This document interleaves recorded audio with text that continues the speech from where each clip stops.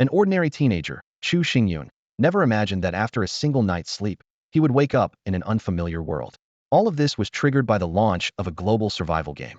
Even someone like him, with a combat power of only 5 points, was swept into the chaos, turning this unexpected journey into one filled with uncertainty and danger. Inside a small wooden cabin, Chu Xingyun woke up shivering from the cold, finding himself lying on a crude wooden bed, his body aching all over. The cabin was empty except for the bed. Stepping outside, he was greeted by a barren landscape, scattered rocks and overgrown weeds, with a distant forest looming on the horizon. The occasional distant roars of animals sent a wave of unease through him. As Chu Xingyun rubbed his head, wondering if he was still dreaming, a series of electronic prompts echoed in his mind. This marked the beginning of a game called Global Survival, involving 4 billion players aged 16 to 45. The rules were straightforward. Initial profession scrolls would be distributed in 30 minutes. The wooden cabin served as a safe haven for the first 3 days. Players needed to gather resources. Alliances could be formed, or others could be plundered, and each player had only 1 life. A glowing interface appeared before Chu Xingyun, displaying 4 main options: personal info, chat, trade, and crafting. His personal info showed that he had no profession, was level 0, and owned a level 1 wooden cabin. His attributes were listed as Strength 7, Agility 8, Intelligence 9, Spirit 9, and Constitution 8, with an overall combat power of only 5 points. Switching to the chat interface, the world channel was flooded with over 99 messages. The game required players to use their real names and photos, and it featured an auto-translation function. Reactions varied: some panicked and desperately wanted to return home, others brimmed with excitement at the prospect of a new life, and a few even offered money in exchange for protection. Chu Xingyun noticed the golden megaphone symbol in the world chat, indicating that each player could only send 1 message per day. The regional chat channel, which grouped 10,000 nearby players, was buzzing with discussions about encounters with meter-long centipedes and even flying pigs. The trade and crafting interfaces were currently empty, displaying only the recipes for basic tools. Just as Chu Xingyun was preparing to wait for the profession selection to end before venturing out to explore, a unique notification suddenly rang out. Ding! The host has activated Golden Eyes and is now bound to the system. The mysterious power of the Golden Eye shimmered in Chu Xingyun's gaze as he pondered the true essence of this ability. Suddenly, a burst of golden light illuminated his vision, and a detailed description appeared before him, as vivid as a holographic projection. The Golden Eye, an extraordinary ocular ability, could be activated by focusing mental energy on the eyes. Its functions were astonishing. It could see through all illusions, rendering them ineffective, penetrate the surface of objects to reveal their essence, discern an opponent's basic stats and weaknesses, analyze the evolutionary paths of living beings, and provide night vision. However, this immense power came at a cost. Prolonged use would lead to mental fatigue. Eager to test this newfound ability, Chu Xingyun immediately activated it. His gaze pierced through the wooden walls of the cabin, and the outside world became vividly clear, as though the walls had turned into transparent glass. Curiosity drove him to focus on himself, and a line of golden text appeared. Combat power only 5 points. No auxiliary combat skills. Weaknesses in the brain and heart. This thrilling discovery sent Chu Xingyun's heart racing. As a seasoned fan of novels, he instantly realized that this might be his unique system cheat.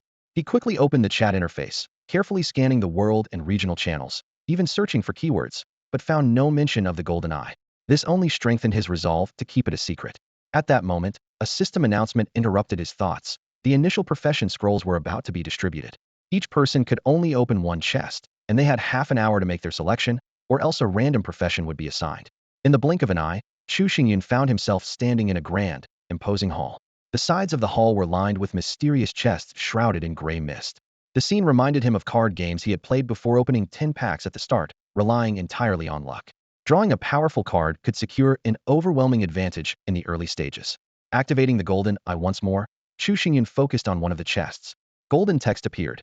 Inside is a basic warrior's profession scroll, defense-oriented, with future potential to advance into classes like Shield Warrior, serving as the tank in a team. However, it has low attack power, slow speed, and requires teamwork. Additionally, the chest contains a basic warrior's short sword and standard issue armor. While being able to see the contents of the chests made the selection process easier, Chu Xingyun couldn't help but wonder if he could see everything. Why make the process so complicated? With this question lingering in his mind, he opened the world chat channel. The channel was instantly flooded with excited chatter. Haha, I got a full set of equipment. I must have insane luck. Are you dumb? I got equipment too. It's probably just starter gear, everyone gets it. Yeah, same here. I became a priest. Looking for a big brother to carry me as a friend. My healing is top-notch. I became an archer and even got a bow. I'm heading out to hunt monsters. Can I reselect? I don't want to be a priest, I want to be a mage. Wait, why is my class called perverted thief? Shouldn't it be rogue? Dude above, maybe it's a hidden class. Yeah, it could be a hidden class. I got a rare class thunder swordsman. No way, you're so lucky. A rare class. I just got a regular mage. The world chat remained lively, with messages pouring in like a tidal wave. Chu Xingyun silently observed the chaos, carefully planning his next move. Chu Xingyun stared at the world chat channel, his brows slightly furrowed. A minute had passed, yet no one mentioned anything about the golden eye or the contents of the boxes. The players in the chat room were all trying their luck at opening boxes. Some lucky ones obtained rare job change scrolls, while the majority ended up with ordinary ones. It seems the golden eye is indeed a unique cheat, Chu Xingyun thought to himself. I must make full use of it to create more advantages for myself. Decisively closing the world chat channel, his gaze swept across the remaining boxes like a hawk. Lines of golden text appeared one after another, revealing information about various job change scrolls. Ordinary archer scroll can change into a ranger, sharpshooter, or hunter. Excels in long-range attacks, but has weak close combat defense. Ordinary warrior scroll, attack type, can change into a berserker, sacrificing defense for extreme attack power. Ordinary assassin scroll can change into an assassin, specializing in ambushes and one-hit kills, but weak in frontal combat. Ordinary fire element mage scroll can change into a grand mage, offering high long-range damage but slow speed and poor close combat defense. Chu Xingyun quickly scanned through dozens of boxes, all containing ordinary scrolls. What bad luck, he muttered to himself, but at least I have the golden eye. He glanced at the time less than 20 minutes remaining. Chu Xingyun sped up, skipping over the ordinary scrolls entirely. Suddenly, a few rare scrolls caught his attention. Rare Knight Priest scroll can change into a dark god of magic, capable of summoning dark creatures with strong control abilities, but vulnerable to light elements. Rare Ice Mage scroll can change into an ice god of magic, offering high long-range damage and strong control, but weak against fire. Rare Puppet Master scroll can change into a puppet king, mysterious and highly survivable, but reliant on rare materials and has low individual combat strength. Chu Xingyun quickly memorized the locations of these boxes for future use. However, he soon discarded these options from his mind as even better choices appeared. Perfect King of Fighters scroll can change into a god of combat, mastering all fighting techniques with no apparent weaknesses. Perfect Dragon Knight scroll can change into a Holy Dragon Knight, an all-around type with a flashy mount though it requires a dragon. Perfect Spatial Mage scroll can change into a god of space magic, excelling in both offense and self-preservation with no significant flaws. Time was running out, only 5 minutes remained. Chu Xingyun initially planned to choose the Spatial Mage scroll, but he persisted in checking the remaining boxes. He knew that while others might have no choice, he had this unique opportunity and had to maximize the advantage of the golden eye. Time flew by like a rushing stream, and the 30-minute decision window was about to end. Chu Xingyun's gaze darted anxiously among the remaining boxes. He made up his mind. If the next 2 boxes didn't offer a better option, he would switch to the Space Mage profession. At this critical moment, Chu Xingyun's eyes suddenly froze on the information of one particular box. His breathing quickened, and his heart pounded like a drum. Inside the box was a unique Spirit Master job transfer scroll, only awakened in the entire survival game. The golden text gleamed enticingly. Spirit Master, the pinnacle profession in the game, capable of controlling anything with a soul or spirit, compensating for any flaws through spirit manipulation. Overcome with joy, Chu Xingyun could hardly believe his luck. He had thought obtaining a perfect job transfer scroll would already be a miracle, but encountering such a monumental surprise at the last moment was beyond his wildest dreams. The word unique convinced him that this profession would undoubtedly surpass all others. Without hesitation, Chu Xingyun reached out and opened the box. Inside lay a scroll, an ordinary wooden staff, and a simple leather armor. Eagerly, he unfurled the scroll and silently recited in his mind. Do you wish to transfer to this profession? Yes. As soon as the words left his thoughts, the scroll in his hands dissolved into points of light, merging into his body. A surge of immense power coursed through him, instantly rejuvenating his spirit, which had been drained from prolonged use of his golden eye's ability. The system notification followed promptly. Congratulations on successfully transferring to the Spirit Master profession. Then, a series of detailed profession information appeared. Profession name, Novice Spirit Master. Profession effects, increases spirit manipulation success rate by 10. Unable to directly learn any skills. Strength 10, Agility 10, Intelligence 20, Spirit 20, Constitution 10. Professional skills. 1. Basic spirit manipulation. Allows direct control of sentient creatures or objects. Success rate depends on level. Currently, the success rate for same level targets is 50, with a 5 reduction for each level difference. 2. Spirit fusion. allows your spirit to merge with a controlled entity, gaining all its abilities and traits. 3. Skill sharing. Randomly grants one skill from a controlled entity. Profession description. The Spirit Master is an exceptionally unique profession. For every 2 levels gained, you can control an additional entity. The professional's strength relies entirely on the quality of their controlled spirits, as they cannot learn skills independently. It is advised to obtain and nurture your spirits as soon as possible. After reading the system prompt, Chu Xingyun still felt a bit unsure. Although the profession seemed powerful, he couldn't yet gauge how it compared to others. He resolved to test it out and explore its potential firsthand. First, Chu Xingyun reviewed his personal stats. Name: Chu Xingyun. Profession: Novice Spirit Master. Level: Level 1, all attributes 2 per level up. Home: Level 1 wooden cabin. Strength: 19. Agility: 20. Intelligence: 31. Spirit: 31. Constitution: 20. Skills: Basic spirit manipulation, spirit fusion, skill sharing. Equipment: Ordinary wooden staff, simple leather armor. Combat power: 22 points. Combat power is a baseline indicator and does not determine all outcomes. Various factors can influence the result. Resources: none. Health status: good. Unknown button: inactive. Realizing that he had fallen behind due to the time spent selecting the job transfer scroll, Chu Xingyun quickly donned the beginner equipment from the box and opened the world chat channel. Aside from a few system notifications, this world was still a complete mystery to him. He decided to gather more information about this enigmatic world through the chat messages. Chu Xingyun had just transitioned into an attack-focused warrior class, gaining 5 to all attributes, 10 to strength, and achieving a combat power of 12 points. Filled with confidence, he stepped out of the wooden cabin, only to encounter a ferocious wild boar less than 300 meters away. Hoping to kill the boar for food, he was nearly impaled by its tusks and fled back to the cabin in a sorry state. In the world chat channel, other players were sharing similarly unfavorable experiences. A fire element mage lamented their difficulty in hitting targets with fireballs and described being chased by an apparently harmless rabbit in a humiliating retreat. Another water element mage recounted their attempt to attack a finger-sized insect with a water ball, only to have the creature interpreted as a bathing service, leading to an awkward situation.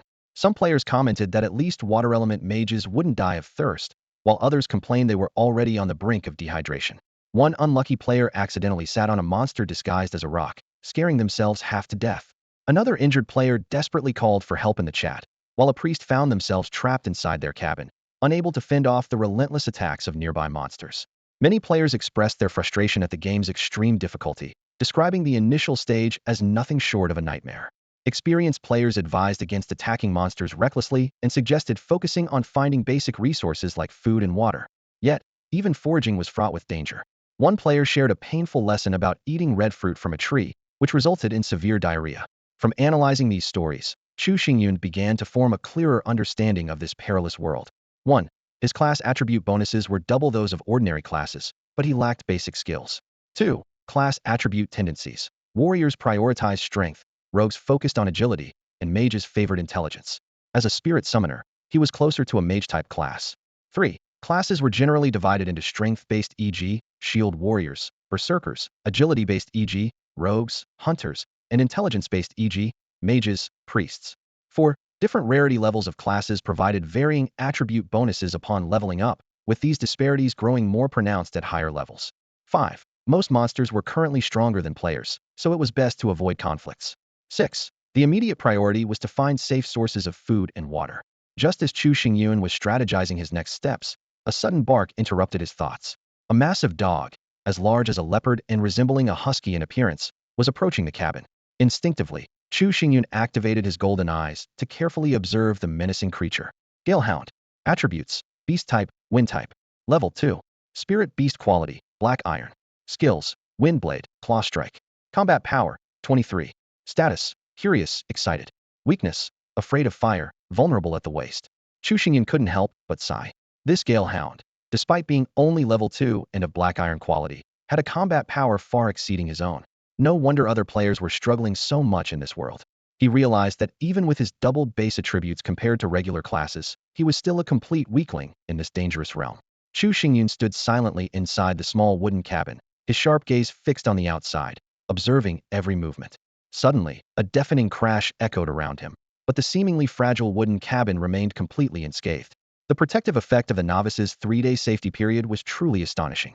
The massive Galehound, upon failing its initial attack, did not retreat. It opened its blood-red maw and a white blade of energy began to form between its teeth. In the blink of an eye, the blade shot forth like an arrow, hurtling toward the cabin. Chu Xingyun immediately recognized this was the legendary wind blade. Despite the tense atmosphere outside, Chu Xingyun remained calm, silently observing from within the cabin. After unleashing a series of attacks, the Galehound seemed to tire and slumped to the ground outside, panting heavily to recover its strength. Chu Xingyun studied the enormous creature carefully, calculating his options. A heated confrontation seemed unwise. He doubted he could withstand its power.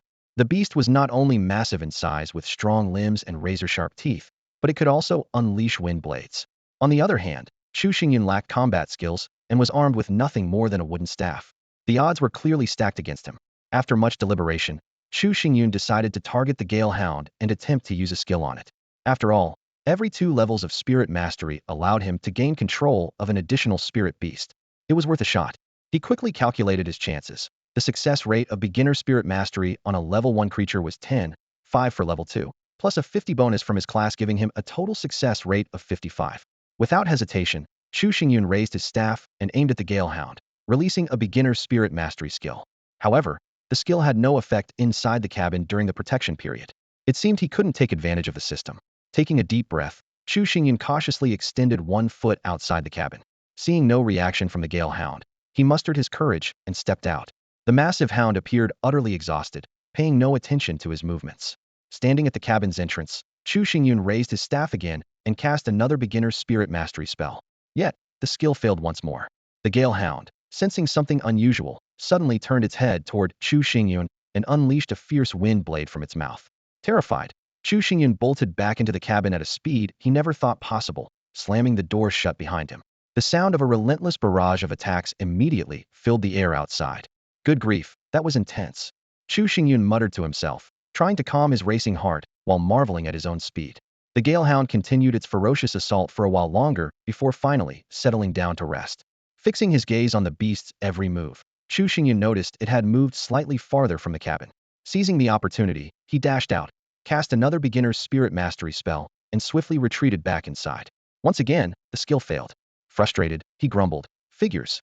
My luck is as bad as ever. A 55 chance, and I still keep failing." Chu Xingyun's repeated provocations seemed to infuriate the Galehound, which began barking incessantly, as if mocking him for hiding in the cabin like a turtle. Unfazed, Chu Xingyun persisted, patiently waiting for another opportunity. At last, after his relentless efforts, the system notification chimed. Beginner spirit mastery successful. Congratulations, you have obtained the spirit beast Galehound. Chu Xingyun felt a strange connection form between himself and the beast. The once ferocious Galehound now wagged its tail enthusiastically, its demeanor completely transformed into that of an oversized, affectionate dog. It circled Chu Xingyun eagerly, seeking his attention. Amused by its sudden change in attitude, Chu Xingyun reached out to stroke its sleek fur. Upon closer inspection, he noticed it was male. The system chimed again. Congratulations. You have obtained the spirit beast Galehound. A random skill from the spirit beast has been shared with you. You have acquired the skill, Windblade. I have a skill now. Chu Xingyun exclaimed, elated. It felt as though a new world of possibilities had just opened up before him. Chu Xingyun eagerly tried out his newly acquired ability. Focusing his mind and gathering his energy, he watched as a white blade of air slowly formed in his hand. Aiming at his target, he gave it a light swing, and the air blade whooshed forward. At least it didn't come out of my mouth, Chu Xingyun thought with relief as he carefully analyzed the power. It feels a bit stronger than the Galehound's abilities. Must be because my intelligence stat is higher. After all, the Galehound clearly outclasses me in strength and agility. Chu Xingyun was quite satisfied with this Windblade skill. Compared to the Galehound's 2 skills, Windblade seemed far more practical than Claw Strike. I mean, I can't just scratch people during a fight, he joked to himself. Checking his personal panel, Chu Xingyun noticed that besides gaining the Windblade skill, a new option called Beast Spirit had appeared. Curious, he opened the Beast Spirit panel, and the attributes of the Galehound were immediately displayed. Beast type, Beast, Wind. Level 2. Spirit Beast quality, Black Iron. Skills, Windblade, Claw Strike. Combat power, 23. Status, Curious, Happy. Loyalty, 75. Truly, dogs are man's most loyal companions, Chu Xingyun mused. It's rare for a newly tamed beast spirit to have a loyalty level above 70. Weaknesses, Fire lower back. Evolution paths, 2. Chu Xingyun was surprised to discover that the loyalty level, weaknesses, and evolution paths in the Beast Spirit panel were hidden details that could only be revealed using his Golden Eye ability. He decided to delve deeper into the significance of these hidden attributes. Though loyalty wasn't visible in the system by default, it played a crucial role. A beast spirit with loyalty below 60 was likely to run away. If that happened, Chu Xingyun would lose the skills he had gained from it. On the other hand, higher loyalty meant better cooperation and unwavering devotion. A loyalty level of 70 was considered a safe threshold. Beast spirits with loyalty between 60 and 70 had a small chance of fleeing, but those above 70 would never leave. Information about weaknesses could help Chu Xingyun strategize in battles, protecting both himself and his pet while exploiting enemy vulnerabilities.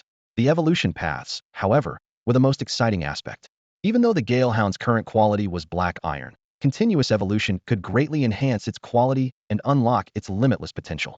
The quality of a beast spirit determined its future growth and potential, ranked as black iron, bronze, silver, gold, platinum, diamond, starshine, and legend. Examining the evolution paths of the Galehound, Chu Xingyun found two options. Standard evolution. Feed it 1 wind source crystal and 20 black iron beast cores to awaken its latent wolf bloodline, evolving it into a bronze quality Gale wolf. Powerful evolution. Feed it 1 wind source crystal, 10 wind spirit herbs, and 20 black iron beast cores to awaken its latent wolf bloodline, evolving it into a Gale wolf king. This evolution had a chance to trigger a critical enhancement, randomly boosting the beast spirit's quality. Looking at the resources, none displayed on the panel, Chu Xingyun sighed helplessly at the playful Galehound wagging its tail. I'd love to evolve this goofy dog into a majestic wolf king, but it doesn't match my vibe at all, he lamented. Oh well, from now on, your name is Era. Chu Xingyun was quite proud of his naming skills. Era seemed to like the new name too, happily rubbing against Chu Xingyun's pant leg. Suddenly, the system notification sounded. Your beast spirit Galehound is very pleased with its new name. Loyalty 1. That's it. Chu Xingyun raised an eyebrow in surprise. It's that easy to increase loyalty? Maybe I should give it a more imposing name, like Xiaodian. He decided to try boosting loyalty again. However, Era immediately shook its head and barked a series of woof woof woof. Although he couldn't understand dog language, Chu Xingyun could tell what his beast spirit was trying to convey. It preferred the name Era, feeling it suited its personality better. Alright, Era it is. Chu Xingyun conceded with a shrug, realizing his attempt to score points had failed. I really don't get the world of dogs. Stick with Yungu, you can't go wrong.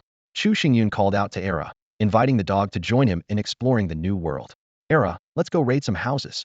As soon as he finished speaking, he realized his slip of the tongue and quickly corrected himself. I misspoke. I meant, let's go visit your home. Era tilted its head and barked a few confused woof woof woofs, as if asking, whose house are we raiding? Chu Xingyun thought to himself, surely this new dog of mine must have some sort of stash, right? Era barked a few more times, seemingly welcoming the suggestion. And so, with just one man and a dog, Chu Xingyun began his journey to explore the new world. The area around his wooden cabin was barren, littered with jagged rocks and overgrown with weeds. Together, they walked a considerable distance straight ahead from the cabin before finally entering a lush, green forest. By now, it was nearing noon. The scorching sunlight filtered through the gaps in the leaves, casting dappled patterns on the ground. From the moment he woke up that morning to find himself in this strange new world until now, Chu Xingyun hadn't had a single drop of water or a bite to eat. His stomach growled with hunger, and his throat was parched. As he followed Era, he silently hoped the dog's home might hold some hidden treasures. After roughly 10 minutes of walking, Era led Chu Xingyun to a small cave. The cave was just big enough to provide Era with shelter from the elements. Excitedly, Era barked, woof woof woof, as if to say, this is my home. Welcome. The cave was so small that Chu Xingyun could take it all in at a glance. Aside from a pile of bleached white bones, the cave was completely empty. Internally, Chu Xingyun mocked himself. What was I thinking? Expecting a dog to have a treasure trove, how foolish of me. Era, let's go. From now on, you'll live with me in the wooden cabin, Chu Xingyun said as he turned to leave. Hearing about moving, Era immediately dashed to its pile of bones, seemingly intent on taking them along. At that moment, something behind the bone pile caught Chu Xingyun's eye, a faint, glowing orb. What is that? He thought warily, worried it might be some unknown creature. Activating his golden eyes ability, he examined it carefully. The golden eyes revealed the truth. It was a wooden treasure chest containing some water, food, and a blueprint, with no traps inside. A system notification popped up. Congratulations. You have discovered a wooden treasure chest. Opening it might bring surprises or shocks. For first-time discoverers, here are the treasure chest rules. 1. Each person can open up to 3 chests per day. 2. Chests are classified into wooden, bronze, silver, gold, crystal, diamond, radiant, and legendary tiers. 3. Chests are hidden within glowing orbs. Without opening them, players cannot determine their tier. 4. Chests are often found in spirit beast lairs. The stronger the spirit beast, the higher the chance of finding a high-tier chest. 5. Chests are visible only to players in the survival mode. Opening them may involve risks, so proceed with caution. After reading the notification, Chu Xingyun couldn't help but laugh out loud. Man, I'm impressed with my own brilliance. Who said dogs don't have stashes? This one's pretty decent. Gazing at the glowing orb in front of him, Chu Xingyun hesitated for a moment. He could open up to 3 chests a day. While others couldn't see what was inside, he could. Should he save his attempts for higher-tier chests? The thought crossed his mind, but was quickly dismissed. Finding a high-tier chest was one thing, but could he handle the spirit beasts guarding them? More importantly, he was starving and thirsty right now. There was no energy left for taking risks. Resolving himself, Chu Xingyun reached out and touched the orb. It instantly dissipated, and a wooden chest materialized in the bone pile. Era, who had been busy grabbing its bones, was startled by the sudden appearance of the chest. Unable to see the glowing orb, all the dog saw was Chu Xingyun touching the pile, and then poof, a chest appeared out of nowhere. Taking a deep breath, Chu Xingyun slowly opened the wooden chest. Chu Xingyun opened the treasure chest, his eyes lighting up instantly. Inside were 2 bottles of Waham mineral water, 2 Li Zi brand bread rolls, Farine Luo Wang sausages, and a blueprint for making high-quality toilet paper. These items filled him with delight. Era, stop chewing on that bone. Here, have this. Chu Xingyun pulled out one of the sausages from the chest and unwrapped it. A rich aroma wafted through the air, making Era's nose twitch and eyes sparkle.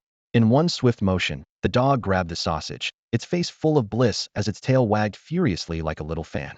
Woof, woof, woof. Era barked eagerly, staring intently at the remaining sausages in Chu Xingyun's hand. Look at you, acting like you've never seen food before. Greedy little thing. Chu Xingyun scolded with a laugh, but he still handed over the rest of the sausages to Era. The system notification chimed in. Your spirit beast, Galehound, thoroughly enjoyed the food you offered. Loyalty 3. Chu Xingyun then grabbed the 2 bread rolls and took a big bite, washing it down with a gulp of water. Oddly enough, even after finishing both rolls, he didn't feel particularly full, just no longer hungry. He guessed it might be due to his enhanced physical attributes, which probably increased his appetite as well. Picking up the blueprint from the chest, Chu Xingyun chose to learn it. The blueprint transformed into a beam of white light and merged into his body. Opening the crafting menu, he noticed a new option under the basic crafting formulas. High-quality toilet paper, wood 01, water 800 ml 200 ml. Driven by curiosity, Chu Xingyun decided to give it a try. He put the 2 bottles of mineral water into his pocket and selected the dismantle option on the wooden treasure chest. You obtain wood 1. Seriously? A whole wooden chest only yields 1 unit of wood. Chu Xingyun muttered in surprise, but proceeded to craft the toilet paper anyway. In the blink of an eye, 1 unit of wood disappeared, and 200 milliliters of water was consumed. Wood 1, water 200 milliliters, high-quality toilet paper, crafted successfully. He checked the toilet paper's attributes. Name, high-quality toilet paper. Type, daily necessity. Quality, excellent. Function, never mind its purpose. The real question is, do you need it? Note, small as it may be, toilet paper embodies public responsibility. Use it wisely and sparingly. Staring at the roll of toilet paper that had appeared out of thin air, Chu Xingyun fell into deep thought. Turning a wooden chest and some water into a roll of paper seemed to defy the laws of conservation of energy. Determined to uncover the rules of this world, he stepped out of the cave and used his wind blade skill 3 times on the largest tree he could find, finally chopping it down. He chose to dismantle the tree. You obtain wood 4. Such a massive tree, and it only gives 4 units of wood? Chu Xingyun mused. It seems this world imposes strict limits on resources and operates under unique rules. He'll need to figure this out gradually. Too lazy to haul the wood back, Chu Xingyun opted for the recycle option instead. You obtain copper coins too. 2 units of wood could only be exchanged for 1 copper coin. It appeared this system currency could be used for transactions and auctions. Just then, Chu Xingyun's expression darkened. Despite having just eaten bread, he felt the pangs of hunger return after using the wind blade skill on the tree. It seems using skills accelerates energy consumption, which means he'll need more food to replenish it. I've only chopped down 1 tree, and am already hungry again. Surviving in this world and acquiring resources isn't going to be easy. Woof, woof, woof. Era barked again, clearly indicating it was still hungry and wanted more food. Greedy little thing, I'm starving too. I already gave you all the sausages, Chu Xingyun said helplessly, glancing at the gluttonous Era as his own stomach growled in protest. Chu Xingyun opened his backpack and took stock of his possessions, 2 bottles of water, a roll of toilet paper, and 2 copper coins. He shook his head with a wry smile. This meager inventory wasn't even enough to take care of a husky. Curiosity got the better of him, and he opened the trading page. Most of the listings were requests for food, with a few seeking water.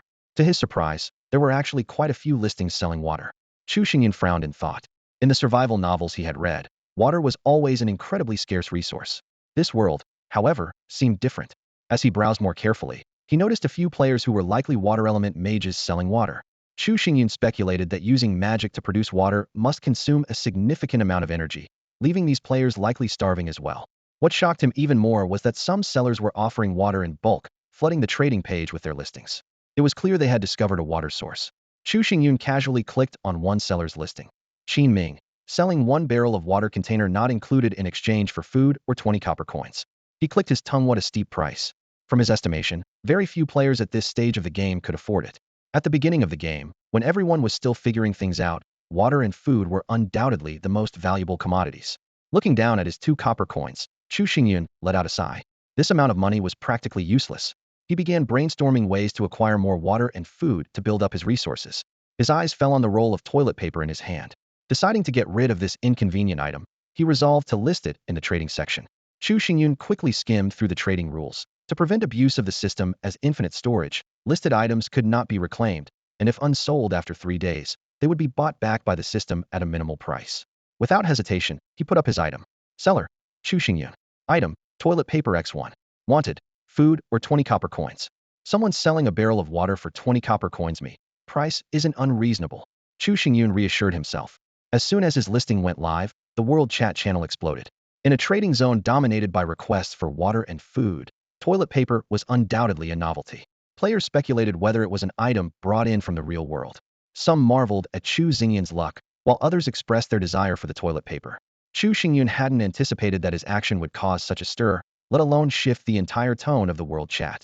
He keenly sensed a business opportunity and quickly began calculating how to turn this unexpected attention into profit. Although the toilet paper hadn't sold after half a day since no one could afford it, Chu Xingyun wasn't discouraged. He swiftly opened the survival forum and compiled a detailed guide on how he had found the treasure chest. The first half of the guide, which described how to discover treasure chests, was freely accessible. The second half, containing all the critical information about the chest, required payment of 1 copper coin to view. Without hesitation, Chu Xingyun used his daily world chat opportunity to post a concise and impactful advertisement. The toilet paper in the trading zone is mine. I've written a detailed guide on how to obtain it and related information, which is available on the forum. Feel free to check it out. After sending the message, he immediately closed the chat channel, not bothering to watch the inevitable flood of replies. Would anyone pay to read his guide? Chu Xingyun was filled with anticipation, ready to see how things would unfold. Chu Xingyun understood deeply that the information obtained from a single copper coin in exchange for a treasure chest clue was enough for a clever mind to grasp the workings of this world. Armed with this insight, he and Era embarked on a new adventure. The two, with their stomachs growling, urgently needed to fill their bellies. Suddenly, an idea struck Chu Xingyun, and he turned to Era, asking, "Do you have any neighbors of similar strength? How about we rob them?" Era barked excitedly, indicating there was indeed such a rival one that always ended their battles in a draw. Chu Xingyun's eyes lit up. This was a perfect opportunity for practice. With Era by his side, at least their lives wouldn't be in danger. "Lead the way," Chu Xingyun said with a grin. "The two of us will take it on together, hee." Era eagerly agreed, trotting ahead and occasionally glancing back to ensure Chu Xingyun was keeping up. In less than 20 minutes, they arrived at the entrance of another cave. Chu Xingyun peeked inside and saw a massive boar-like beast snoring thunderously in its slumber. Quietly activating his golden eyes, Chu Xingyun quickly analyzed the beast's attributes. A second-tier beast-type spirit creature of black iron quality, possessing a charged skill, with a combat power of 22 points. It was currently asleep, with its weaknesses being its eyes and low intelligence. He gestured for Era to approach slowly. The two crept toward the boar beast, Chu Xingyun swallowing nervously as he gripped his staff tightly. The beast's grotesque head was nearly half his size, and its tusks were even longer than his staff.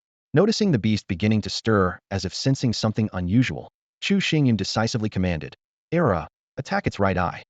Simultaneously, he unleashed a sharp wind blade aimed at its left eye. Without waiting to confirm the results, Chu Xingyun shouted, "Era, run," and bolted toward the cave's exit. He knew all too well that the beast's eyes were its most vulnerable spot. Any attack elsewhere would barely scratch its hide. Ruahar. The boar beast let out a deafening scream, shaking its massive head violently as it activated its charged skill. Rocks shattered within the cave, and the thunderous sound left Chu Xingyun's ears ringing. Thankfully, they managed to escape in time. Otherwise, they would have been pulverized. Blinded, the boar beast descended into a frenzy, rampaging aimlessly. Before long, it charged out of the cave, with Chu Xingyun and Era keeping a safe distance. Chu Xingyun had initially thought the forest might hinder the beast's movements, but to his surprise, it plowed through like a bulldozer, knocking down trees wherever it went. Watching this scene, an idea suddenly struck him. Era, lead it in circles through the forest. Let's use it to fell trees. Chu Xingyun exclaimed in excitement. The swift wind hound was naturally faster than the boar beast. Each time the beast used its charge skill to accelerate, Era would nimbly change direction. When the beast lost its target, Era would bark loudly to redirect its attention, perfectly orchestrating the tree-felling process. Chu Xingyun followed closely behind, breaking down the fallen trees. Notifications like Wood 3, Wood 1, and Wood 2 popped up continuously, filling him with joy. This unexpected discovery not only solved their immediate hunger problem, but also laid the groundwork for their future endeavors. Chu Xingyun returned with a load of materials, his arms full of a large bundle of wood, while a thoroughly exhausted pig beast trudged behind him. He debated whether to make this wild creature his second spirit companion, considering its remarkable talent for logging. Unfortunately, his level wasn't high enough yet needed to reach level 2 to tame another spirit. More importantly, the tantalizing aroma of pork in the air was making both Chu Xingyun and Era drool with hunger. Finally, the pig beast collapsed, completely drained of energy. Chu Xingyun hesitated for a moment, but ultimately sent Era to finish it off. Although he wasn't a vegetarian, he still found it a bit unsettling to personally slaughter the beast. As Era's sharp teeth tore into the pig beast, it let out a heart-wrenching shriek before falling silent. A system notification chimed. You have gained 20 experience points. Era has gained 10 experience points. Spirit companion Era is impressed by your wisdom. Loyalty 3. Chu Xingyun thoughtfully checked his personal stats. He needed 80 more experience points to level up, but this level 2 creature had only given him 20 points, with Era receiving half of that. He calculated that he would need to defeat 4 more creatures of the same level to advance. However, the exact rules for experience distribution remained unclear, and the system offered no further explanation. Glancing at Era's stats, he noticed its loyalty had skyrocketed to 82. Chu Xingyun couldn't help but marvel at how easily loyalty seemed to increase. His gaze shifted to the pig beast's cave, and an idea struck him. In games, troublesome creatures like this often guarded hidden treasures. He carefully instructed Era to watch over the loot, while he cautiously ventured into the cave. Sure enough, at the spot where the pig beast had rested, a faint, shimmering glow caught his eye. Activating his golden eyes, Chu Xingyun saw it was a bronze treasure chest containing resources and blueprints, with no traps in sight. Reaching out to touch the glowing light, the bronze chest materialized. A system notification sounded. Congratulations. You have discovered a bronze treasure chest. Opening it may yield rewards far greater than a wooden chest, but it could also bring greater danger. Excited, Chu Xingyun wasted no time in opening the chest. A series of system notifications followed. You have obtained Iron Ingot X10. You have obtained Copper Ingot X5. You have obtained Blueprint, Excellent Backpack X1. You have obtained Blueprint, Superior Iron Stove Set X1. The 2 blueprints dissolved into particles of light and merged with Chu Xingyun's body. He immediately opened the crafting interface to examine the new blueprints. The Excellent Backpack required 4 bundles of cut grass and 4 pieces of wood. This 6-slot backpack could hold up to 10 units of items per slot, making it a generous gift from the system to players. The Superior Iron Stove Set, on the other hand, required 10 iron ingots, 10 pieces of wood, 10 stones, and 1 fire crystal. Fully equipped, the stove could automatically light itself, consuming only 1 unit of wood per hour. As Chu Xingyun delighted in his haul, a sudden question crossed his mind: what exactly was a fire crystal? He recalled seeing mention of a wind crystal when examining the evolution path for the Swiftwind Hound. It seemed this world held countless mysteries waiting for him to uncover. Chu Xingyun stood in front of the stove, his brows slightly furrowed. Although the conditions for Era's evolution were numerous, the most urgent task at hand was to find a fire source crystal. Without hesitation, he opened the world chat channel and searched for source crystal, but came up empty. Having only been in this unfamiliar world for half a day, everyone's understanding of it was extremely limited. Chu Xingyun turned to the survival forum instead and noticed that the post he had published had been pinned and marked as a featured post by the system. In just a short time, the post had earned him 4 gold coins, 82 silver coins, and 67 copper coins, a total equivalent to 48,267 copper coins. As he watched his income grow at an astonishing rate, a wave of happiness surged through Chu Xingyun, almost making him dizzy. The speed at which he was making money was simply unbelievable. He recalled how earlier, after expending a significant amount of energy chopping down a tree, he had only received 4 units of wood and 2 copper coins in return. Now, he had become a wealthy tycoon, with assets exceeding 10,000 copper coins. The comments under his post were varied. Great job, OP. Thanks for sharing, I almost missed this. You're making money off this? Don't you feel guilty? Why not share it for free, OP? Shouldn't we help each other in times like this? For such important information, charging just 1 copper coin is a steal. Count yourself lucky. OP is rolling in money now. So envious. Need a lackey? Sign me up. OP, you're too selfish. I took the liberty of sharing this in the regional chat for free. Everyone, follow my lead. Chu Xingyun remained indifferent to most of the comments, but the fact that someone had shared the information for free in the regional chat annoyed him. Fortunately, the world chat had a character limit, allowing only one message per day. Otherwise, that person might have shared it globally. He realized that the profitability of his post wouldn't last long. Still, with a global population of 4 billion, the post had already brought him over 40,000 copper coins, a considerable sum. Thinking about the uncollected resources outside, Chu Xingyun decided to gather materials first before considering how to spend his newfound wealth.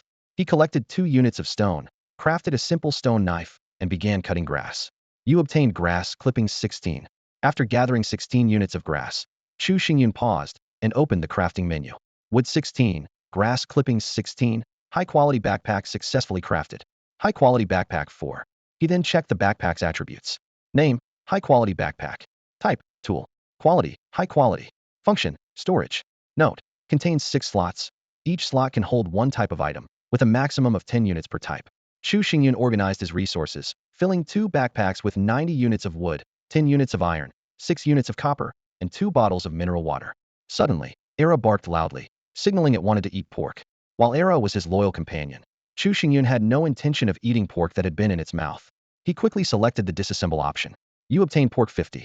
You obtained pig blood 5. You obtained pig bones 10. You obtained pig skin 1. You obtained black iron grade beast core 1.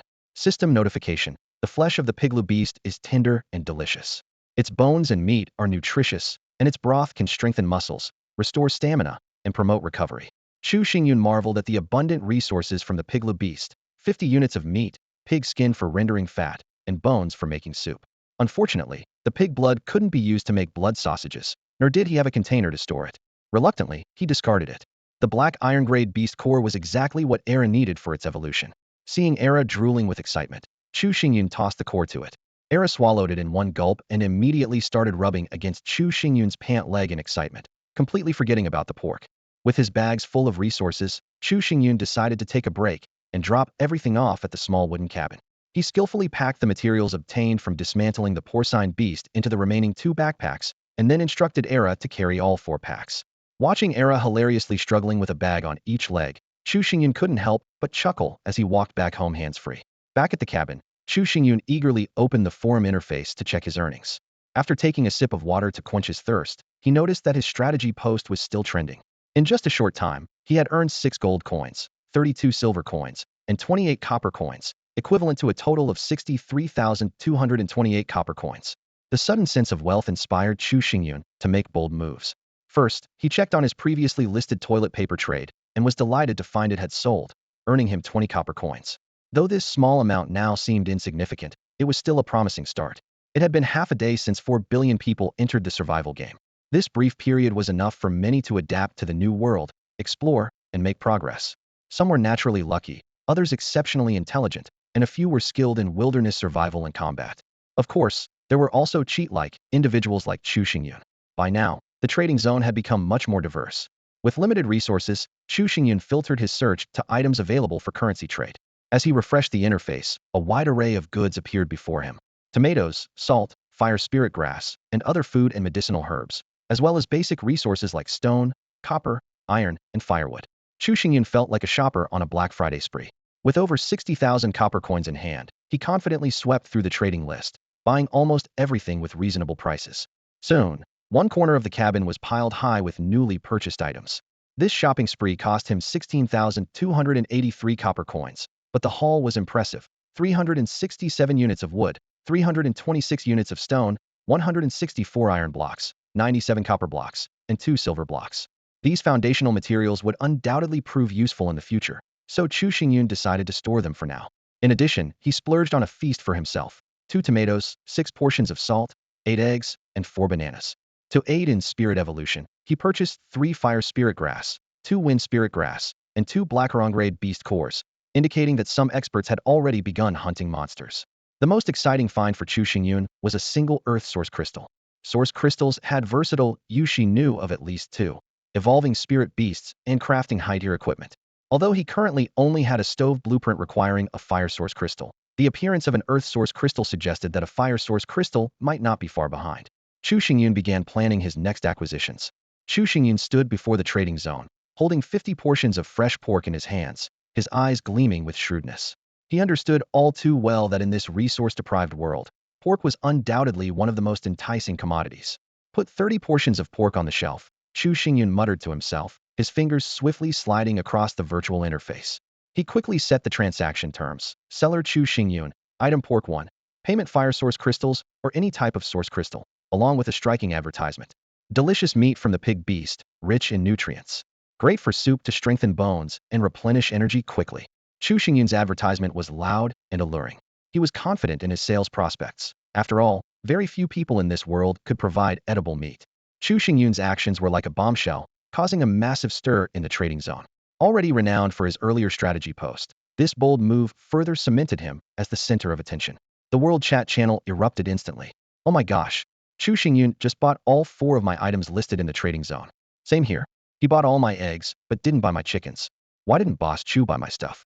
Because you're greedy. You probably listed them for way too much.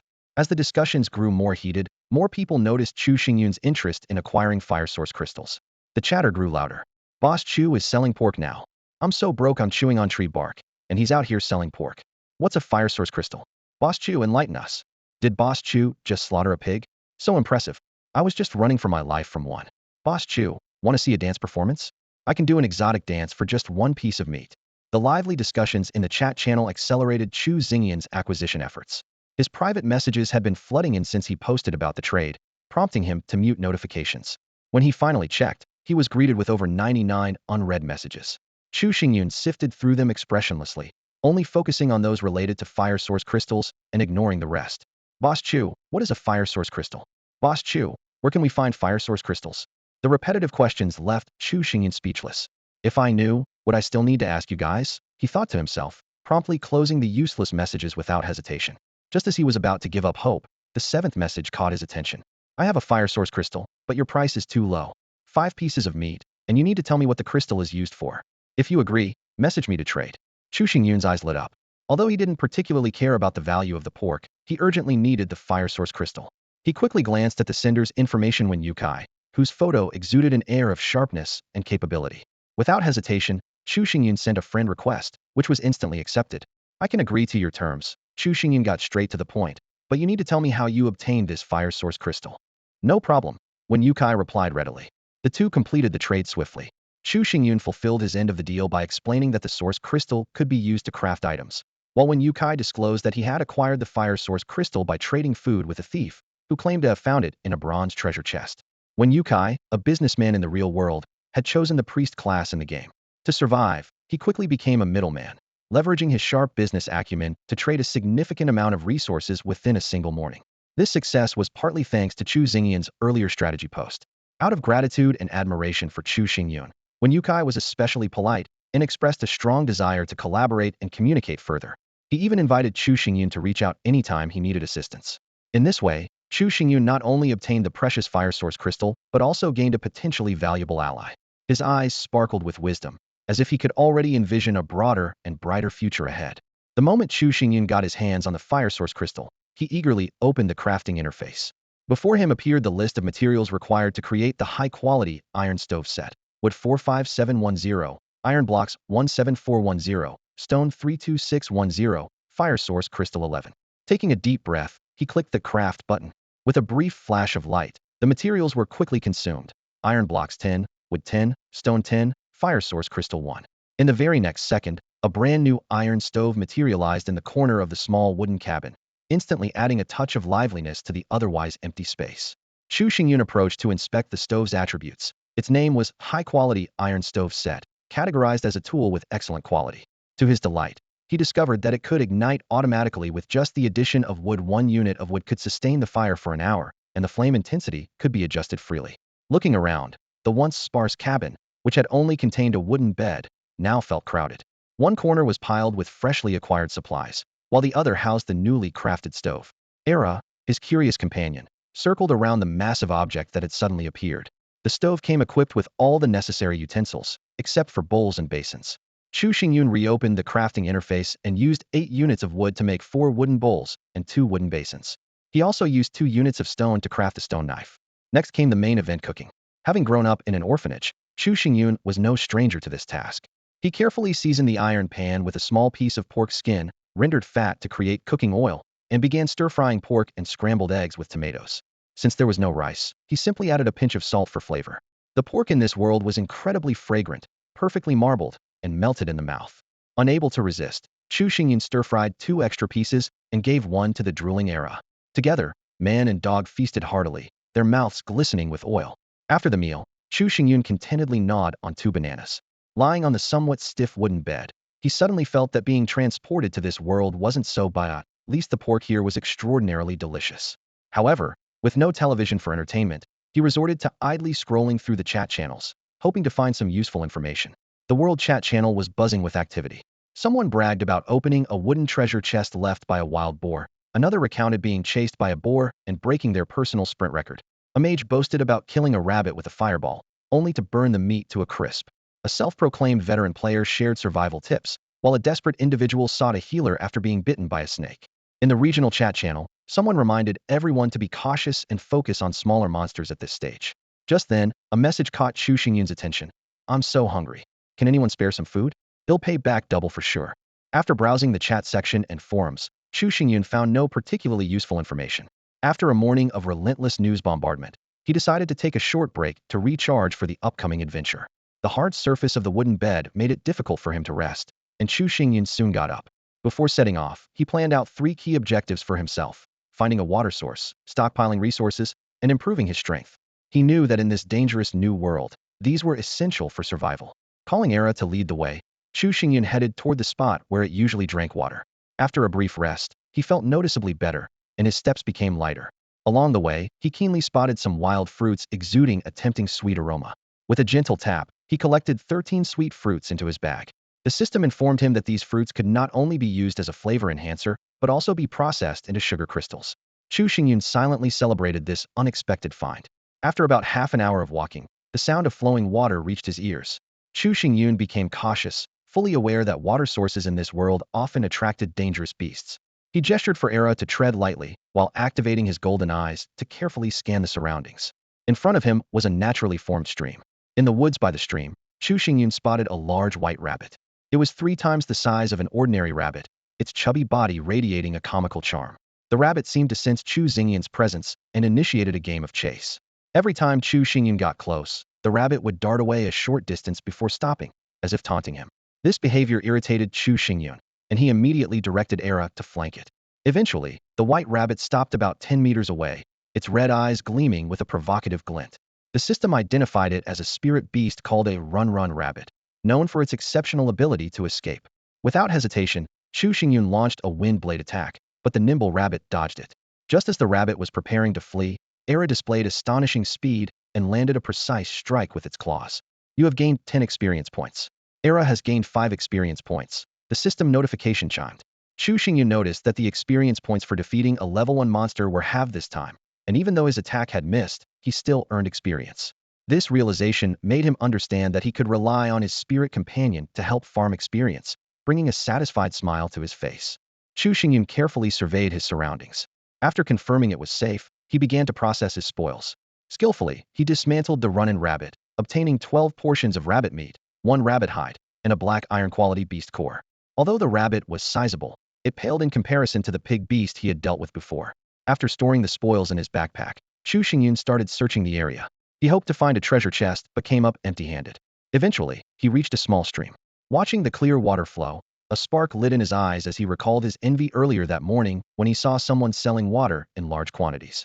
He quickly crafted 2 wooden buckets and filled them with water.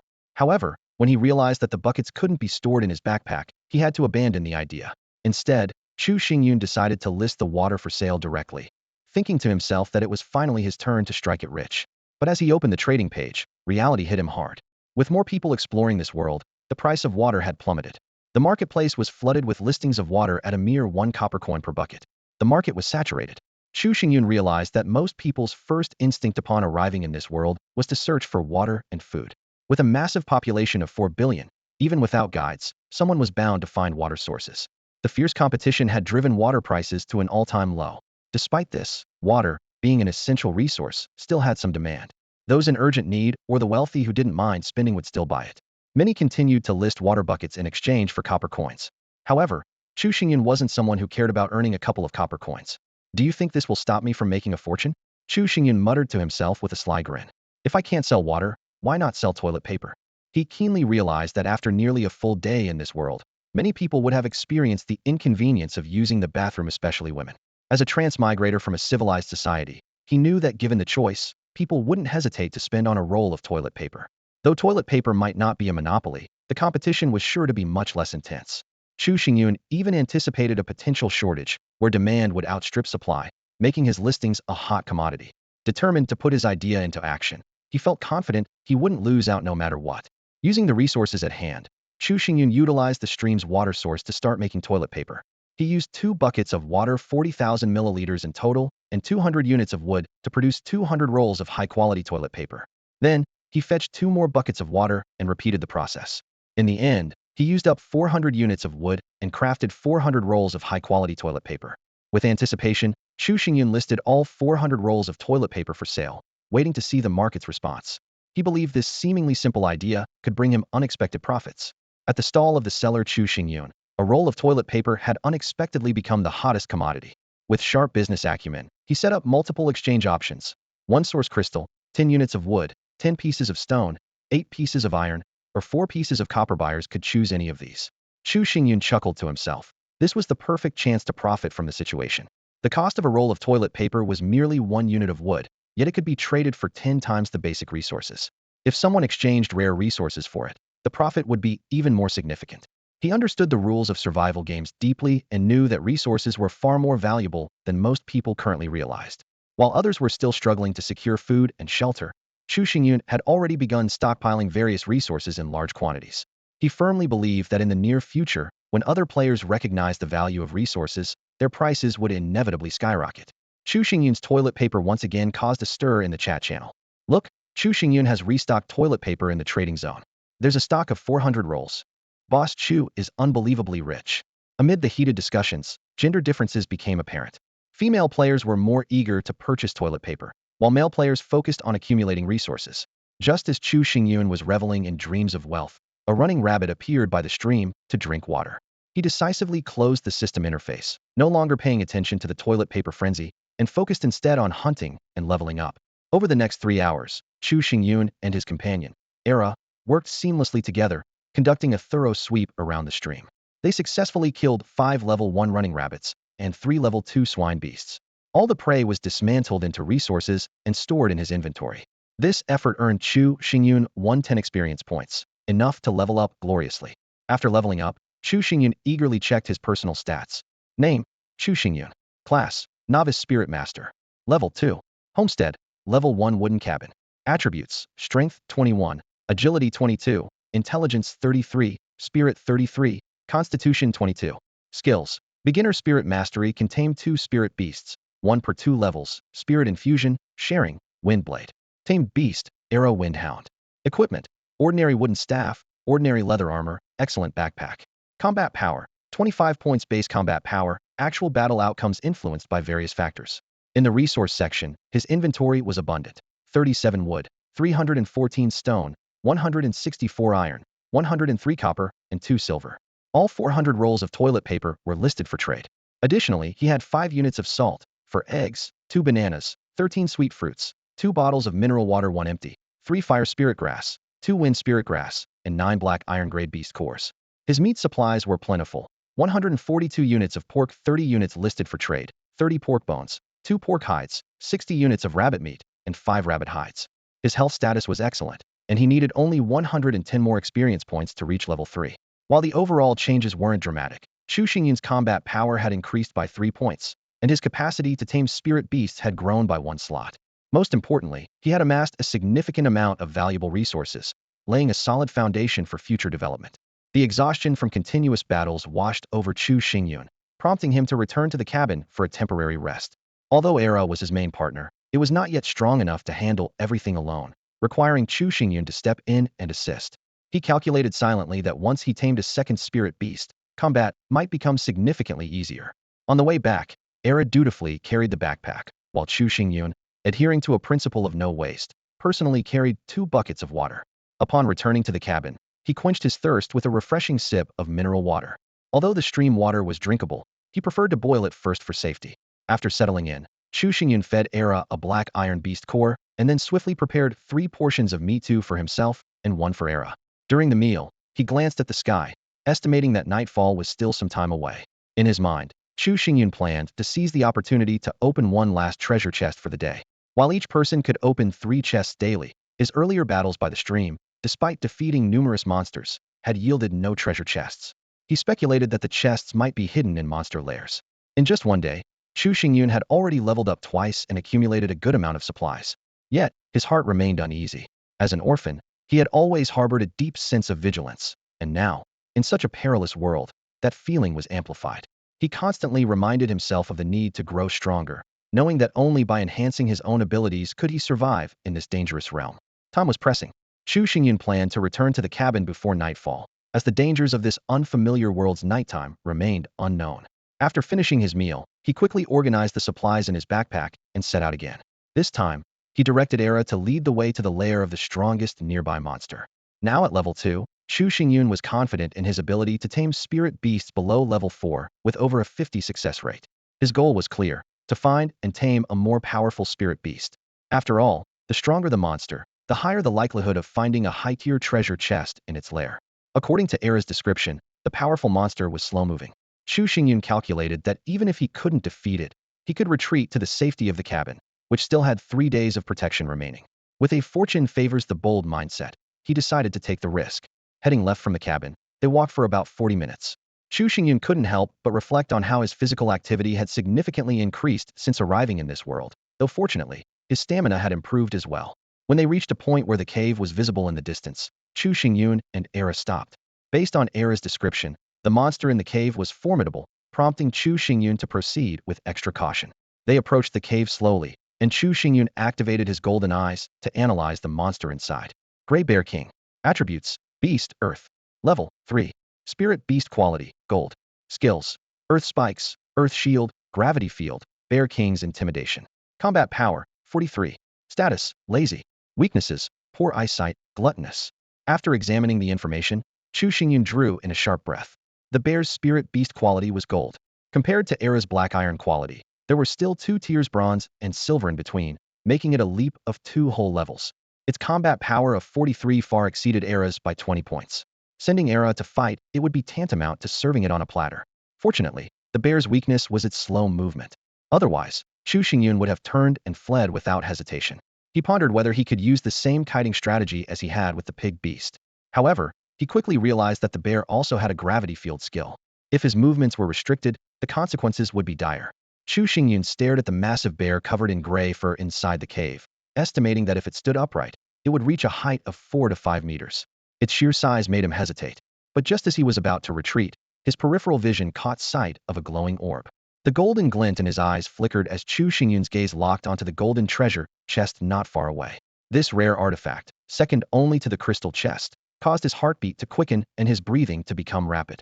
The opportunity was too rare to pass up, and he decided to take the risk. Cautiously, Chu Xingyun crept closer until he was within range to cast his basic spirit taming spell. The Gray Bear King guarding the chest seemed to have poor vision and failed to notice his approach. Chu Xingyun silently thanked his luck and signaled Era to be ready to assist.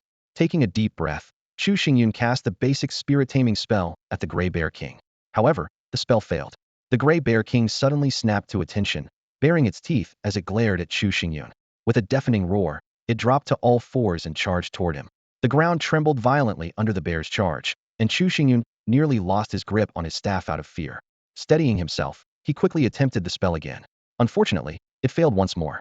This success rate must be a scam. Chu Xingyun cursed angrily. How can I fail twice with a 55% chance? Grumbling, he began retreating rapidly. Era, seeing the situation, tried to step in and help, but before it could unleash a wind blade, the Gray Bear King's intimidating presence scared it into turning tail and running. At the same time, the Gray Bear King activated a gravity field, enveloping the retreating Chu Xingyun. Suddenly, Chu Xingyun felt his body grow heavy and nearly stumbled to the ground.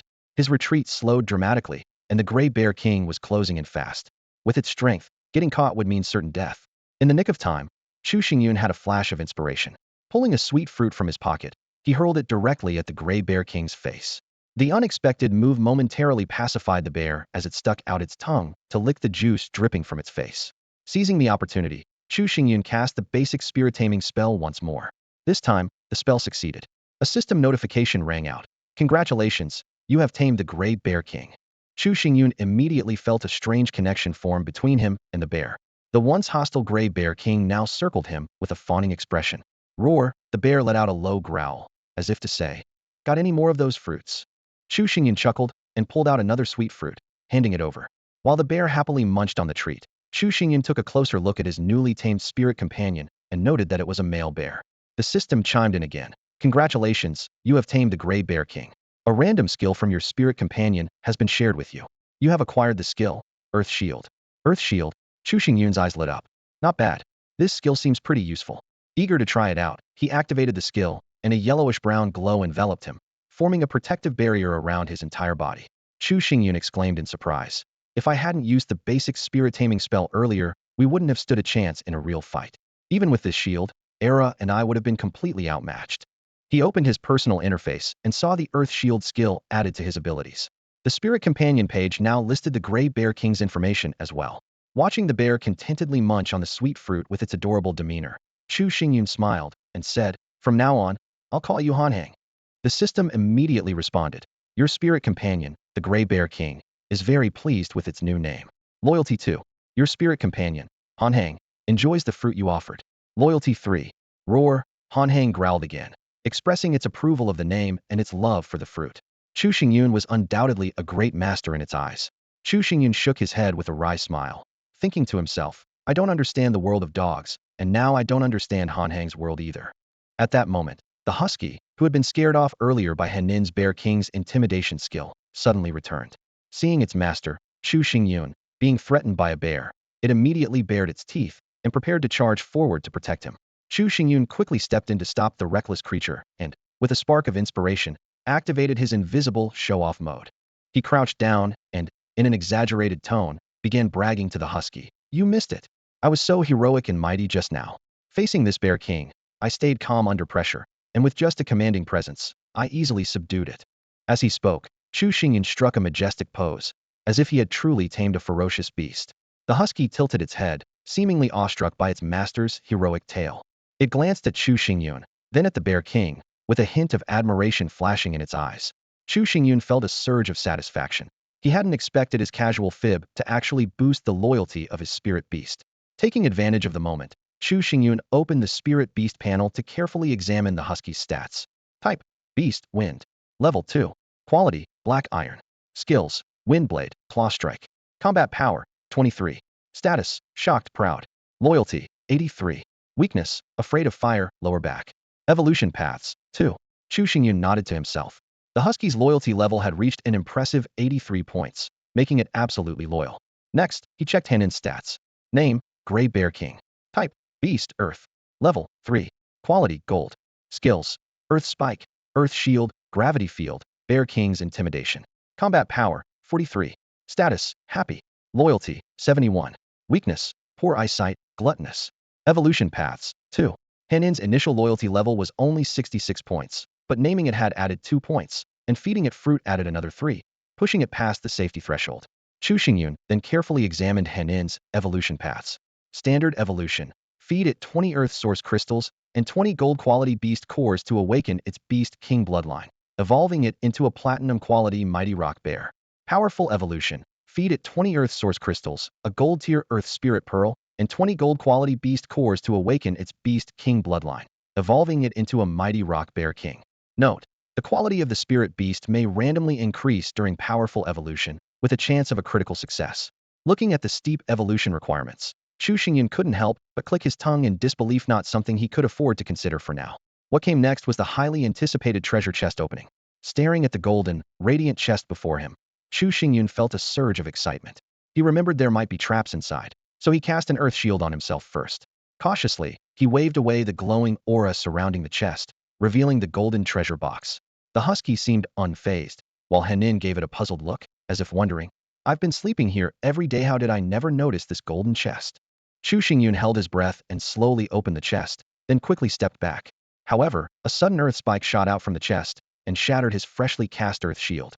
Though the damage was minor, it gave him a fright, prompting him to resolve to be more careful with treasure chests in the future. The items from the chest spilled out one by one. Gold ingots 5, silver ingots 10, cloth 10, earth source crystals 5, intermediate experience pill 1, rare honeycomb 1, level 2 home upgrade blueprint 1, rare quality bear king armor blueprint 1. Chu Xingyun's joy was uncontainable. The contents of the golden chest were indeed bountiful, with many rare resources he had never encountered before. A system notification popped up. Would you like to learn the rare quality bear king armor blueprint? Without hesitation, Chu Xingyun selected learn. Instantly, the blueprint turned into a beam of light and integrated into his body. The golden chest in Chu Xingyun's hands transformed into a pile of gold bars. He eagerly began inspecting the spoils of the day.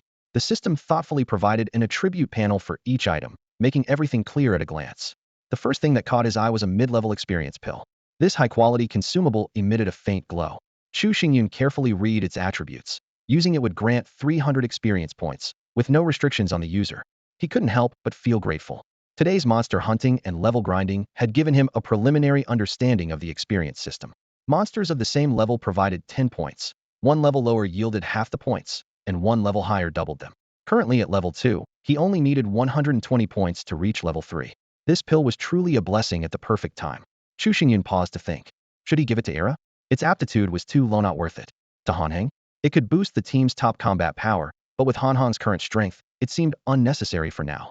In the end, he decided to use it himself. As the pill melted in his mouth, a warm current surged through his body. In the blink of an eye, he leveled up twice, gaining 4 to all attributes, 5 to combat power, and 1 to his spirit beast capacity. Now he was only 110 experience points away from level 5, a progress that filled him with excitement. Next, his attention was drawn to a rare beehive. This tool-grade item could attract spirit bees and produce 1 kilogram of honey daily. Chu Xingyun calculated silently this was a decent rate, and Hanheng was sure to love it. When he came across the blueprint for upgrading to a level 2 homestead, Chu Xingyun frowned. The required materials were substantial: 200 wood, 200 stone, 100 iron, 50 copper, and 10 earth source crystals. Fortunately, he had previously stocked up in the trading area, leaving him short only a bit of wood and 5 earth source crystals. Thinking of Hanheng's massive size, he felt an even stronger urge to expand his small wooden cabin. Finally, Chu Xingyun opened the crafting interface and located the recipe for the Bear King armor. This rare quality piece of armor required 10 refined iron, 5 fine gold, 5 cloth, 5 earth source crystals, 2 water source crystals, and 2 wood source crystals.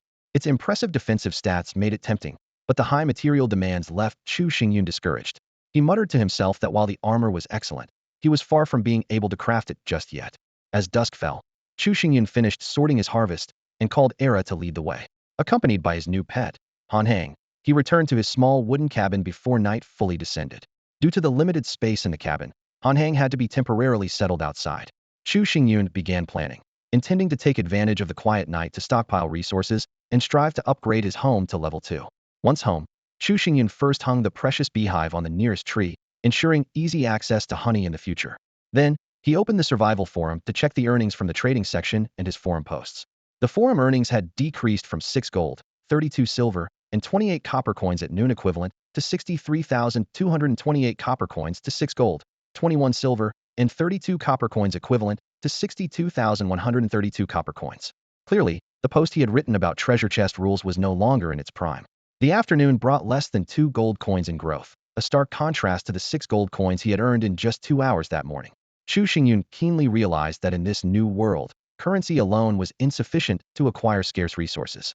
Most people were still struggling to secure food, making sustenance a higher priority. Meanwhile, those capable of obtaining food were more interested in rare resources. He deduced that food would become a more effective medium of exchange until the majority of players could hunt monsters on their own. Browsing the chat section, Chu Xingyun noted that most professions could handle level 1 creatures like fire chickens, while a few faster players were able to hunt creatures such as running rabbits. However, not everyone could safely locate areas where these creatures gathered. When confronted with stronger foes, players had no choice but to retreat to their safe houses. He predicted that, in the near future, surviving players would all possess the ability to hunt low-level monsters. Understanding the situation, Chu Xingyun decided to prioritize spending his gold coins on basic resources while leveraging his own advantages to hunt and stockpile food. His plan was to trade the food for more rare resources. Since he still had enough gold coins for now, he had no intention of revealing more of his strategies. While browsing other strategy posts, Chu Xingyun noticed several paid guides gaining popularity, closing in on the attention his own post had received.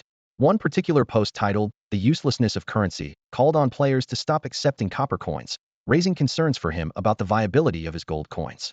Additionally, many video posts featuring attractive women were gaining traction, though Chu Xingyun found them uninteresting.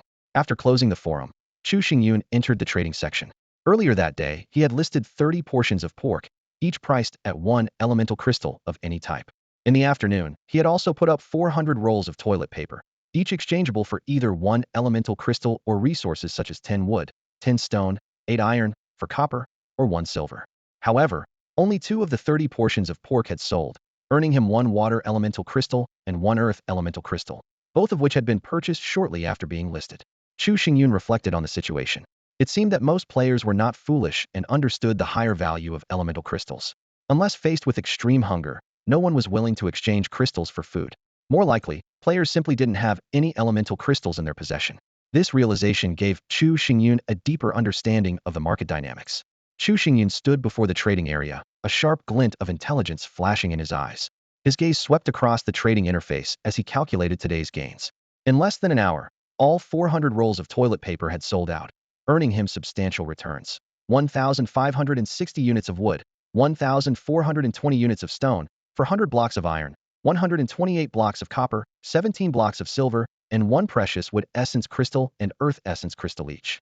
He chuckled softly, thinking about the players from civilized societies who had traveled here and their urgent need for toilet paper. Despite setting a high price, the demand had far exceeded supply.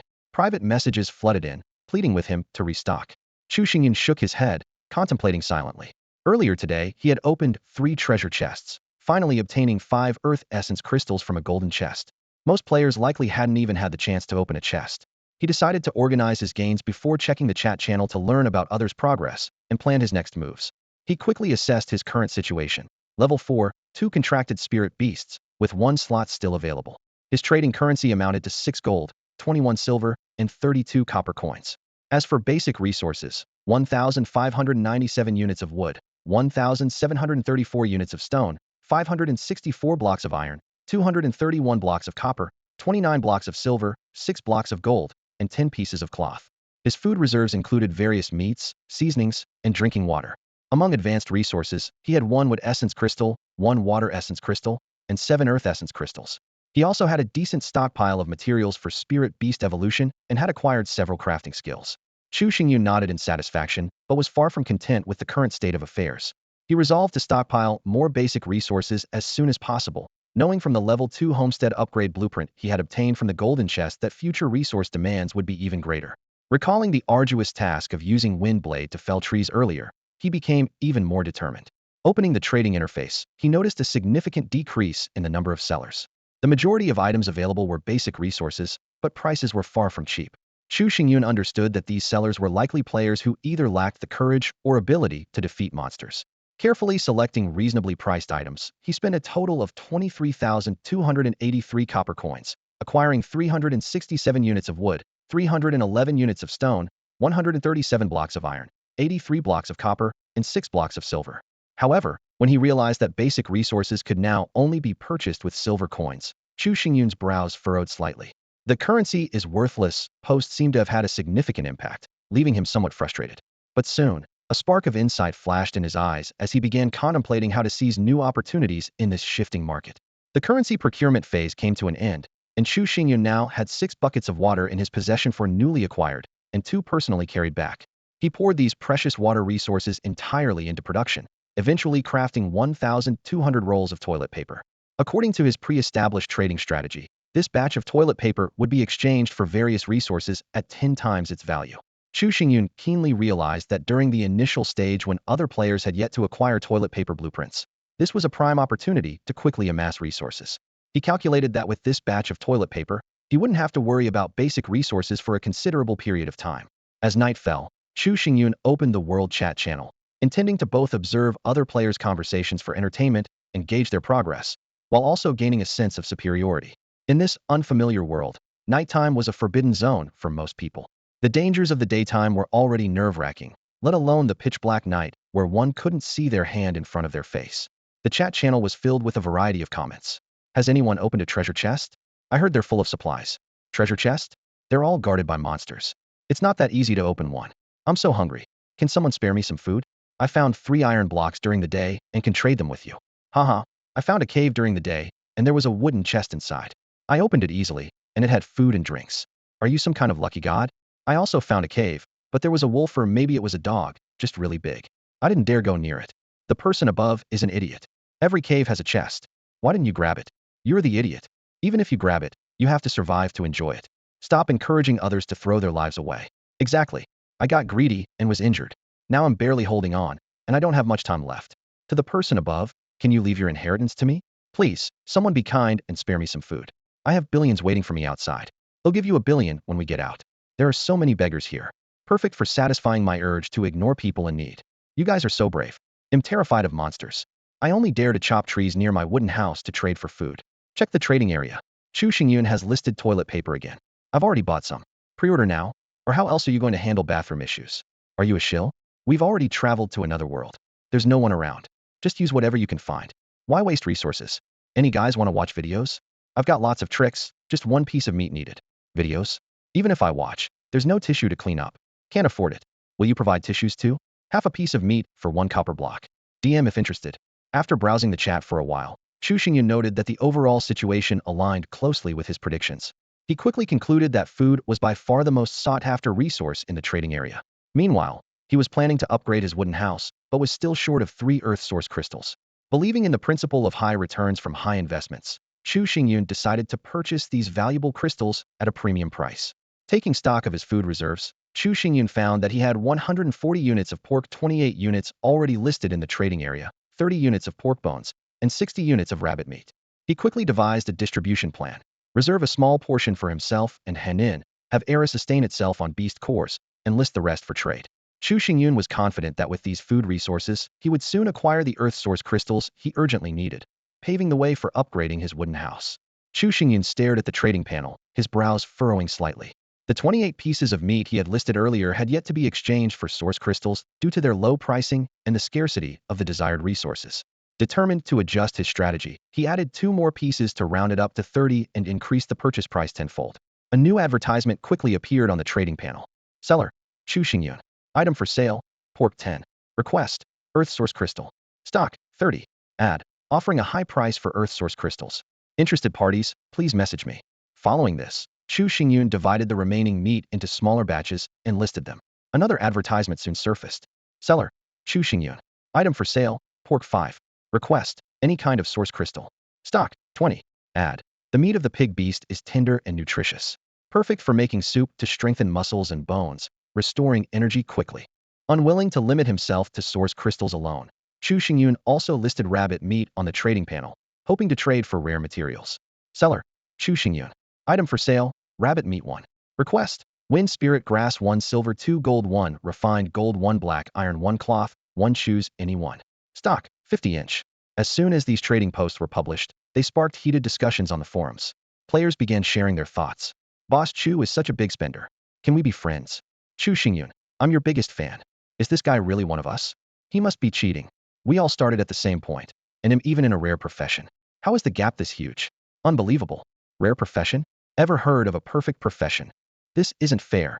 Fair? Are you in elementary school or something? Oh wait, there are no minors here. I strongly demand Boss Chu start a tutorial thread. I'm a diehard fan. Trading 10 pieces of meat for 1 crystal? I've been starving all day. Could you lend me 1 piece first? I really want to buy, but the items he's asking for I've never even seen them. Are you dreaming? Didn't you read any apocalypse novels before this? Chu Xingyun ignored the irrelevant comments, focusing instead on searching for sellers of earth source crystals. At that moment, a friend request notification suddenly popped. It was from Wen Yukai. Chu Xingyun stood in the trading area, his gaze sweeping over the bustling crowd. He had only one friend, Wen Yukai, whom he had added during a previous transaction. At that moment, a message from Wen Yukai popped up. Boss, I've got an earth source crystal. Can you add a bit more to the trade? Chu Xingyun frowned slightly. He didn't dislike Wen Yukai after all. In this world, everyone was struggling to survive. His philosophy was that as long as he could quickly obtain what he needed, even at a higher price, it was worth it. Besides, Wen Yukai was resourceful and well-connected, making him a reliable source for scarce items in urgent situations. However, Chu Xingyun knew the price he offered was already very high. He had just browsed the trading area and was well aware of the current market. Some principles had to be upheld. No. Chu Xingyun rejected him outright, but, after a moment's thought, added, however, I can give you some pork bones. Pork bone soup is really nourishing and helps restore strength quickly. When Yu Kai, being a habitual negotiator and a middleman in the resource trade, knew full well that Chu Xingyun's offer was already generous. The unexpected bonus was a pleasant surprise. After the transaction, Chu Xingyun threw in 5 extra pieces of pork bones. When Yu Kai, understanding the importance of maintaining good relationships, revealed that the Earth Source crystal had come from someone else's treasure chest, which he had purchased. He also promised to help Chu Xingyun acquire any rare resources he might need.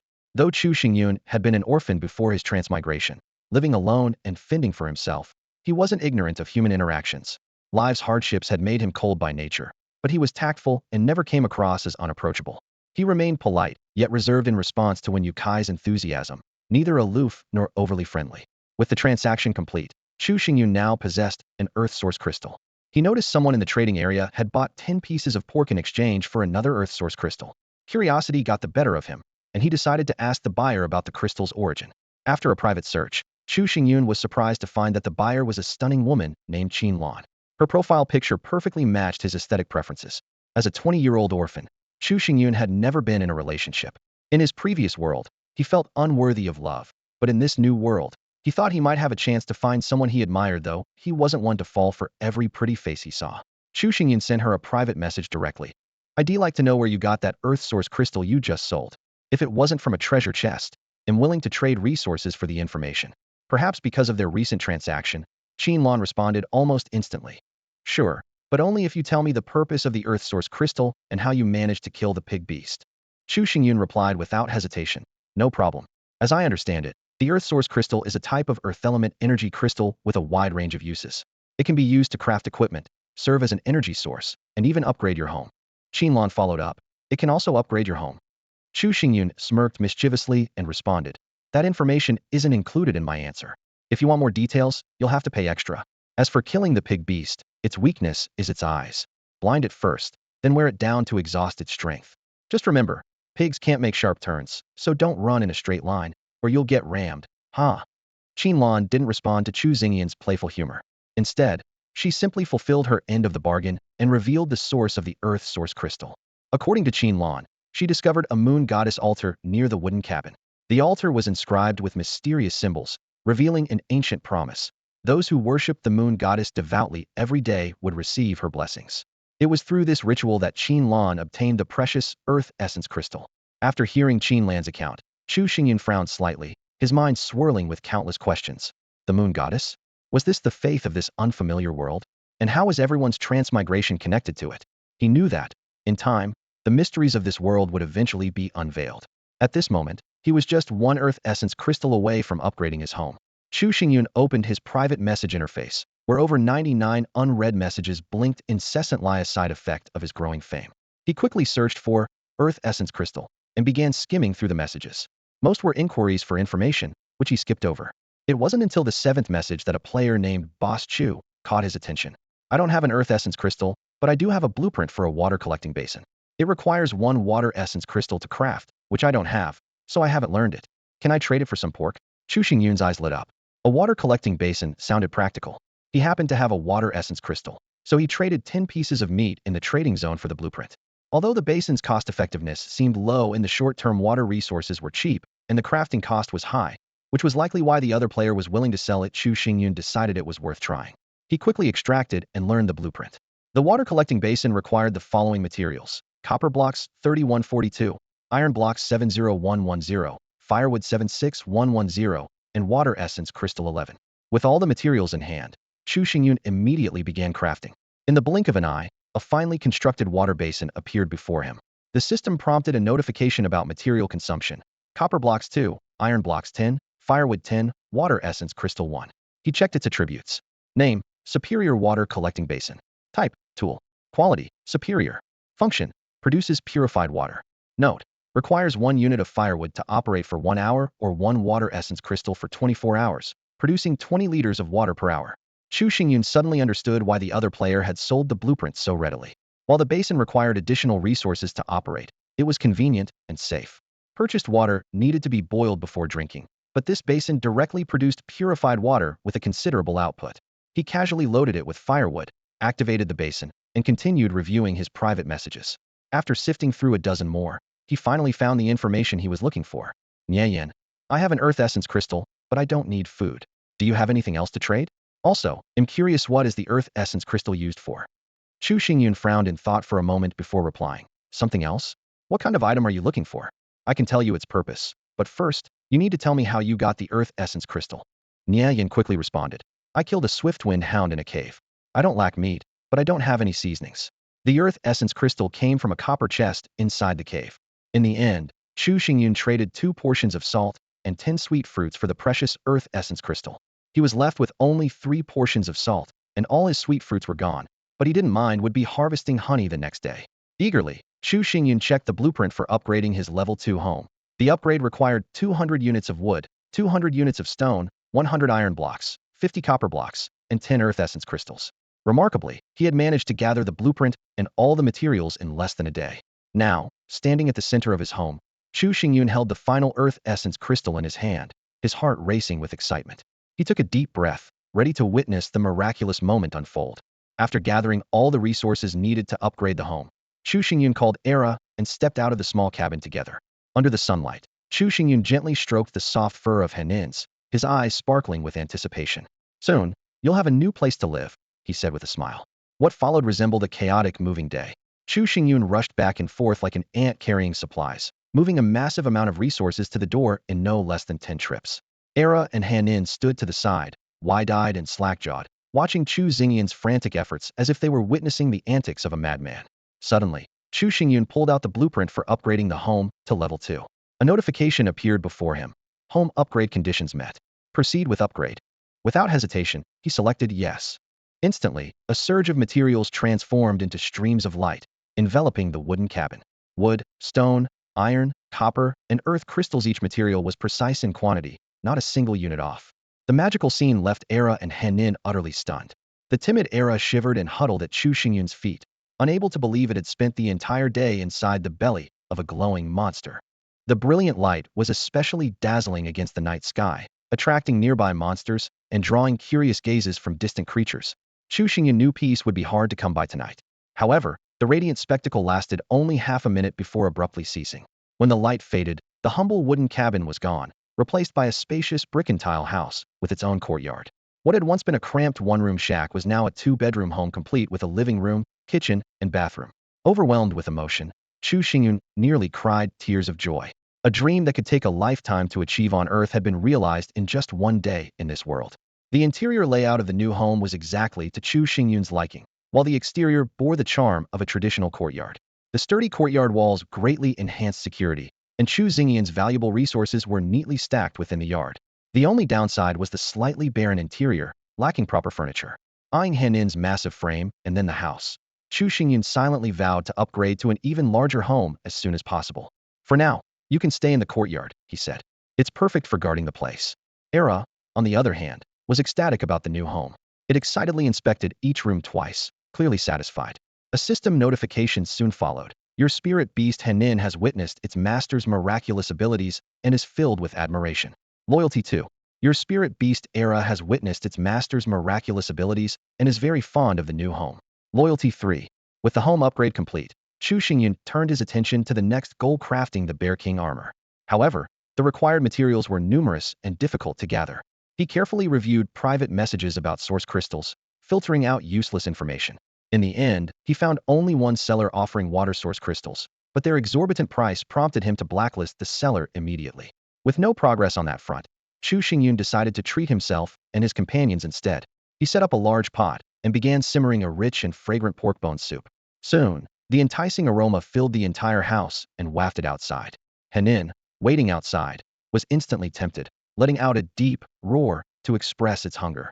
Era, unable to hold back, barked excitedly. Woof woof woof. Chu Xingyun chuckled and reassured them. Hold on, it's not ready yet.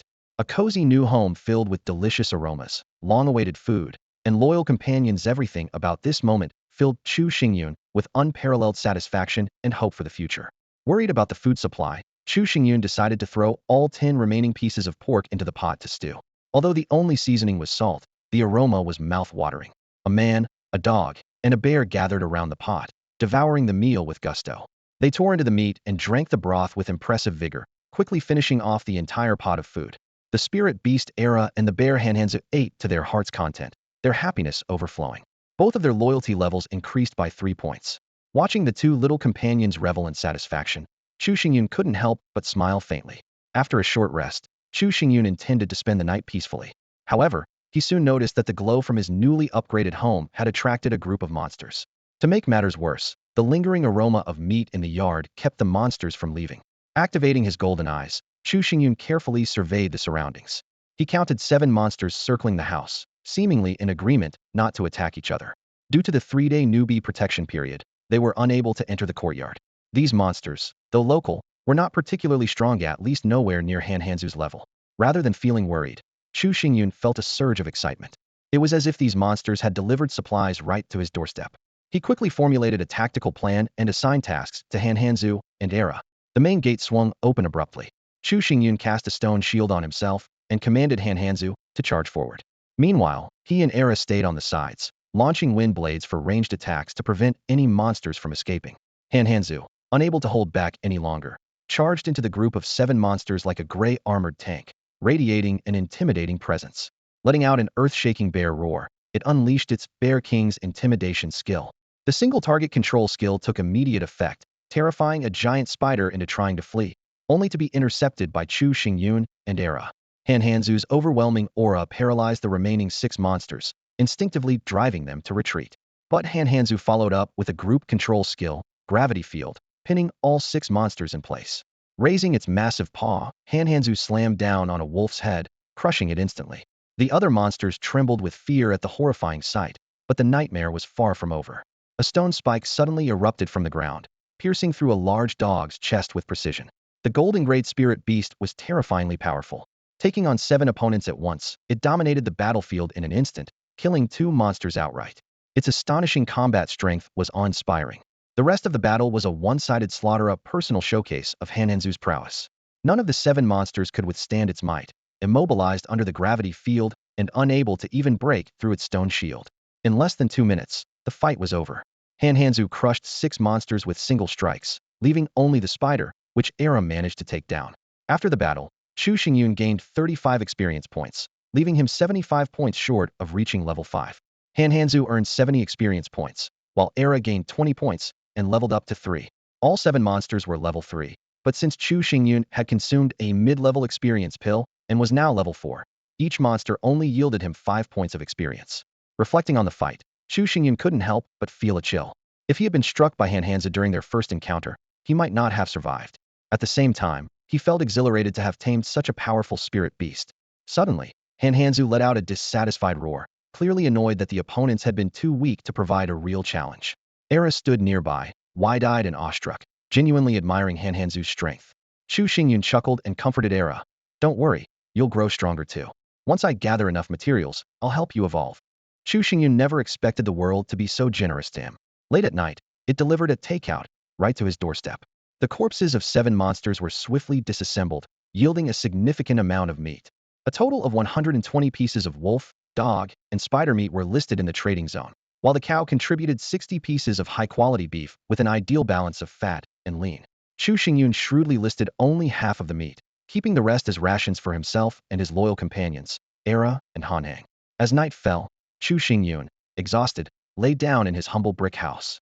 He spread out a full cowhide he had skinned earlier, layering it with 2 pieces of fabric, one above and one below, serving as both bedding and a blanket.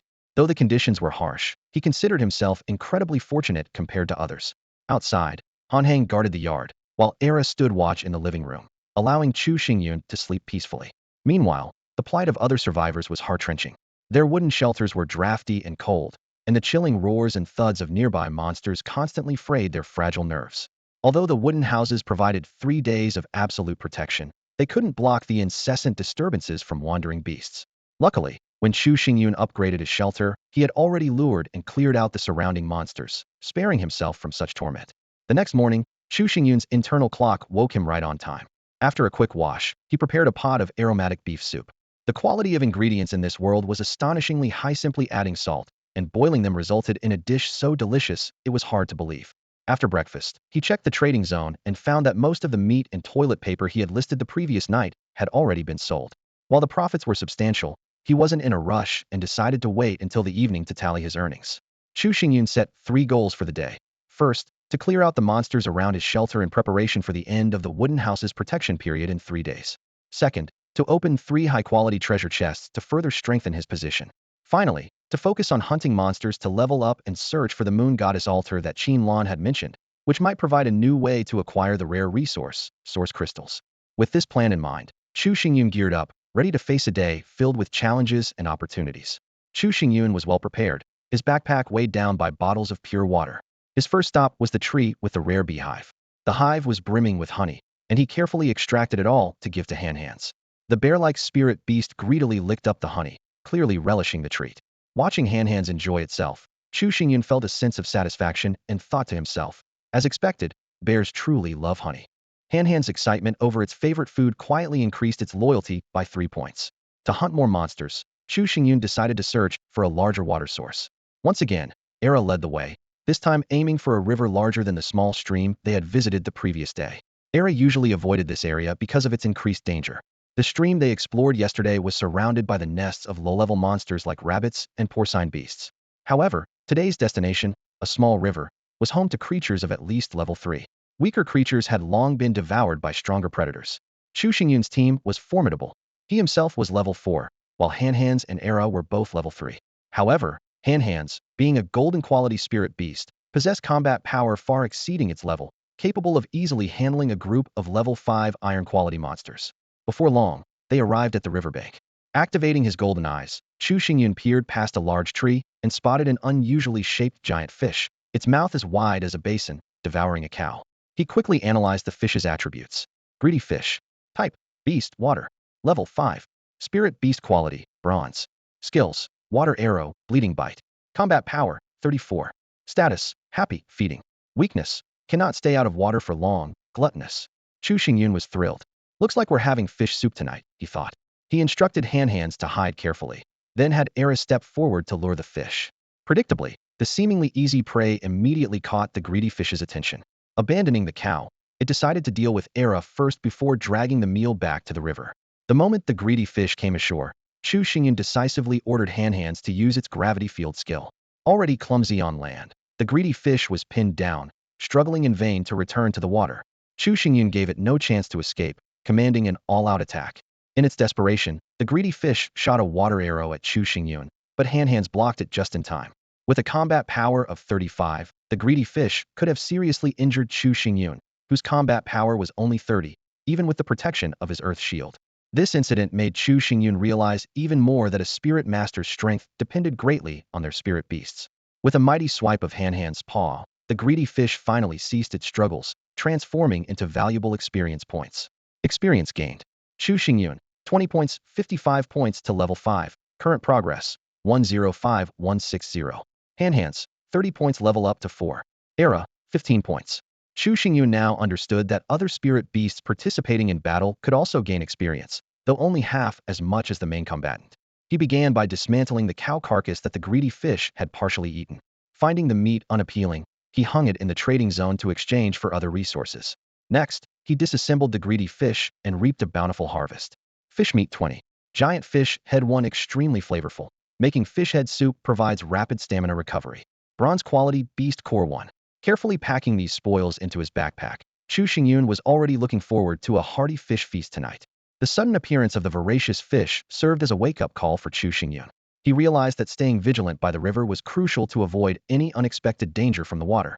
With this in mind, he cautiously approached the riverbank, his eyes scanning the surface of the water. The river was crystal clear, with fish swimming leisurely, but they were all ordinary species, nothing as aggressive as the voracious fish. Just as Chu Xingyun was about to leave, a peculiar glimmer caught his attention. Focusing his gaze, he saw a treasure chest lying quietly at the riverbed. Chu Xingyun immediately activated his golden eye and examined it closely. The golden eye's prompt made his eyes light up. It was a silver treasure chest, containing resources and blueprints, with no traps. A silver chest in the river was a rare find, and its value was self-evident. After scanning his surroundings once more to ensure safety, Chu Xingyun decided to take the risk. He instructed Era and Han-Hanto to stay on the bank and guard the area. Then, he quickly removed his clothes, took a deep breath, and dove into the water. The cool river water sent a shiver through him, but Chu Xingyun ignored it and swam quickly toward the chest. Grabbing it firmly, he wasted no time lingering in the water and swiftly returned to the shore. Once on land, he let out a long sigh of relief, thankful he hadn't encountered any aquatic monsters. After dressing, Chu Xingyun eagerly opened the chest. The contents gradually revealed themselves: 1 gold ingot, 2 silver ingots, 5 strands of silk thread, 2 water source crystals, 1 beginner experience pill, 5 portions of premium bait, and a high-quality fishing rod blueprint. Chu Xingyun was quite satisfied with these rewards, especially the fishing rod blueprint, which came at the perfect time. He dismantled the silver chest and obtained another silver ingot. From his experiences with treasure chests, he had noticed a strong correlation between the chest's contents, its environment, and any guarding creatures. Without hesitation, Chu Xingyun learned the fishing rod blueprint and opened the crafting interface.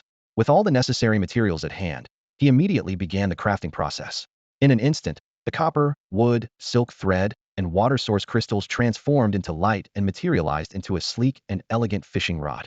Chu Xingyun carefully examined the rod's attributes: high quality, easy to handle, lightweight, and capable of increasing the chances of catching larger fish. Although he wasn't experienced in fishing, the rod's user-friendly design allowed him to quickly grasp the basics. He decided to set the beginner experience pill aside for now, planning to use it when facing stronger monsters. As for the premium bait, it could increase the likelihood of catching big fish by 20, and the 5 portions would last him for quite some time. With such powerful fishing gear in hand, Chu Xingyun felt excited about the fishing adventure ahead. He was confident that with this setup, he would soon be reeling in some impressive catches. Chu Xingyun arranged for Hanhanto and Era to hunt monsters and level up near the small river, while he leisurely sat by the riverside to try fishing for the first time. Using some wood, he crafted a simple wooden bucket to store the fish he would catch. Holding the fishing rod, Chu Xingyun quickly had his first haul. 3 large fish were caught in succession. However, the excitement faded as quickly as it came. Before long, Chu Xingyun started feeling bored. He opened the chat channel to browse through the casual conversations of other players, but most of it was trivial and uninteresting. With nothing better to do, he turned to the trading section, hoping to find something useful. His attention was soon caught by a few items: 10 sweet fruits for just 10 pieces of meat, 10 units of edible salt for 20 pieces of meat, and an excellent grade barbecue grill for only 20 iron pieces, 20 wood pieces, and 10 copper pieces. Without hesitation, Chu Xingyun purchased them. Eager to try out his newly acquired barbecue grill, Chu Xingyun also bought 2 fire-starting stones. Skillfully, he started a fire and added enough wood to keep the grill going. Looking at the 3 freshly caught fish, he decided to start with grilled fish. He spent an additional 20 copper pieces and 20 iron pieces to buy an excellent quality dagger. With the sharp blade and his years of cooking experience, it took him less than 10 minutes to prepare the 3 fish. Carefully placing them on the grill, he found that the iron skewers could hold all 3 fish without crowding them. Soon, the enticing aroma of grilled fish filled the air. Chu Xingyun patiently rotated the skewers to ensure the fish cooked evenly. Although he lacked cumin and chili powder, he had a stroke of inspiration, brushing a bit of sweet fruit juice onto the fish as they neared completion and sprinkling a pinch of salt. The fragrance grew even stronger, making Chu Xingyun involuntarily swallow in anticipation. Just as he was about to enjoy his meal, a fleeting shadow flashed before his eyes. Before he could react, the 3 grilled fish, along with the skewers, vanished into thin air. This sudden turn of events left Chu Xingyun alarmed, and he realized there might be some unknown creature lurking nearby. The panic only lasted a moment before Chu Xingyun calmed himself. He reasoned that if the entity had intended to harm him, it would have already made a move. Although Era and Hanhanto were hunting nearby, Chu Xingyun carefully scanned the surroundings with his golden eyes, but he found no trace of any other creatures. Unable to make sense of the situation, Chu Xingyun decided to retreat home for safety, especially since the system had assured that home would be absolutely secure for the first 3 days.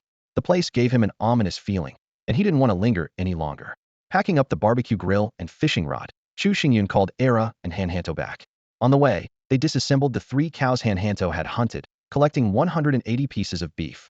Chu Xingyun listed the meat in the trading section to exchange for resources, keeping only 3 cowhides in his backpack and discarding the rest. As Era led the way back to their home, Chu Xingyun couldn't shake the feeling that something was following them in the shadows. Despite keeping his golden eyes activated and scanning the surroundings vigilantly, he found nothing. This eerie sensation only reinforced his determination to return to the safe zone as quickly as possible. On the second day of the survival game, around noon, Chu Xingyun hurried back to his house, finally letting out a sigh of relief once he was safely inside. He scanned his surroundings carefully to ensure there was no danger before his thoughts drifted back to his recent encounter. Fear of the unknown is an instinct for humans, but the curiosity that follows is often irresistible. Chu Xingyun frowned in thought. sensing that the situation was more complicated than it seemed. Suddenly, a realization struck him. It wasn't him that had drawn attention, but the aroma of the grilled fish. With that in mind, Chu Xingyun sprang into action. He moved his high-quality iron stove to the yard, lit a fire, and began frying the large fish head from the gluttonous fish he had obtained earlier. As the fish head turned golden brown on both sides, he placed it into a water basin filled with purified water to make soup. The gluttonous fish, a level 5 spiritual beast of the bronze grade, had tender, fresh, and nutritious meat. Soon, a rich and enticing aroma filled the air, lingering around and making mouths water. Beside him, Henin and Era stared eagerly, drooling as the soup turned a creamy white, radiating an irresistible allure. As time ticked by, the outside remained eerily quiet. Just as Chu Xingyun was about to give up and ladle himself a bowl of soup, a sound suddenly broke the silence: a cat's meow, followed by a loud thud at the door. Meow bang. Activating his golden eyes, Chu Xingyun saw an incredibly adorable little cat had bumped its head against the door. During the first 3 days in this world, no one could enter Chu Xingyun's house without permission. Song cat. Attributes: beast type, space type. Level 5. Spiritual beast quality, gold. Skills: spatial pouch, void walk, space blade, space barrier. Combat power, 45. Status: dazed from the impact. Weaknesses: timid, gluttonous. Chu Xingyun couldn't help but be charmed by the cat's cuteness. Its dazed expression after bumping into the door sent him into a fit of laughter. He quickly realized that this little creature was the one that had stolen his fish earlier, scaring him into rushing back home. Thinking back, the void walk skill must have been how the cat stayed hidden, and the fish and iron skewer were likely stored in its spatial pouch. Even so, the cat's combat power was impressive, just slightly lower than Henin's. Chu Xingyun calculated in his mind. Henin had a combat power of 43 at level 3 and had risen to 48 after leveling up to 4 by defeating the gluttonous fish. Both were gold-grade creatures, but Henin was only level 4. It seemed that Henin's type, being focused on strong offense, naturally had higher combat stats. However, this didn't necessarily mean Henin could win against the cat. If the cat used its ability to stay hidden like before, Henin might not even land a hit. Still, the cat had 2 glaring weaknesses: timidity and gluttony. Chu Xingyun's eyes gleamed with a sly determination as he decided to use these traits to his advantage, with the hope of making the cat his spiritual companion. Beyond its adorable appearance, the spatial pouch skill alone made the cat an irresistible prize. If you like something, you should make it yours, Chu Xingyun thought with a smirk, deciding to lure the cat in with food. With this plan in mind, he filled a bowl with fish head soup and headed toward the door. That Song cat, still slightly dazed from crashing into the door, immediately became wary when it saw someone approaching with a mischievous grin. Its timid nature kicked in, and it quickly activated its void walk skill, vanishing into the void to hide. Chu Xingyun watched as the gray cat disappeared from sight, his heart completely unmoved. With his golden eyes, he had long seen through the cat's true nature, and he was confident that the word greedy would be the key to taming this mysterious creature.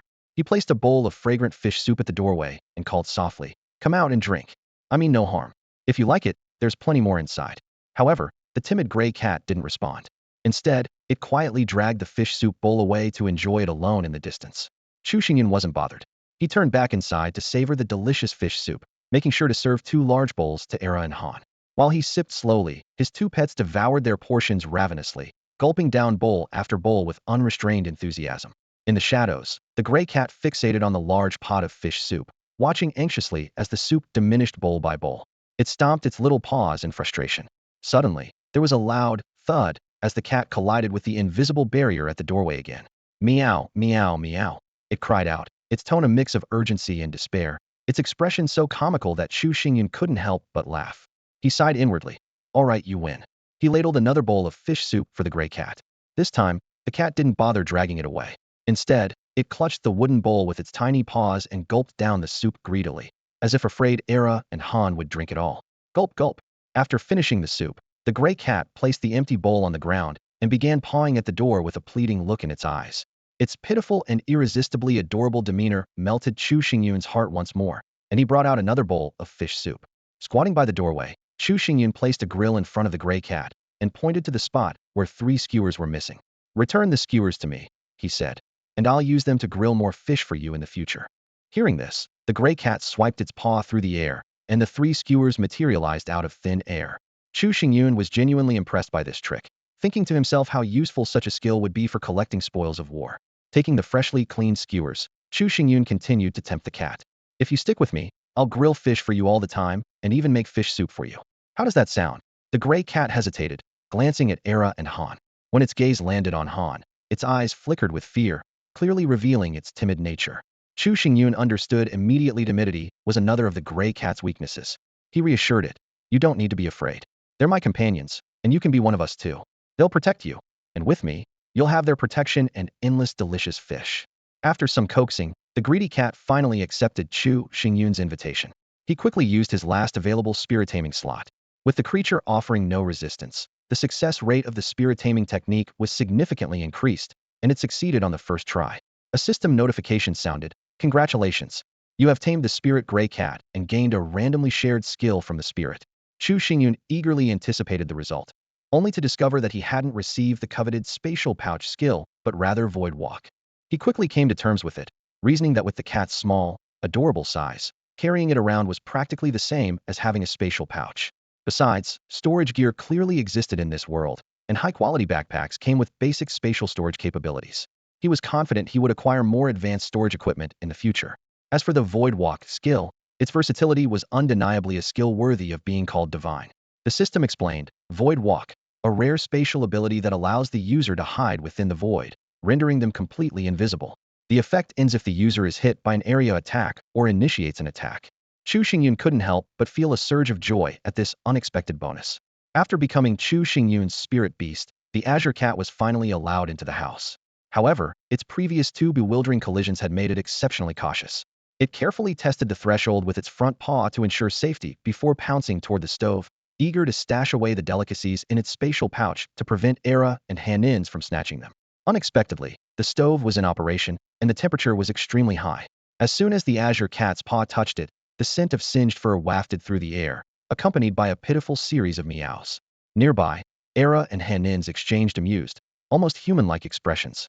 Han-Ins, being more honest and never having entered the house before, naturally had no experience with the stove. But Era, as a more experienced spirit beast, was all too familiar with this scene. It recalled the time when Chu Xingyun first roasted meat. Era had made the same mistake. Barking a few sympathetic woofs, it seemed to be comforting the Azure Cat, signaling that it understood the pain. Seeing this, Chu Xingyun hurriedly turned off the stove and served 2 extra bowls of soup for the Azure Cat, explaining that the stove couldn't be emptied, as it was still needed for cooking. Taking the opportunity, he carefully observed the Azure Cat and discovered it was a female. Pointing at the Azure Cat, he told Era and Han-Ins, "She's your little sister. From now on, you two must protect her well. The Azure Cat will one day take on the vital role of warehouse manager, so she must be well guarded." Chu Xingyun then examined the Azure Cat's attributes in detail. Beast type, spatial type. Level 5. Spirit beast quality, gold. Skills, spatial pouch, void walk, spatial blade, spatial barrier. Combat power, 45. Status, delighted from eating, feeling wronged after being burned. Loyalty, 70, mostly due to eating fish and drinking soup. Weaknesses, timid, gluttonous. Evolution paths, 2. Chu Xingyun took a closer look at the Azure Cat's skills, finding them quite rare. Spatial pouch, creates a personal storage space within the void. Objects must be touched to be stored. Cannot store living beings. Current capacity, 10 cubic meters. Chu Xingyun was very satisfied, deeming it sufficient for daily use. Void walk, a rare spatial skill that allows the user to hide within the void, becoming completely invisible. The effect ends if the user is hit by an area attack or initiates an attack. Chu Xingyun thought to himself that this was the perfect skill for ambushes or escapes. Spatial blade, creates a small-scale void displacement, forming a sharp blade that can appear at any location within 10 meters. Invisible and undetectable, it leaves no defense. While Chu Xingyun couldn't learn this skill himself, he could command the Azure Cat to use it, or even employ a spirit binding skill to merge with the Azure Cat and gain all its abilities. Spatial barrier, forms a barrier through layered void displacement to block attacks. Though small in range and energy intensive, its defensive power is formidable. Chu Xingyun gently stroked the Azure Cat, who seemed to enjoy the affection immensely. A system notification popped up, "Your spirit beast, the Azure Cat, greatly enjoys your intimate interaction." Loyalty 1. It has to be said, this cat named Meow Meow is truly a favorite of the heavens. Despite its remarkable abilities, it has an inexplicably timid personality, seemingly confirming the saying, "When one door opens, another closes." Drawing from his previous experience naming Ha and Han Han, Chu Xingyun promptly decided to name this gray cat Meow Meow. He thought to himself that he didn't understand the world of dogs, couldn't fathom Han Han's thoughts, let alone delve into the inner world of Meow Meow. Surprisingly, Meow Meow readily accepted the name. Chu Xingyun then took his new companion on a tour of his residence. However, Meow Meow appeared uninterested, leading Chu Xingyun to speculate. Could Meow Meow's home be better? He recalled the golden treasure chest in Han Han's cave and wondered if, being of the gold tier, Meow Meow might also have a similar treasure.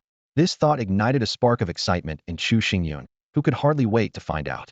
Let's go visit Meow Meow's home, Chu Xingyun announced, almost blurting out his intent to raid it. This familiar scenario gave Erhao a strong sense of déjà vu. This time, they traveled light, carrying only an emergency backpack, while other items were stored in Meow Meow's spatial pouch. To everyone's surprise, Meow Meow insisted on taking even the stove. Chu Xingyun couldn't have imagined that before he could take any action, he himself would be looted by Meow Meow. However, since Meow Meow was now his companion, he decided to let it slide. Along the way, Chu Xingyun happily petted the cat, fully embracing his role as a responsible owner. During their journey, they stumbled upon an empty cave, where Chu Xingyun's golden eyes revealed a wooden treasure chest inside. He resolutely decided to pass on it, reasoning that he could only open 3 chests a day and wouldn't waste his chances on a wooden one.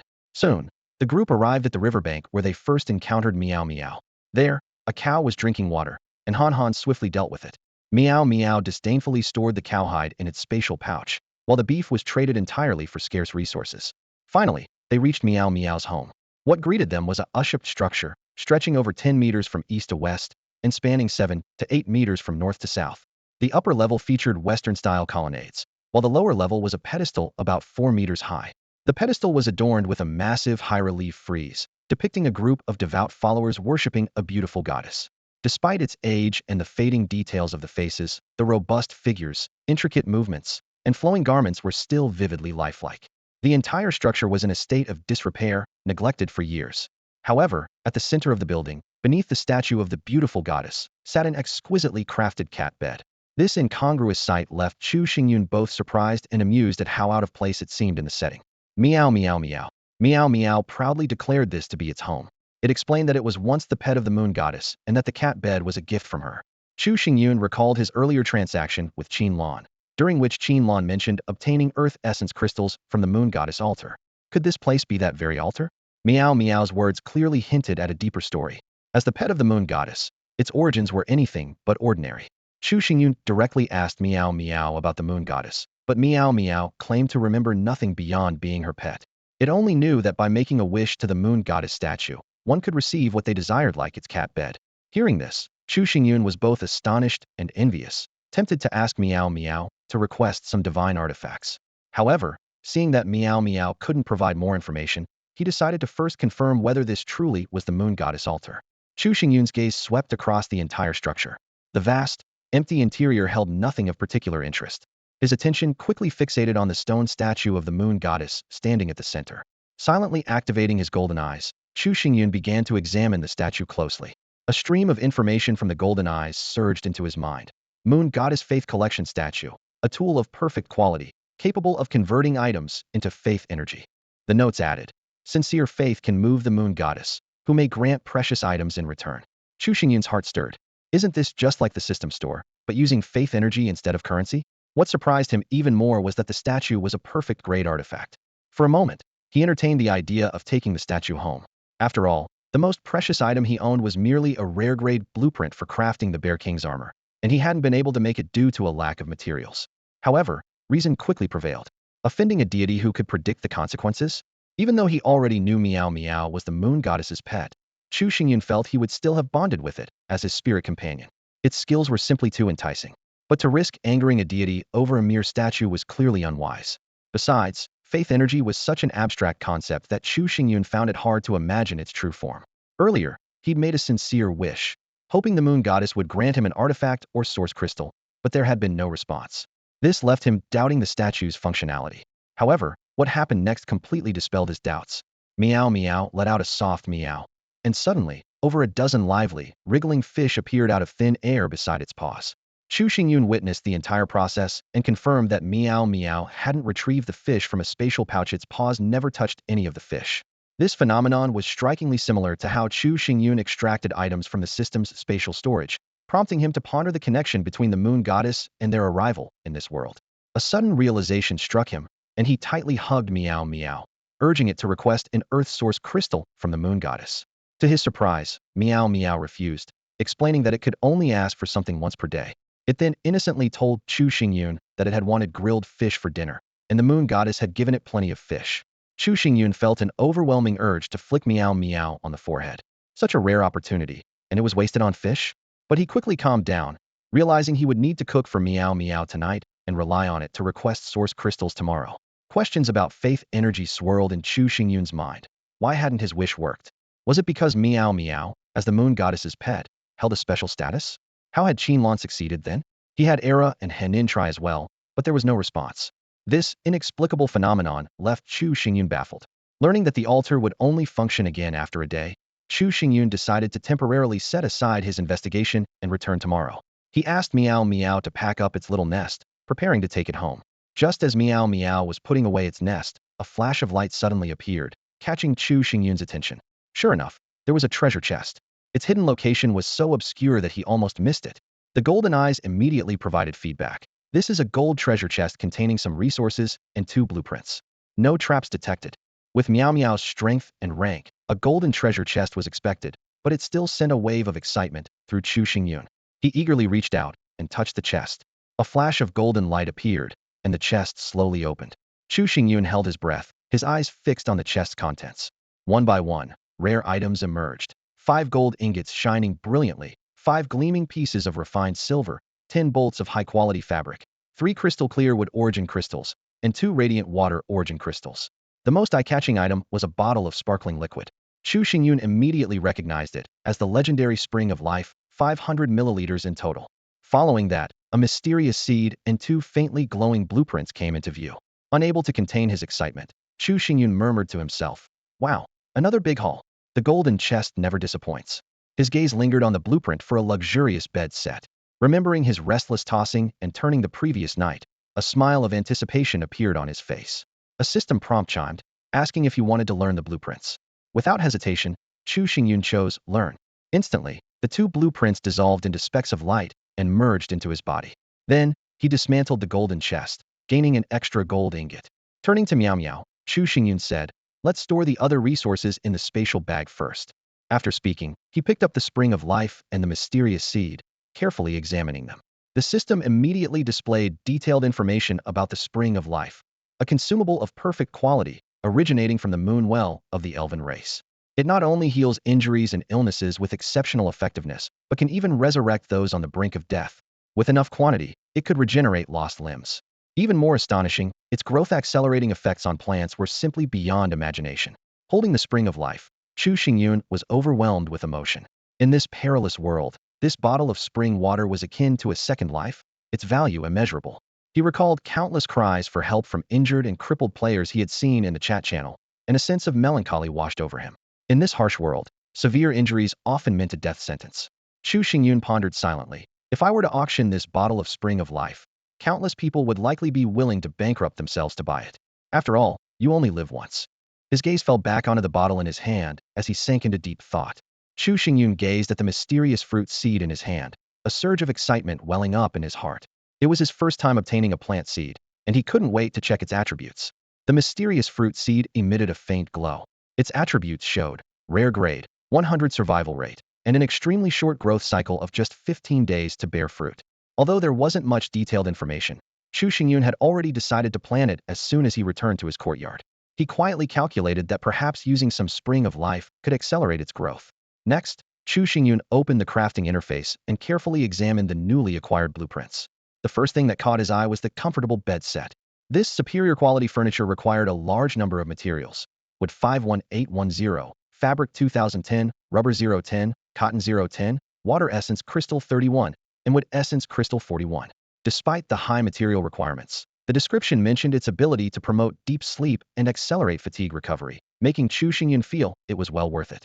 Realizing he lacked materials, he quickly updated the purchase information in the trading area, adding options for cotton and rubber.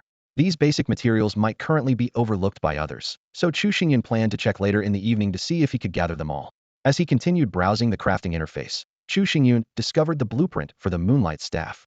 This superior quality weapon required wood 51810, refined gold 55, water essence crystal 31, and wood essence crystal 41.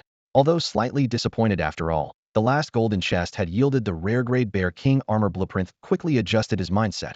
appreciating that the materials for this staff were relatively easy to collect. With all the required materials on hand, Chu Xingyun decided to craft the staff immediately. As the materials were consumed, a simply designed moonlight staff appeared in his hand. Though its appearance was plain, it was far more refined than the basic wooden staff provided by the system, and it felt slightly heavier in his grip.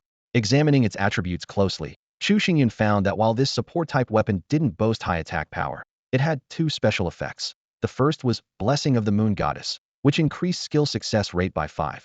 The second was Radiance of the Moon Goddess, which could release an area effect moonlight to slow enemies and speed up allies. The equipment required intelligence and spirit stats above 30, which was no issue for Chu Xingyun. Although the first special effect seemed somewhat underwhelming, Chu Xingyun realized it could improve the success rate of basic spirit control techniques, which was quite practical. Satisfied, he gripped the staff tightly. While this weapon might not be ideal for other professions, it was perfectly suited to him. Chu Xingyun did some careful calculations and couldn't help but feel a surge of delight. For most mage-type classes, the starting intelligence and spirit stats cap at 10 points. Even with a class change bonus of 10 points at level 1, and an increase of only 1 point per level thereafter, it would take at least level 10 for other mages to meet the requirements to equip the Moonlight Staff unless they had special items to boost their stats. Yet for him, he had already met the conditions at level 1. This significant advantage made Chu Xingyun realize that, even though he had only been in this world for less than 2 days and hadn't encountered other players yet, he already possessed a near-crushing edge. However, he was still confused about the note on the Moonlight Staff that mentioned the more devout the faith, the better the effect, as well as the specific role of faith power. After finding nothing else of note, Chu Xingyun, holding Meow Meow in his arms, led Era on a leash, with Hands following behind, continuing to explore this new world.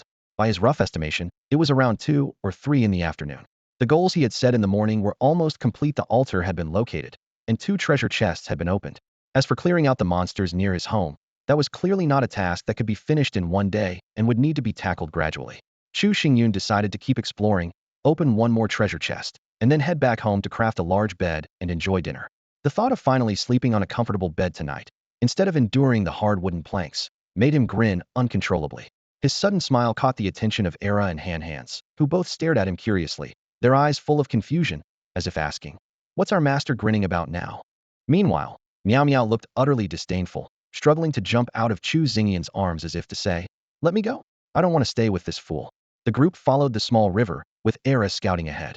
When they encountered ordinary monsters, Era would dispatch them on its own. Against stronger foes, it would call Hands for backup. Chu Xingyun and Meow Meow trailed behind, collecting the spoils.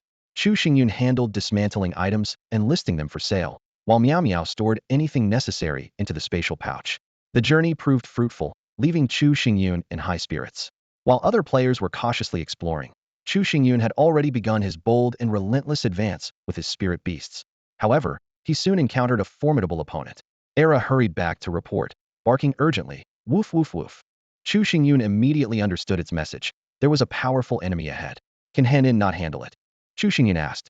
Era barked again, "Woof woof woof," indicating that Henin was already engaged in combat, and it couldn't offer any help. Chu Xingyun felt a chill in his heart. Any opponent capable of holding their ground against Henin must be incredibly strong. After all, in his team, Henin was the most combat capable. Although Meow Meow was also powerful, its timid nature kept it from ever joining a fight. Following Era closely, Chu Xingyun quickly approached the battlefield. From a distance, he saw 2 massive beasts locked in an intense battle, creating quite the spectacle. After confirming that Henin was not in immediate danger, Chu Xingyun found a concealed spot to observe the fight carefully. Henin's opponent was an enormous serpent, over 10 meters long. Coiled tightly, it moved with exceptional agility, its scales gleaming with a chilling metallic sheen. On its head was a black fleshy crest about 30 centimeters long, giving it a particularly menacing appearance. The serpent opened its massive jaws, relentlessly spewing fireballs as if they cost nothing, all while attempting to sink its fangs into Henin. Henin, enveloped in a protective shield of condensed earth elements, looked imposing and impervious to the fireball attacks. It occasionally countered with earth spikes, but seemed highly wary of the serpent's venomous bites, keeping its massive paws in a defensive posture. Chu Xingyun quickly analyzed the opponent's details. Fiery Sun Serpent. Type: Beast, Fire. Level: 8. Spirit Beast Quality: Silver. Skills: Fireball, Venomous Bite, Hardened Scales. Combat Power: 54. Status: Enraged. Weaknesses: the fleshy crest on its head, its 7-inch vital point. This level 8 silver quality Fiery Sun Serpent boasted an impressive combat power of 54.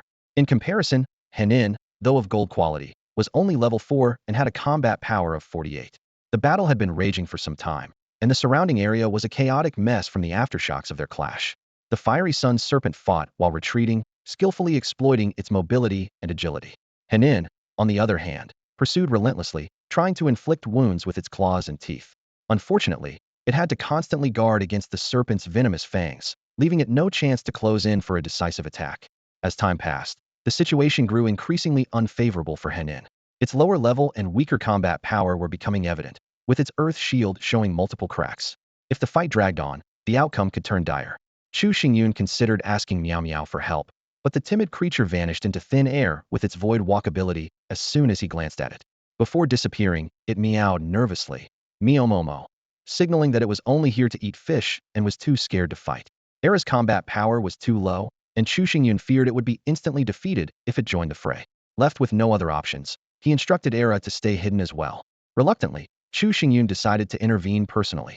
Since his final spirit beast slot was occupied by Meow Meow, he couldn't use basic spirit summoning techniques and had to confront the fiery sun serpent directly. Acting decisively, Chu Xingyun unleashed a radiant beam of the moon goddess Grace in the middle of the battlefield. The serpent's speed instantly dropped by 20, while Henin's speed increased by the same margin. This shift in balance allowed Henin, who had been on the brink of defeat, to stabilize its position, at least for the time being. However, Chu Xingyun himself was not particularly strong, being only level 4 with a combat power of 30. Facing such a powerful fiery sun serpent, he knew that the battle ahead would be nothing short of grueling. Chu Xingyun gripped the moonlight staff tightly, but he felt powerless. Under the radiance of the moon goddess, his combat strength was only 32 points. Rushing into battle recklessly would only cause more harm than good. Taking a deep breath, he decided to try the Spirit Master's one and only combat skill, Spirit Fusion. Spirit Fusion, Chu Xingyun shouted in a low voice. In an instant, the previously hidden Meow Meow transformed into a streak of light and shot toward Chu Xingyun. As the light dissipated, a miniature Maya-shaped mark appeared on his chest. Suddenly, a surge of immense power coursed through his body, leaving him uncomfortable yet brimming with fighting spirit. After the fusion, Chu Xingyun noticed a significant boost in all his attributes. More importantly, he now had access to all of Meow Meow's skills, and his combat strength soared to 50 points. He couldn't help but feel a surge of joy. Finally, he had the power to fight. Without hesitation, he activated Void Walk, merging his figure into the void as he stealthily approached the battlefield. As he moved, Chu Xingyun was surprised to discover that the moon goddess's radiance now amplified his abilities even more significantly. Could it be because of Meow Meow? Chu Xingyun wondered to himself. But Meow Meow usually only cares about eating fish and drinking soup. She doesn't seem interested in anything else. This discovery deepened Chu Xingyun's curiosity about the power of faith. Could this seemingly simple cat truly harbor a devout belief in the moon goddess? Or had Meow Meow been pretending to be indifferent all along? Chu Xingyun forced himself to stop overthinking and focus on the battle ahead. Hidden in the shadows, he observed the fierce clash between Liang's snake and Han Heng, patiently waiting for the right moment to strike. Finally, the opportunity presented itself. Liang's snake was preparing to deliver a fatal blow to Han Heng. Chu Xingyun's sharp eyes caught the moment, and he quickly set a space blade along the path of Liang's snake's crest. In the next instant, the unsuspecting Liang's snake collided with the invisible blade. With a sharp slash, its crest fell cleanly from its head. A piercing roar echoed across the battlefield. Seizing the fleeting chance, Chu Xingyun launched a relentless assault without mercy. Earth spikes, wind blades, and space blades rained down in rapid succession, targeting the vital 7-inch weak spot of the Liang snake. Accompanied by the system's upgrade notification, the powerful Sunfire Serpent fell tragically in the midst of a group assault. Chu Xingyun felt a surge of experience points pouring in, granting him and his spirit beasts a generous reward. The system's prompt announced that Chu Xingyun had reached level 5, now just 172 experience points away from level 6. This marked the first time Chu Xingyun had defeated such a formidable creature. Previously, any strong opponents he encountered were easily subdued with basic spirit techniques, while ordinary low-level monsters could only provide a meager 10 to 20 experience points. In contrast, this silver-tier Sunfire Serpent was exceptionally powerful. None of Chu Xingyun's team members could stand against it alone. After the battle, Chu Xingyun disengaged the spirit binding state with Meow Meow. A wave of intense exhaustion immediately washed over him, making him acutely aware of the energy drain caused by the binding state. Despite this, the victory proved his strength to his spirit beasts, significantly increasing their loyalty. As night fell, Chu Xingyun fought off his fatigue and started gathering the spoils of battle. He disassembled the Sunfire Serpent's corpse, obtaining a large amount of snake meat, a snake gallbladder, a silver-quality beast core, 2 venomous fangs, and an unexpected piece of equipmenta, remarkable grade snakeskin scale armor. Chu Xingyun carefully examined this surprise find. The scale armor not only boasted exceptional defensive properties, but also featured the ability to automatically adjust its hardness and temperature, making it an ideal piece of protective gear. He eagerly tried it on and was delighted to discover that it was not only comfortable, but also capable of adapting to external temperatures, essentially functioning as a mobile air conditioner. Beyond the scale armor, other parts of the Sunfire Serpent were equally valuable. The snake gallbladder could neutralize all manner of toxins, the venomous fangs could yield potent venom, and even the snake meat made the hungry Chu Xingyun's mouth water. After sorting through the loot, Chu Xingyun decided to search for the Sunfire Serpent's lair. He sent out his spirit beasts to scout the area, and before long, the sharp-witted Era found the target. Outside the cave, Chu Xingyun was thrilled to discover a patch of spiritual herbs. After harvesting, he collected 10 wind spirit herbs and 12 fire spirit herbs. The wind spirit herbs were critical materials for Era's powerful evolution, leaving only a wind source crystal needed for its next breakthrough. Standing at the cave entrance, Chu Xingyun's heart brimmed with anticipation. He knew that as a silver-tier mini-boss, the Sunfire Serpent's treasure chest was bound to be rewarding. At the same time, he was filled with excitement about Era's impending evolution. Those golden eyes, capable of discerning the evolutionary paths of spirit beasts, would guide Era toward an even more powerful future. After collecting the spirit herbs outside the cave of the fiery sun serpent, Chu Xingyun stepped into the damp, dark cave in search of a treasure chest. The air was thick with a faint sulfuric smell. Moving cautiously, his eyes adjusted to the darkness, and suddenly, he was stunned by the sight before him. In a hidden corner of the cave, not only was there the glowing treasure chest he had been anticipating, but next to it lay 10 neatly arranged fiery sun serpent eggs. Chu Xingyun held his breath and carefully examined the attributes of the eggs. The attribute panel popped up. Name, Fiery Sun Serpent Egg. Type, Beast, Fire Spirit Beast. Quality, Silver. Combat Power, 0. Status, Unhatched. Remark, can hatch into a level 0 Fiery Sun Serpent hatchling. A 100 success rate for taming in egg form. Chu Xingyun's heart raced with excitement. A silver-grade spirit beast with a 100 taming success rate. This was a fortune. He recalled information he had learned over the past few days in the game.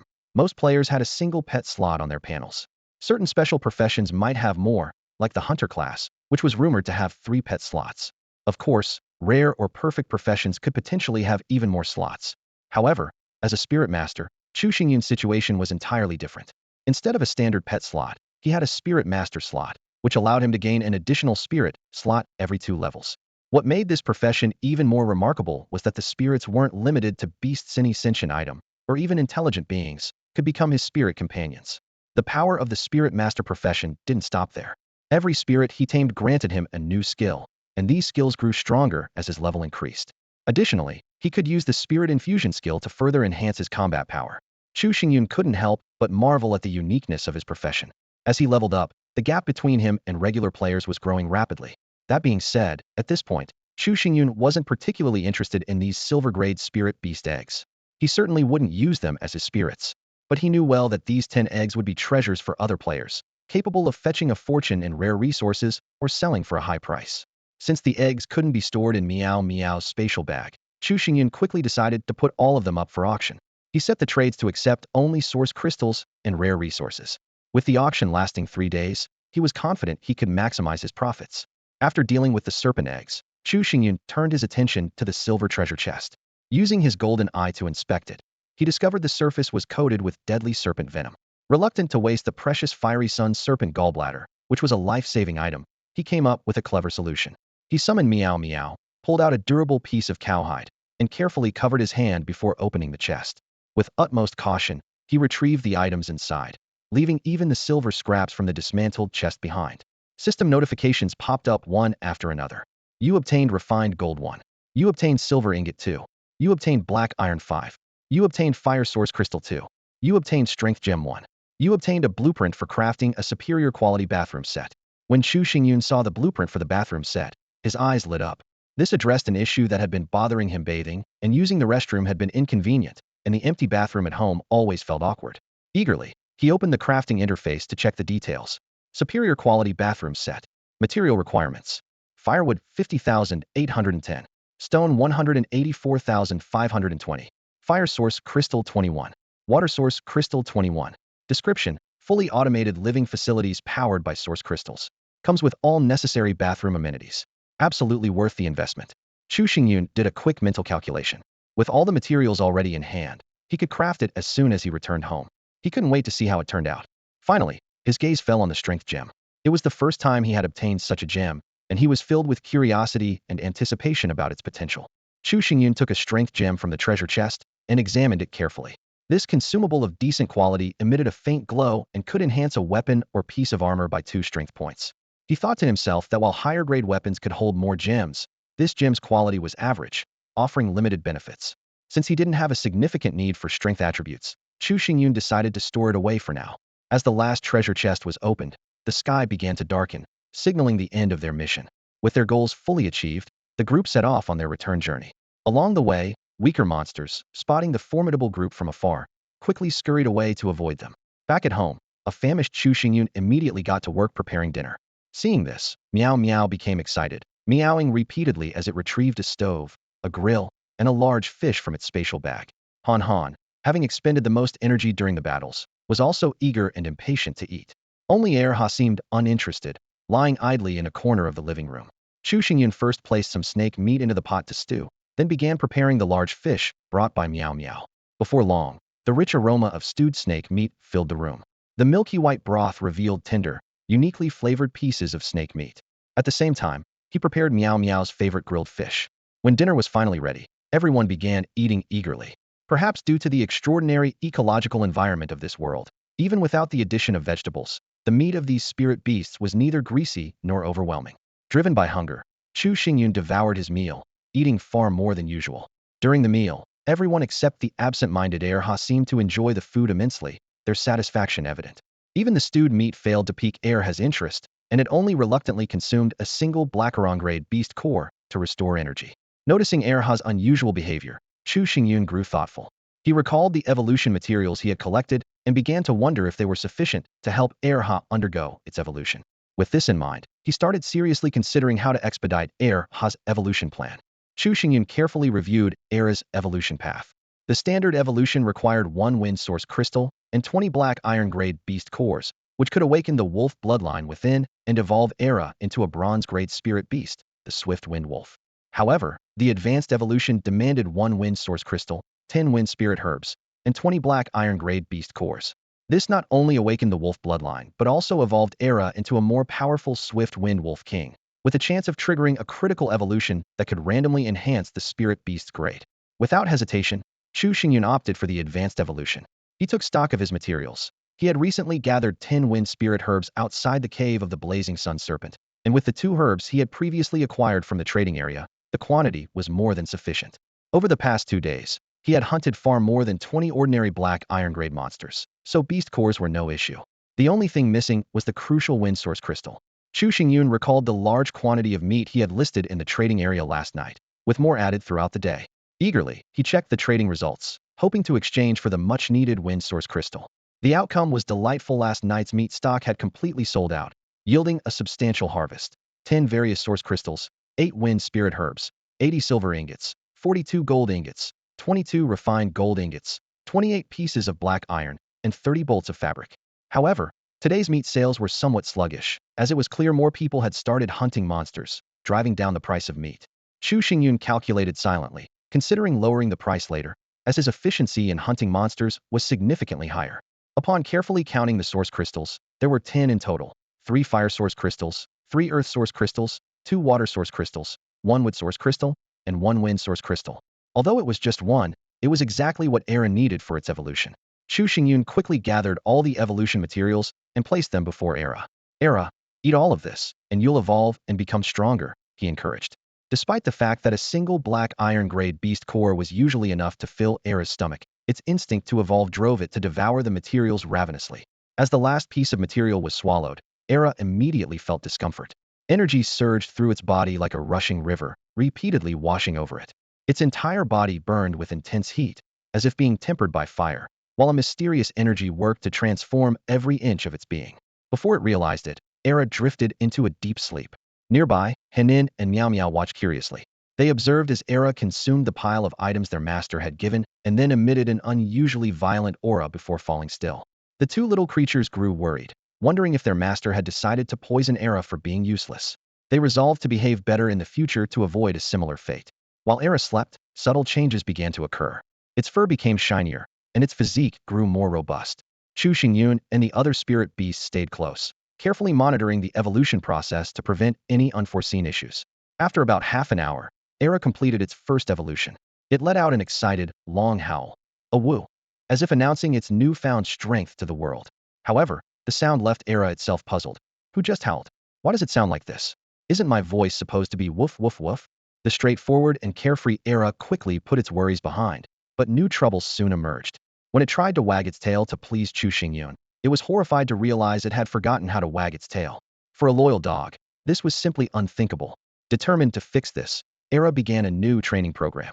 Every day, Chu Xingyun could see Era's tail swaying back and forth as if it were diligently practicing something important. The once majestic Wolf King was now wholeheartedly devoted to mastering the art of tail wagging like an ordinary dog, completely shedding its former imposing demeanor. With Chu Xingyun's help, Era finally succeeded in evolving, and its loyalty increased by 3 points. Seeing Era's transformation, Chu Xingyun was filled with joy. He gently stroked Era's sleek, shiny fur and carefully observed its new form. The evolved Era appeared even more formidable. Its physique had grown noticeably stronger, and a tuft of golden fur had sprouted beneath its neck, gleaming brilliantly under the sunlight. Its silver fangs and wolf claws had become sharper, and its recent howl exuded the true aura of a wolf king. Chu Xingyun examined Era's updated attributes. Gale Wolf King. Attributes: Beast Type, Wind Type. Level 3. Spirit Beast Quality, Gold. Skills: 1. Windblade, faster and more powerful.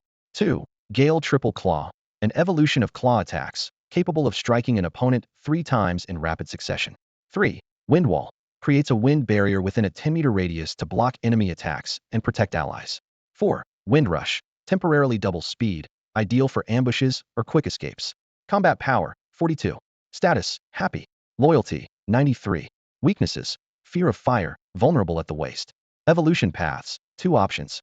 Chu Xingyun was pleasantly surprised to find that the evolved Era not only had a significant boost in combat power, but also underwent a qualitative leap in its skills. The original Windblade had become faster and stronger, while the claw attack had evolved into the more ferocious Gale Triple Claw. The newly added Wind Wall could shield both itself and its teammates, and Wind Rush greatly enhanced Era's mobility. This combination of skills undoubtedly made Era more versatile and powerful. After resolving Era's troubles, Chu Xingyun eagerly set out to create his own happy life. He recalled the 2 crafting blueprints he had obtained earlier that day from the treasure chest, a comfortable large bed, and a high-quality bathroom set. He silently rejoiced that he finally had a chance to put them to good use. Back home, Chu Xingyun immediately checked the materials list. The high-quality bathroom set required 50,810 units of wood, 184,520 units of stone, 51 fire crystals, and 41 water crystals. After carefully verifying that he had all the necessary materials, he wasted no time heading to the bathroom to start crafting on site.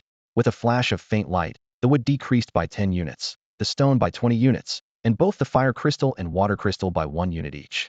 In the blink of an eye, a luxurious bathroom suite appeared before Chu Xingyun. What was once just a decorative space was now completely transformed. A spacious bathtub, a stylish shower, a fully automated toilet, and a bright wash basin complete with a large mirror above it. Looking up, he noticed a heater and a simple light fixture installed above the bathing area. Satisfied with his surroundings, Chu Xingyun remembered another small detail. He quickly crafted 2 rolls of toilet paper, placing one on the built-in shelf of the toilet and the other on the wash basin, ensuring everything was ready for future use. The operation of this bathroom setup relied entirely on energy converted from water crystals and fire crystals, consuming 10 units of wood per hour. Chu Xingyun spared no expense, immediately adding 480 units of wood to ensure long-term comfort. As for the issue of basic resources, Chu Xingyun had no concerns. He had been consistently acquiring resources either through currency purchases or by trading toilet paper for 10 times its value in resources. Toilet paper was in high demand and always sold out quickly. He checked on the 1,200 rolls he had listed for sale the previous night, and, as expected, they were completely sold out. The total haul was impressive: 4,650 units of wood, 4,400 units of stone, 808 iron blocks, 396 copper blocks, and 95 silver blocks. Chu Xingyun initially planned to store these resources in his yard, but realized there wasn't enough space. Thinking quickly, he purchased a large amount of trimmed grass from the trading area and crafted over 100 excellent backpacks in one go.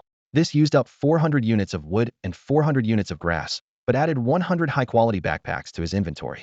Grass, being an abundant and cheap resource, cost only 1 silver coin for 100 units. Even after this expenditure, Chu Xingyun still had 4 gold, 11 silver, and 32 copper coins left in his wallet. With some free time on his hands, Chu Xingyun opened the forum to browse. The post he had made the previous day had lost its popularity, and he figured it wouldn't generate any more copper coins. The current trending posts were mostly about practical tips, such as wilderness survival knowledge, profession analysis, and efficient methods for chopping wood and mining.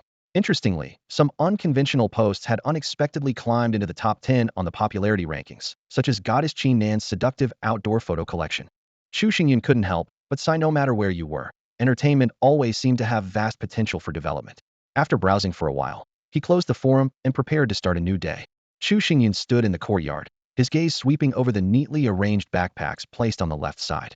These backpacks were filled with basic resources, saving a significant amount of space.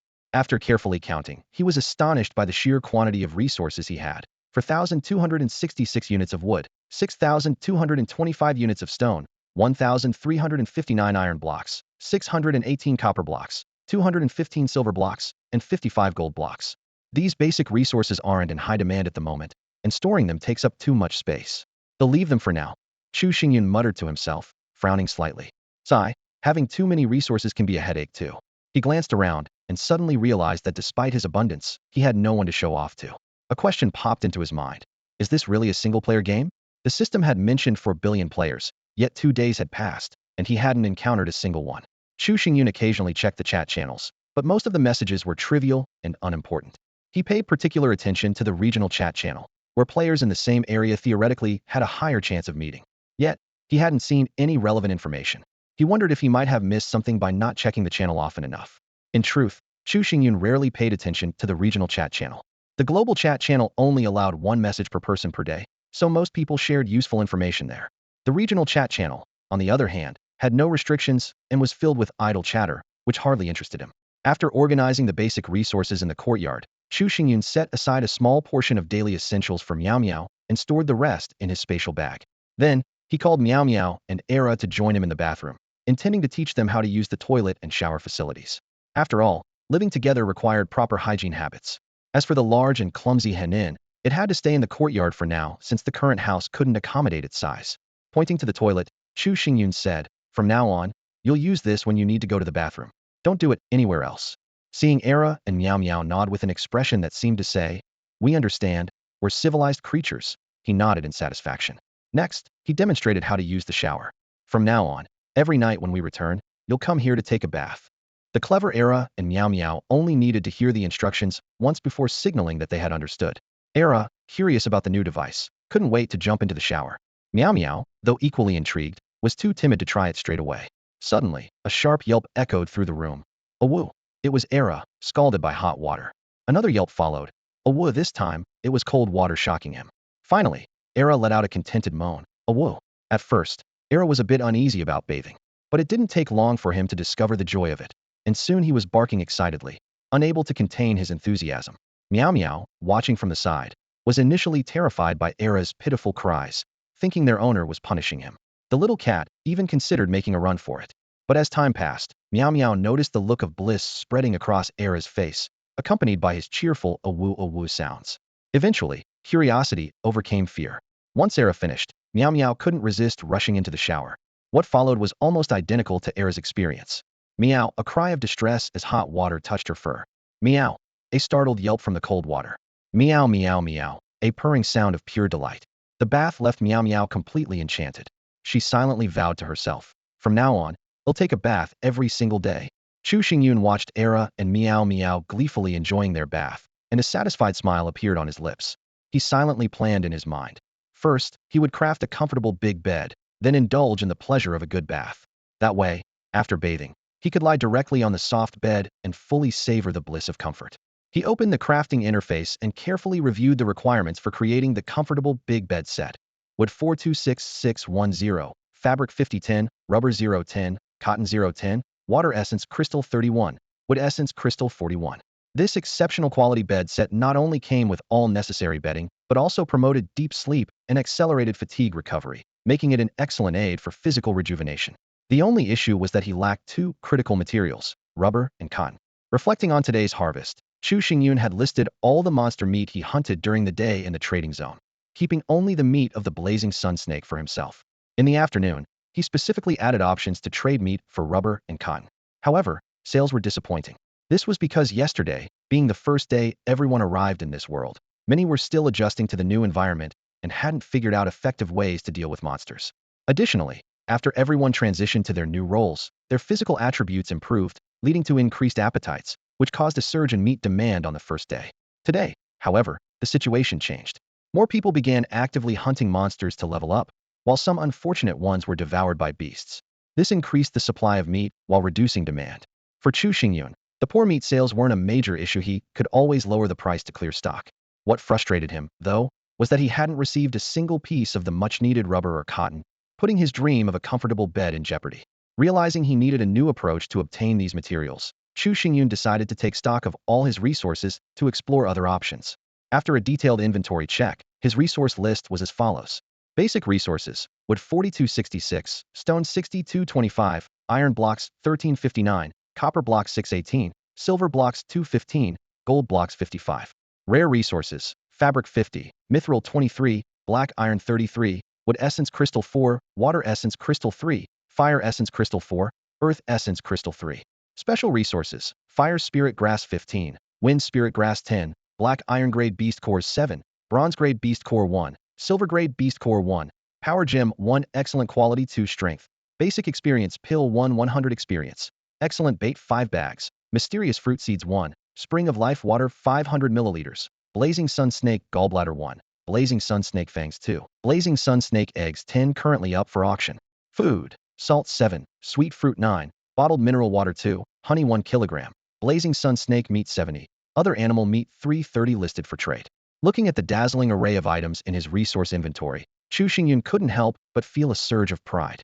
All of this was wealth he had accumulated in just 2 days, enough to make him stand out in this world, likely unmatched by anyone else. Just a day ago, he had only a small, shabby wooden hut with a hardboard bed. Now, he owned a spacious house, a luxurious bathroom, and was on the verge of acquiring a comfortable big bed. This made him ponder, isn't this supposed to be a survival game for everyone? Why does it feel like I'm here to enjoy life instead?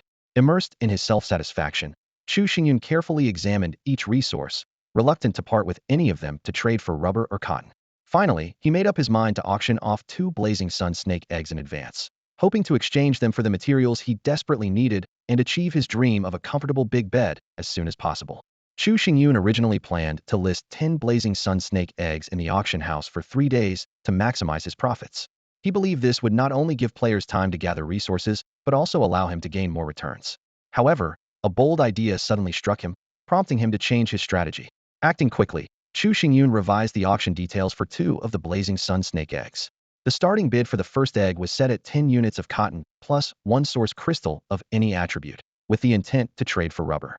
The second egg required 10 units of rubber plus 1 source crystal of any attribute, aimed at acquiring cotton. The minimum bid increment was 1 source crystal of any attribute, and each auction was limited to just 1 hour. According to the auction house rules, every completed transaction required a fee of 10 silver coins, which discouraged most people from listing ordinary items. Typically, even valuable items were listed for 3 days to give buyers time to gather resources. Chu Xingyun's move was undoubtedly extravagant, and auctioning off pet eggs was even more unheard of. It's worth noting that apart from Chu Xingyun, every other player had at least 1 pet slot. However, the chances of ordinary players successfully taming a pet were extremely low.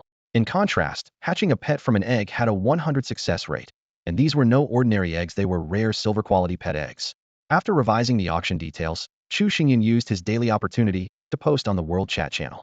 He crafted a short yet eye-catching advertisement. Auction house. Limited time 1-hour auction for powerful silver-quality pet eggs. Only 2 available. Don't miss out. This message landed like a bombshell, instantly igniting the World Chat channel. Players reacted in various ways.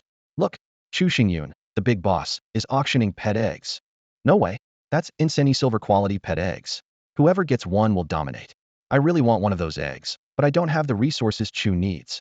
What a waste. Selling such precious pet eggs now. Shut up, you idiot. Don't insult Boss Chu. He's doing this for everyone's benefit. You wouldn't understand. Chuj, can you give me a pet egg? He'll do anything you want.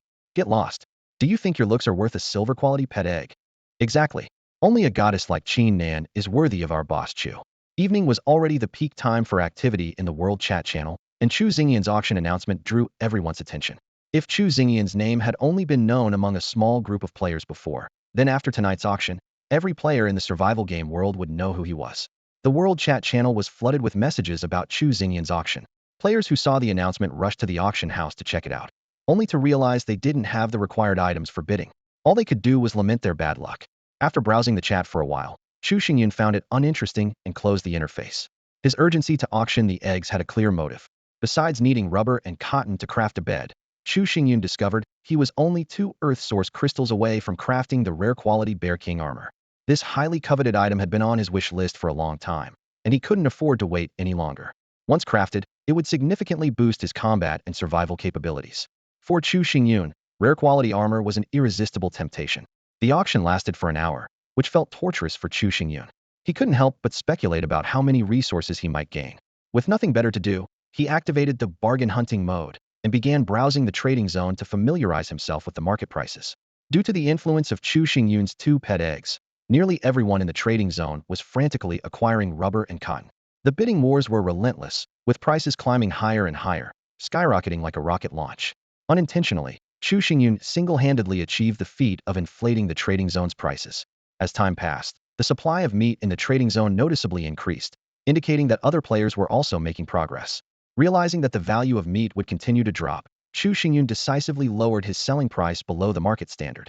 His trade listing was as follows. Seller, Chu Xingyun. Items for sale. Meat chunks 30 from various slain creatures, consolidated as meat chunks. Requirements. Option 1. Any attribute source crystal 1. Option 2. Gold bars 5. Option 3. Mithril 5. Option 4. Black iron 5. Option 5. Fabric 5. Stock 11. After handling these trades, Chu Xingyun aimlessly browsed the trading zone and purchased any items he needed. His shopping list included 10 excellent dental care sets, priced at 10 units of wood each. For iron basins, priced at 5 units of iron each. 10 iron bowls, priced at 2 units of iron each. 1 excellent razor, priced at 5 units of copper and 5 units of iron. 5 excellent towels, priced at 2 units of fabric each. Chu Xingyun planned to distribute a set of dental care tools to each of his spirit companions, emphasizing the importance of personal hygiene.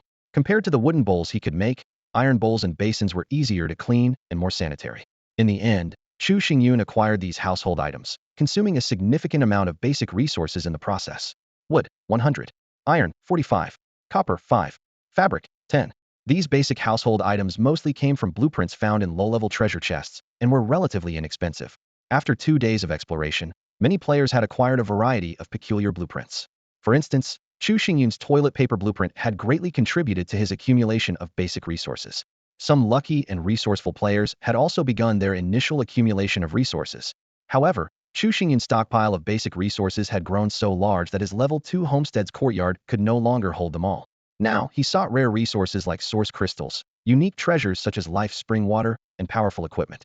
These were the true assets that would allow him to stay ahead of others, grow stronger, and survive longer. Time flew by, and the auction was nearing its end.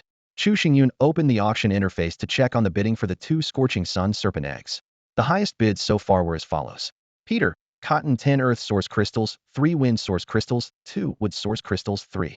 Danjing, rubber 10 water source crystals, 3 earth source crystals, 1 fire source crystals, 3 wind source crystals, 1. With less than 2 minutes remaining until the auction's conclusion, these bids seemed likely to be the final results. Chu Xingyun was not entirely satisfied with the outcome, but it was within his expectations. Since the first day, he had been collecting source crystals of various attributes, opening 3 treasure chests daily, including 2 gold chests and 2 silver chests. Even so, he currently only had 14 source crystals of various attributes, and he had already consumed quite a few over the past 2 days. Chu Xingyun stood in front of the auction house, his eyes sharp and full of determination. He had just witnessed an intense bidding war, where Peter and Danjing had acquired 2 precious Sunfire serpent eggs at an astonishing price. The scene left Chu Xingyun marveling at the value and versatility of source crystals. He recalled how he had consumed 10 earth source crystals just to upgrade his level 2 homestead, not to mention the resources spent crafting items like the stove, the water gathering basin, and the moonlight staff. As the auction ended with a notification sound, Chu Xingyun checked his earnings. 10 units of rubber, 10 units of cotton, and 16 source crystals of various types. After deducting the 20 silver coins for the auction fee, he nodded in satisfaction. Although the 2 eggs might have sold for a slightly lower price than expected, Chu Xingyun had his own considerations. In this era of rapid development, acquiring rare resources promptly was key to strengthening oneself. He firmly believed that great strength would attract more resources, creating a positive cycle and ensuring his continued advantage in the competition. With excitement bubbling inside, Chu Xingyun opened the crafting interface. His gaze landed on the blueprint for the rare quality Bear King armor, which he had obtained the previous day from the first golden treasure chest in Henin's cave. As the first piece of rare quality equipment he was about to craft, Chu Xingyun placed high hopes on it. The material list for the Bear King armor appeared before him.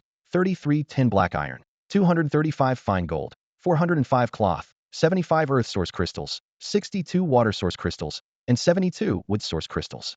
The description highlighted it as an exceptionally strong defensive armor, capable of withstanding attacks with a power level below 50 without taking damage. However, its high crafting requirements and usage conditions posed significant challenges. Taking a deep breath, Chu Xingyun clicked the crafting button. As the materials were consumed, a dazzling light flashed, and a dark golden piece of armor materialized in his hands. The weight of the armor caused him to stagger slightly, nearly losing his balance. He carefully ran his fingers over the armor, marveling at its soft yet sturdy texture. The Bear King armor was designed to be worn over his existing excellent quality snake-scale armor, providing an additional layer of protection. Chu Xingyun, ever cautious, murmured to himself, an extra layer of defense means an extra level of safety. He then examined the attributes of the Bear King armor in detail. Name: Bear King armor. Type: defensive gear. Quality: rare. Defense: extremely strong, immune to attacks with power below 50, significantly reduces damage from attacks above 50. Attributes: earth, weakening. Special effects: 1. Earth shield protection. Automatically activates when facing attacks with power above 50, effectively mitigating damage. 2. Bear King's aura. Emits an intimidating presence that instills a sense of submission in weaker opponents. 3. Earth's endurance. Allows the wearer to continuously draw upon earth elements to replenish stamina as long as they are in contact with the ground. Usage conditions: male, constitution 30, strength 30. Notes: the armor worn by the Bear King, renowned for its exceptional defensive capabilities. However, its significant weight requires the wearer to meet stringent physical standards, and it consumes considerable stamina during combat. Chu Xingyun nodded in satisfaction. Despite its drawbacks, the armor's unparalleled defensive powers would undoubtedly enhance his survivability. He could hardly wait to test out this new equipment. Looking at the impressive stats of the Bear King armor, Chu Xingyun couldn't help but grin. This rare quality armor certainly lived up to its name, boasting 3 special effects that were enough to make anyone envious. However, after the initial excitement, his smile froze. The requirements to equip the Bear King armor were rather demanding. Male, constitution 30, strength 30. Chu Xingyun muttered to himself, frowning slightly. At level 5, his strength was at 27 and constitution at 28. While these stats were already impressive compared to other mage players thanks to his unique class, which doubled his attribute gains per level, it wasn't quite enough. Reaching into his pocket, Chu Xingyun pulled out a faintly glowing strength gem. If I embed this and level up once more, I'll meet the requirements, he calculated silently. For most players, even those in warrior classes, reaching these thresholds would likely take over 10 levels. This starkly highlighted the terrifying potential of the Spirit Master, a Woniofakan class. As levels increased, the disparity between classes would only grow wider. With a sigh of regret, Chu Xingyun could only admire the armor for now. Better hurry and hit level 6, he said, glancing at his experience bar, which read 5180. After some thought, he decisively took out the beginner experience elixir he had obtained from a previous treasure chest and swallowed it in one gulp. His experience instantly jumped to 108180, leaving him just shy of level 6. Meow meow, put the Bear King armor away, Chu Xingyun instructed. Then, he turned and headed toward the bedroom, planning to craft a comfortable bed set. In his mind, he calculated the materials needed: 10 units of wood, 10 units of fabric, 10 units of rubber, 10 units of cotton, and 1 water crystal, and 1 wood crystal. With a flash of light, a sleek and expertly designed bed materialized in the bedroom. This superior quality bed was larger than a standard double bed on Earth, with a mattress that was silky smooth to the touch and perfectly balanced between softness and firmness. The neatly arranged bedding not only added to its aesthetic appeal, but also promoted deep sleep and accelerated fatigue recovery. Even more intriguingly, sleeping on this bed could slowly enhance attributes, though the effect was minimal. Curious, Meow Meow inspected the new bed cautiously. After confirming that it was sturdy and wouldn't move, its confidence grew, and it leapt onto the bed. Delighted by the exceptional comfort, it began bouncing around joyfully, thoroughly enjoying itself. Suddenly, a mischievous glint appeared in Meow Meow's eyes as it seemed to hatch a playful idea. In the next moment, to Chu Xingyun's astonishment, the luxurious bed he had painstakingly crafted vanished into thin air. Amused yet exasperated, He eventually convinced Meow Meow to return the bed from its spatial pouch by promising they could share it. As night fell, Chu Xingyun's house was still without proper lighting, except for the bathroom, which came with a basic light fixture as part of its set. He decided to treat himself to a relaxing bath before enjoying a good night's sleep. Carefully filling the bathtub with water, he tested the temperature until it was just right, then slowly eased himself in, letting the warmth envelop him. Meanwhile, Meow Meow, who had been enjoying the new bed, noticed Chu Xingyun heading into the bathroom. Driven by curiosity, it followed him and discovered him soaking in the tub with a look of pure contentment. Without hesitation, Meow Meow leapt gracefully into the water with a splash. Imitating Chu Xingyun, Meow Meow stretched out lazily, savoring the soothing warmth of the bath. Though it had previously tried showers, it quickly realized that it preferred the full-body immersion of a warm bath far more. Meow Meow's small body floated and sank in the bathtub, looking particularly adorable after its bath. Chu Xingyun gazed at the scene, silently thankful that it wasn't Era sharing the bath. After finishing the bath, he took his time appreciating the newly purchased high-quality towel, razor, and dental care kit, each item making him feel as if he were back in the comfortable life of Earth. Lying on the soft, plush bed, Chu Xingyun almost believed the events of the past 2 days were just a dream. However, the excitedly bouncing Meow Meow on the bed and the glowing system interface before him reminded him that it was all very real. He skimmed through the chat channel briefly before drifting into a deep sleep. On the morning of the 3rd day, Chu Xingyun woke up early, feeling refreshed. Over the past 2 days, he and his spirit companions had nearly cleared the area around their home, and there had been no disturbances from monsters at night. The comfortable bed had done wonders, washing away his exhaustion. Out of habit, he opened the world chat channel, where his screen was flooded with complaints and discussions. Some were grumbling about large dogs trying to tear down their wooden houses all night. Others were worrying about the imminent end of their wooden shelter's protection, and a few were boasting about their strength. Among the chatter, some information stood out. Chu Xingyun's listing of 8 silver-grade pet eggs in the auction house had garnered significant attention and envy. Finding no useful information, Chu Xingyun closed the chat interface. After washing up, he skillfully prepared breakfast. Once the meal was over, he remembered the rare mysterious fruit seeds he had obtained the previous day. He dug up some ordinary soil from the forest and planted the seeds on the right side of the yard, making sure to warn Era not to mess with them. Before setting out with his spirit team, Chu Xingyun mentally outlined his tasks for the day. Completely clear the monsters around their home, open 3 treasure chests, and take Meow Meow to the moon goddess's altar to obtain a source crystal. Tonight marked the last night of newbie protection, so he needed to eliminate all potential threats. He chose 2 new directions and sent Era and Hanhani to clear monsters separately, instructing them to return for backup if they encountered strong enemies. Chu Xingyun and Meow Meow followed behind, collecting loot and searching for treasure chests or any stragglers. Along the way, they only encountered regular monsters, which Era and Hanhani easily dispatched. Chu Xingyun stayed busy gathering experience and loot from the rear. During the journey, Chu Xingyun discovered a unique vine whose fruit could be used as a substitute for chili peppers. He carefully harvested 16 spicy vines and examined their properties. In addition, he came across 4 wooden treasure chests, but their contents were unremarkable, so he left them behind. Just when Chu Xingyun thought the day's exploration would be uneventful, Era suddenly came running back to report a powerful monster ahead. This news sparked Chu Xingyun's interest, and with renewed energy, he prepared for the new challenge. Woof! Era, the Wind Wolf King, dashed back to Chu Xingyun's side with lightning speed, urgently signaling that a powerful beast lay ahead. As a golden-grade Wind Wolf King, Era's vigilance immediately heightened Chu Xingyun's own alertness. Quickly, he gathered his team, calling in Henin as well, and under Era's guidance, the group stealthily moved into the forest near the beast's location. Chu Xingyun cautiously scanned the surroundings, wary of alarming any potential threats. He softly instructed all spirit beasts to remain hidden while he utilized his void walk ability, moving like a ghost toward the beast's position. This absolute invisibility skill was so effective that even Chu Xingyun's golden eyes could barely detect it, making it a perfect tool for reconnaissance. However, when Chu Xingyun arrived at the spot Era had described, he found nothing but empty space. Instead of acting rashly, he activated his golden eyes to conduct a thorough search. Soon, the beast that had even spooked Era came into Viwit was a plant called the fluttering wind willow, as identified by his golden eyes. This seemingly ordinary willow tree was, in fact, a hidden killer. Chu Xingyun recalled Era's earlier encounter with a demon ox beast.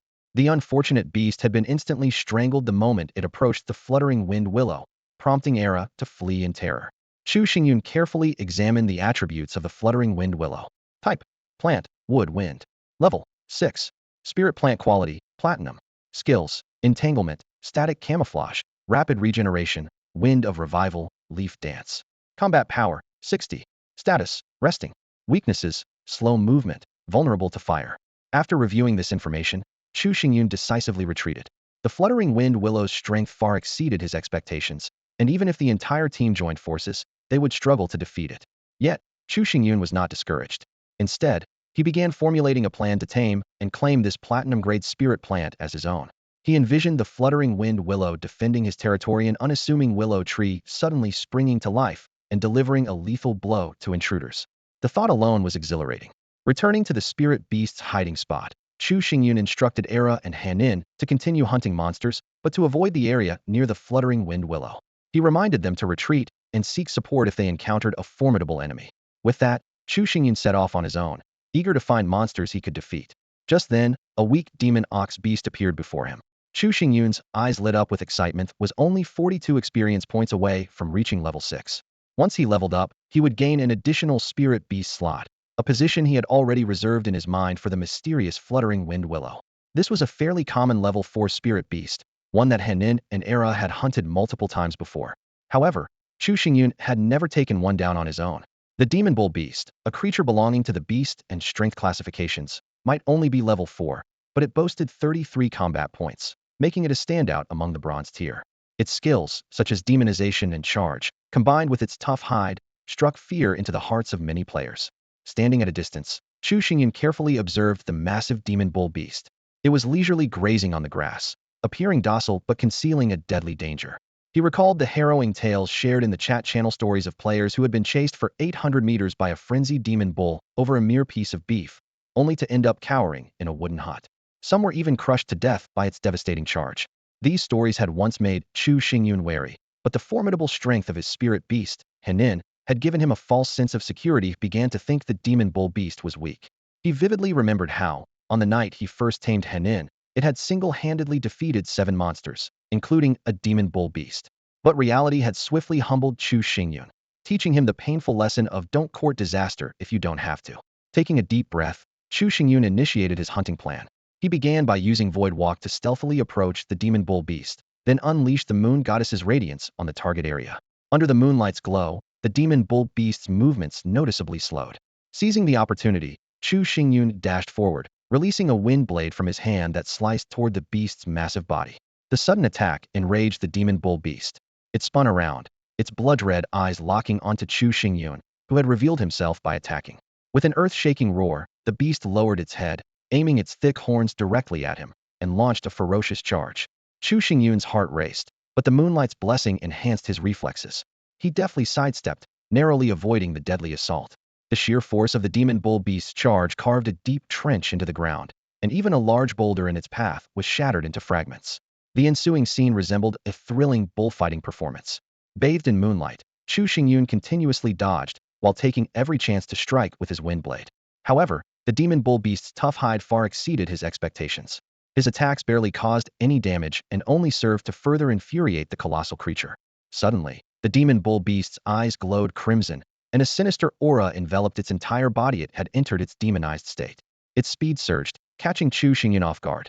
Unable to dodge in time, he was sent flying 2 meters by a heavy impact. Fortunately, Chu Xingyun's precast earth shield and his exceptional snakeskin scale armor proved crucial. Although uninjured, the collision left him shaken. It dawned on him that, despite being level 5, his combat power was only 34 points, barely above the demon bull beast's. Even with the moonlight staff and his armor, his total combat power only reached 38 points. The battle that followed was grueling. The demonized demon bull beast moved with incredible speed, completely ignoring Chu Xingyun's wind blade attacks as it relentlessly pursued him. Chu Xingyun had to focus all his energy on evasion while searching for opportunities to counterattack. The intense fight dragged on for a full 30 rounds. In the end, Chu Xingyun's persistent Hitandran tactics wore the demon bull beast down until it collapsed in exhaustion. As it fell with a thunderous crash, Chu Xingyun also dropped to the ground, utterly drained and gasping for air.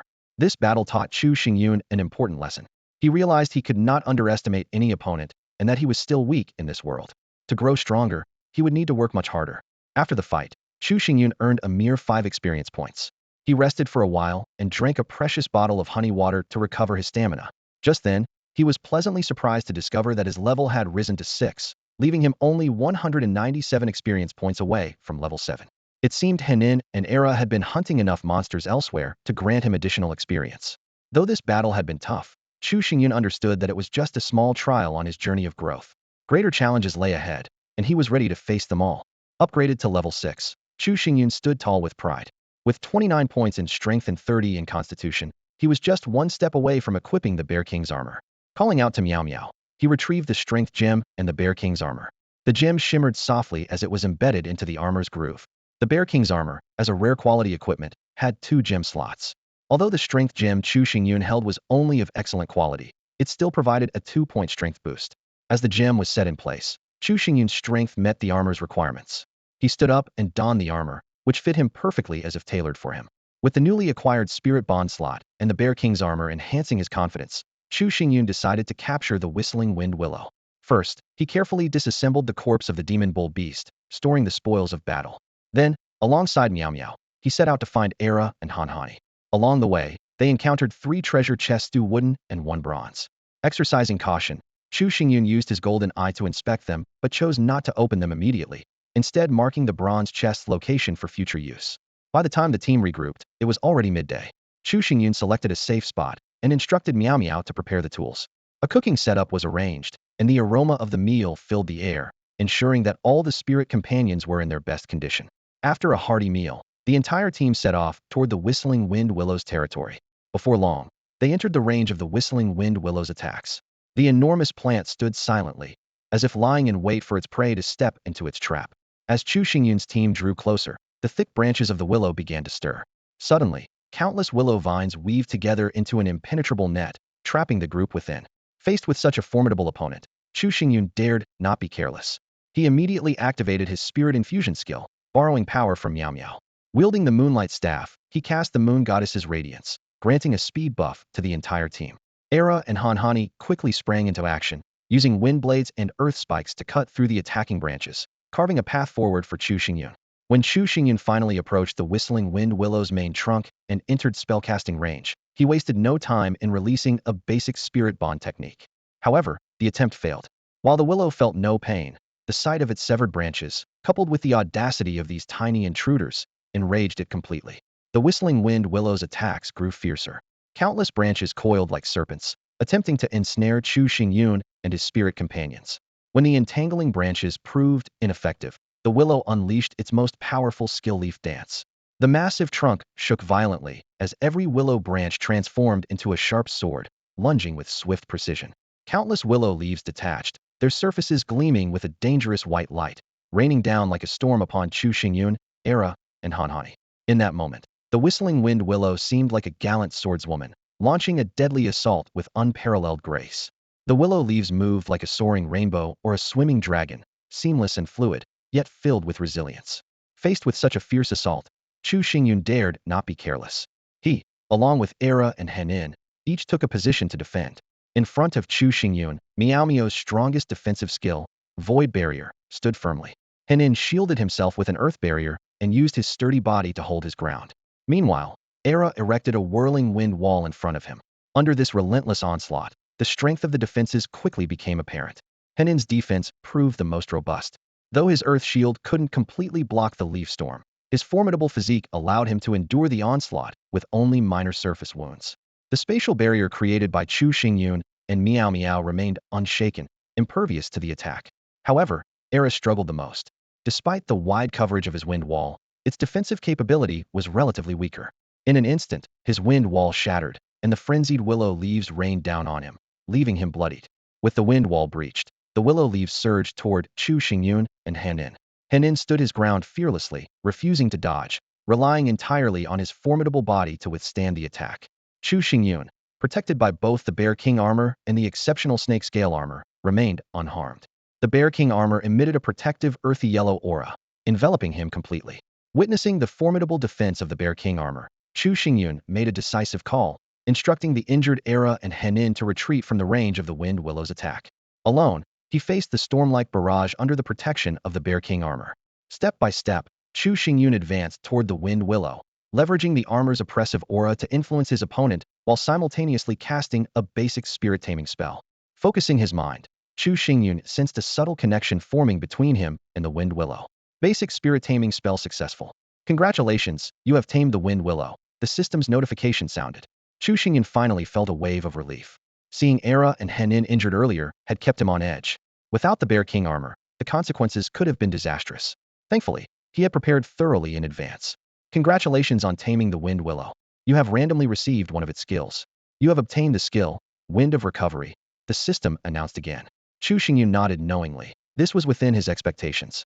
The wind willow's other skills, entanglement, static camouflage, rapid regeneration, and leaf dance, were clearly unsuitable for human use. Despite this, Chu Xingyun couldn't help but feel envious of the rapid regeneration skill. Rapid regeneration consumes a significant amount of life energy to quickly repair bodily damage. Chu Xingyun sighed inwardly. This was practically a form of immortality. Unfortunately, it was a skill exclusive to plant-based creatures, as they lacked vital weaknesses and could repair themselves as long as they had life energy. However, once their life energy was depleted, it meant death. There was no point in envying it further, so Chu Xingyun turned his attention to the skill he had acquired. Wind of Recovery, a wind-based magic imbued with blessings. Those touched by this wind can rapidly heal external injuries. Chu Xingyun nodded in approval. Having a healing skill was certainly valuable. With both Era and Henin injured, it was the perfect opportunity to test its effectiveness. Chu Xingyun immediately cast Wind of Recovery. A gentle breeze swept through, and Henin's surface wounds healed instantly. Era's injuries, though more severe, were not life-threatening but extended beyond superficial wounds. The Wind of Recovery's effect was modest on him, but it at least stopped the bleeding. After the intense battle and successive skill releases, Chu Xingyun felt his energy significantly depleted.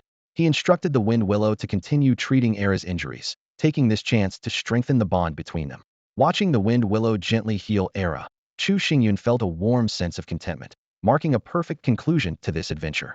After successfully taming the Wind Willow, Chu Xingyun felt a surge of joy. This battle had been far more difficult than he had anticipated. If not for mastering the spirit control technique, an almost overpowered skill, he and his team might have been left with no choice but to either flee or face certain doom. Throughout the battle, Era, Hanhani, and Chu Xingyun himself were forced into a defensive stance, barely able to approach the Wind Willow's branches. Their attacks caused negligible damage to the massive spirit plant, and once their defenses were breached, they wouldn't have lasted long. Fortunately, the successful execution of the beginner-level spirit control technique turned the tide instantly. This remarkable feat not only earned Chu Xingyun a powerful new ally, but also unexpectedly boosted the loyalty of his existing spirit companions. Era and Hanhani were stunned by their master's ability to subdue such a formidable creature, each gaining 2 points in loyalty. Meanwhile, Sangmao, feeling reassured by her master's growing strength, saw her loyalty increase by 3 points. As Chu Xingyun exited the spirit-linked state, the timid Miao Miao cautiously and nervously examined the enormous wind willow. Upon learning that the powerful spirit plant had been subdued, Miao Miao immediately clung tightly to Chu Xingyun's leg, as if she had found the most reliable source of protection. Chu Xingyun decided that the name Wind Willow was elegant enough, and, doubting his own naming skills, chose to keep the original name, sparing the Wind Willow from an unfortunate renaming. He opened the spirit control panel to carefully examine the Wind Willow's attributes. Plant type, wood element, wind element. Level, 6. Spirit plant quality, platinum. Skills, bind, static camouflage, rapid regeneration, wind of revival, leaf dance. Combat power, 60. Status, aggrieved. Loyalty, 64. Weaknesses, slow movement, vulnerable to fire. Evolution paths, 2. The wind willow moved through its intricate root system, and its size would increase as its level rose. It disliked moving and excelled in camouflage, often pretending to be a regular tree while waiting for prey to come close. Its abilities leaned more toward control and support rather than offense, which was one of the reasons Chu Xingyun was able to tame this level 6 platinum quality creature. Skimming through the evolution paths, Chu Xingyun realized that the resource requirements for a platinum quality evolution were staggeringly high. For now, he decided to set that idea aside. However, he couldn't ignore the fact that the Wind Willow's loyalty was only 64, and its status was marked as aggrieved, indicating clear dissatisfaction with its submission. To prevent the Wind Willow from potentially rebelling due to low loyalty, Chu Xingyun decided to use the precious life spring water. Carefully, he poured out 100 milliliters from his limited supply of 500 milliliters and offered it to the Wind Willow. The moment the Wind Willow saw the life spring water, it became so excited that its entire trunk began to twist, and its willow branches flailed wildly. The sudden commotion startled Era and Hanhani, who immediately activated their defensive skills, while Miao Miao leapt into Chu Xingyun's arms for protection, nearly knocking over the precious life spring water in the process. The branches of the fluttering wind willow trembled violently, its leaves rustling as if cheering with joy. Chu Xingyun understood instantly this magical plant had clearly been yearning for the life spring water for a long time. As soon as he extended his hand, the precious 100 milliliters of liquid seemed to be drawn by an invisible force, merging instantly into the trunk of the fluttering wind willow. A miracle unfolded before his eyes. The branches that had just been severed began regrowing at a speed visible to the naked eye. Fresh green leaves sprouted and unfurled in an instant, vibrant and full of life. The entire tree radiated vitality, as though it had been reborn. The system notification chimed in at just the right moment. Your spirit companion, the fluttering wind willow, greatly appreciates the life spring water gifted by its master. Loyalty 5. Chu Xingyun exhaled in relief, a sense of joy rising in his heart. The life spring water had not been wasted, and the loyalty of the fluttering wind willow had now increased to 69 points. With a bit more effort, he could ensure that this powerful companion would never betray him. Scanning his surroundings, Chu Xingyun began searching for the whereabouts of a treasure chest. He knew well that near such a high-quality, high-level creature like the fluttering wind willow, there was bound to be a treasure chest of exceptional value. Sure enough, behind the sturdy trunk of the fluttering wind willow, a faint glow caught his attention. Chu Xingyun cautiously activated his golden eye, probing carefully.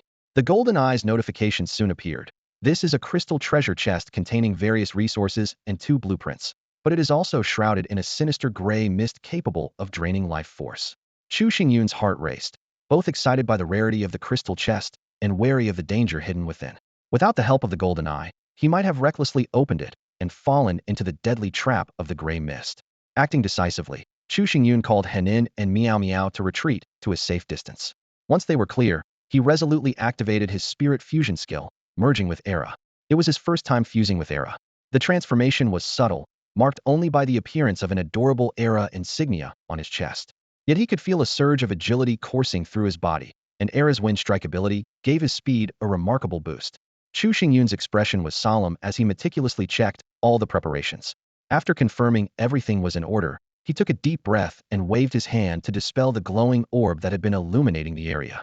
In the darkness, the crystal treasure chest emitted a faint glow, as though tempting him to open it. With great caution, Chu Xingyun opened the chest, while simultaneously activating his wind assault skill. In an instant, his figure transformed into a gust of wind, darting away from the crystal chest at top speed. As he ran, he turned back to release the wind of revival, forming a protective barrier behind him to shield against any potential gray mist. The moment Chu Xingyun distanced himself, a dense gray mist erupted from the crystal chest, rapidly spreading outward. Wherever the mist passed, grass and trees withered instantly, their vitality drained. The mist expanded to an astonishing radius of 100 meters, but Chu Xingyun had already withdrawn to a safe distance of 300 meters. Holding his breath, Chu Xingyun waited for a full 3 minutes. He cautiously probed the area with some weeds, and only after confirming the gray mist had completely dissipated did he carefully return to inspect the crystal chest. When he opened the chest, the sight before him filled him with immense joy. Inside was an array of rare materials and treasures. 10 pieces of black iron, 10 pieces of refined gold, 10 pieces of crystal, 10 pieces of azure dragon wood, 6 earth source crystals, 6 wood source crystals, 3 light source crystals, and 3 thunder source crystals. In addition, there was a high-grade experience pill, an intermediate wind skill book, a level 3 home upgrade blueprint, and a perfect quality blueprint for crafting the ring of the goddess of luck. Overwhelmed with excitement, Chu Xingyun couldn't help but burst into laughter. Ha, this is a massive haul. Without hesitation, he chose to study the blueprint for the ring of the goddess of luck. A beam of light shot out from the blueprint, merging into his body. Afterward, Chu Xingyun dismantled the now empty crystal chest, obtaining an additional piece of crystal. He chuckled at himself. Even the smallest gain counts. Besides, it's still a crystal. Although he had been in this world for less than 3 days, Chu Xingyun considered himself no stranger to extraordinary events. After all, he had already opened 2 golden treasure chests. However, this experience with the crystal chest still left him exhilarated. The sheer quantity and quality of the resources inside far surpassed those of the golden chests. The resources he had painstakingly scavenged over the past 2 days couldn't compare to this one chest's bounty. Chu Xingyun carefully examined the items he had acquired. Rare resources like black iron and refined gold were surprisingly abundant, with 10 pieces each. Materials such as crystal and azure dragon wood were completely unfamiliar to him, and he had no idea how to use them. Most thrilling of all were the 18 source crystals of various types, including thunder source crystals and light source crystals, ones he had never encountered before.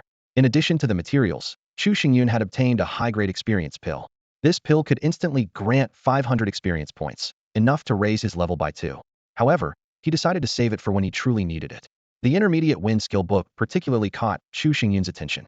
It was an item he had never come across before. Upon closer inspection, he discovered that the book could teach the art of flight.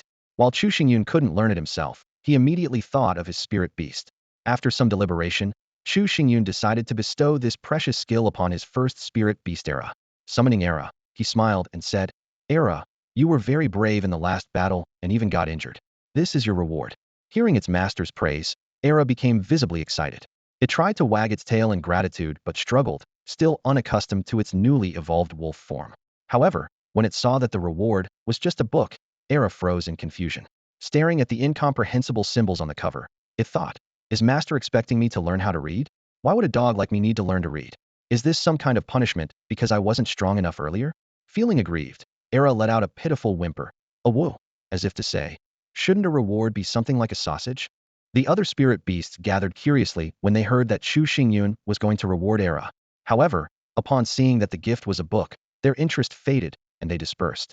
Without hesitation, Chu Xingyun used the intermediate wind elemental skill book, targeting Era. In an instant, the book in Chu Xingyun's hands transformed into countless white light particles that streamed into Era's body like flowing water. These light particles brought Era an unprecedented sensation, as if it was born to fly. Within seconds, Era had mastered the essence of the flying technique. The flying technique, an intermediate wind elemental magic, enables the user to manipulate surrounding wind elements and achieve free flight without external assistance. Era let out an excited howl. "This is my reward from Master? I can really fly now." Overjoyed, its loyalty instantly increased by 1 point, reaching an impressive 96 points. Carefully, Era began to control its body and slowly ascended into the air. At first, it appeared clumsy, wobbling in the sky like a drunkard. But within just 2 minutes, Era gradually grasped the fundamentals of flying, and its speed began to increase. Chu Xingyun and the other spirit beasts watched intently as Era soared freely through the sky, flying faster and more joyfully with each passing moment. The gentle Lu seemed indifferent, as it had little interest in leaving the ground. Dum-Dum, though preferring to stay grounded, couldn't hide the envy in its eyes. Meow Meow, however, couldn't hold back any longer. It leapt into Chu Xingyun's arms, purring and pleading. "Meow Meow Meow wants to fly too." Its eyes were filled with longing, clearly captivated by Era's newfound flying ability. Chu Xingyun, unable to resist the allure of flight, immediately had Era attach itself to him. Holding Meow Meow, he experienced the thrill of soaring through the skies. As a first-time flyer, Chu Xingyun felt both exhilarated and awkward. Just as he began to get the hang of it, the excessive energy consumption forced him to return to the ground and end the attachment. "I'll need a lot more practice," Chu Xingyun remarked, realizing the tremendous potential of mastering the flying technique in various situations. He was highly satisfied with the skill. After sipping some honey water to replenish his energy, Chu Xingyun turned his attention to his other gains. The blueprint for upgrading his home to level 3 caught his eye. It was a consumable item that, once used, would upgrade the player's home. However, the required materials were quite substantial. 2,000 wood, 4,000 stone, 400 iron blocks, 200 copper blocks, 60 silver blocks, 20 gold blocks, and 10 elemental crystals each of earth, wood, water, and fire. Upgrading the home requires an insane amount of materials. Are they turning it into a fortress? Chu Xingyun muttered to himself. Fortunately, I stocked up on a lot of basic materials earlier, but the demand for elemental crystals is way too high. Aside from wood elemental crystals, I don't have enough of the others, even after opening the crystal treasure chest. Chu Xingyun shook his head silently and decided to collect the materials gradually. For now, the level 2 home was spacious enough, and by the time he recruited more spirit beasts, he should have enough resources to upgrade to a level 3 home. Finally, Chu Xingyun turned his attention to the item he anticipated, the Masta blueprint for crafting the Goddess of Luck ring, a perfect quality item. This blueprint was undoubtedly the most exciting discovery among his rewards, and Chu Xingyun couldn't wait to examine it further. The exquisite ring of the Goddess of Luck caught Chu Xingyun's eye, boasting attributes that would make anyone envious. Black iron 3310, fine gold 2810, crystal 1110, spatial stone 01, earth source crystal 860, water source crystal 330, wood source crystal 1030. The ring's description was even more enticing. Personally crafted by the Goddess of Luck herself, not only could it store items, but it also promised to bring good fortune to its wearer. However, after reading the description, Chu Xingyun felt a pang of frustration. It was akin to spotting a graceful figure of a beautiful woman from behind on the street, only to have her turn around and reveal herself to be, well, a shocking disappointment. The ring's functions were undoubtedly remarkable: convenient storage and a boost to luck. While luck might seem intangible, anyone who has played games knows its critical importance. Unfortunately, The resources required to craft the ring were overwhelming, even more demanding than upgrading a level 3 homestead. What puzzled him the most was the mysterious spatial stone. Although only one was needed, Chu Xingyun could tell at a glance that it was a rare, high-grade material, surely difficult to obtain. As Chu Xingyun muttered to himself, the little cat, meow meow, nestled in his arms, suddenly made a noise, grabbing his attention. With a proud expression on its tiny face, meow meow arrogantly raised its paw and swiped it through the air. Clang, clang, clang. 3 massive stones appeared out of nowhere, landing at Chu Xingyun's feet. He bent down to pick them up and was astonished to discover they were precisely the spatial stones he had been longing for, and not just one, but 3 at once. The system notification chimed in right on cue. You have obtained spatial stone 3. Chu Xingyun's gaze shifted instantly, locking on to Meow Meow in his arms, his eyes brimming with undisguised excitement. Wasn't this little cat practically a living doorman? It even had its own secret stash. Who knew what other treasures might be hidden in there? Clearly, a thorough inventory check was in order. Sensing the intensity of her master's gaze, Meow Meow was utterly terrified. She quickly leaped out of his arms and darted away, keeping a safe distance. Inwardly, she thought, Master's eyes are so scary. What is he planning to do to me? I'm just a baby. Chu Xingyun had not expected the elusive space stones to fall into his hands so effortlessly. Meow Meow casually handed over 3 of them, leaving Chu Xingyun both thrilled and restless, itching to rummage through Meow Meow's spatial pouch to uncover what other treasures might be hidden inside. Unfortunately, Meow Meow was exceedingly alert. The moment it sensed Chu Xingyun's intentions, it darted away, keeping a safe distance and giving him no chance. Chu Xingyun calculated his next move in silence, deciding to bide his time and gradually earn Meow Meow's trust before seizing the opportunity to investigate further. After organizing his spoils, he began to build a fire and prepare a meal. The recent intense battle had drained him significantly, and replenishing his energy was now a top priority. He casually asked Fu Fenglu about its dietary preferences. Fu Fenglu explained that all it required was for the corpses of spirit beasts to be placed near its roots in the soil. The soil would decompose the corpses, allowing it to directly absorb the nutrients it needed. This explanation piqued Chu Xingyun's curiosity, and he grabbed a handful of soil to examine its properties. Name: rare black, calcium-rich fertile soil. Type: scarce resource. Quality: rare. Function: automatically decomposes nutrients, providing sustenance and moisture for crops while serving as a medium for root growth and stabilization, accelerating plant development. Note: adding energy-rich substances such as spirit beast corpses, wood essence crystals, or life spring water can significantly enhance plant growth rates. Chu Xingyun's eyes lit up. What appeared to be ordinary soil was, in fact, a rare treasure. Without hesitation, he instructed Fu Fenglu to use its extensive roots to dig up all the rare black, calcium-rich soil. Then, he had Meow Meow store it in the spatial pouch. By now, it was already afternoon. They had only opened one treasure chest today and had yet to visit the moon goddess altar. Chu Xingyun decided to split up. Erha would escort the slow-moving Fu Fenglu back home. Han Han would focus on hunting and leveling up, while Chu Xingyun and Meow Meow would head toward the moon goddess altar. They had not traveled far when Han Han's level-up notification chimed. Chu Xingyun checked the updated stats. Gray Bear King attributes. Beast type, Earth type. Level, 5. Spirit Beast quality, Gold. Skills: Earth Spike, Earth Shield, Gravitational Field, Bear King, Intimidation. Combat Power, 53. Status: Hunting. Loyalty, 78. Weakness: Poor Eyesight, Gluttony. Evolution Paths, 2. Chu Xingyun nodded in approval. As the primary battle companion, Han Han's performance was commendable. At level 5, it already boasted 53 combat power, and its loyalty had increased significantly. Chu Xingyun and Meow Meow continued their journey without encountering any formidable foes. When they reached the riverbank where Chu Xingyun had first met Meow Meow, they came across a Zhuluo beast drinking from the water. This time, Chu Xingyun didn't bother with finesse and overpowered it with sheer force. After dismembering the Zhuluo beast's corpse, Chu Xingyun began fishing by the river. Equipped with a high-quality fishing rod and excellent bait, his efforts quickly paid off. In no time, he had caught 3 large fish. Each time a fish was reeled in, Meow Meow would meow excitedly, its eyes sparkling with delight. Seizing the moment, Chu Xingyun started to train Meow Meow, explaining that catching fish was easy and urging it not to ask for fish at the moon goddess altar later.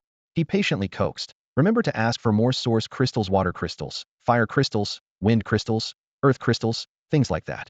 To further entice Meow Meow, Chu Xingyun promised that if it managed to obtain even 1 source crystal, he would catch 5 more fish for it, and even prepare grilled fish and fish soup as a reward.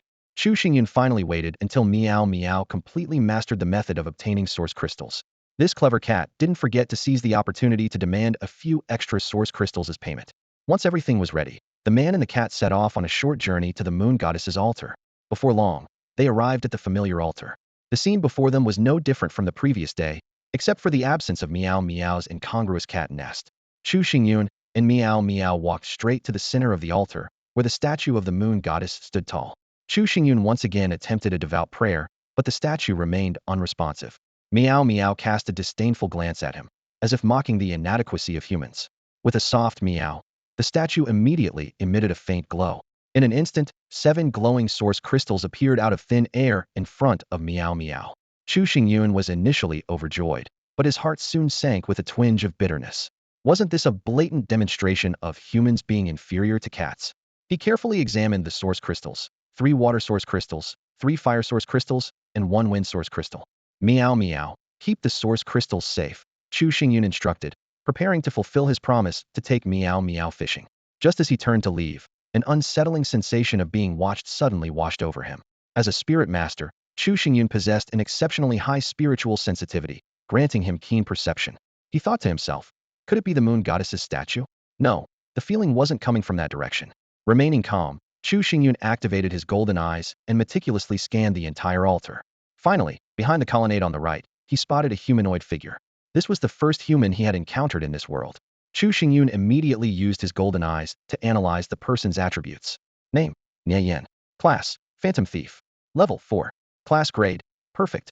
Skills: Stealth, Poison Crafting, Phantom Stab, Phantom Double Slash, Phantom Step, Phantom Instant Kill.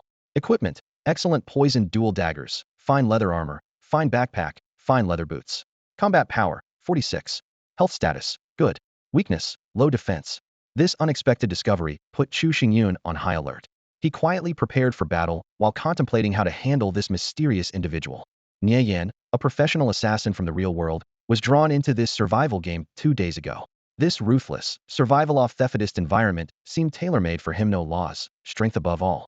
The key to survival was growing stronger, and that aligned perfectly with his instincts. Luck favored this killer. Upon entering the game, he drew the perfect class profession of Phantom Thief, complete with 5 powerful skills: Stealth, Phantom Stab, Phantom Double Slash, Phantom Step, and Phantom Instant Kill. These skills spanned concealment, attack, speed enhancement, and finishing moves, a flawless setup for an assassin. Using his profession's advantages and extensive combat experience, Nie Yan quickly adapted to this new world. Over the past 2 days, he had barely slept, relentlessly hunting monsters to level up. Along the way, he opened multiple treasure chests, acquiring a set of fitting equipment, and even taught himself poison crafting, adding a lethal edge to his future battles.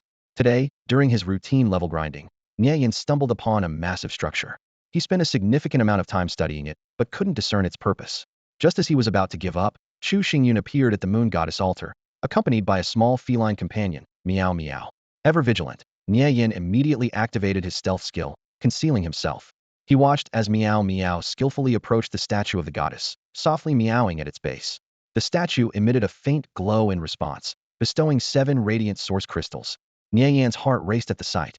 He knew all too well the immense value of source crystal. She had opened 6 treasure chests to acquire just 10 of them, all of which he used to craft equipment. Yet, years of assassin training allowed him to suppress his excitement, maintaining steady breathing and perfectly hiding his presence. Nie Yan patiently waited, searching for the perfect moment to strike. However, this time, he underestimated his opponents. Chu Xingyun's golden eye easily pierced through his stealth, even revealing Nie Yan's attributes: a perfect class profession, 6 skills, and 46 combat power. Such strength made even Chu Xingyun silently marvel. Although Chu Xingyun didn't know Nie Yan's intentions, he was certain that someone hiding in stealth wasn't there with good intentions. Outwardly calm, he led Meow Meow to a nearby river to fish, all the while staying on high alert. With the aid of his golden eye, he noticed that Nie Yan had set up 4 nearly flawless traps around the large tree, clearly skills Nie Yan had mastered before entering the game. Chu Xingyun refrained from acting rashly and continued fishing. He needed to catch 35 large fish for Meow Meow in exchange for those 7 source crystals. Thanks to his high-quality fishing gear, the task was completed in less than an hour. The entire time, Nie Yan stayed hidden, observing and waiting for an opportunity to strike. He coveted Meow Meow's portable storage ability, but couldn't find the right moment to make a move. When the fishing was done, Chu Xingyun stood and scanned the surroundings once more with his golden eye. He spotted Nie Yan still hiding behind the tree and thought, still here? Seems like he has his sights set on me. Without further hesitation, Chu Xingyun unleashed a sharp wind blade directly at the tree where Nie Yan was concealed. Nie Yin instantly realized his disguise had been seen through the moment Chu Xingyun made his move. As the king of assassins, his exceptional psychological resilience and adaptability allowed him to react immediately and appropriately. Activating phantom steps, he boosted his speed and reaction ability by 50 in an instant, narrowly dodging Chu Xingyun's wind blade and quickly closing the distance between them. Without hesitation, he unleashed a phantom stab aimed directly at Chu Xingyun's neck. Although Chu Xingyun had been on guard, he still underestimated Nie Yan's speed. It was astonishingly fast, far beyond Chu Xingyun's expectations, leaving him no time to react. What made matters worse for Chu Xingyun was his complete lack of experience in combat.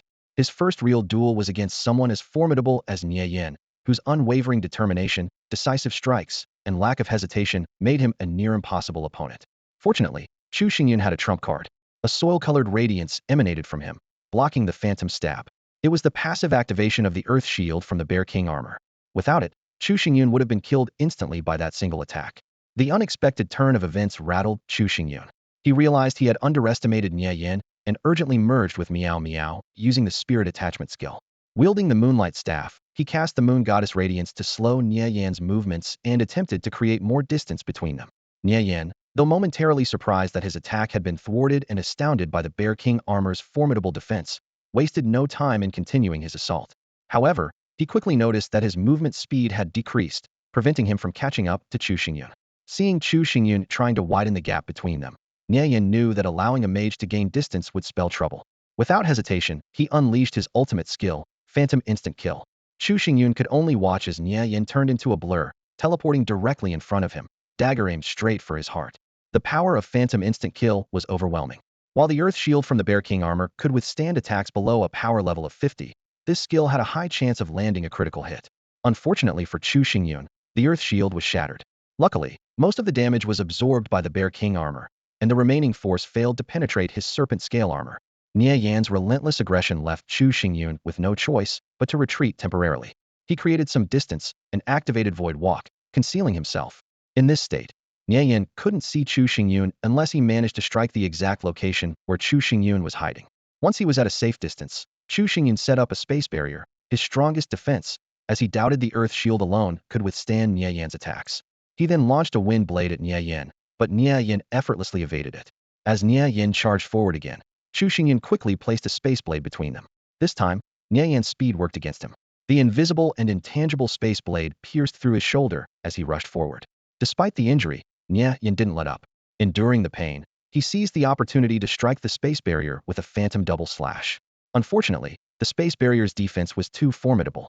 Even though Chu Xingyun lacked combat skills, the barrier rendered the king of assassins powerless. Realizing the situation was hopeless, Nie Yan decided to retreat.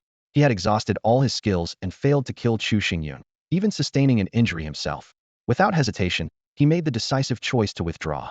Seeing Nie Yan flee, Chu Xingyun breathed a sigh of relief as the tension in his body dissipated instantly. The battle just now had been as nerve-wracking as walking a tightrope. Nie Yan's dagger had grazed his throat several times, leaving a chilling sensation. Chu Xingyun refrained from pursuing recklessly, knowing that without Era's assistance, he would be at a disadvantage in speed. Moreover, the retreat path chosen by Nie Yan might conceal hidden dangers. Cautiously concealing his presence, Chu Xingyun scanned his surroundings with sharp eyes. Only after confirming that Nie Yan had indeed left did he emerge from his void-walking state, simultaneously deactivating Miao Miao's spiritual possession. This narrow victory felt like a wake-up call, making Chu Xingyun realize that he had been overly reliant on the defensive power of the Bear King armor and had underestimated Nie Yan's capabilities.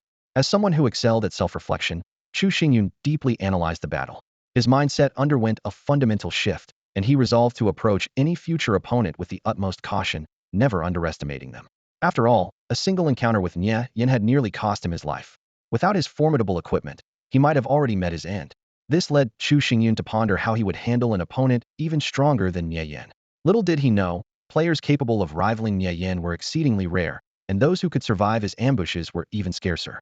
After all, during Earth's era, Nie Yan had already earned the fearsome title of King of Assassins. Realizing that it was unwise to linger, Chu Xingyun quickly drank some honey water to replenish his energy before setting out with Miao Miao to reunite with Han Han. With Han Han by his side, he always felt a sense of reassurance. Reflecting on the time he had wasted fishing earlier, Chu Xingyun made some mental calculations. He had only opened one crystal chest today, leaving 2 more opportunities. He remembered that there was a copper chest along the way to find Han Han. so he decided to open it en route. This time, Chu Xingyun was particularly vigilant as he traveled, frequently using his golden eyes to scan his surroundings. Fortunately, the journey was uneventful. Upon reaching the copper chest, Chu Xingyun opened it swiftly. The items he obtained included 10 iron ingots, 5 copper ingots, 3 bottles of cola, a blueprint for crafting a high-quality lumberjack's axe, and a blueprint for crafting a superior lighting lamp. Compared to the crystal chest, these resources felt somewhat underwhelming. However, the superior lighting lamp blueprint was a decent find, and the 3 bottles of cola could improve his quality of life. When the system prompted him to learn the 2 blueprints, Chu Xingyun didn't hesitate to accept. The blueprints transformed into beams of light and merged with his body. He then dismantled the copper chest, obtaining 1 additional copper ingot. After tidying up, Chu Xingyun finally reunited with Han Han and began organizing Han Han's spoils of war. As they passed through a dense forest, the sound of axes chopping wood echoed from within the woods, immediately catching Chu Xingyun's attention. Chu Xingyun gestured for Henin to tread lightly, while he himself utilized Void Walk to silently advance toward the sound of chopping wood. Before long, through the gaps in the dense forest, he could vaguely make out 3 figures busily at work. Humans again? Chu Xingyun muttered to himself. I've encountered more people in the past 2 days than in the previous days combined. That Yin earlier nearly cost me my life, and now there are 3 more. What should I do this time? He cautiously activated his golden eye to carefully examine the attributes of the trio. The attribute interface displayed. Barbarians. Attribute, strength-based. Level, 8. Quality, bronze. Skills, frenzy, dual axe mastery. Combat power, 46. State, logging, complaining. Weaknesses, easily angered, loses rationality and frenzy, may attack their own allies. Chu Xingyun let out a sigh of relief. These were 3 natives, not players. Although each barbarian's combat power was comparable to that of Yin, their skills were not as overpowered. Otherwise, Chu Xingyun would have no choice but to turn around and flee. He silently analyzed the barbarian's skills. Frenzy. Barbarians enter a frenzied state, increasing movement speed, and attack power. Dual axe mastery. When wielding dual axes, their combat effectiveness is enhanced, and their strikes become devastatingly powerful. Just as Chu Xingyun hesitated over whether to make a move, a silver treasure chest suddenly appeared in his field of vision. He had planned to settle for an ordinary copper chest today, but now that a silver chest had appeared, there was no way he could pass it up. He quickly compared their combat power. Henin, at level 5, had 53 combat points. Combining his own strength with Meow Meow's, they could barely reach around 50. Facing 3 barbarians with 46 combat power, each shouldn't be too much of an issue. Chu Xingyun estimated that these 3 barbarians likely couldn't even handle Henin alone. Henin, go! Chu Xingyun commanded. The battle erupted instantly.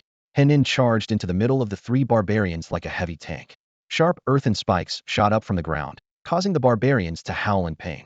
The barbarians, however, were not to be outdone. Their dual axes swung with fierce momentum, landing heavy blows on Henin's earthen shield. Bang! Bang! Bang! Bang! Bang! Bang! After 6 consecutive powerful strikes, Henin's earthen shield was on the verge of shattering. At the critical moment, Chu Xingyun decisively activated Mao's strongest defensive ability, spatial barrier, successfully stabilizing the crumbling shield. Just as Chu Xingyun breathed a sigh of relief, fate seemed to want to teach him a lesson about underestimating his opponents. From the depths of the forest emerged a much stronger barbarian, charging toward the battlefield while shouting something angrily, seemingly questioning his companions. Damn, there's another one. Chu Xingyun's heart tightened. If one more shows up, we might really have to retreat.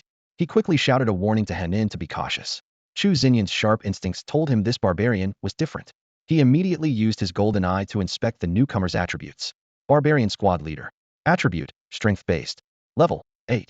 Quality, silver. Skills, berserk, dual axe mastery. Combat power, 51. State, enraged. Weaknesses, easily angered. Enters a weakened state after berserk mode. Berserk, the squad leader enters a frenzied state but maintains rationality, with increased movement speed, and attack power. Clearly, this was a much stronger opponent. Without hesitation, Chu Xingyun made a decision and shouted to Henin. Henin, hold your ground. Finish off those 3 barbarians as quickly as possible. He'll intercept the squad leader. Han Han unleashed its full power, combining the gravitational field with the Bear King's intimidation, quickly gaining the upper hand. Chu Xingyun decided to hold off the barbarian squad leader. He first used the moon goddess's radiance to slow the leader's movements, followed by a relentless barrage of wind blades and spatial blades. Skillfully, he laid spatial blades along the leader's path and used wind blades to force any deviation back on track. At first, the barbarian squad leader attempted to dodge the attacks, but soon realized it was futile. He activated berserk mode and charged at Chu Xingyun at full speed. However, Chu Xingyun was as agile as a kite, always maintaining a safe distance. Each time the enemy drew close, he would vanish using Void Walk. The barbarians' weakness was their short temper. After being toyed with for so long, the squad leader was consumed with rage. Though he retained some semblance of rationality, his ability to strategize was completely gone, leaving him blindly pursuing Chu Xingyun. Meanwhile, Han Han was dominating its own battle. The three barbarians were no match for it, and resorted to activating their frenzy mode. This only turned the fight into a chaotic brawl, one bear against three frenzied opponents. It didn't take long for Han Han to finish off all three barbarians, sustaining only minor axe wounds. On Chu Xingyun's side, the fight was nearing its conclusion. The barbarian leader's berserk mode ended, leaving him in a weakened state. Unaccustomed to killing humanoid creatures, Chu Xingyun left the final blow to Han Han, while he stood back and cast the wind of revival. Within less than a minute, the weakened barbarian leader fell under Han Han's mighty bear paw. A system notification sounded. You gained 100 experience points. Your spirit beast Han Han gained 120 experience points. Battling monsters above their level indeed yielded rich rewards. Chu Xingyun was now at level 6, just 200 experience points away from level 7. These four barbarians had provided half of what he needed. Unfortunately, since he and Han Han had just leveled up, the experience bar had risen significantly, but wasn't enough to break through again. With the battle over, Chu Xingyun decided to rest for a moment, organize the spoils, and open the treasure chest. Out of curiosity, he first chose to inspect the corpses. After some internal deliberation, he decided to disassemble one of the barbarian corpses. The system notification read, you obtained barbarian meat 20, bones 5, blood 5, skin 1. Upon checking the properties, Chu Xingyun found that these items lacked any special effects and didn't seem particularly appetizing. A quick glance at the trading market revealed that meat had lost its value. Most people were busy adapting to this world and engaged in battles, making meat a mere basic survival resource. Resolutely, he disassembled the remaining corpses and sold them back to the system at the lowest price, earning only a few copper coins. Though the profit was minimal, at least it spared him the gory sight. Chu Xingyun couldn't help but complain that these barbarians didn't even have beast cores, rendering them utterly worthless. The tattered clothes left on the ground were discarded, while the two decent battle axes each barbarian carried in total had mediocre attributes and were likely not worth much. For now, they were stored with Meow Meow. What surprised Chu Xingyun was the barbarian leader's corpse. Besides the unusable clothing, it contained a fire source crystal and a map. It seemed that intelligent creatures understood the value of source crystals, knowing how to use and preserve them. The three ordinary barbarians, on the other hand, were likely too poor to possess any. Chu Xingyun put away the fire source crystal and began carefully studying the map in his hands. This was the first map he had obtained since arriving in this unfamiliar world. Although he couldn't understand the words on it, most of the content was illustrated, making it easy for him to grasp its meaning. The map only covered the nearby area and wasn't very large, but it far exceeded the range Chu Xingyun had explored so far. It detailed the distribution of monsters, locations of ores, and areas rich in special wood resources. Chu Xingyun discovered that the spot he was in was precisely a special wood resource site, which explained why those barbarians had come here to chop wood. Not far from his location, the map marked a settlement, likely the origin of those barbarians. This realization made Chu Xingyun tense up. After all, he had just killed a few villagers. If they organized a group to seek revenge, the consequences could be dire. Who knows how many people might be in a settlement? Chu Xingyun murmured to himself. Looks like I need to strengthen myself quickly, or am done for. The map also highlighted several forbidden zones. Some of these zones were marked with clear illustrations of massive creatures, clearly warning that these areas were dominated by powerful beings. The more Chu Xingyun examined the map, the more satisfied he became. With this map, finding resources, hunting monsters to level up, or avoiding dangerous areas had all become much easier. After storing the map, Chu Xingyun turned to inspect the wood around him. A neatly stacked pile of wood lay on the ground, clearly the result of a hard day's work by those barbarians. His gaze inadvertently fell on Han Han, who was resting nearby. Suddenly, he remembered an animated show from Earth and couldn't help but smile. If Han Han could talk, I'd definitely teach him to say something in a northeastern dialect, like, I want honey. Chu Xingyun chuckled to himself as he imagined the scene, while Han Han, noticing his unusual behavior, looked at him with a hint of unease in its eyes. Picking up a unit of wood, Chu Xingyun carefully examined its properties. Name, rosewood. Type, excellent resource. Quality, excellent. Function, can be used for crafting equipment, furniture, etc. Notes, superior material with a faint, pleasant fragrance. Easy to carve, resistant to discoloration, and suitable for making pendants, home furniture, and similar items. Not bad, just an upgraded version of regular wood. Chu Xingyun nodded in satisfaction. Using this for crafting furniture will definitely be a step up. He instructed Meow Meow to store all the wood, which totaled 266 units of rosewood. Next came the moment to open the last treasure chest of the day. Having previously confirmed its safety with his golden eyes, Chu Xingyun opened the chest directly. A series of items appeared before him.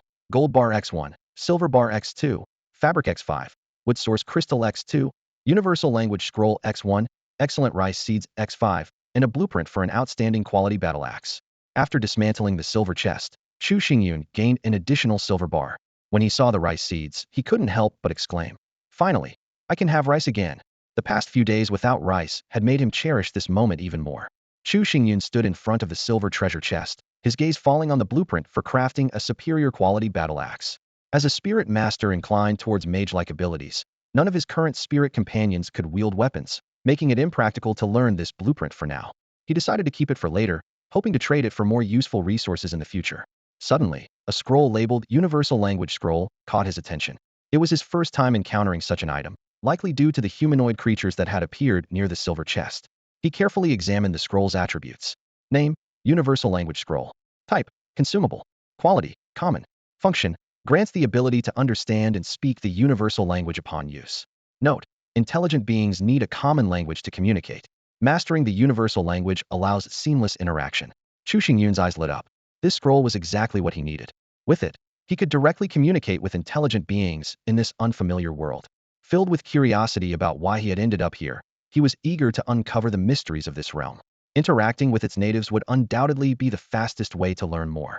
Learning a language wasn't considered learning a skill, so it wasn't restricted by the limitations of his spirit master profession, which prevented him from directly acquiring most skills. Without hesitation, Chu Xingyun chose to use the scroll, aligning it with himself. In the next moment, the universal language scroll dissolved into streams of white light that flowed into his body like a river. Instantly, he felt as though he had always known this language, effortlessly fluent. Next, Chu Xingyun examined the attributes of the rice seeds. Name, superior rice seeds. Type, consumable. Quality, superior. Function, can be consumed or cultivated to grow rice. Note, superior grade seeds have an extremely high survival rate and a short growth cycle, maturing in just 30 days. Chu Xingyun marveled at the discovery. The rice here grew 3 to 4 times faster than on Earth. This was undoubtedly good news, as it meant he could enjoy fragrant, freshly cooked rice much sooner. He planned to plant the seeds in the rare black calcium-rich soil he had, believing it would accelerate their growth even further. It was a pity that he had so little of the life spring water. Otherwise, a single watering might have made the rice mature instantly. After organizing his findings, the sky had grown dark.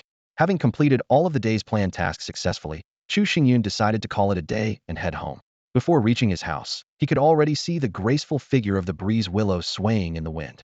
Its long, drooping branches danced like a maiden's flowing hair, joyfully illuminated by the setting sun. This picturesque scene added a poetic touch to his modest home, filling him with a deep sense of contentment and belonging. As an orphan, Chu Xingyun had always believed that home was wherever he was. However, being abruptly transported to this unfamiliar world, he couldn't help but feel a lack of belonging. Now, though, he had a spacious house of his own and a few trustworthy spirit companions. This place had become a warm and reassuring home for him. At that moment, Chu Xingyun fully embraced this world not just out of necessity for survival, but wholeheartedly, as his new homeland. Back at home, Chu Xingyun had Meow Meow bring out the day's harvest for sorting and organizing. He handed the rare black calcium-rich soil to Breeze Willow for processing, keeping a small portion for himself to replace the ordinary soil he had previously used to grow a rare mysterious fruit on the right side of the yard. Carefully, he planted the rare mysterious fruit and the superior rice seeds in the rare black calcium-rich soil, hoping they would thrive. As for the rosewood, he stored it securely in the excellent grade backpack on the left side of the yard. After finishing the tasks, Chu Xingyun began preparing dinner, looking forward to spending another cozy evening in his new home. As night fell, Chu Xingyun returned home to find a sumptuous dinner already prepared. The aroma of roasted fish filled the air, the sizzling sound of grilled meat was constant, and a pot of fish soup was steaming hot. It had been a productive day, had even gathered some fiery vine that could substitute for chili peppers. Paired with the fizzy drink he had found in a bronze chest, this dinner was nothing short of perfect. However, as Chu Xingyun sat down to enjoy his meal, he suddenly realized something was missing. The lighting was inadequate. The sun had long set, leaving the room in near darkness. For the past 2 days, he had endured this inconvenience, but today was different. Earlier in the day, he had acquired a blueprint for crafting a high-quality lighting device, and now was the perfect time to put it to use. Chu Xingyun quickly opened the crafting interface to check the required materials. iron 13242, copper 6192, silver 2182, crystal 111, and fire essence crystal 111. He silently rejoiced that he had just enough materials, ensuring it wouldn't interfere with crafting the perfect quality goddess of luck ring or upgrading his level 3 homestead. If not for this fortunate balance, he might have hesitated to use the precious crystals for mere lighting. As he assembled the lighting device, Chu Xingyun couldn't help but marvel at the wonders of this world. Despite the absence of electricity, it was possible to create such an efficient lighting tool. There was no need for a massive power grid, just a small fire essence crystal was enough to make it work. Then again, after experiencing the extraordinary phenomenon of transmigration, he had grown accustomed to surprises. With a soft click, the high-quality lighting device was completed. A spherical light appeared in Chu Xingyun's hand, and he carefully examined its attributes. Name: high-quality lighting device. Type: everyday tool. Quality: high. Its function was illumination, with a note indicating that brightness could be freely adjusted. It consumed one fire essence crystal for every 240 hours of operation, requiring additional crystals once the energy was depleted. This fire essence crystal is way more impressive than batteries, Chu Xingyun couldn't help but remark. He casually switched on the light, adjusted the brightness to a comfortable level, and resumed his dinner. The sudden brightness in the yard caught the attention of the spirit beasts, especially Meow Meow. Curious, the little creature approached the light, tilting its head back and forth as it examined the new object. Tentatively, it touched the device with its paw, and upon discovering it wasn't hot, it grabbed the light and started playing with it like a ball of yarn, leaving Chu Xingyun slightly dizzy from the movement. In the end, he had to resort to his ultimate weapon: roasted fish dough, lure Meow Meow away and restore peace. After dinner, Chu Xingyun began browsing the chat channels and the trading market, keeping an eye on discussions and searching for useful information to better understand the market. He even indulged himself by trading a gold ingot for a bunch of grapes, savoring the sweet fruit as he continued to scroll through the messages. The world chat channel was bustling with activity. I found a basic warrior skill book for shield bash from a chest today. I'm a Magianyon, want to trade skills. I got a blueprint for crafting an excellent quality longbow. Any archers need a weapon? Only charging one gold ingot as a crafting fee. Looking to buy a high-end dagger for my rogue build. Price negotiable, PM me. Mages feel a bit underwhelming in the early stages. Not enough skills. That's because you chose a basic mage class. I went for the rare frost mage. I can just stand and cast, no need to move while killing monsters. Jealous of the frost mage. I'm a warrior, and I have to risk my life with every monster. What level are the pros now? I've been grinding non-stop and just hit level 3. I'm a berserker with a rare class. Killing monsters is like cutting through butter. I'm already level 4. Didn't you know you can get experience potions from chests? As Chu Xingyun browsed these messages, he pondered his own path forward. The night deepened, but with the new lighting device, he could continue exploring the countless mysteries of this fascinating world. Chu Xingyun stared at the screen in front of him as information flooded the survival forum like a tidal wave. One particular post caught his attention: Dan Jing's heroic solo kill of the demon bull beast. However, another comment quickly countered. That wasn't her solo kill. It was clearly Chu Boss's flame serpent pet that played the crucial role. The forum buzzed with heated discussions, with topics shifting rapidly. Someone mentioned that Chu Boss still had 8 pet eggs up for auction, and the bidding was about to end. This sparked a flurry of chatter, some regretting they had missed earlier low prices, while others eagerly prepared to participate in the auction. Suddenly, the conversation took a turn as someone brought up Mist Song Jingmon's photo book. Before the topic could gain traction, a panicked voice interrupted. There's a wolf outside my cabin. What should I do? Others quickly chimed in with advice, with one user even recommending a detailed wilderness survival guide. The chat continued to spiral in various directions, with some people reminiscing about the comforts of the real world, from their favorite sodas to gaming. One person even lamented the discomfort of going 3 days without a cigarette. Chu Xingyun was so engrossed in reading that he didn't realize an hour had already passed. He had to admit to himself that most of that time was spent admiring the photo collections. Snapping back to reality, he realized the 3-day newbie protection period was about to end, and he urgently needed to upgrade his base to level 3. He carefully reviewed the materials required for the upgrade: blueprints, a large amount of basic resources, and various elemental crystals. After quickly checking his inventory, Chu Xingyun confirmed that he had enough basic resources but was still short of 6 elemental crystals, specifically for water crystals and 2 earth crystals. Time was running out, and Chu Xingyun knew he had to act immediately. His gaze swept across the screen again as he strategized on how to gather the rare resources in such a short time. Night was falling, and new challenges were on the horizon. He had to be fully prepared for what lay ahead. Chu Xingyun focused intently on the trading zone's market trends, his brows slightly furrowed. Ordinary meat had become a thing of the past, and the rarity of source crystals was now universally acknowledged. He calculated silently acquiring source crystals would require offering something of greater value. Quickly reviewing his inventory in his mind, Chu Xingyun devised a plan. 8 fiery sun snake eggs were up for auction and would surely double in value by tomorrow, so they were not to be touched unless absolutely necessary. The 400 milliliters of life spring water and the fiery sun snake gallbladder were treasures he was reluctant to part with. However, the 2 fiery sun snake venom fangs might be worth considering for conversion into resources. Suddenly, he remembered he still had a blueprint for crafting a battle axe of exceptional quality. His gaze swept back to the trading zone, where equipment was undoubtedly the hottest commodity. Rare quality gear was out of the question for now. Even if he listed it, few could afford it. After contemplating for a moment, Chu Xingyun concluded that the most in-demand equipment at the moment would likely be of excellent or exceptional quality. Auctioning the blueprint directly would be akin to killing the goose that lays the golden eggs. It wasn't the right time, and the price wouldn't be satisfactory. If he crafted the item into a finished product, however, he risked it not selling quickly. On the market, weapons of excellent quality made up the majority, while those of exceptional quality were rare. While there were certainly individuals capable of crafting high-end weapons, they were unlikely to sell them. Such weapons were strategic resources, allowing their owners to gain an early advantage and stand out from others. Moreover, blueprints of high quality often required a plethora of materials that others might not have the capacity to spare for resale. In the chat channels, there were many offering crafting services, charging a fee for labor while buyers provided the materials. After careful consideration, Chu Xingyun decided to test the market first. He took out the 8 excellent quality battle axes obtained earlier from defeating barbarians and listed them for trade in exchange for rare materials.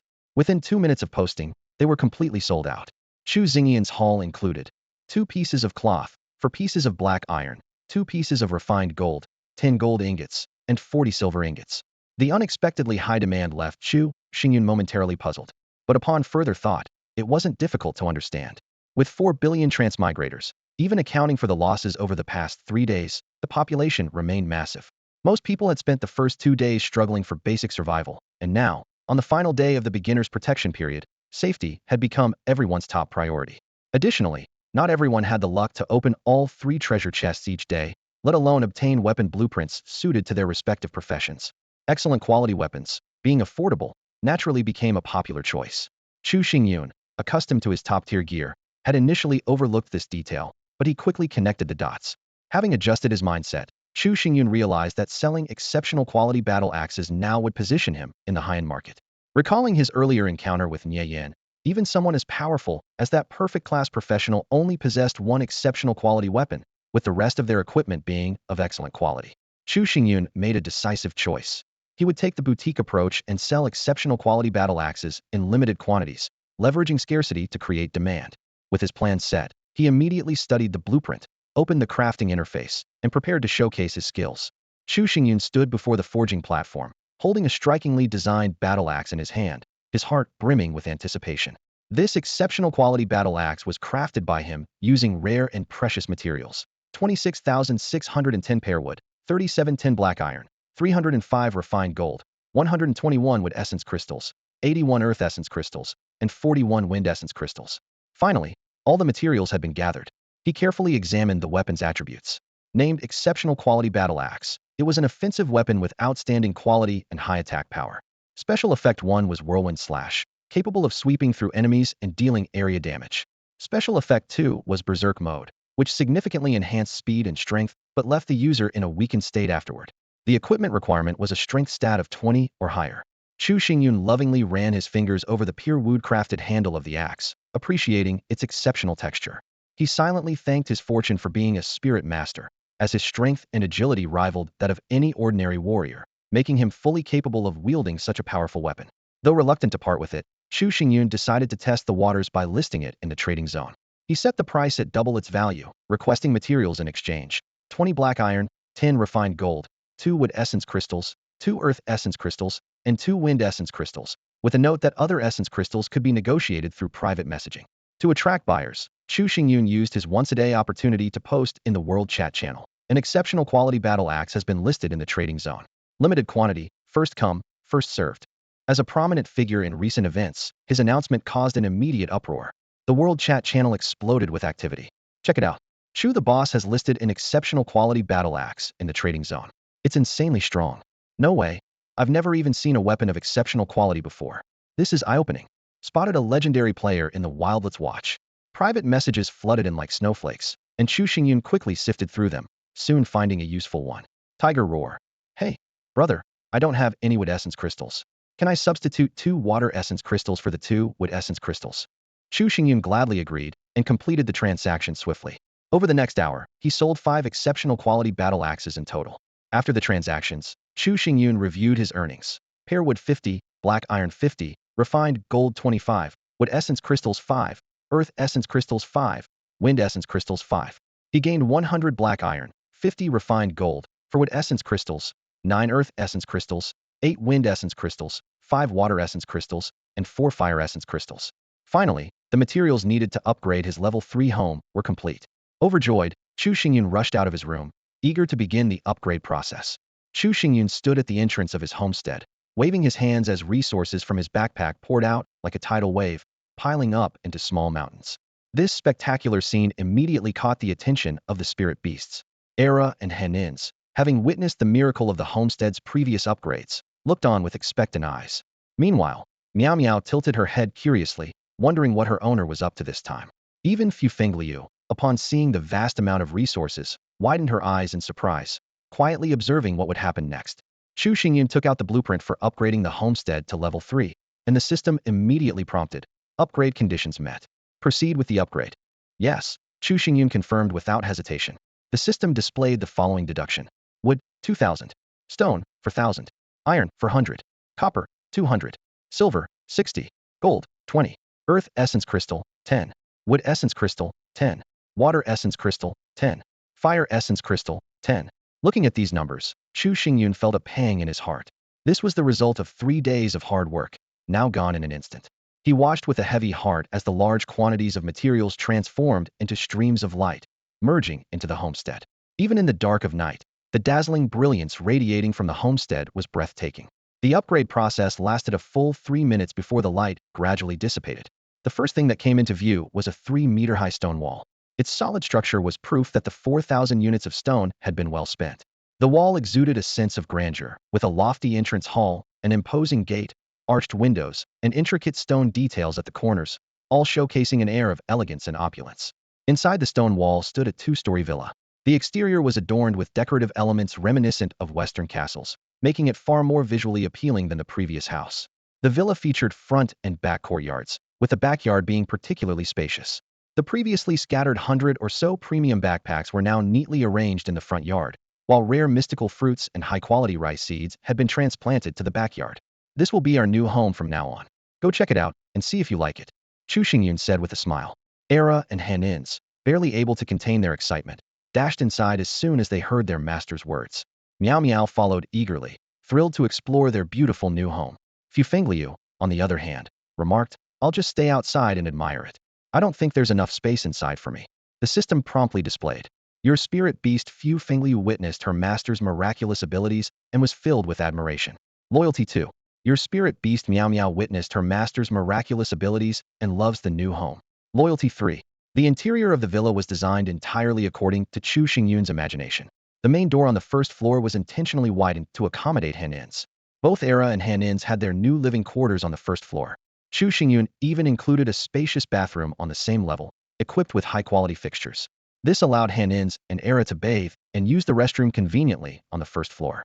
This extravagant feature alone had cost him 1 fire essence crystal and 1 water essence crystal, a significant investment. Most players currently lack the means to take a proper bath, yet Chu Xingyun was living a life of luxury. In his villa, not only did the dogs and the bear have their own private bathrooms, but even his pet cat, Meow Meow, enjoyed special privileges. That evening, Chu Xingyun had just prepared a tub of warm water and was about to relax when Meow Meow impatiently leapt into the bathtub with a splash. Water droplets flew everywhere, and Chu Xingyun couldn't help but smile. Every time he bathed with Meow Meow, his thoughts would wander. As the pet of the moon goddess, had Meow Meow ever shared such intimate moments with the goddess herself? This notion stirred an inexplicable feeling within him. After finishing his bath, Chu Xingyun stood on the spacious balcony of the villa's second floor. He gazed at the starry sky, where a bright full moon hung high, appearing both tangible and surreal. Taking a deep breath of the crisp night air, he returned to his cozy bed and quickly fell asleep. However, this tranquil night was destined to be disrupted. At the stroke of midnight, a chilling system notification reverberated, signaling the beginning of a new chapter. The 3-day novice protection period for the global survival game has ended. The 17th Global Survival Game of Sacred Star officially begins. Please note the following. 1. You are now in a new world filled with both opportunities and dangers, awaiting exploration by the brave. 2. This is a survival game, and various disasters will continuously descend upon the world. 3. A disaster has already arrived. 4. New feature. Home dismantling and restructuring is now available. 5. Homes can be destroyed, but do not lose the heart of your homite. Serves as your identification in this world. 6. New feature. Team mode is now online. 7. New feature. Player mission hall is now open. 8. New feature. Leaderboards are now published. 9. Strive to climb the leaderboards. The top 100 players will receive ranking rewards. 10. Aim to reach the transcendent realm to gain access to Sacred Star. Good luck. The relentless system announcements jolted Chu Xingyun awake. Rubbing his drowsy eyes, he began to carefully review the system messages. A few keywords immediately caught his attention. Sacred Star, 17th Session, Transcendent Realm. These terms hinted at something significant, yet they provided no real insight into understanding this world. Chu Xingyun realized how little he truly knew. He quickly focused on the second and third messages. This is a survival game, and various disasters will continuously descend upon the world. A disaster has already arrived. Already arrived? Chu Xingyun doubted the system would joke about such matters. So what exactly was the disaster? As he opened the world chat channel to see if others had made any discoveries, the sudden urgent barking of his husky echoed from downstairs. Something was approaching their home. Chu Xingyun immediately leapt out of bed and dashed to the balcony to investigate. But the sight before him left him stunned. The starry night sky that had been so radiant earlier was now completely devoured by darkness. Not even the moon or a single star was visible. It was pitch black, so dark that one couldn't see their hand in front of their face. Could the so-called disaster be the disappearance of the moon? There was no time to dwell on it. The husky's barking grew increasingly frantic. The sound also frightened the timid meow meow, who groped her way through the darkness to find Chu Xingyun, burrowing into his arms for comfort. Chu Xingyun didn't dare turn on any lights, fearing it would make him a target in the shadows. Instead, he activated his unique ability, the Golden Eye, and began carefully scanning his surroundings. The pitch-black night blanketed the silent world, interrupted only by the occasional alert barking of Era. Chu Xingyun cast a grateful glance at his loyal companion, whose keen sense of smell had once again proven invaluable. Following Era's lead, Chu Xingyun's gaze locked onto a shadow stealthily approaching the perimeter of his home. It was a flying creature, slightly larger than an ordinary owl, yet its entire body blended seamlessly with the darkness. Without Chu Xingyun's activated golden eye, the creature might have gone unnoticed even as it drew near. Chu Xingyun quickly assessed the creature's attributes. Shadow Owl. Type. Beast, Dark. Level 5. Grade. Bronze Tier Spirit Beast. Skills. Dark Strike, Owl's Laughter. Combat Power. 36. State. Hunting. Weaknesses. Sensitive to light, vulnerable eyes. Its Dark Strike ability rendered it nearly invisible in the shadows, while its Owl's Laughter could confuse and disorient enemies. Though its overall strength wasn't formidable, its flight and stealth capabilities posed a real challenge. For Chu Xingyun, the Shadow Owl wasn't much of a threat. With Era's spirit attachment ability, it could be easily taken down. However, he held back, noticing the owl was heading toward the Whispering Willow, seemingly planning to perch there. Looks like I need to step in. Chu Xingyun murmured softly, calming Era with a gesture to remain vigilant. He had thought the end of the beginner's protection period wouldn't affect him much, but the sudden attack proved otherwise. Over the past 3 days, he had diligently cleared monsters around his home, believing the area to be relatively safe. Now it was clear that danger still lurked in the shadows. I need to come up with a better plan, or I won't even be able to sleep soundly. Chu Xingyun muttered to himself. He watched as the Whispering Willow swiftly entwined the Shadow Owl in its branches. Despite the eerie sound of the owl's laughter, the tree mercilessly crushed the creature, then buried its lifeless body in the rare black calcic soil beneath its roots. Once its task was complete, the Whispering Willow returned to its ordinary tree form, as if nothing had happened.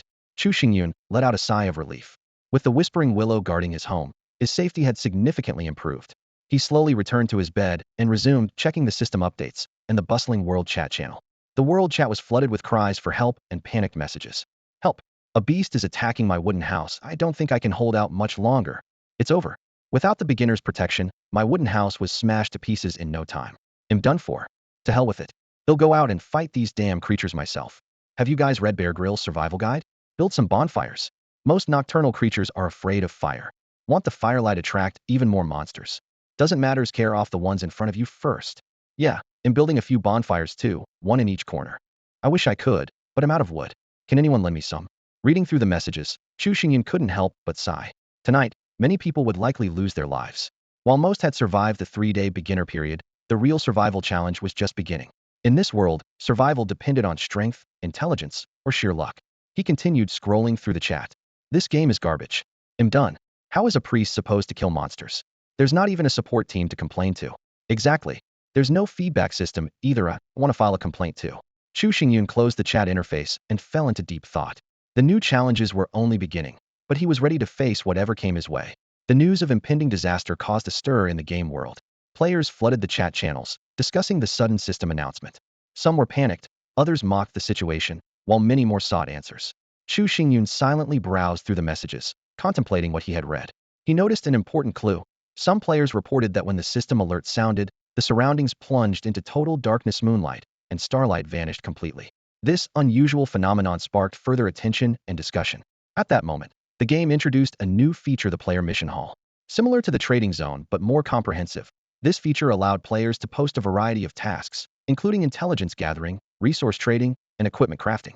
Chu Xingyun realized that this addition would significantly enhance players' gaming experience. However, what truly caused a sensation was the release of the game's leaderboard. The rankings were divided into 3 categories: overall power ranking, level ranking, and homeland development ranking. To everyone's astonishment, a player named Chu Xingyun topped all 3 lists. The chat channels instantly erupted.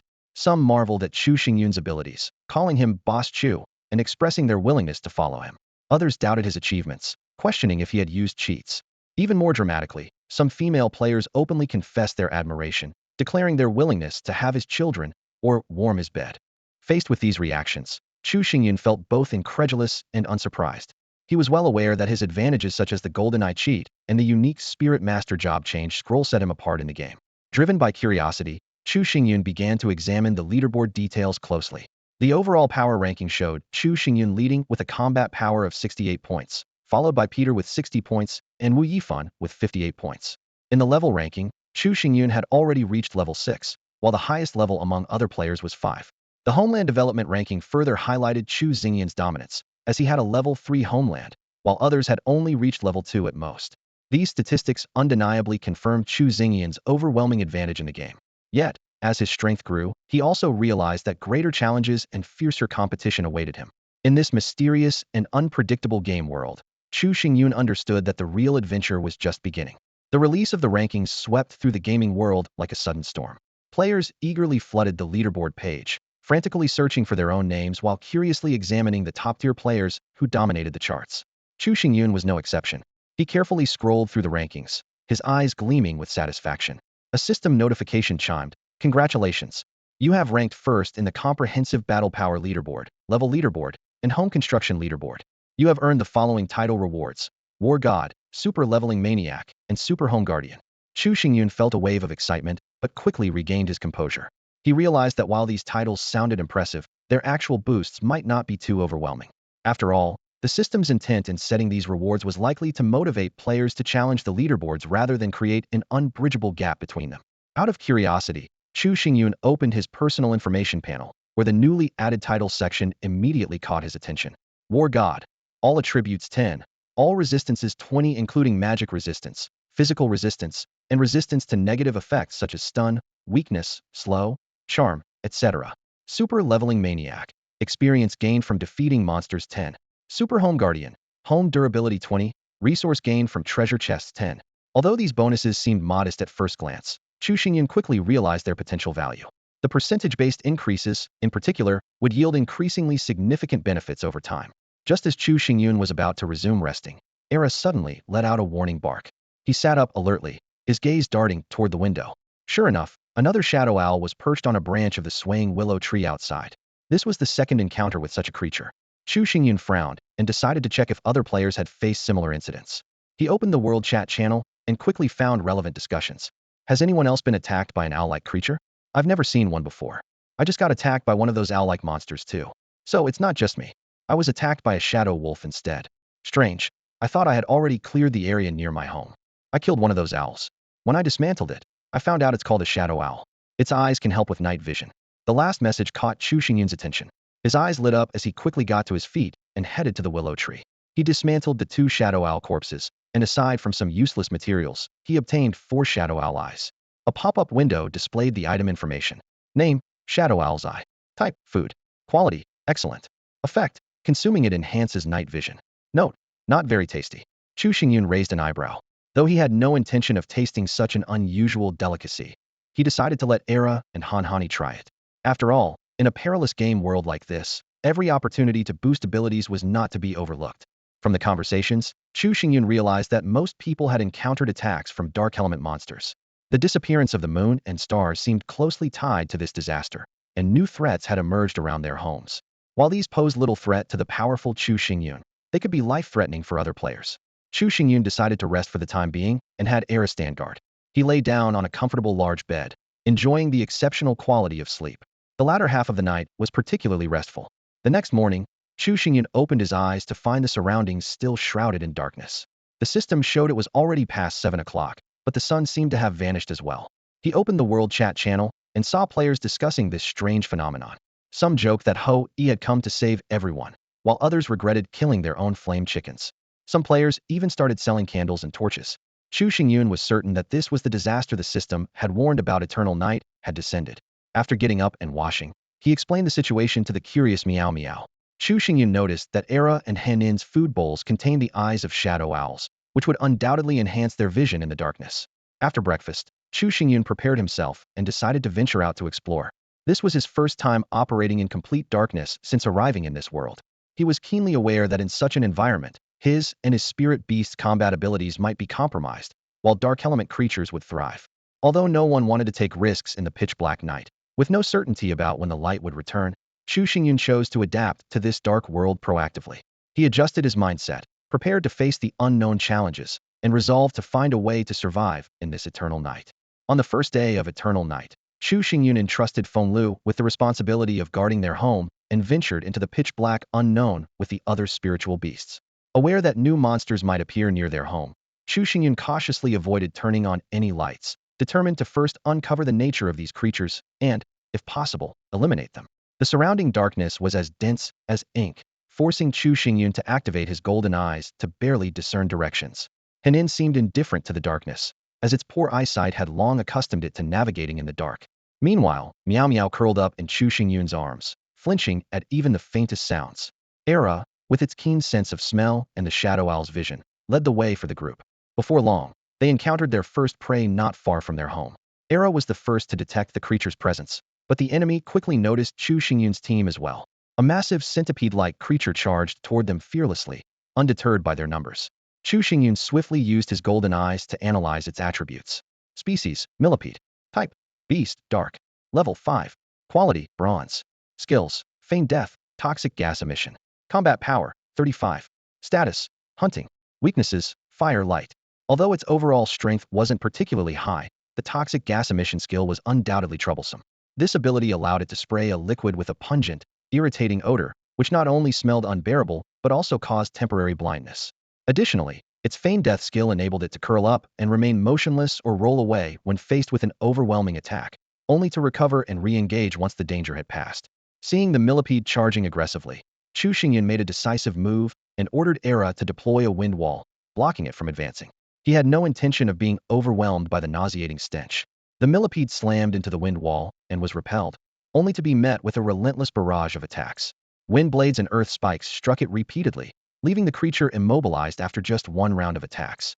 Others might have stopped at this point, but Chu Xingyun, well aware of its feigned death trick, launched another lethal assault. He only ceased his attacks after the system confirmed the experience points had been awarded. Just as the battle ended, 2 more millipedes came rushing in, their earlier screech having summoned reinforcements. However, such low-level creatures posed little threat, even in greater numbers, as long as their toxic gas was avoided. In less than a minute, all 3 millipedes lay defeated at Chu Xingyun's feet. Chu Xingyun proceeded to dismantle the corpses, and the system notifications appeared. You have obtained millipede meat 30. Millipede poison sacs 3. You have obtained bronze quality beast cores 3. Note: millipede meat is foul-smelling, unpleasant to eat, and contains viruses. Consume with caution. Finding the meat completely useless, Chu Xingyun promptly discarded it into the system's recycling function, earning 3 copper coins in return. The poison sacs, however, were more valuable. Containing a liquid with a pungent odor capable of causing temporary blindness, they could be useful in specific situations. Chu Xingyun carefully stored them away, considering their potential as makeshift flashbangs or stink bombs in the future. Since the onset of darkness, Chu Xingyun had noticed that the monsters he encountered were all at least of bronze quality. This was a stark contrast to the iron quality creatures he had faced during the 3-day beginner protection period. It was clear that the system was intentionally adjusting the strength of the monsters based on the player's capabilities. Although these ordinary monsters were on par with most players in terms of strength, they posed no threat to Chu Xingyun's team. For regular players, survival meant constant improvement. Otherwise, they would be eliminated by the monsters. However, Chu Xingyun's sights were set on higher-level boss monsters. Only by defeating these formidable foes could they reap greater rewards. The team pressed forward. Before long, Chu Xingyun's sharp eyes caught a dazzling light piercing through the darkness. His golden eyes indicated it was a bronze chest containing resources, blueprints, and a cloud of toxic gas, clearly the treasure guarded by the centipede-like creatures they had encountered earlier. Chu Xingyun, unimpressed, decided to leave the chest behind for now and led his team onward. Their ultimate goal was the Moon Goddess's altar, where Chu Xingyun planned to let Meow Meow claim its daily ration. Along the way, they effortlessly crushed any ordinary monsters they encountered. During a break, Chu Xingyun browsed the world chat channel and leaderboard. The chat channel was buzzing with activity.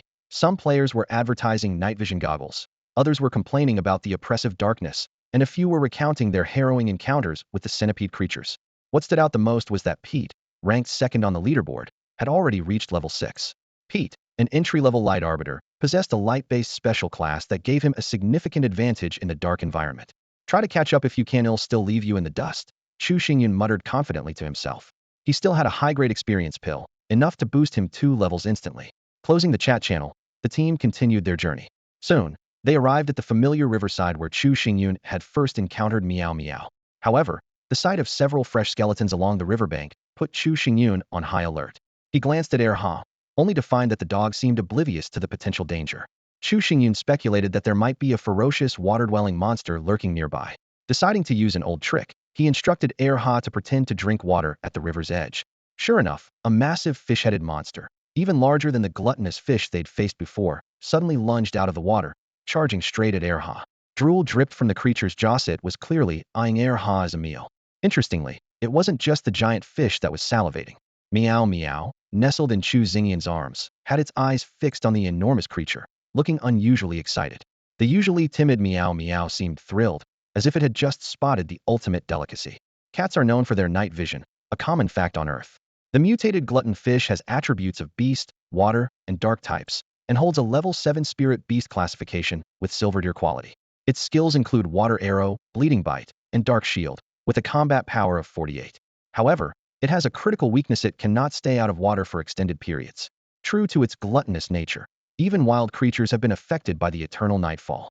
This particular mutated glutton fish not only reached silver deer, but also acquired a new dark-type skill, dark shield, which can absorb part of the damage. Unfortunately, its combat power was too low. Under the combined assault of Chu Xingyun's team, it lasted only a minute before offering up its precious experience points. You gained 22 experience points, including the 10 bonus from the Super Grinding Maniac title. Your Spirit Beast Henin gained 30 experience points. Your Spirit Beast Meow Meow gained 30 experience points. Your Spirit Beast Era gained 35 experience points. Your level has increased to level 7. Progress to level 8. 0220 experience points. Henin's level has increased to level 6. Although the mutated glutton fish lacked sufficient combat power, the experience it provided was substantial. More importantly, it was delicious. Chu Xingyun smiled with satisfaction as he disassembled the fish. You obtained Fish Meat 50, Giant Fish Head 1, Silver Tier Beast Core 1. The fish head of the glutton fish was incredibly flavorful and, when made into fish head soup, could rapidly restore stamina. Thinking about the upcoming fish head soup, Meow Meow excitedly hugged the massive fish head, which was many times larger than itself, letting out delighted meows. Just as everyone was looking forward to the delicious soup, Era suddenly stiffened, standing alert and letting out a long howl. A woo. Chu Xingyun scanned their surroundings and noticed movement in the dense forest near the riverbank. One after another, strong figures emerged, wolves, at least 70 to 80 of them. The pack surrounded Chu Xingyun's group completely, leaving only the river as an escape route. Surrounded by dozens of wolves, Chu Xingyun's heart raced. The glowing green eyes flickering in the darkness and the low growls echoing in the night made him uneasy. However, he quickly calmed himself, silently considering his option: she could fly away or use Void Walk to escape if the worst happened. The wolf pack seemed intimidated by Era's barking, forming a circle around them without launching an immediate attack. Suddenly, a massive black wolf over 3 meters long slowly stepped forward from the group. It held its head high with a commanding presence, its jet-black claws and gleaming fangs reflecting the cold moonlight, and its bloodthirsty eyes sent chills down one's spine. Chu Xingyun quickly analyzed the wolf's attributes. Shadow Wolf King. Attributes: Beast Type, Dark Type. Level: 7. Spirit Beast Grade, Silver. Skills: Dark Claw, Demonization, Fearsome Roar. Combat Power: 48. Status: Bloodthirsty, Frenzied. Weaknesses: Fear of Fire, Fear of Light. Chu Xingyun compared the Shadow Wolf King's combat power to the mutated gluttonous fish he had encountered earlier, which had been defeated by a group attack. The difference now was that he and Era were the ones at risk of being surrounded. As soon as Era saw the Wolf King, it immediately soared into the air, using its flight skill, looking down at the pack below, letting out a long howl. A woo! It pierced through the night sky. Chu Xingyun was astonished as he deciphered Era's meaning. I am the Gale Wolf King. You shall submit to me. What unfolded next left Chu Xingyun utterly shocked. The wolves in the pack lowered their heads one after another, while the Shadow Wolf King only grew more enraged and frenzied. This scene vividly illustrated the essence of dominance, and the saying, sometimes a wolf is mightier than a man, or rather, a dog. With just one howl, Era had compelled the wolf pack to bow in submission. However, the scene took an abrupt turn. The previously majestic Era suddenly landed at Chu Xingyun's feet, wagging its tail and letting out a soft "awoo." Chu Xingyun felt as if he understood Era's words. Master, don't interfere. According to wolf pack rules, the battle for Wolf King must be an unknown duel. The winner becomes the king. The enraged Shadow Wolf King could no longer hold back. Baring its sharp claws and fangs, it seemed to roar at Era. You disgrace to our kind. How dare you challenge me? I'll tear out your throat. With that, it lunged at Era, its dark claw gleaming with a cold light as it swiped mercilessly at its opponent. Despite being only level 4 and having combat power slightly lower than the Shadow Wolf King, Era showed no fear. Leaping into the air, it countered with swift movements, using its wind claw strike skill to retaliate. The two wolves' claws collided, each leaving wounds on the other. Era, agile and quick, sustained only minor scratches, barely breaking the skin. The Shadow Wolf King, though much larger in size, was slower and couldn't keep up with Era's speed. Deep gashes were carved into its body by the wind claw strike, exposing bone. Flesh hung loosely as blood gushed from the wounds. After the brief clash, the two Wolf Kings switched positions. Era landed gracefully, glancing indifferently at its own minor injuries before locking its gaze back on the Shadow Wolf King. In stark contrast, the Shadow Wolf King was in a pitiful state. Its deep wounds bled profusely, soaking its fur. Every time its paw touched the ground, it winced in pain, retracting it instinctively. It could barely balance on 3 legs, struggling to ease the searing pain in its abdomen. In the first round of the duel between the old and new Wolf Kings, Era emerged victorious. The first clash ended in such a humiliating defeat that the Shadow Wolf King became even more enraged. Enduring the searing pain, its fur bristled as its eyes glimmered with ferocity. Once again, it lunged at Era. Driven by fury, the Shadow Wolf King activated its demonic transformation. Its body grew larger and more muscular, with its attack speed and damage drastically increasing in a short time. Seeing this, Era immediately deployed its Wind Strike skill. With its Golden Grade potential, Era's abilities far outmatched the Silver Grade Shadow Wolf King. Just as the Shadow Wolf King was about to land its attack, Era, like a bolt of lightning, dodged with a swift and clever sidestep, avoiding the direct assault. The Shadow Wolf King missed its mark and, unable to adjust its attack midair, could only watch helplessly as Era darted behind it. Sensing the danger, the Shadow Wolf King unleashed its ultimate move, Terrifying Roar. It threw its head back and let out a deafening howl, the sound waves rippling out as if tangible, causing the ground to tremble. This technique was supposed to instill fear and crush the enemy's resolve. However, Era, now evolved into the Swift Wind Wolf King, had developed a mental fortitude far superior to before. The Era that once fled in terror from the imposing Bear King now only showed a brief moment of hesitation when faced with the Shadow Wolf King's ultimate move. Even so, this fleeting lapse caused Era to miss its prime opportunity to strike. The Shadow Wolf King saw its chance to counterattack, but soon realized it had exhausted all its options. Struggling to hold on for a few more exchanges, the Shadow Wolf King ultimately succumbed to defeat. Seizing the moment, Era leaped high into the air, its sharp claws gleaming coldly. With a decisive slash, blood splattered as Era tore through the Shadow Wolf King's abdomen. The defeated wolf let out a heart-wrenching wail before collapsing heavily to the ground, unable to rise again. Its labored breaths and bloodthirsty gaze reflected its unwillingness to accept defeat, but its strength was rapidly draining away. Era proudly strutted up to the fallen Shadow Wolf King, placing its paw on its adversary's body. With a victorious howl toward the sky, it declared its triumph. The Shadow Wolf King slowly closed its eyes, marking the end of the battle for dominance. A A system notification immediately popped up. You have gained 11 experience points. Your Spirit Beast era has gained 38 experience points. Your Spirit Beast era has leveled up to level 5. Era's feat of defeating a level 7 Shadow Wolf King as a mere level 4 was richly rewarded, propelling it straight to level 5. Following its victory cry, the surrounding wolf pack responded in unison before prostrating themselves in submission. Era, full of pride, wagged its tail as it ran up to Chu Xingyun, seeking acknowledgement for its achievement and radiating an air of dominance. Taking advantage of Era's newfound authority, Chu Xingyun successfully recruited 76 shadow wolves into his ranks. Although each wolf was individually unimpressive, most were around level 5 with bronze grade potential and a combat strength of about 35. Their sheer numbers made them a formidable force. If mobilized as a group, even Chu Xingyun at his current stage would have no choice but to flee. This battle marked a significant leap in Chu Xingyun's team's overall strength. He immediately appointed Era as the commander of the Shadow Wolf Legion, granting it authority over the 76 wolves. Era was overjoyed at the promotion and affectionately nuzzled Chu Xingyun's leg. Chu Xingyun began by using the Wind of Revival skill to heal Era's injuries before turning to dismantle the Shadow Wolf King's corpse. The system notifications rang out again. You have obtained Shadow Wolf King Meat 100. You have obtained Shadow Wolf King Blood 20. You have obtained Shadow Wolf King Hide 1. You have obtained a Silver Grade Beast Core 1. The Shadow Wolf King's flesh and blood were highly nutritious, while its hide was an excellent material for crafting weapons and armor. After securing his spoils, Chu Xingyun began searching the area for treasure chests. He had just defeated 2 high-level silver monsters, so there was bound to be a chest nearby. First, he looked for the chest guarded by the mutated gluttonous fish. In the pitch-black surroundings, the chest's glow was particularly striking. It didn't take long for him to spot a silver chest in the river not far away. His golden eyes ability confirmed that the chest was trap-free, containing resources and a blueprint.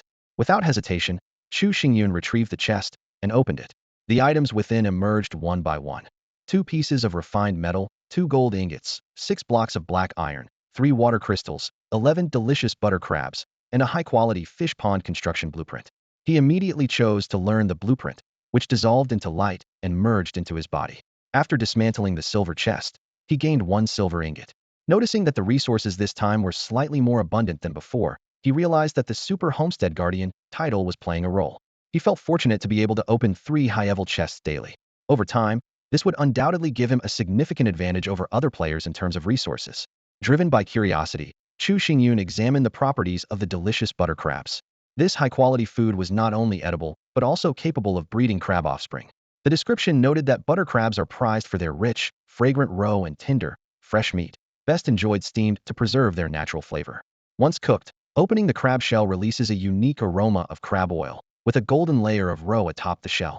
The texture is smooth, rich, and delicately sweet, making it a true delicacy. Even more surprising, these crabs were incredibly resilient and could independently reproduce when placed in a fish pond. Conveniently, there were 5 male crabs and 6 female crabs. Chu Xingyun thought to himself that once he built a fish pond, he would have an endless supply of butter crabs to enjoy. However, now was not the time to study fish ponds.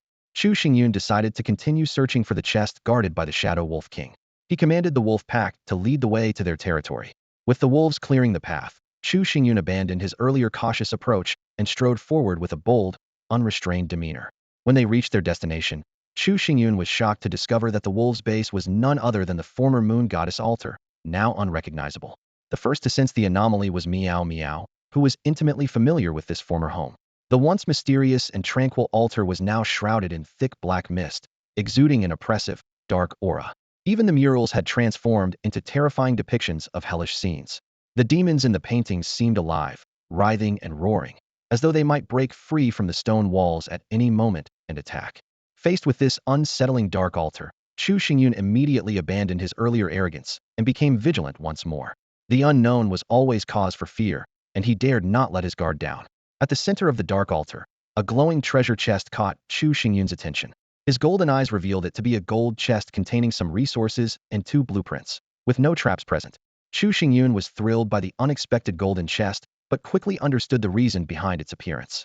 The Shadow Wolf King, though of silver-grade potential, was a formidable threat due to its numerous followers, rivaling even gold-tier monsters. However, it was unfortunate enough to encounter Era, another Wolf King with superior potential, sealing its doomed fate. After ensuring the safety of the altar's surroundings, Chu Xingyun cautiously ventured into the former territory of the Shadow Wolf pack. Eagerly, he opened the treasure chest and was immediately stunned by the wealth before him. Gold bars, refined metals, and fabric poured out like a downpour, alongside rare earth essence crystals and dark essence crystals. Most exciting of all were a pile of rare fertilizers and two exceptional quality blueprints, the crafting methods for shadow boots and the sunlight beacon. Chu Xingyun was thrilled, as the sunlight beacon perfectly resolved his concerns about the growth of the mysterious fruit and rice crops. Without hesitation, he studied both blueprints, watching as they transformed into light and merged into his body. Then, he deconstructed the now empty chest, gaining yet another gold bar. Meow Meow quickly stored the spoils of their victory into her spatial pouch, while Chu Xingyun began carefully examining the altar. This massive structure was clearly not something an ordinary person could alter at will. Could it have been created by the system? If so, what was its purpose? He recalled the system's warning of an impending calamity, the world descending into endless darkness, with monsters multiplying and evolving into dark attribute creatures. Even now, the altar had transformed into a dark-themed structure, and the central sculpture had undergone a complete makeover. The new name of the sculpture, Faith Collection Statue of the Lord of Darkness, made Chu Xingyun ponder deeply. Its function was to exchange items for faith power, with a note stating that sincere faith could move the Lord of Darkness and grant rare treasures. Chu Xingyun attempted to pray, but nothing happened. Meow Meow, Era, and Hanin also tried without success. Just as he was about to give up, a miracle Akarita shadow wolf approached the statue and was rewarded with 10 pieces of meat. Realizing the opportunity, Chu Xingyun sprang into action. He instructed Era, who then trained the shadow wolf pack. Before long, a long line formed in front of the altar, resembling an orderly cafeteria queue. Howl, Era barked. Line up properly, one at a time. The shadow wolves obediently queued up, taking turns to pray for essence crystals at the statue. Although each wolf could only obtain a single crystal, far less than Meow Meow's previous haul, the sheer number of wolves made up for it. Excluding the 13 wolves that had already received their rewards, the remaining 63 wolves brought Chu Xingyun a bounty of 63 essence crystals. Looking at this unexpected windfall, Chu Xingyun couldn't help but feel elated. This time, he had truly struck it rich. Chu Xingyun stood before the altar, gazing with satisfaction at the 63 source crystals laid out before him. These crystals had been meticulously collected by the Ghost Wolf Army according to his instructions. To craft the perfect quality ring of the Goddess of Luck, he had specifically chosen source crystals with earth, wood, and water attributes. Among them, there were 43 earth source crystals and 10 each of wood and water source crystals. Although he was still some distance away from his goal, creating a perfect quality ring required 60 earth source crystals, 30 water source crystals, and 30 wood source crystals. Chu Xingyun was in no hurry. He knew the auction for the 8 Scorching Sun Serpent eggs would conclude tonight. If all went well, he could gather the remaining materials. As someone who had yet to own any perfect quality equipment, he was filled with anticipation. While the reason behind the altar's transformation remained unclear, the results were undeniably favorable. Now, Chu Xingyun could command the Ghost Wolf Army daily to bring him enviable profits that left other players in awe. After a morning of exploration and combat, it was nearing noon. Chu Xingyun decided to return home for lunch before continuing his exploration in another direction in the afternoon.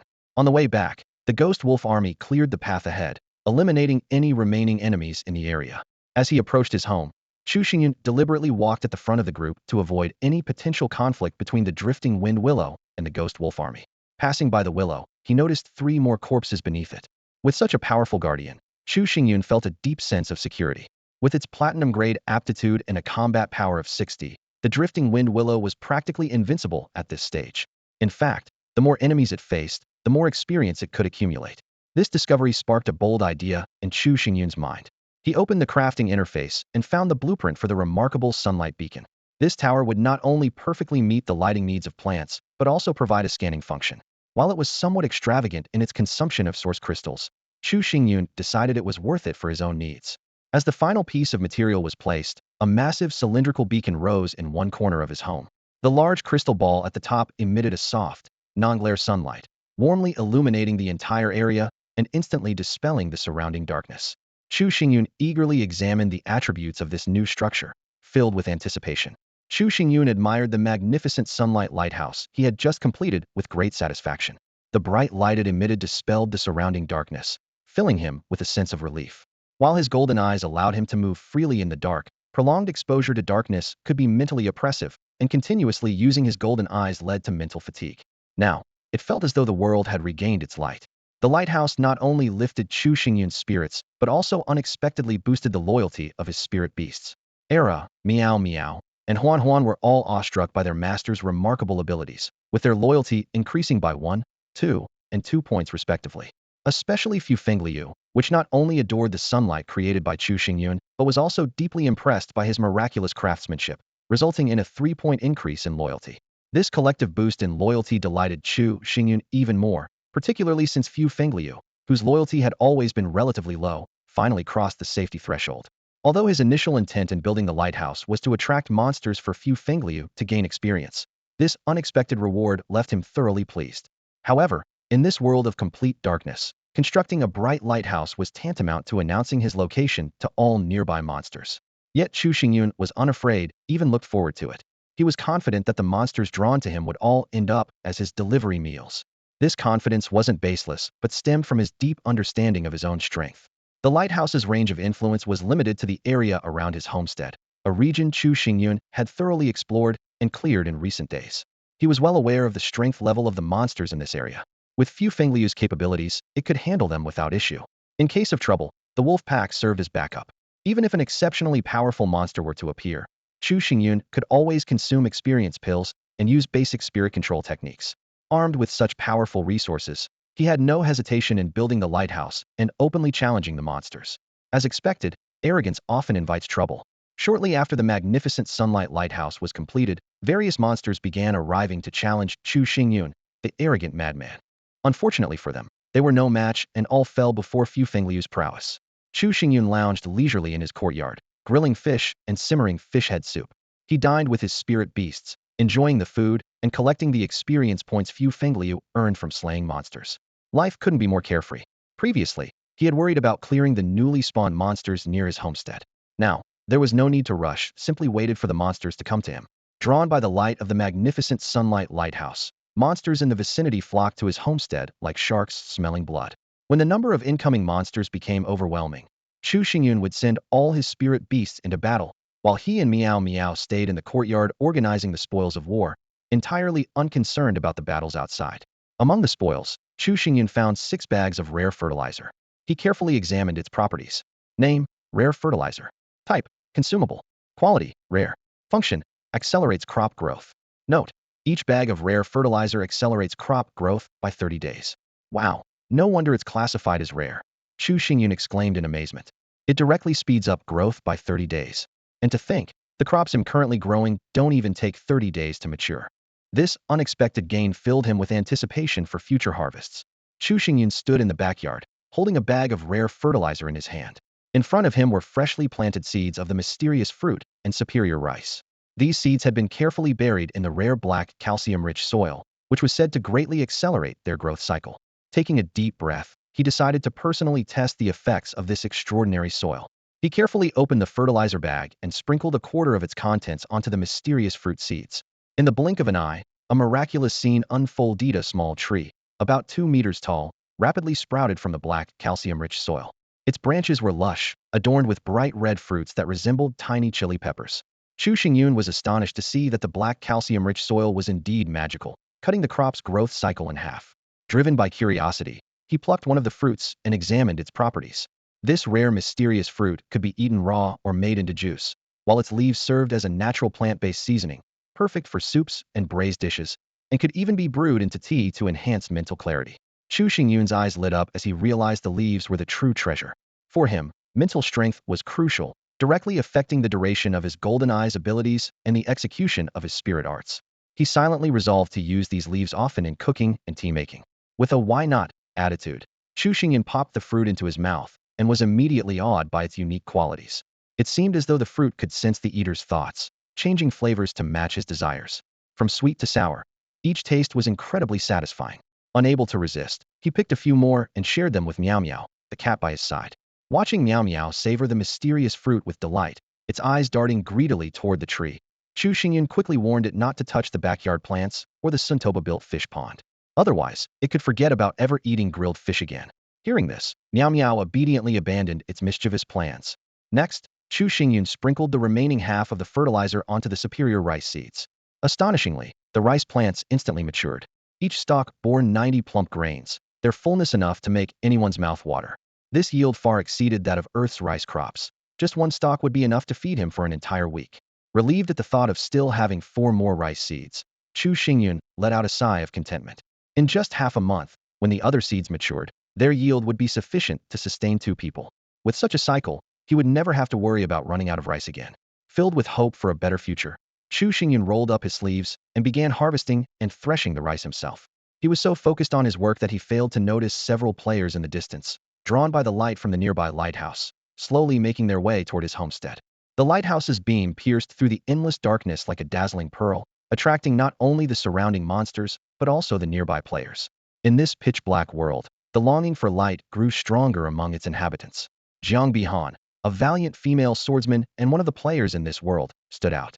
Her passion for fencing during her time on Earth, combined with her exceptional physical abilities and the rare swordsman job transfer scroll she had luckily obtained, allowed her to navigate this perilous world relatively well. Today marked the first day of darkness. Jiang Bihan was cautiously exploring this unpredictable world when, suddenly, in the distance, a bright light flared up in the darkness, catching her attention. Driven by curiosity and a desire for discovery, she decided to investigate. As she advanced carefully, she was surprised to find that no powerful monsters attacked her along the way. She speculated that the light might have drawn most of the monsters away. While she didn't encounter any monsters, she did come across 2 male players, Yu Hang, an ordinary warrior, and Yang Wei, a common rogue. The 2 men, also drawn to the light, were intrigued by Jiang Bihan's beauty and eagerly invited her to join their team. Jiang Bihan readily agreed.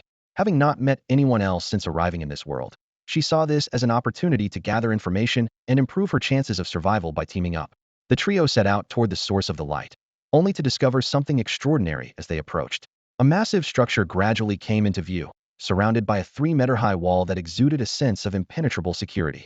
Curious, yet cautious, the 3 hesitated to approach the building directly. Compared to this grand structure, Yu Hang and Yang Wei were still living in basic level 1 wooden huts, while Jiang Bihan's level 2 home was only slightly better. However, the luxurious building before them, with its towering stone walls, was unlike anything they had ever seen in this world. Yang Wei couldn't help but ask, "What is this building?" Yu Hang excitedly speculated. Could this be a hidden dungeon? Dungeons in games always drop great gear. Yang Wei, more cautious, reminded him, "It's not just gear. Dungeons also have vicious monsters. Don't let your excitement get us killed." Yu Hang dismissed the warning, saying, "We can level up first and come back when we're stronger to farm it for treasures." As he spoke, he used the system's built-in photo function to snap a picture of the building and proudly shared it in the world chat channel. Jiang Bihan carefully observed the structure and offered her opinion. This might be a level 3 home. As someone who had upgraded her home before, she spoke with some authority. Yang Wei sounded skeptical. That seems unlikely. So far, only Chu Xingyun has managed to upgrade to a level 3 home. What are the odds? Jiang Bihan explained. It's just a guess. My home is level 2. It's already upgraded from a small wooden hut to a large house. So, I think this could be a level 3 home. Hearing that Jiang Bihan's home was level 2, a glimmer of greed flashed in the eyes of Yu Hang and Yang Wei. For Yang Wei in particular, his gaze toward Jiang Bihan was filled with more than just a receipt was laced with desire.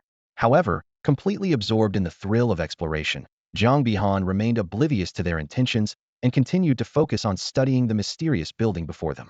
Even more terrifying, the 3 of them were completely unaware that they had been silently surrounded by dozens of shadow wolves.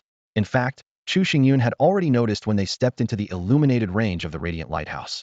The lighthouse's detection system was exceptionally sensitive.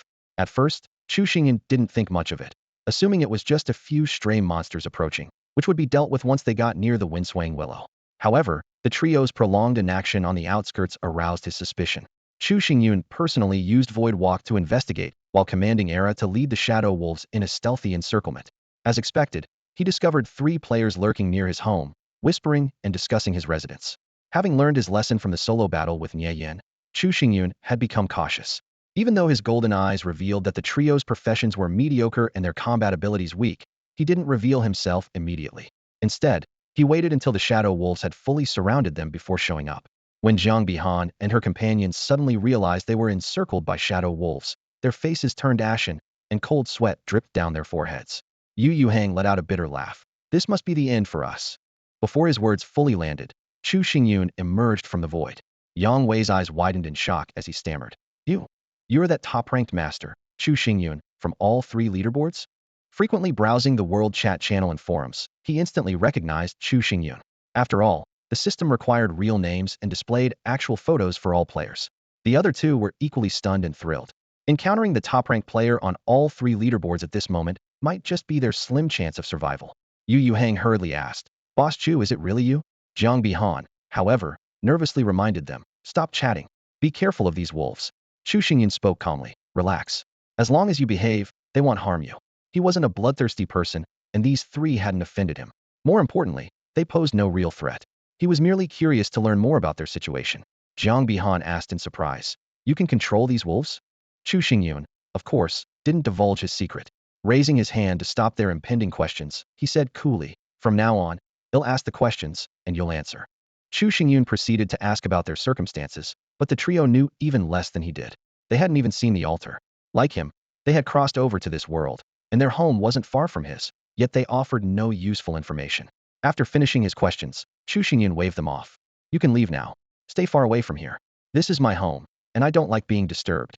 As Chu Xingyun was about to leave, Yang Wei urgently called out, Master, can we join your team? Please guide us. Yu Hang also pleaded, Boss Chu, can we at least take a look at your level 3 home? No. Chu Xingyun flatly refused. What a ridiculous idea. His home was not a place for strangers to tour, let alone share experience points in a team. Leave now, he ordered, making it clear they were no longer welcome. Watching the trio leave, Chu Xingyun returned to his courtyard, ready to build a fish pond.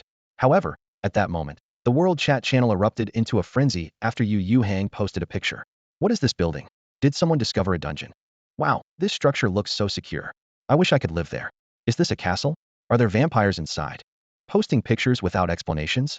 You're asking for trouble. Hey, Yu Hang, come out and explain this. What does this picture mean? The world chat channel was instantly abuzz, with players speculating wildly about the origin and purpose of the building in the image. Their curiosity was thoroughly ignited. Yu Hang, Yang Wei, and another companion were on their way back when the world chat channel erupted due to their recent encounter. Countless players began privately messaging Yu Hang, asking about the stunning level 3 homestead they had seen. The system continuously sent private message notifications, eventually annoying Yu Hang to the point where he had to temporarily mute himself. Yang Wei took over the conversation and explained in the world chat. The picture from earlier really is the level 3 homestead of the legendary Chu Xingyun. We just happened to come across it nearby. This statement was like pouring oil onto an already boiling pot. The world chat exploded once again as players chimed in. Oh my gosh, it's really a level 3 homestead. The luxury is absolutely jaw-dropping. There's even a lighthouse. Meanwhile, I can't even light a candle in this pitch-black darkness. Chu Xingyun is incredibly went straight for a lighthouse. Respect. Big Boss Chu, do you need a psychic? Volunteering.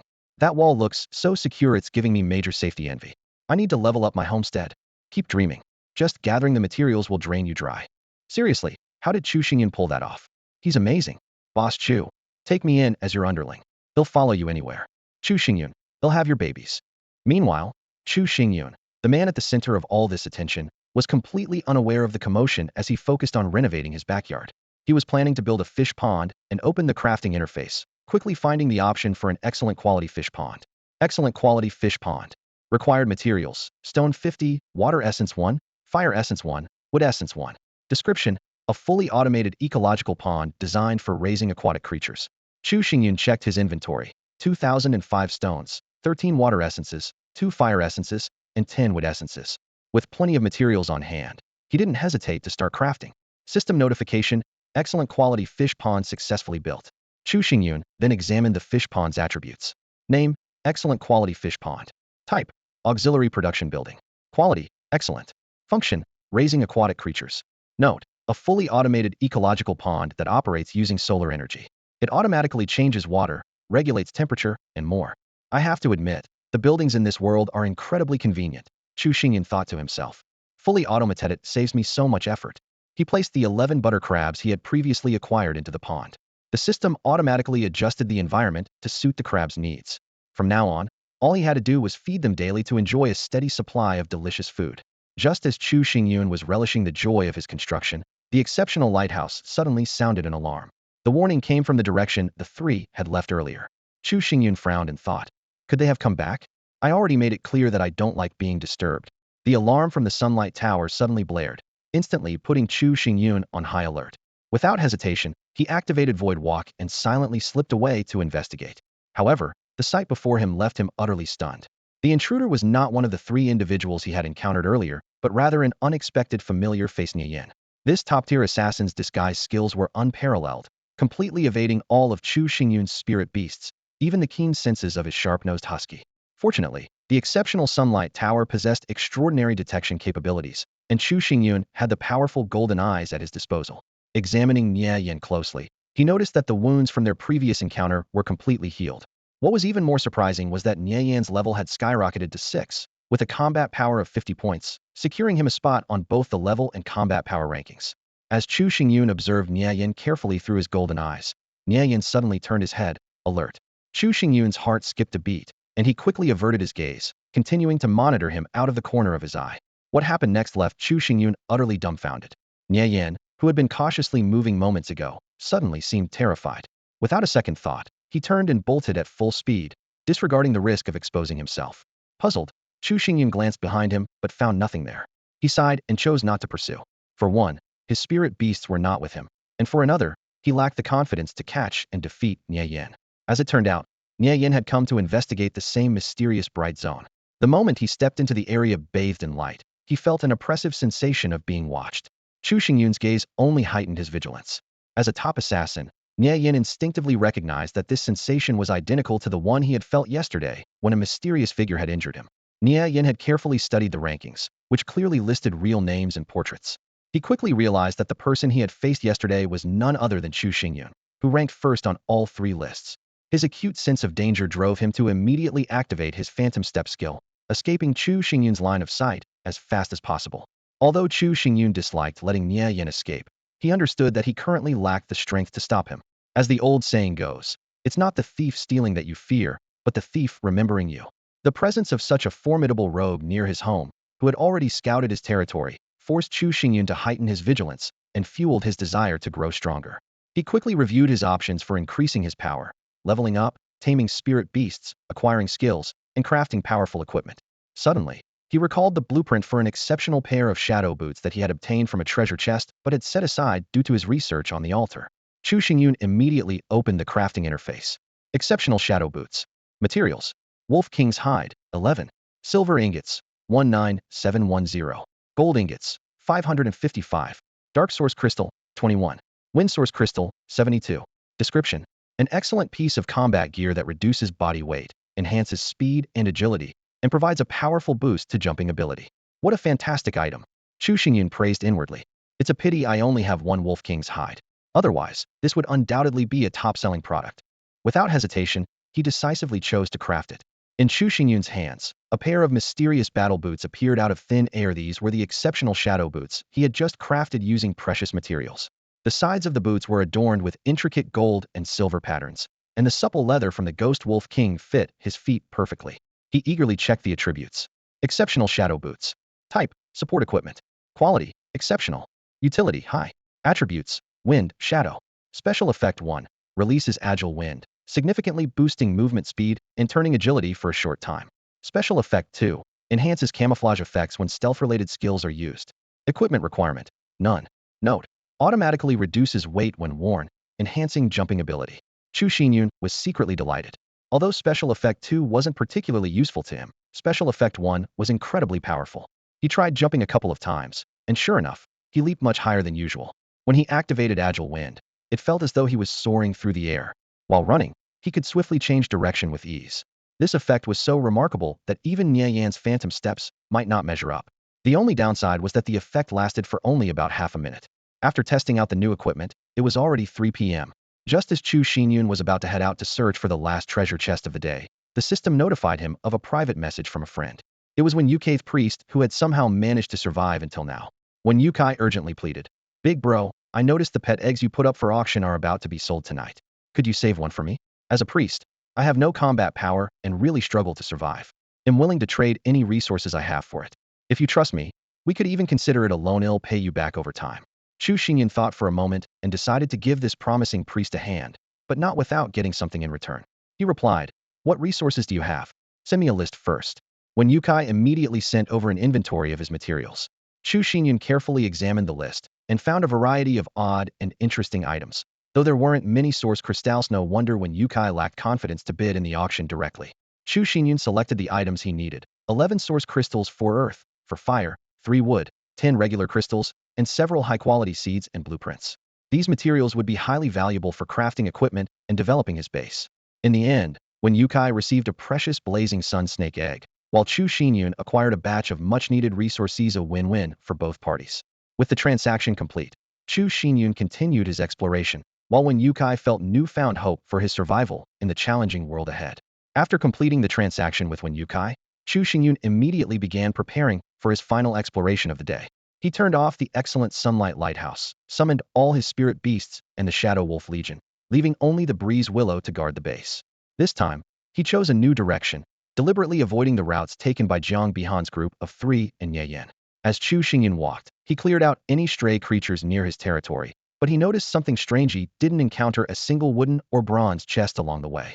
This made him suspicious. Could someone have already been here before him? After putting on the excellent shadow boots, Chu Xingyun's speed increased significantly. A journey that used to take an hour now only took a little over 40 minutes. Along the way, he encountered just 2 ordinary monsters, which Era easily dealt with. About an hour into the journey, Era suddenly picked up the scent of living creatures. Following the trail, they soon heard the sounds of a battle up ahead. Chu Xingyun signaled his team to stop and used Void Walk to stealthily investigate. To his surprise, the ones fighting were Jiang Bihan and her 2 companions. Despite intentionally avoiding their direction, he still ran into them.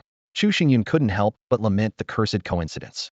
No wonder he hadn't seen any chests along the way. They must have been claimed by this trio. Hiding in the void, Chu Xingyun watched the unexpected battle with interest. It was a 2 versus 1 scenario, 2 men against 1 woman, a scene that made him feel somewhat uneasy. Yu Hang, an ordinary warrior, was going head-to-head with the female swordsman Jiang Bihan. Chu Xingyun observed that Yu Hang was completely outmatched, barely able to hold his ground. As a rare-class swordsman, Jiang Bihan displayed agile and versatile movements, with a solid foundation in swordsmanship and far superior speed to Yu Hang. If not for Yang Wei providing support and distractions, Yu Hang would have already lost. Yang Wei, an ordinary thief, was incredibly fast. He avoided direct confrontation with Jiang Bihan, instead circling around and targeting her vital points with each strike.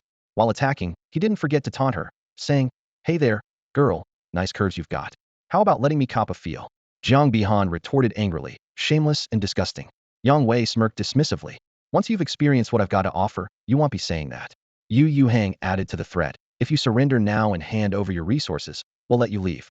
Otherwise, you'll get a taste of what it's like to take on both of us." Yang Wei burst into a lewd laugh at this. Chu Xingyun was stunned. He had only seen such a scene in movies before, never in real life. He couldn't help but think to himself that Yang Wei, rather than being a thief, seemed more suited to the role of a lecherous rogue. Unfortunately for him, a lecherous rogue wasn't a rare profession. He probably wouldn't have the luck to acquire it. From their conversation, Chu Xingyun pieced together the story. It turned out that Yu Hang and Yang Wei were originally a team who had encountered Jiang Bihan along the way. Attracted by her beauty and coveting her level 2 base, they offered to escort her home under the guise of protection.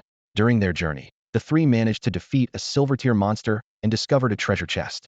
When the mist cleared to reveal a silver chest, Yu Hang and Yang Wei could no longer hide their intentions, showing their true colors. Jiang Bihan sensed the unusual behavior of the 2 people and grew wary, intending to leave on her own. However, the 2 were clearly unwilling to let her go, and an intense battle quickly broke out. At first, Jiang Bihan relied on her agility and clever use of skills to inflict some damage on her opponents. But as time went on, her stamina began to wane, and the tide of the battle turned against her. Chu Xingyun stood off to the side, silently observing the fight, calculating how he might make a grand entrance. He mulled over the idea of playing the hero, but ultimately decided to head straight for a treasure chest nearby. He still had the chance to open a silver chest today, an opportunity he wasn't about to miss. As the 3 were locked in combat, Chu Xingyun made no effort to conceal himself and walked directly toward the chest. His actions immediately caught the attention of all 3 fighters. Yu Hang shouted to stop him. "The chest is ours." Chu Xingyun responded nonchalantly, "Finders keepers. It's mine now. Go fight somewhere else and don't bother me."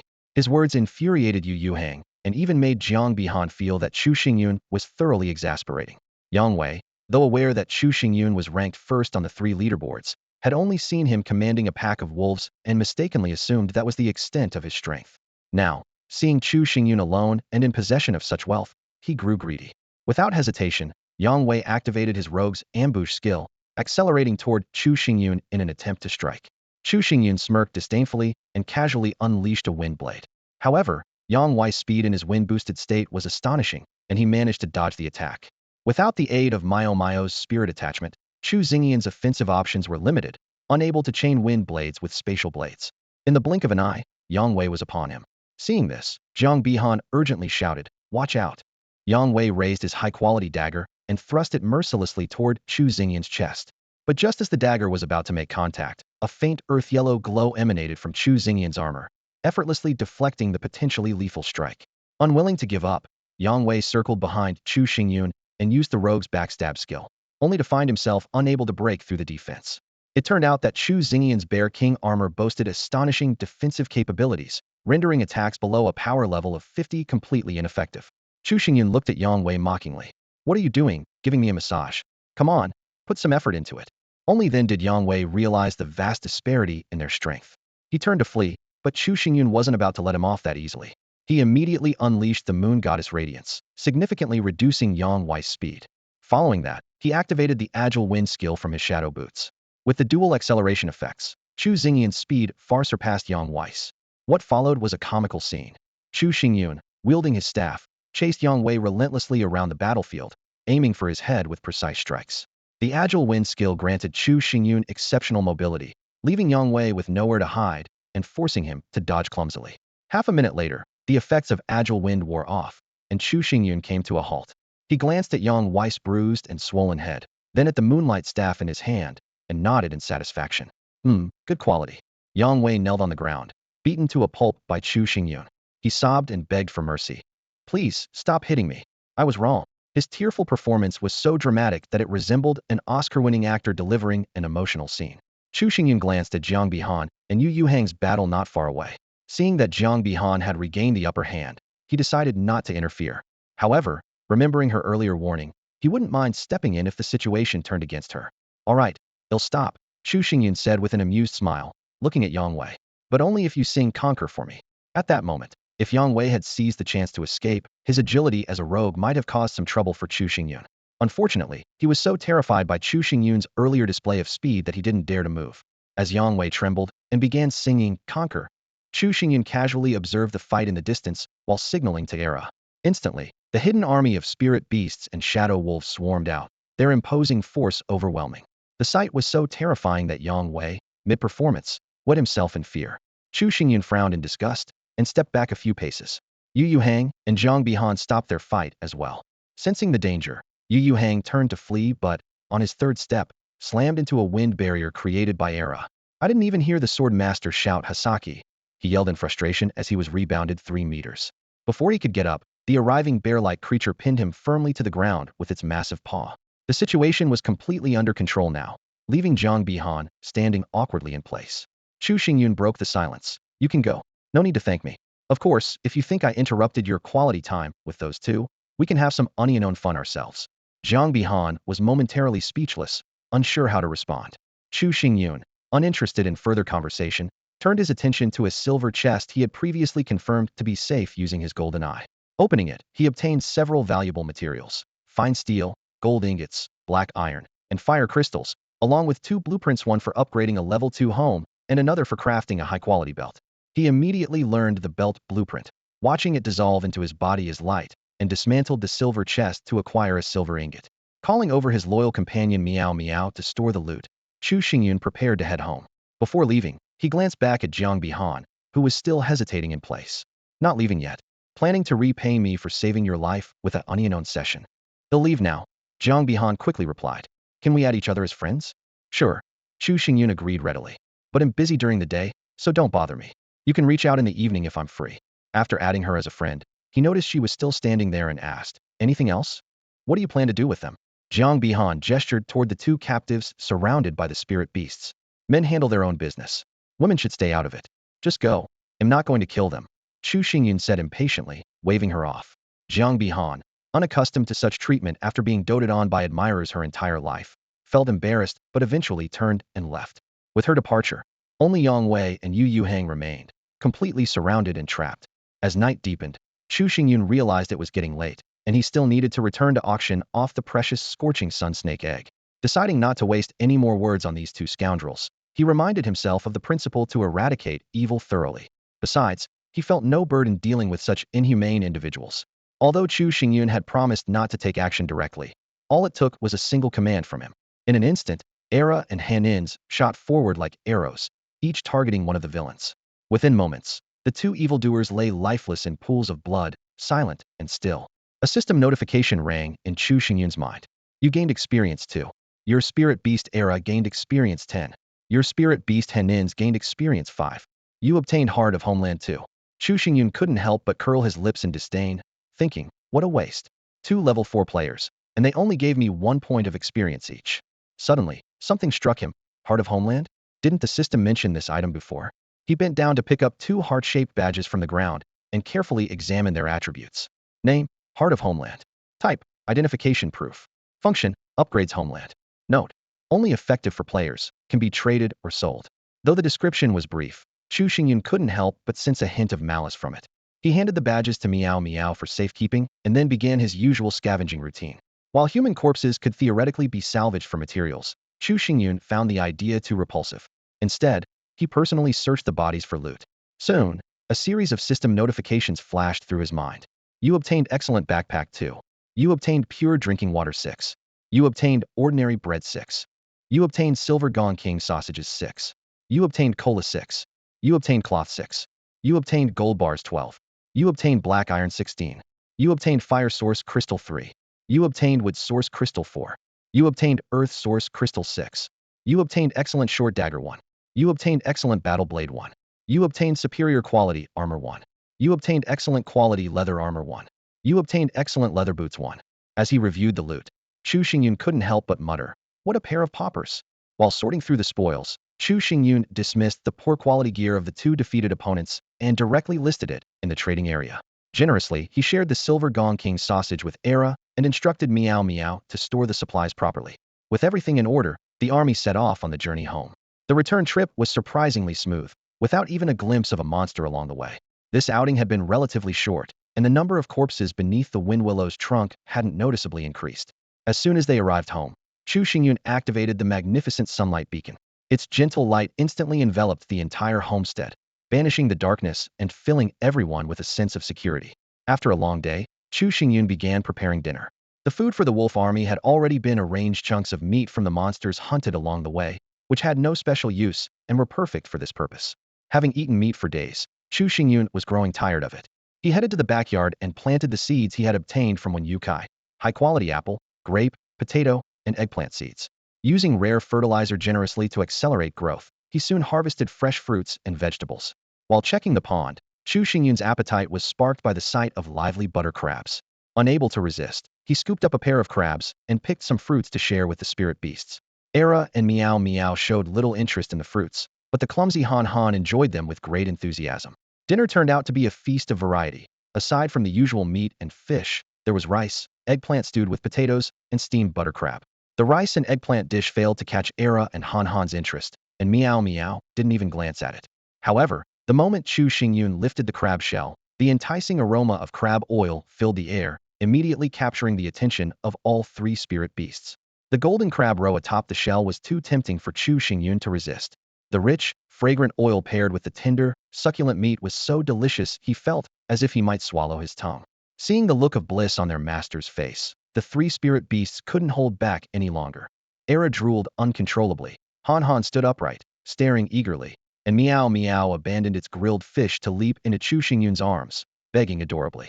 Left with no choice, Chu Xingyun reluctantly shared, giving each spirit beast half a crab and leaving himself with only half as well.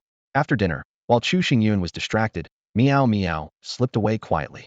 When it returned, it was walking upright, holding a butter crab in each paw and looking to Chu Xingyun for help steaming them. Seeing Meow Meow grimace as the crab claws pinched its paws, Chu Xingyun couldn't help but laugh. Patiently, he explained to Meow Meow that with proper care, they could enjoy fresh crabs regularly in the future. In the end, Meow Meow released the 2 butter crabs back into the pond, and even took on the responsibility of guarding the pond and feeding the crabs.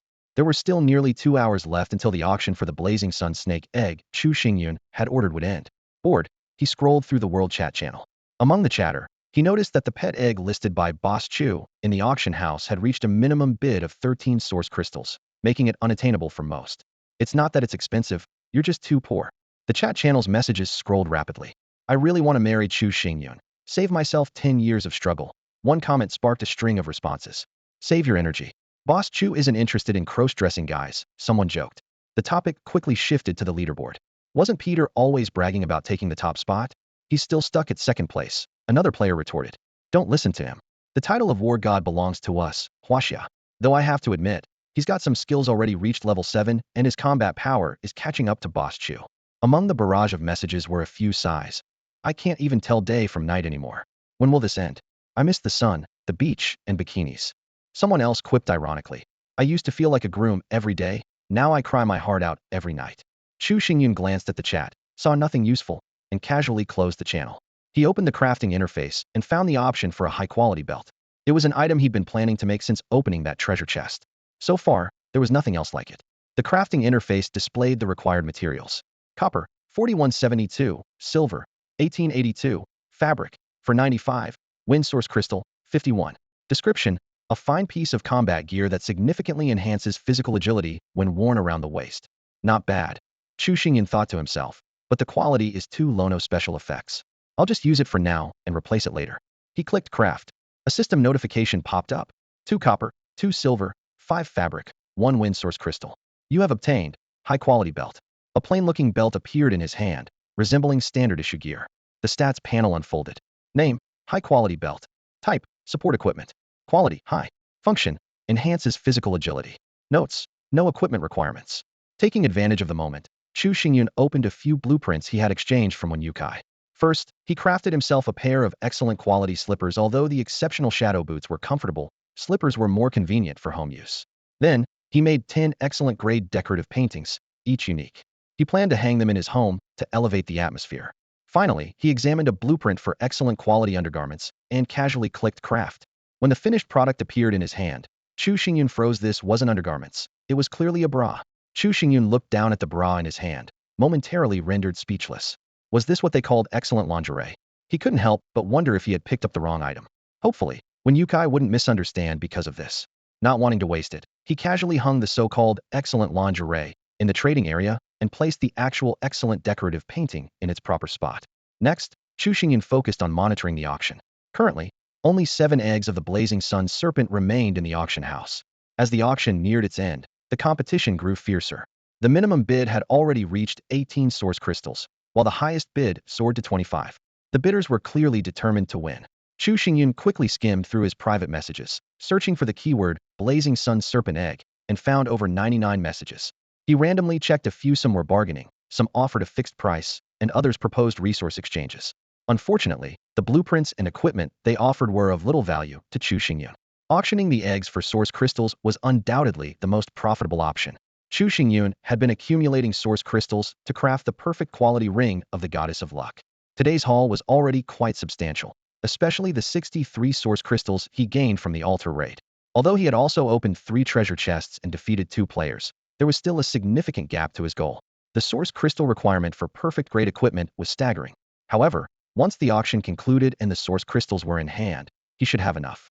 Time ticked by, and the last 2 minutes of waiting felt especially long. Finally, at 9 o'clock sharp, the auction ended with a notification sound. The system prompt read, "The auction for your listed items has concluded.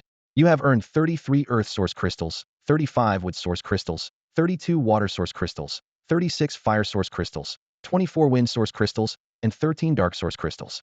Number of items sold, 7. Auction fees, 70 silver coins. Silver coins 70. Chu Xingyun quickly calculated. This auction earned him a total of 173 source crystals, his largest income to date.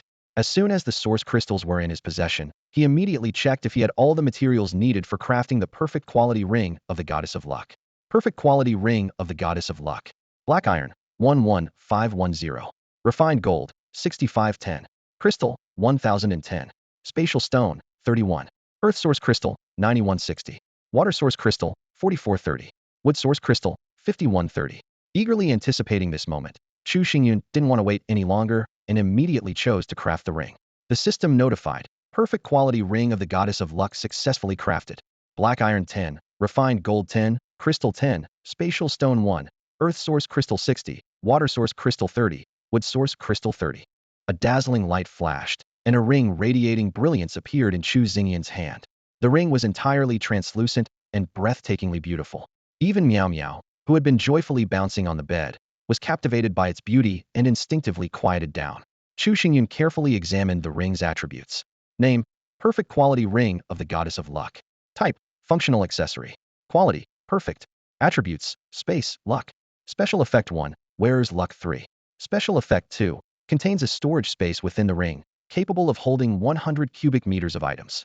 Special effect 3, wearer's overall attributes 10. Special effect 4, allows the wearer to activate the goddess of luck's blessing once per day, increasing the likelihood of a specific probabilistic event occurring that day. Equipment requirement. Non-believer of the god of calamity, limited to 1 ring per player, cannot be equipped multiple times. Chu Xingyun gazed at the ring in his hand, brimming with immense power, and felt a surge of hope and anticipation for the future. Chu Xingyun gazed at the ring in his hand, silently marveling at its extraordinary features. This ring was not only flawlessly crafted, but also came with a remarkable ability it could never be lost. As he gently ran his fingers over its smooth surface, the ring's peculiar description echoed in his mind. Fate works in mysterious ways. Try throwing it away, and it will always return to your hand. Unless, of course, you die. This mystical property piqued Chu Xingyun's curiosity, and he couldn't resist testing it out. He casually tossed the ring away, his eyes following its trajectory. In a flash of white, Meow Meow darted forward and caught the ring in its mouth. Chu Xingyun couldn't help but laugh helplessly. He rushed over, coaxing and even threatening the little creature, until he finally managed to retrieve the ring. Sliding the ring back onto his finger, Chu Xingyun immediately checked his personal stats. Sure enough, all his attributes had increased by 10 points, and a new luck stat appeared, showing a 3 bonus. To his amazement, he discovered that the ring's storage space was 10 times larger than Meow Meow's spatial pouch. He couldn't help but wonder if the massive amount of source crystals he had spent was used to create this enormous storage capacity. The 10 boost to all attributes was equivalent to gaining 5 levels at Onsia, a feat unparalleled among the attribute-enhancing items he had encountered before. Reflecting on this, Chu Xingyun felt a wave of relief and satisfaction, convinced that his investment had been more than worthwhile. The ring's only active skill, Blessing of the Goddess of Luck, particularly caught Chu Xingyun's attention. Usable only once per day, this skill had the potential to achieve extraordinary results if used wisely, or, conversely, to be completely underwhelming if misused. In essence, the skill allowed him to focus his luck on a specific event, significantly increasing its probability or success rate. A flurry of possibilities raced through Chu Xingyun's mind. Winning the lottery, meeting a beautiful woman, discovering a high-level treasure chest, or even improving the success rate of his next attempt at basic spirit summoning. He realized that the skill could make likely events even more certain and challenging tasks slightly easier. However, he also understood its limitations. Impossible feats, such as becoming invincible overnight or conjuring legendary equipment out of thin air, remained out of reach. All in all, Chu Xingyun was thoroughly impressed by the ring. The only minor downside was how its delicate design looked slightly feminine on his hand. Still, this didn't dampen his excitement and satisfaction. He felt incredibly fortunate to have acquired such a wondrous artifact. The blessing of the goddess of fortune descended, and Chu Xingyun decided to try out this magical skill on this nearly ended day.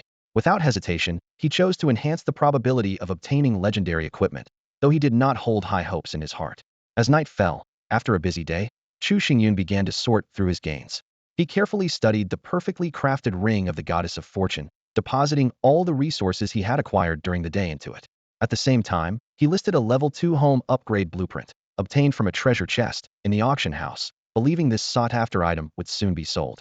At 9:13 p.m., the exhausted Chu Xingyun prepared to wash up and rest. While running the bathwater, he turned off the excellent sunlight lighthouse. When he returned to the bathroom, Meow Meow was already happily splashing around in the bathtub. After his bath, Chu Xingyun lay on his cozy bed and quickly fell into a deep sleep. However, just as Chu Xingyun had drifted off, a cluster of dark figures suddenly appeared on the left side of his estate. The sound of flapping wings broke the stillness of the night. A fast-moving shadow led the group, darting into Chu Xingyun's estate before any of the spirit beasts could react. The sturdy stone wall was smashed, leaving a large gap.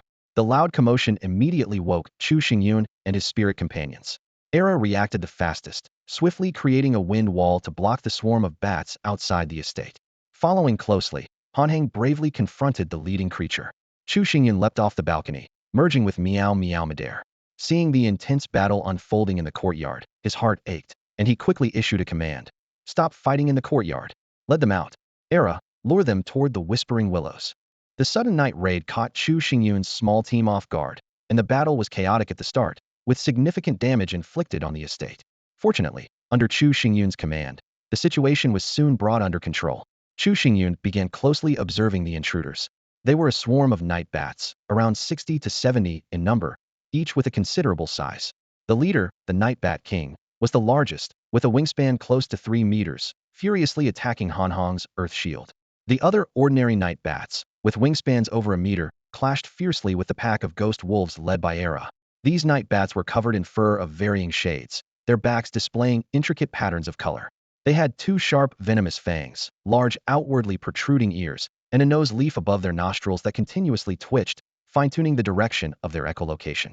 Chu Xingyun watched the sudden battle unfold, his mind alert, ready to face the challenges ahead. Checking the attributes of the night bat. Category: Beast, Dark. Level: 6. Quality: Spirit Beast. Skills: Bronze level Night Concealment, Powerful Suck. Combat Power: 36. Status: Hunting. Weaknesses: Afraid of fire and light. Checking the attributes of the Night Bat King. Category: Beast, Dark. Level: 8. Quality: Spirit Beast. Skills: Gold level Night Concealment, Sonic Blade, Toxic Fong, Life Drain. Combat Power: 62. Status: Bloodthirsty, Frenzied, Completely Lost Sanity. Weaknesses: Afraid of fire and light. The ordinary night bats are not much of a threat, but this Night Bat King is quite strong. In terms of combat power, it's the highest Chu Xingyun has ever encountered. And what's with this completely lost sanity status? He's never seen it before. Chu Xingyun noticed that the Night Bat King was incredibly fast, evading most of Han Han's clumsy attacks. Right now, they could only rely on their strong defense to hold on. Fortunately, the Night Bat King seemed to be in a disturbed state, completely out of its mind, and only kept using its mouth to suck. Afraid of light. Chu Xingyun ran over and activated the excellent sunlight beacon. Although it was just an ordinary sunlight beacon with no lethal power, it could at least affect the monster's states and allow his spirit beasts to see more clearly. The effect was quite good. Under the sunlight, the night bats became visibly weaker. However, the Night Bat King was still quite formidable. It had strong reconnaissance capabilities, making it a good fit for Chu Xingyun's team, and it even commanded a group of subordinates. Chu Xingyun thought about trying to tame it. Having just reached level 7 in the morning, Chu Xingyun had killed quite a few monsters and even 2 players in the afternoon, but their levels were too low, so the experience gained was minimal. After some hesitation, Chu Xingyun took out an advanced experience pill and consumed it. Your level has increased to level 9. Experience progress towards level 10, 80260. Meanwhile, in a distant region, a blonde-haired, blue-eyed foreigner was grinding monsters late into the night. Peter, swear to take the top spot on the leaderboard tonight. He was fed up with always being second and the constant ridicule in the chat channel comparing him to that guy from Huaxia. Every leaderboard had him overshadowed. He was determined to prove to everyone that he was the true king of this world. In the darkness, a dazzling holy light descended, and a dark demon spider fell to the ground, granting him another large chunk of experience. In a good mood, Peter habitually opened the leaderboard for motivation. What? That guy on top of the leaderboard just jumped to level 9 instantly. FK, I'm reporting him. He must be cheating. Peter's furious roar echoed through the silent night sky. Back on the battlefield, Chu Xingyun prepared himself and approached. He aimed at the Night Bat King and unleashed a basic Spirit Beast technique. The Night Bat King didn't react at all, as if it didn't even feel it. Spirit Beast technique failed. The creature is currently in an untamable state. What? Chu Xingyun tried again, but the result was the same. The system notification left him dumbfounded. There's actually a state like this? Is it because it's completely lost sanity? Chu Xingyun couldn't figure it out, and felt like he had taken a huge loss. He failed to tame the beast, which meant losing out on a ton of experience. Originally, when Era killed a night bat, Chu Xingyun would get 5 experience points, but now he only got 1 point per kill. Frustrated, he vented his anger through attacks. Windblade, Spatial Blade, all aimed at the Night Bat King. Unfortunately, the Night Bat King was too agile, dodging most of the attacks. The few Spatial Blades that hit only caused minor injuries. This was already because the Night Bat King was acting purely on instinct, having lost its sanity. Otherwise, it might have been impossible to land even a single hit. On the other side, the pack of shadow wolves, led by Era, successfully lured the battle toward the wind-weeping willow. The massive tree unleashed its most powerful area attack skill, Leaf Dance. Its enormous trunk swayed as countless willow branches moved like sharp swords, each strike hitting the night bats. Leaves fell from the branches, glowing with white light, and rained down on the night bat's swarm like a storm. In an instant, over 10 night bats were killed, and the rest were severely injured. Chu Xingyun was astounded by the power of Fufeng Lu and immediately called out to Han In's, pulling the erratic Dark Night Bat King into the fray as well. He decided to fully utilize the team's strength, adopting a group assault strategy to take down the formidable foe. At this moment, the Dark Night Bat King resembled a mindless combat machine. It didn't use any skills, instead relentlessly biting with its sharp fangs, much like a malevolent woodpecker brought to life. The battle quickly escalated into a fierce clash. Fufeng Lu joined forces with the wolf pack army, swiftly annihilating the ordinary Dark Knight bats. The tide of the battle turned overwhelmingly in their favor, leaving the Dark Knight Bat King struggling desperately against the relentless onslaught of spirit beasts. The scene was both tragic and bleak. Just as everyone was about to celebrate their impending victory, the Dark Knight Bat King suddenly erupted in a final burst of power. Its terrifying sonic blade skill swept across the battlefield, injuring many of the surrounding wolves. Henins, who had been tanking the brunt of the attacks, bore the initial impact. Its sturdy earth shield shattered in an instant, and the Bat King's venomous, razor-sharp fangs pierced directly into Henin's shoulder. This unexpected turn of events caught Chu Xingyun completely off guard. His eyes turned bloodshot, and he launched a furious assault while roaring in anger. Tear this beast apart. Grind it into dust. However, the Dark Knight Bat King's sudden explosion of power was short-lived, akin to a dying flash. In less than 10 seconds, it succumbed to the relentless group attack and collapsed. The system immediately displayed a notification. You have gained EXP 5. Your spirit beast Fufeng Lu has gained EXP 30. Your spirit beast Henins has gained EXP 30. Your spirit beast Meow Meow has gained EXP 35. Your spirit beast Era has gained EXP 35. Your spirit beast Fufeng Lu has leveled up to level 7. Your spirit beast Henins has leveled up to level 7. Your spirit beast Meow Meow has leveled up to level 6. Your spirit beast Era has leveled up to level 6. You have obtained the Chapter of Wisdom. Chu Xingyun had no time to check the system notifications. He rushed anxiously to Henin's side, using the reviving wind skill repeatedly in an attempt to heal it, his heart filled with unease. Over the past few days of fighting side by side, these spirit beasts had become his closest companions. While injuries were inevitable in battle, Henins had just endured the Bat King's ultimate skill, the Venomous Fang. Chu Xingyun was well aware of how deadly this skill was. Even the slightest scratch could lead to rapid poisoning and death. Without a moment's hesitation, Chu Xingyun ordered Meow Meow to retrieve the bile of the fiery sun snake and feed it to Henins. The snake bile's effects were immediate, and soon Henin's status no longer indicated poisoning. Only then did Chu Xingyun finally breathe a sigh of relief. This battle had been perilously close. If not for the Bat King's erratic state, facing it head-on would have undoubtedly resulted in heavy casualties. However, risk and reward often go hand in hand. By eliminating the entire swarm of bats, each spirit beast gained a significant amount of experience points. Since the spirit beasts were at relatively low levels, the experience gained from defeating enemies was substantial, resulting in level-ups for the entire team. Of course, some of the bats had fallen to the wolf pack's claws, so the spirit beasts didn't gain experience from those kills. Beyond the level-ups, the system also awarded the Chapter of Wisdom. Chu Xingyun's curiosity was piqued by the mysterious item's potential use. Chu Xingyun approached the corpse of the Dark Knight Bat King, and the scene before him made him frown. The pack of shadow wolves had already devoured the once mighty body, leaving behind only a pile of mangled flesh and broken bones. Squatting down, he carefully searched for any potential spoils left behind. This is the price of betrayal, Chu Xingyun murmured to himself, recalling the fate of Henin. His fingers brushed across the ground and touched a few hard objects. A system notification promptly sounded. You have obtained Bones X20. You have obtained Bat King's Poison Fangs X2. You have obtained Golden Quality Beast Core X1. Chu Xingyun quickly collected the items. The ordinary bones were immediately handed over to the system for recycling, while the Bat King's Poison Fangs and the precious Golden Quality Beast Core were carefully stored in his ring. A Golden Quality Beast Core, the first one. Chu Xingyun muttered softly, reflecting on the immense resources required for evolving a Golden Tier Spirit Beast. Although Golden Quality monsters were still rare at present, he believed that as his strength grew, this situation would soon change. Just as he was about to leave, a plain-looking piece of paper caught his attention. Chu Xingyun picked it up and examined it closely, discovering that the seemingly ordinary white sheet possessed extraordinary qualities it neither creased nor tore. Driven by curiosity, he checked the paper's attributes. Name, Wisdom Chapter Fragment. Quality, Legendary. Special effects. 1. 10 base durability of home. 2. 10 resources from treasure chests. 3. 10 wisdom. 4. Gain 1 wisdom per level. 5. 10 spell damage. 6. Can activate Wisdom Ascension once per day, doubling wisdom for 30 seconds. 7. Consumed by intelligent creatures, it causes them to lose sanity and become bloodthirsty maniacs. Equip requirement. Only equipable by players. Note, this item is a fragment. Collecting all fragments will allow synthesis into a complete legendary equipment. Cannot be stored in spatial inventory. Its effects activate when carried. If the holder is killed, the item will drop without fail. Holy crap, this is truly legendary gear. Chu Xingyun exclaimed, carefully studying the incredible item. Even as a fragment, its power far surpassed that of perfect quality equipment. With 7 special effects, most of them being percentage-based passive boosts, its potential would only grow stronger over time. Chu Xingyun couldn't help but think of the Dark Knight Bat King's madness. It must have consumed this page and lost its sanity because of it. He speculated, making a mental note to keep this treasure close and ensure that none of his gluttonous spirit beasts at home could get their hands on it. After securing his spoils, Chu Xingyun couldn't help but feel a twinge of regret. For such a powerful monster like the Dark Knight Bat King, the treasure chest it guarded must be top tier.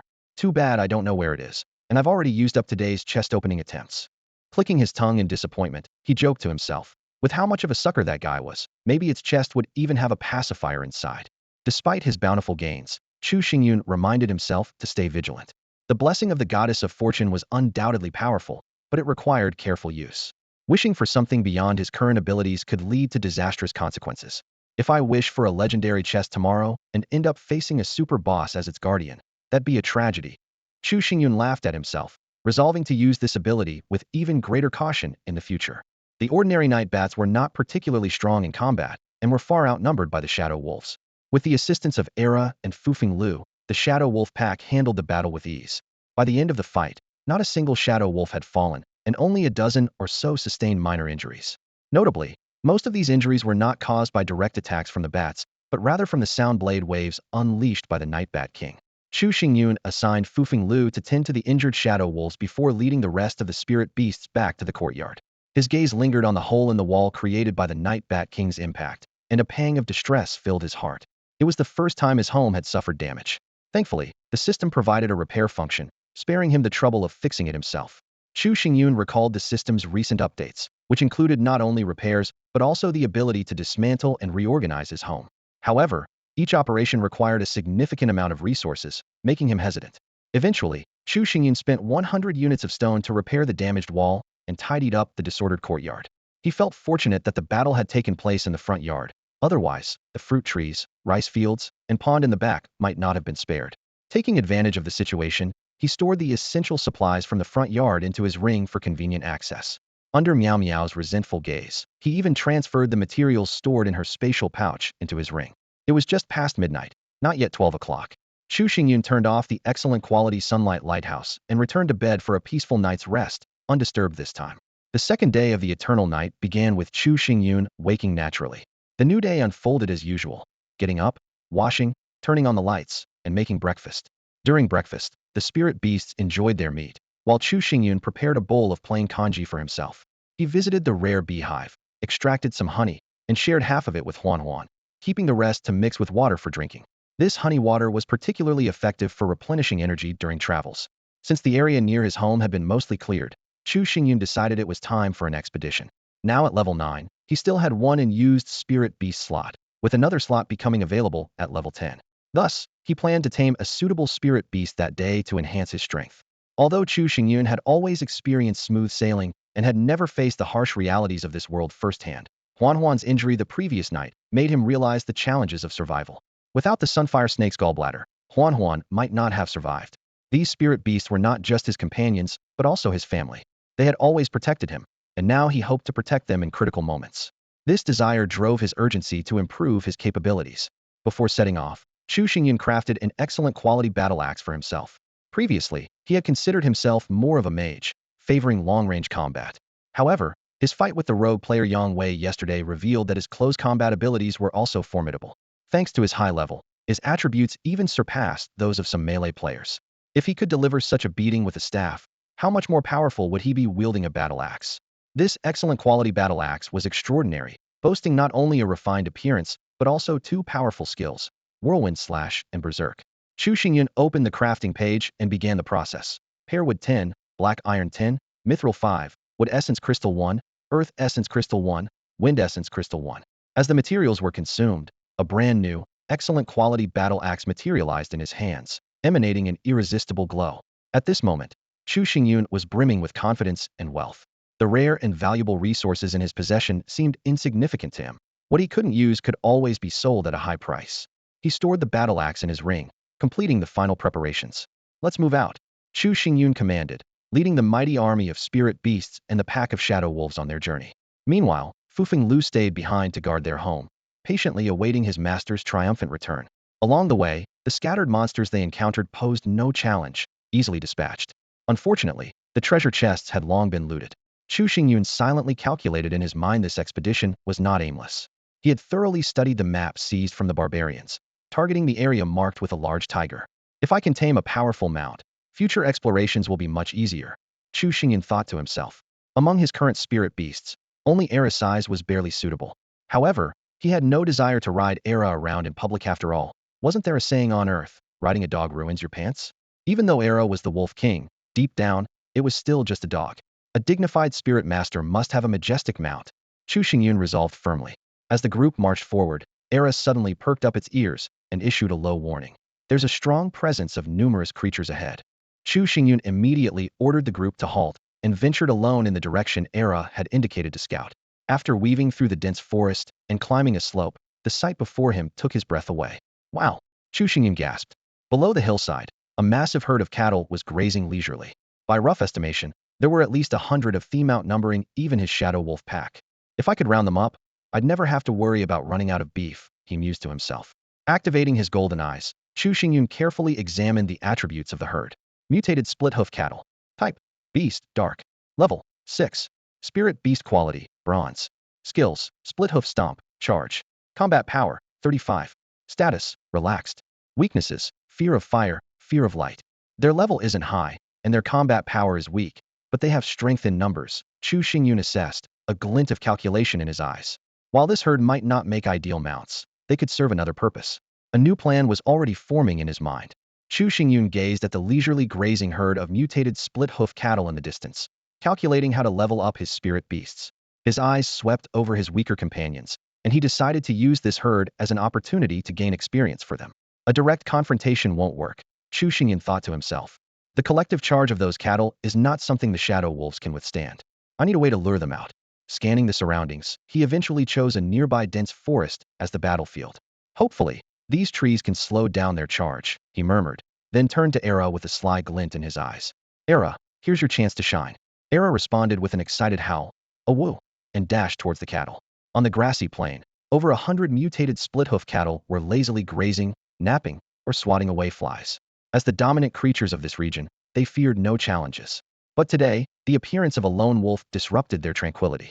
Era darted back and forth in front of the herd, catching the attention of nearby cattle. Suddenly, it unleashed a wind blade, striking one of the mutated split-hoof cattle. Angry roars erupted immediately. Unperturbed, Era provocatively waved its paw at the herd, as if taunting. Come on, hit me if you can. This act completely enraged a dozen or so of the cattle. They bellowed furiously, pawing the ground before charging at Era with full force. Seeing this, Era turned tail and sprinted away, with over 20 enraged cattle thundering after it. The ground trembled under the weight of the massive creatures, and even Chu Xingyun, observing from afar, could feel the sheer, awe-inspiring force.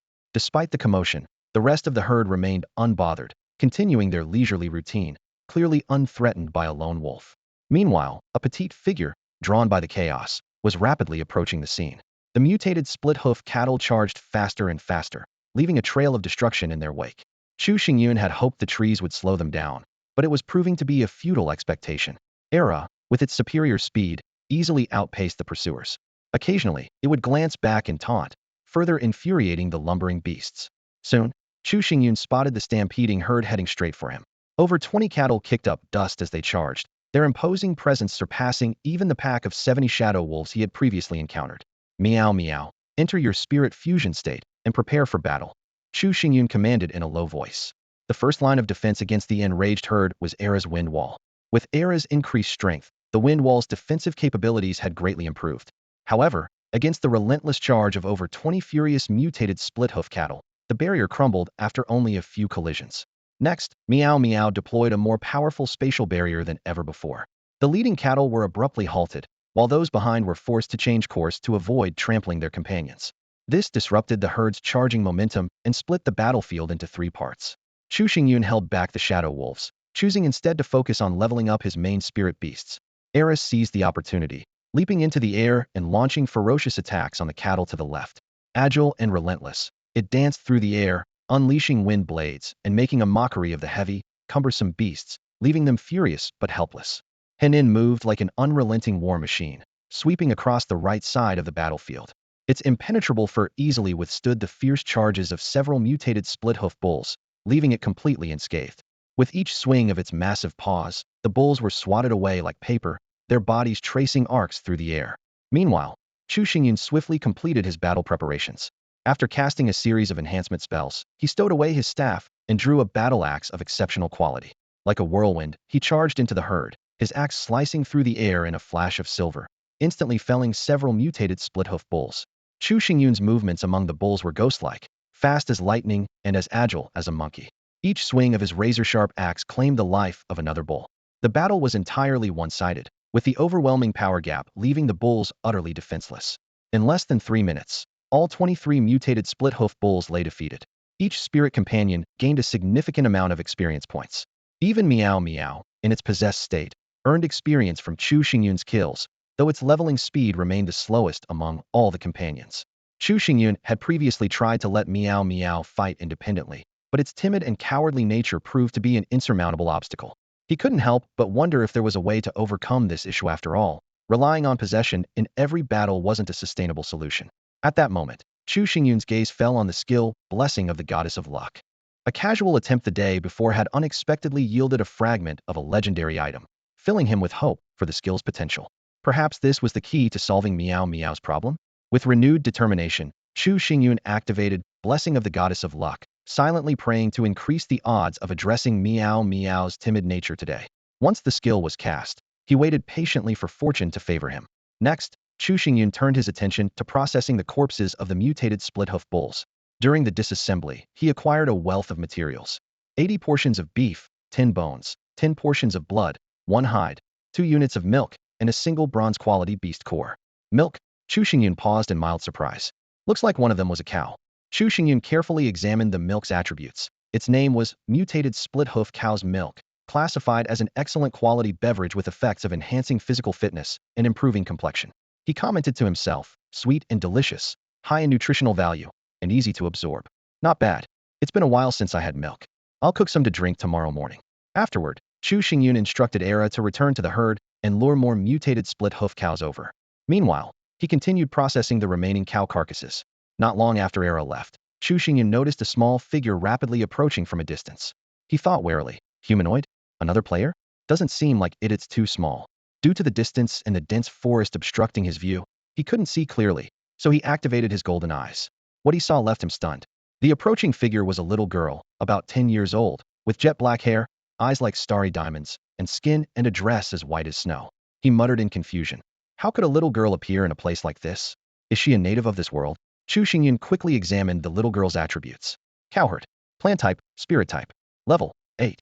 Spirit plant quality, platinum. Skills, cowherd song, song of chaos, soul communication, cleansing song. Combat power, 10. Status, anxious. Weakness, innately kind-hearted. After reading her attributes, Chu Xingyun froze in disbelief. She's a humanoid plant? Platinum quality but only 10 combat power. Before he could think further, the little girl had already run up to him. Upon seeing the carcasses of the mutated split-hoof cows on the ground, her eyes widened, her body stiffened, and her face was filled with disbelief.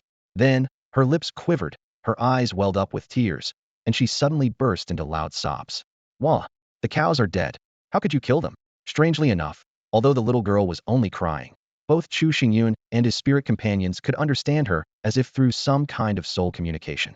Tears streamed down her soft cheeks like a broken dam, and her heart-wrenching cries made Chu Xingyun and the spirits feel an inexplicable pang of guilt and sorrow. Despite her small stature, the little girl's cries were deafening, seemingly echoing throughout the entire forest. Chu Xingyun winced as his eardrums throbbed, and a trace of panic appeared on his face. Her desperate sobs and flowing tears made him feel as though he had committed an unforgivable sin. The little girl's clear, innocent, and pitiful gaze was enough to melt anyone's heart. Chu Xingyun let down his guard completely, crouched down, and gently held her in his arms, speaking as softly as he could. I'm sorry. I won't hurt the cows anymore.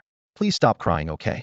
Chu Xingyun had never imagined that killing a few mutated split-hoof cows would lead to such dire consequences. Flustered, he tried to console the little girl. At this moment, all he wanted was for the world to quiet down. However, his efforts only made things worse, and the little girl cried even harder. Wah! You have to bring my cows back. Chu Xingyun was at a loss, unwilling to mistreat a child. Just then, reinforcements arrived. Era returned, leading the entire herd of cows. This time, The mutated split-hoof cows seemed to have learned their lesson and no longer charged recklessly. As the thundering sound of the approaching herd grew louder, the little girl stopped crying. Yet the world was far from quiet. The stampede of dozens of mutated split-hoof cows was deafening. Chu Xingyun immediately ordered his spirit companions to prepare for battle. The little girl became anxious and whimpered.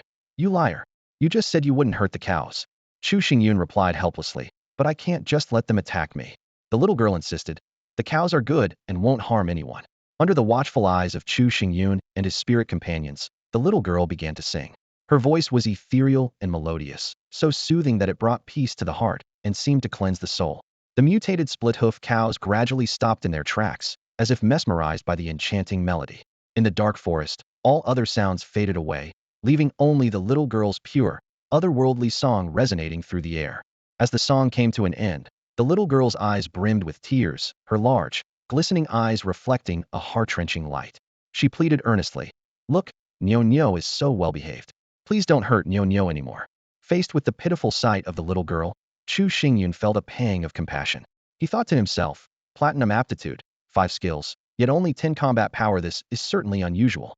That song she sang earlier, though, was undeniably powerful.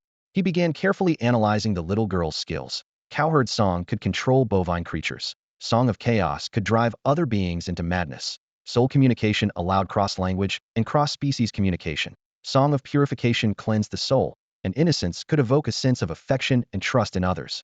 Each of these abilities was unique, and Chu Xingyun felt an urge to recruit her. After weighing his options, he decided to use strategy to win her over.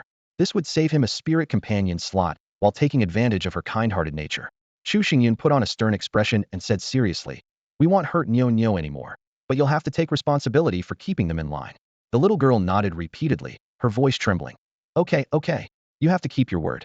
Seizing the opportunity, Chu Xingyun suggested, "Then from now on, you'll follow me. I'll protect you and Nyo, and you'll make sure Nyo behaves." The little girl's eyes widened in disbelief at Chu Xingyun's audacity. However, for the sake of protecting her beloved Nyo, she reluctantly agreed. And so, Chu Xingyun deftly avoided a potential conflict and gained a new companion. Although he couldn't casually slaughter the cows for meat, drinking some milk daily didn't seem unreasonable. Besides, the combined charge of the mutated split-hoofed cattle was a formidable force, making them excellent guardians for his home. "What's your name?" Chu Xingyun asked. "Everyone calls me Cowherd Girl," the little girl replied. Chu Xingyun frowned. "That name doesn't sound very nice. From now on, I'll call you Chu Chu." The little girl hesitated. "But I think Cowherd Girl sounds nice too, although Chu Chu also sounds nice." "Then Chu Chu it is," Chu Xingyun decided. "Take us to your home. We'll help you move." Chu Chu wasn't so easily fooled. Her innocent, wide eyes stared at Chu Xingyun, her expression clearly saying, "You're up to no good." Chu Xingyun awkwardly coughed to hide his embarrassment. Soon after, Chu Xingyun arrived at the cattle's gathering spot and opened a silver treasure chest. Inside, he found 3 refined metals, 2 gold ingots, 6 pieces of dark iron, 3 wood essence crystals, 12 high-quality pasture seeds, and a blueprint for crafting a superior pasture. Without hesitation, he chose to learn the blueprint.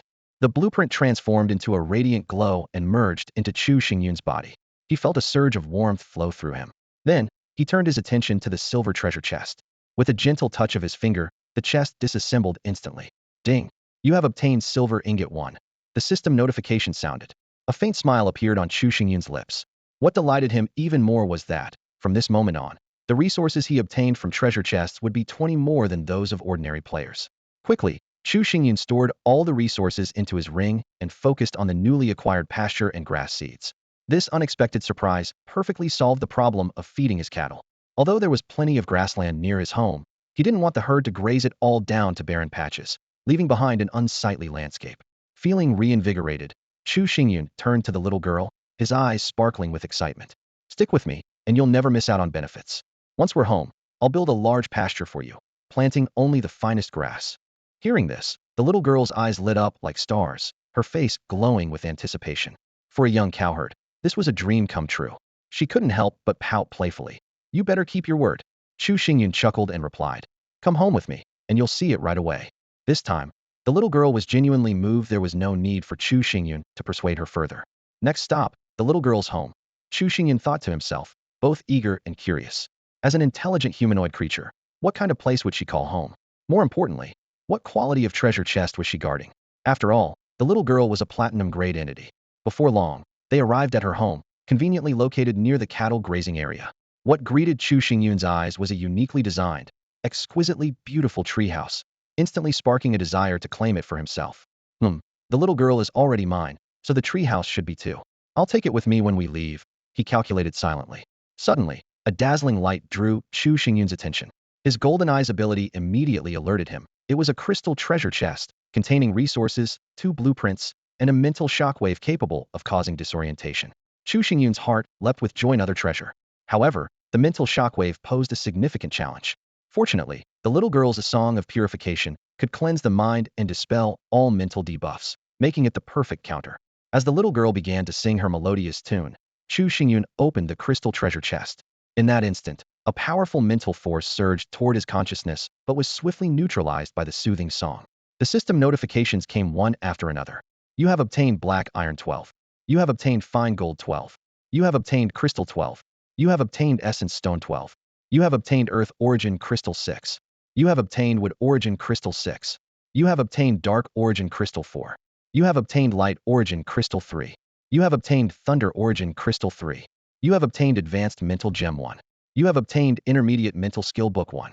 You have obtained level 3 home upgrade blueprint 1. You have obtained rare quality mental staff blueprint 1. Chu Xingyun felt slightly disappointed. Sigh, as expected, it's not perfect quality. Do you wish to learn the rare quality mental staff blueprint? The system prompted. Learn. Chu Xingyun responded decisively. One of the blueprints turned into a radiant glow and dissolved into Chu Xingyun's body. He then disassembled the crystal treasure chest, obtaining a piece of crystal. Chu Xingyun carefully transferred all the resources from the crystal treasure chest into his ring, his heart brimming with anticipation as he began to examine his haul. The first items to catch his eye were 12 pieces of Yingjing stones, a rare material he had never encountered before.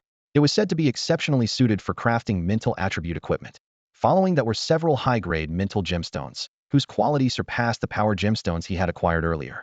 He meticulously inspected their attributes. High-grade mental gemstones, rare quality, capable of directly increasing the mental attribute by 5 points. These gemstones could be embedded into weapons or armor, with higher-grade weapons accommodating more gemstones and yielding stronger effects. Chu Xingyun couldn't help but marvel at their impressive power. Next, he found an intermediate mental skills book that granted the passive skill Fearless upon use, with no learning restrictions. A smile spread across his face. Wasn't this perfect for Meow Meow? It seemed the goddess of fortune was truly favoring him today. The treasure chest also contained a level 3 home upgrade blueprint. While Chu Xingyun no longer had any use for it himself, he knew it would fetch a high price at the auction house. After all, his home was the only one on the leaderboard that had reached level 3. Without hesitation, he listed the blueprint for auction, confident it would soon cause a stir. The final item was the one Chu Xingyun had been most eager to find, a rare quality blueprint for crafting a mental staff. He immediately checked the required materials: rosewood, refined gold, Yingjing stones, wood core crystals, water core crystals, and dark core crystals. This weapon promised immense power without causing backlash to its user, though its heavy consumption of Yingjing stones was a notable drawback. To his delight, Chu Xingyun discovered he had all the necessary materials. Without wasting any time, he initiated the crafting process. As a radiant glow enveloped the space, a dark golden staff materialized in his hands. Measuring 1.6 meters in length, the staff was crafted from rosewood, interwoven with the subtle shimmer of refined gold. At its tip was a Yingjing stone, which could be replaced once its energy was depleted. The moment Chu Xingyun gripped the staff, he felt a surge of intense mental energy coursing through him. He examined the staff's attributes in detail: exceptional attack power and 3 potent skills: mental shock, mental detection, and mental storm. These abilities not only allowed him to attack enemies, but also to detect nearby life forms and even detonate Yingjing stones for area attacks. The only requirement was a minimum mental attribute of 30, with higher mental power amplifying the damage output. After reviewing the attributes, Chu Xingyun was left with one overwhelming impression: power, unparalleled power. This was undoubtedly the strongest weapon he had acquired so far, far surpassing his previous utility-oriented equipment. Gripping the staff tightly, he felt the immense strength it held and looked forward to the adventures that lay ahead with newfound confidence. Chu Xingyun gripped the rare quality spiritual staff tightly in his hand, feeling the surge of power coursing through his body. This weapon perfectly complemented his exceptional intelligence and mental attributes, compensating for his lack of offensive skills. The staff's 2 ability, a single target and area effect attacks, instantly elevated Chu Xingyun's combat prowess to an intimidating level. Satisfied with his new equipment, Chu Xingyun shifted his attention to Ling Miao Miao. Without hesitation, he used an intermediate mental skill book. Streams of white light flowed out from the book, like a gentle stream, and infused into Meow Meow's body. The fearless skill immediately took effect on Meow Meow, granting it an unshakable and courageous heart. When Chu Xingyun checked Meow Meow's attribute panel, he was delighted to find that the timid weakness had vanished, leaving only gluttonous in its place. After organizing his gains, Chu Xingyun prepared to move forward. However, he quickly realized that traveling with dozens of mutated split-hoof cattle was highly inconvenient. The massive herd's movements caused tremors with every step, either scaring off enemies or exposing their location. Reluctantly, Chu Xingyun decided to temporarily leave the herd at their previous gathering spot. However, the little girl, Chu Chu, couldn't be left behind. Since she wasn't officially one of Chu Xingyun's spiritual companions yet, her loyalty couldn't be determined, and Chu Xingyun didn't dare risk leaving her alone. After weighing his options, Chu Chu became the newest member of the team. The other spiritual companions showed great affection toward their new petite and adorable teammate. The largest of them, Han Han, even placed Chu Chu on his broad shoulders, serving as a moving observation platform. About 20 minutes into their journey, Chu Xingyun spotted a glowing treasure chest. It was just a regular copper chest, but he decided not to open it. He recalled seeing someone on the trading interface last night selling treasure chest-like clusters as blind boxes for a high price and immediately regretted not doing the same. Thinking back to the numerous wooden and copper chests he had encountered while clearing the area near his home in recent days, Chu Xingyun couldn't help but lament the missed opportunity to make a fortune. Just as Chu Xingyun was about to collect the chest, the ground suddenly trembled, and a large, curly-haired groundhog burst out of the earth. The creature had short limbs, but a pair of strikingly prominent front teeth. It scanned its surroundings warily. Before Chu Xingyun could even get a clear look at the groundhog's attributes, the little creature was already trying to burrow back underground. Unexpectedly, Meow Meow, who rarely took the initiative, reacted with lightning speed this time. Perhaps it was the influence of the fearless skill or the natural enmity between felines and rodents, but Meow Meow instantly launched a spatial blade attack. The next moment, a sharp, high-pitched squeal echoed from underground, completely unlike the calls of groundhogs Chu Xingyun was familiar with. The sound was so piercing and unusual that it shattered all his prior impressions of the species. The poor groundhog barely poked its head out to survey its surroundings when it was ambushed by Meow Meow. Its plump little body had just emerged from the ground and hadn't even adjusted to the sunlight before being overwhelmed by a flurry of ferocious attacks. The sudden commotion startled Chu Xingyun and his spirit companions, who instinctively assumed it was an enemy ambush and immediately unleashed their respective skills. In this one-sided battle, the groundhog didn't even have a chance to flee before it was beaten to death. Only the kind-hearted little girl, Chu Chu, stood to the side, her eyes glistening with tears as she trembled, and said, "The groundhog is so cute. Why did you have to kill it?" Her voice was filled with compassion for the innocent creature. Hearing this, Chu Xingyun helplessly covered his face. He had just resolved Meow Meow's timid nature, and now he had to deal with Chu Chu's excessive kindness. But there was no time to dwell on it. He quickly collected the glowing treasure orb that appeared beside the groundhog's body. To most, this glowing orb was like a mysterious blind box its treasures only revealed upon opening. However, doing so would use up one of the daily chances players had to open treasure chests. Chu Xingyun had only one chance left for the day and wasn't willing to waste it on this bronze-tier chest. Without hesitation, he listed it in the trading market for 3 source crystals of any attribute the standard market price. Chu Xingyun calculated in his mind. Opening wooden chests often resulted in losses, bronze chests barely broke even, but silver chests could lead to significant profits. As for higher-tier chests, they were extremely rare given the current strength of players. Even for someone like Chu Xingyun, who topped 3 leaderboards and had the aid of his golden eye, it was nearly impossible to gather 3 high-tier chests in a single day. Time slipped by, and as noon approached, Chu Xingyun decided to pause and find a safe spot to rest. Skillfully setting up a grill, he prepared a hearty lunch.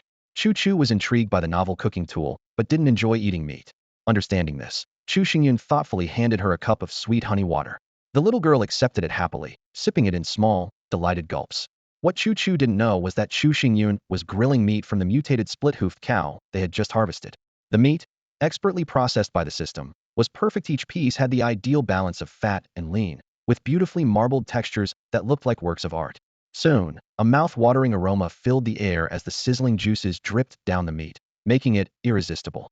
Chu Xingyun's seasoning technique was equally impressive, a mix of salt, mysterious fruit, sweet fruit, seeds from the spicy vine, and a final glaze of rare honeycomb nectar. This unique blend had the spirit companions unable to resist. They began devouring the meat when it was only medium rare, their satisfied exclamations echoing one after another. Watching the spirits savor their meal with such delight, Chu Xingyun found his own appetite peaked. When the meat was cooked to medium well, He couldn't wait any longer and took a big bite. Instantly, his taste buds were overwhelmed with joyous symphony of flavors danced on his tongue. The sweetness of honey, the spiciness of vine seeds, the tenderness of the beef, and the crispy caramelized exterior. It was a culinary masterpiece, bringing unparalleled satisfaction. However, the enticing aroma of the meal attracted more than just Chu Xingyun's group. It drew the attention of the apex predator of the area, Nightshade Spirit Leopard. The creature sauntered toward them with graceful steps, a freshly killed prey hanging from its jaws, as if flaunting its dominance. The leopard's sudden appearance immediately put Chu Xingyun's team on high alert. Everyone froze, their gazes locked on the uninvited guest. Chu Xingyun swiftly assessed the leopard's attributes, his mind already devising a strategy. The Dark Knight Spirit Leopard, a dual-attribute spirit beast of both beast and dark elements, radiated the aura of a silver-tier creature. Though its level 10 quality fell short of the golden-tier spirit beasts under Chu Xingyun's command, it was not to be underestimated. This spirit leopard boasted 3 impressive skills: Dark Knight Claw, Dark Energy Acceleration, and Charged Dark Light Wave, giving it a formidable combat power of 60 points. At this moment, the spirit leopard was leisurely pacing, its eyes glinting with disdain, yet occasionally betraying a hunger for prey. Its vulnerability was also apparent. It feared fire and light. Chu Xingyun studied the Dark Knight Spirit Leopard, a fleeting thought crossing his mind to tame it as a mount. However, he quickly dismissed the idea. Compared to his golden-tier spirit beasts, even the weakest of which surpassed this silver-tier leopard, it seemed inadequate. While its current combat strength exceeded that of Era, Meow Meow, and Han Han, Chu Xingyun understood that this was merely due to a difference in levels. Over time, his spirit beasts would undoubtedly surpass the leopard by a wide margin. As Chu Xingyun pondered, Meow Meow suddenly couldn't hold back and launched an attack. Ever since learning the fearless skill, this little feline had grown particularly combative. Chu Xingyun did not intervene. Instead, he saw this as an opportunity to test Meow Meow's capabilities. Without hesitation, Meow Meow unleashed a spatial blade, an invisible and intangible attack aimed directly at the Dark Knight Spirit Leopard. The leopard initially remained unaware until the blade struck, jolting it into realizing the danger. It quickly dodged, its gaze turning cold and ferocious as it fixed on the audacious little cat, a cruel smile spreading across its face. With a roar, the leopard surged forward at full speed toward Meow Meow. It had learned from its earlier mistake, no longer charging in a straight line, but deftly evading any potential spatial blades. Just as it was about to pounce on Meow Meow, it slammed into an invisible barriera spatial wall. The leopard swiped at the barrier with contempt, only to find it completely unyielding. It froze for a moment, then spotted Meow Meow's mocking feline face behind the barrier. Enraged, the leopard unleashed its full power with a Dark Knight Claw, striking the barrier with ferocity. Yet, even this full-force attack, backed by its 60 combat points, left only a single crack on the wall. Meow Meow, seeing this, grew even more brazen and let out a smug meow. This completely infuriated the Dark Knight Spirit Leopard, which began a frenzy of attacks on the spatial wall. However, just as the barrier shattered, Meow Meow had already vanished, leaving the Dark Knight Spirit Leopard howling in frustration at the empty space. The enraged Dark Knight Leopard, having lost its target, suddenly fixed its gaze on Chu Xingyun. Prepared for this, Chu Xingyun tightly gripped the newly acquired rare quality spirit staff, his expression tense as he braced himself. In a flash, the leopard charged like an arrow released from a bow. Without hesitation, Chu Xingyun raised his hand and unleashed a dazzling mental shockwave. The blinding light burst forth, and the Dark Knight Leopard collapsed to the ground, motionless. The system notification chimed immediately. You have gained 20 experience points. Your spirit beast Meow Meow has gained 38 experience points and leveled up to level 7. Before Han Han and Air Ha could react, Chu Xingyun was already in shock. That was a powerful level 10 Dark Knight Leopard, boasting 60 combat power, yet it was defeated in a single strike without even getting the chance to unleash its ultimate move. He couldn't help but wonder when he had become so formidable. Air Ha and Han Han were equally astonished. Air Ha thought to himself that, judging by the speed and power the leopard had displayed moments ago, he wouldn't stand a chance in an unknown fight. Han Han, on the other hand, surmised that even within the gravity field, he might not have been able to keep this lightning-fast leopard restrained. Meow Meow was utterly bewildered. How had its master become even more powerful without its assistance? The pack of ghost wolves, too, were stunned by their wolf king's master's strength. Only Chu Chu reacted differently. As yet another monster fell, she burst into tears. Amid the stunned silence of Chu Xingyun and his spirit beasts, Chu Chu's cries echoed through the forest. Turning to her, Chu Xingyun scolded sternly, "Stop crying." Perhaps out of fear, Chu Chu immediately quieted down. Internally, Chu Xingyun resolved to stop bringing her along on his adventures once they returned home. He would let her stay and focus on raising cattle instead of crying every time he fought monsters and leveled up. The system notifications chimed again. Your spirit beast heir Ha, impressed by its master's strength, has gained 1 loyalty. Your spirit beast Han Han, impressed by its master's strength, has gained 2 loyalty. Your spirit beast Meow Meow, impressed by its master's strength, has gained 2 loyalty. Chu Xingyun noticed that heir Ha's loyalty had reached 97 points, making further increases harder to achieve. He couldn't help but wonder if reaching 100 loyalty points would trigger some sort of special effect. After some thought, Chu Xingyun pieced together why he had been able to defeat the Dark Knight Leopard in a single strike. It was the culmination of his long-term growth. As a spirit master, every level up granted him 2 to all attributes, and at level 9, his stats were already significantly higher than average. The War God title and the Ring of the Goddess of Luck each added 10 points to all attributes. Additionally, the legendary fragment, Chapter of Wisdom, amplified all spell power based on intelligence. The mental shockwave attack itself had a base intelligence damage plus a mental power bonus. As a spirit master, his mental power was double that of other players upon changing classes. To top it off, his rare quality spirit staff was embedded with a high-grade spirit gem granting 5 to mental power. These seemingly minor upgrades combined to produce such astonishing results. Realizing this, Chu Xingyun casually disassembled the Dark Knight Leopard's corpse. He then instructed heir Ha and the wolf pack to scout for the leopard's lair, thinking that a silver-grade Dark Knight Leopard must have been guarding a treasure chest of considerable value. He couldn't afford to miss such an opportunity. The wolves were incredibly efficient. In less than 10 minutes, they had located the lair of the Dark Knight's spirit leopard. Chu Xingyun's eyes lit up as he spotted a silver treasure chest lying quietly in its place. He quickly collected the glowing treasure chest into his storage, but didn't rush to open it. After all, there was only one chance left to open a chest today, and with half a day remaining, it wouldn't hurt to wait for a potentially better option. Just as Chu Xingyun was about to leave, a peculiar fruit tree caught his attention. He immediately used his golden eye to examine its properties. Name, Spirit Essence Fruit Tree. Type, Plant. Quality, Rare. Function, produces Spirit Essence Fruits. Note, the tree absorbs monster beast cores to grow Spirit Essence Fruits. The more beast cores it absorbs, the more fruits it produces. Higher quality beast cores result in better effects. 17 plump Spirit Essence Fruits hung on the tree. Chu Xingyun carefully picked one and used the golden eye again to check its details. Name, Excellent Spirit Essence Fruit. Type, Food. Quality, Excellent. Function, enhances the upgrade efficiency of spirit beasts and spirit plants. Note, when consumed by a spirit beast or spirit plant, the fruit increases upgrade efficiency by 10. Each fruit's effect lasts for 24 hours. After reading the description, Chu Xingyun was overjoyed. This was exactly the treasure he had been searching for. It perfectly addressed a long-standing issue for him. Due to consuming experience pills, Chu Xingyun's level had far surpassed that of his spirit companions, making their contributions increasingly limited. He had been seeking ways to quickly enhance their strength, and had even hunted the mutated split-hoof bull earlier to help his spirit companions level up.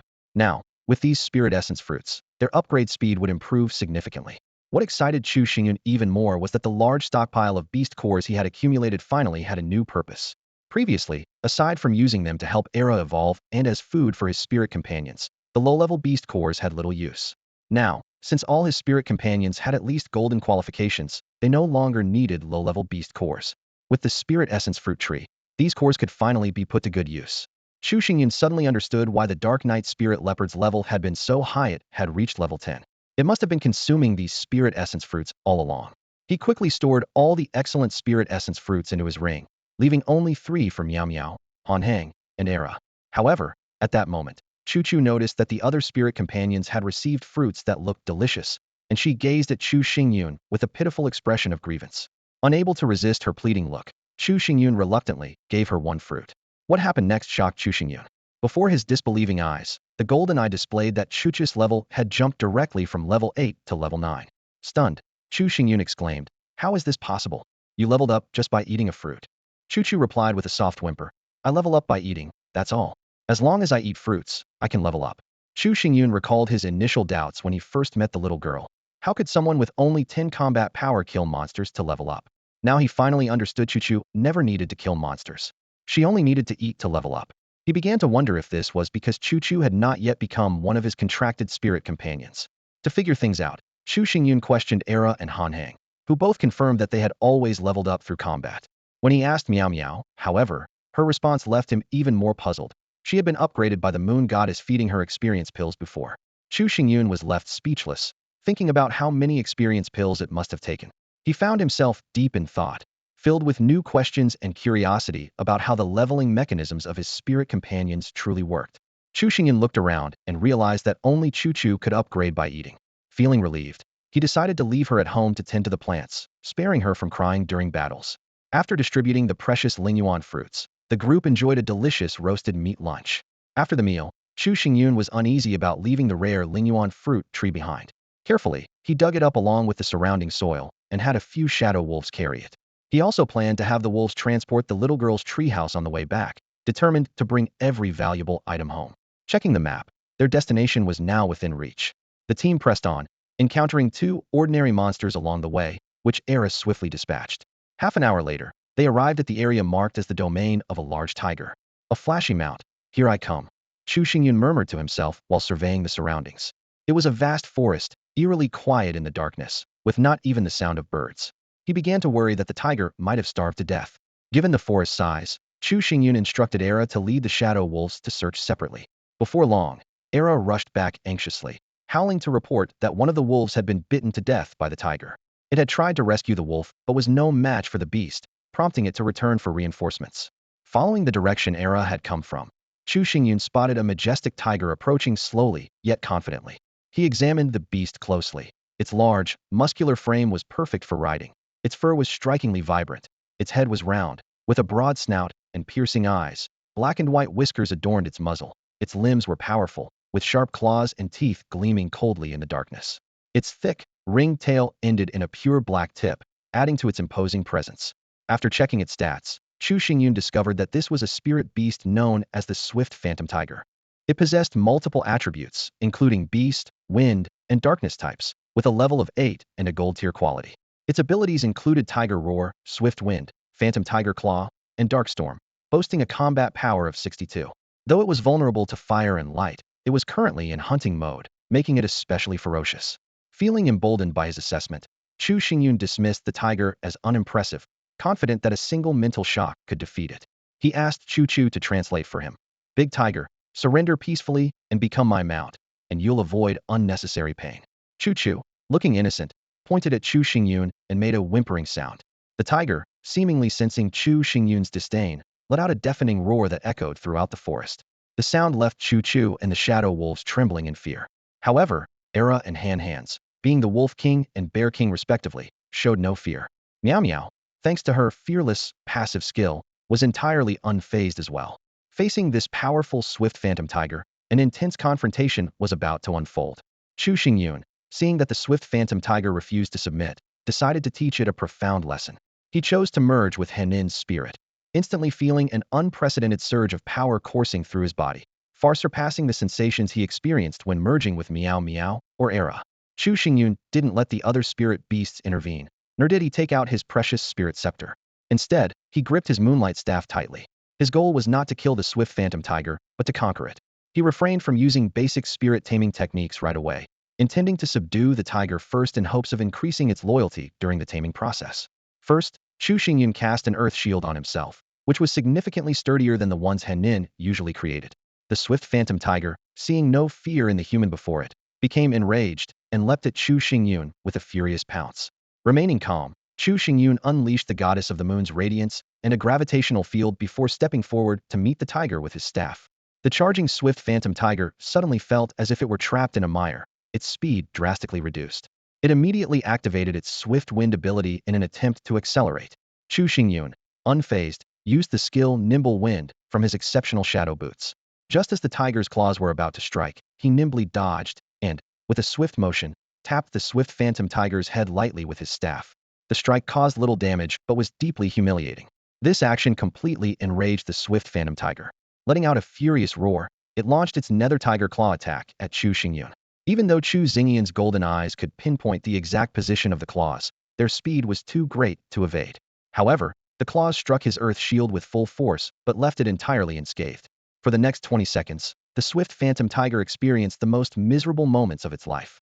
Chu Xingyun, reminiscent of the time he mercilessly beat the thief Yang Wei, relentlessly pummeled the tiger, his staff repeatedly landing on its head. Due to its large size, the tiger endured numerous blows. While striking, Chu Xingyun shouted, "This is for your defiance. This is for your disobedience." Seeing that Nimble Wind, was about to wear off, Chu Xingyun finally stopped. Though the swift phantom tiger's robust physique allowed it to withstand the physical assault, the humiliation was unbearable. Enraged beyond reason, it unleashed its ultimate ability, Dark Storm. In an instant, the air and dark elements around them began to churn violently. Centered on the swift phantom tiger, the entire space grew oppressively heavy.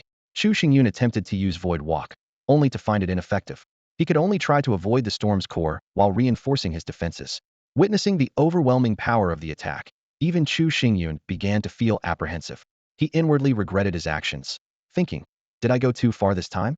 I guess showing off really does come back to bite you. At the edge of the dark storm, Meow Meow and Erha watched the enemy's ferocious assault with wide eyes, a chill of worry creeping over them. At the storm's center, the swift specter tiger bared its fangs, gathering its sinister energy with a menacing aura, determined to obliterate the audacious challenger before it. Despite facing such an overwhelming display for the first time, Chu Xingyun remained composed. Layers of defensive power enveloped him: Earth Shield, Bear King Armor, and Snake Scale Mail, forming an impenetrable fortress. He was well aware that no matter how formidable the swift specter tiger appeared, its combat strength was a mere 62 points. Perhaps one day it would wield apocalyptic power, but today was not that day. Even so, Chu Xingyun kept the Earth Shield active, just in case. As the storm dissipated, the swift specter tiger eagerly anticipated the sight of Chu Xingyun's lifeless body. Yet what greeted its eyes left it utterly stunned. Chu Xingyun stood unharmed, now surrounded by an even sturdier Earth Shield, triggered by the passive effect of the Bear King Armor. Chu Xingyun locked his gaze on the swift specter tiger, a radiant smile curling at his lips.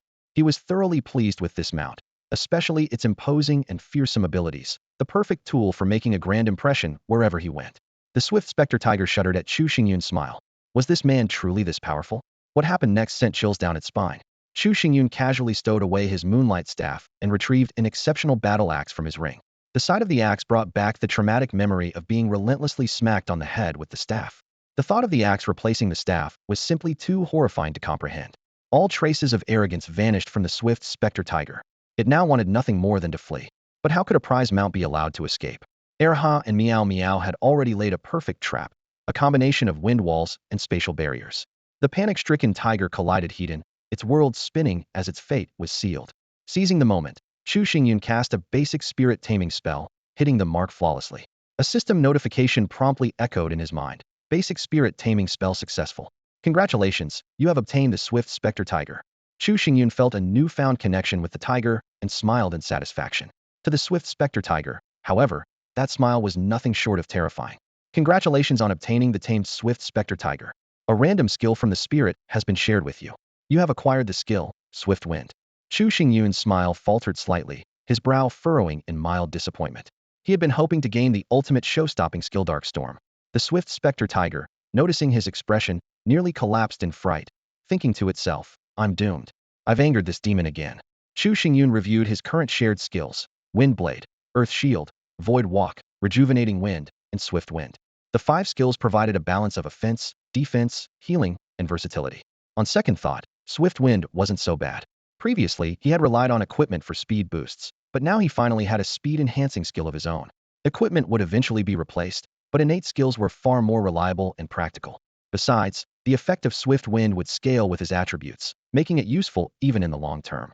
Glancing at the trembling swift specter tiger beside him, Chu Xingyun suddenly had a mischievous idea. With a smirk, he playfully patted the tiger's rear. Who says a tiger's backside can't be touched? The swift specter tiger let out a startled roar and quickly tried to appease him. It can. Others can't, but you can touch it anytime, every day if you want. Chu Xingyun rolled his eyes, inwardly sighing at the peculiar traits of this so-called king of the forest. He inspected the swift ghost tiger's attributes once more: beast type, wind type, and dark type, level 8, spirit beast quality, gold. Its skills included Tiger Roar, Swift Wind, Ghost Tiger Claw, and Dark Storm. Combat power, 62. Status, fearful. Loyalty, 68. Weaknesses, fear of fire and light, with 2 potential evolution paths. Noticing the tiger's loyalty level was relatively decent, higher than the 64 points, when he first tamed Fufeng Lu, Chu Xingyun concluded that his previous experiences had paid off. However, he was puzzled by the tiger's fearful state and asked himself, am I really that terrifying? When he glanced at the swift ghost tiger again, this majestic beast actually trembled under his gaze. Chu Xingyun couldn't help but marvel at his peculiar luck, as every spirit beast he tamed seemed to be more timid than the last. Next, Chu Xingyun mounted his new steed and began traversing the forest in search of treasure chests. Since the swift ghost tiger lacked a fixed lair and treasure chests were visible only to players, this required considerable patience. As they searched, Chu Xingyun struck up a conversation with the swift ghost tiger. To his surprise, the tiger's knowledge far exceeded that of lower-level spirit beasts like Henin and Era. The tiger proudly recounted its past adventures, including a journey to the distant 3 sacred mountains. There, it encountered 3 immensely powerful kings capable of obliterating it with ease. The tiger had even been forced to guard the mountain gates before seizing an opportunity to escape back to the forest. Hearing this, Chu Xingyun grew wary. You're not pretending to submit only to escape later, are you? The swift ghost tiger hastily pledged its loyalty, but Chu Xingyun remained cautious. With its loyalty still under 70, he couldn't entirely trust it. If it fled, all his efforts would be for nothing. Determined to prevent this, he resolved to closely monitor the tiger and find ways to increase its loyalty. Consulting his map, Chu Xingyun located the 3 sacred mountains mentioned by the tiger. Marked as a forbidden zone, the area wasn't far, but Chu Xingyun decided to wait until he became stronger before exploring it. After 10 minutes of meticulous searching, Chu Xingyun finally spotted a glowing treasure chest atop a towering tree. The glow stood out starkly in the darkness, making it easier to notice. His golden eyes identified it as a gold chest, containing resources, blueprints, and a relatively harmless small mechanism. Chu Xingyun summoned Era to channel its spirit into him, using the flight skill to ascend the tree and retrieve the chest. Taking precautions, he cast an earth shield on himself before carefully dispersing the glow and opening the chest. He swiftly retreated, successfully avoiding the mechanism's trap. The chest's contents were abundant: 6 refined gold ingots, 12 silver chunks, 12 bolts of fabric, 6 earth source crystals, 1 intermediate agility gem, a rare cotton seed, a fine grape wine brewing blueprint, and an excellent night vision goggles blueprint. Satisfied with his haul, Chu Xingyun collected his spoils and concluded this adventure on a high note. The golden chest's glow gradually faded, and a glimmer of anticipation flashed in Chu Xingyun's eyes. He couldn't wait to check his haul, secretly hoping for some rare quality equipment. However, as he examined the items inside, he let out a soft sigh. Again, Chu Xingyun muttered to himself, "This golden chest hasn't given me rare quality gear since the first time. What a letdown." Despite his disappointment, he meticulously inspected every item. The first thing that caught his eye was a mid-tier agility gem, which made his eyes light up. Without hesitation, he embedded it into his excellent shadow boots, feeling the boost in agility immediately. 3 points to agility, not bad, he nodded in satisfaction. Next, Chu Xingyun noticed a bag of rare cotton seeds. He carefully examined its attributes: a 100 survival rate, and an ultra-short growth cycle of just 15 days. Though he didn't need them right away, he decided to plant them when he got back, preparing for the future. Suddenly, he remembered the blueprint for the comfortable bed he had acquired earlier, which required both cotton and rubber. I should keep an eye out for rubber. If I find any cheap ones, they'll stock up, he thought. Then, recalling how his previous purchases had driven up the prices of these resources, he chuckled self-deprecatingly. Who would have thought I'd have a knack for inflating market prices? Oh well, if it gets out of hand, we'll just have one Yukai handle the purchases. Chu Xingyun opened the crafting interface, and the newly acquired blueprints immediately caught his attention. The fine-quality winemaking blueprint seemed interesting, though he wasn't particularly passionate about it. It could be a nice little hobby to spice things up now and then, he mused. Maybe I could even sell some in the future. What truly excited Chu Xingyun was the excellent quality blueprint for night vision goggles. He quickly reviewed the required materials and was thrilled to find he had everything he needed. Without hesitation, he began crafting. As the materials were consumed, a seemingly ordinary pair of goggles appeared in Chu Xingyun's hands. He examined the slightly bulky goggles closely, his heart filled with anticipation. When he checked their attributes, a spark of delight flashed in his eyes. The goggles not only had night vision capabilities but could also adjust observation distance and even featured a thermal imaging mode. Chu Xingyun was extremely satisfied with their functionality. Not only would they reduce the strain of using his golden eyes for extended periods, but they also served as a telescope. While the thermal imaging wasn't as advanced as the golden eyes, it was still highly practical when the golden eyes were inactive. Chu Xingyun carefully put on the goggles, immersing himself in the new perspective they provided. In this dark environment, the goggles were undoubtedly a precious treasure, destined to become an invaluable asset for his future adventures. Chu Xingyun's sharp eyes gleamed with intelligence as he realized the immense business potential of night vision goggles in the eternal night world. These auxiliary items weren't just highly marketable, they also posed no risk of being exploited by enemies. After a quick calculation, he determined that the production cost of high-quality night vision goggles was reasonable and their accessibility made them suitable for mass production. With this thought, Chu Xingyun sprang into action. Skillfully working with his tools, he crafted 10 pairs of exceptional night vision goggles in one go.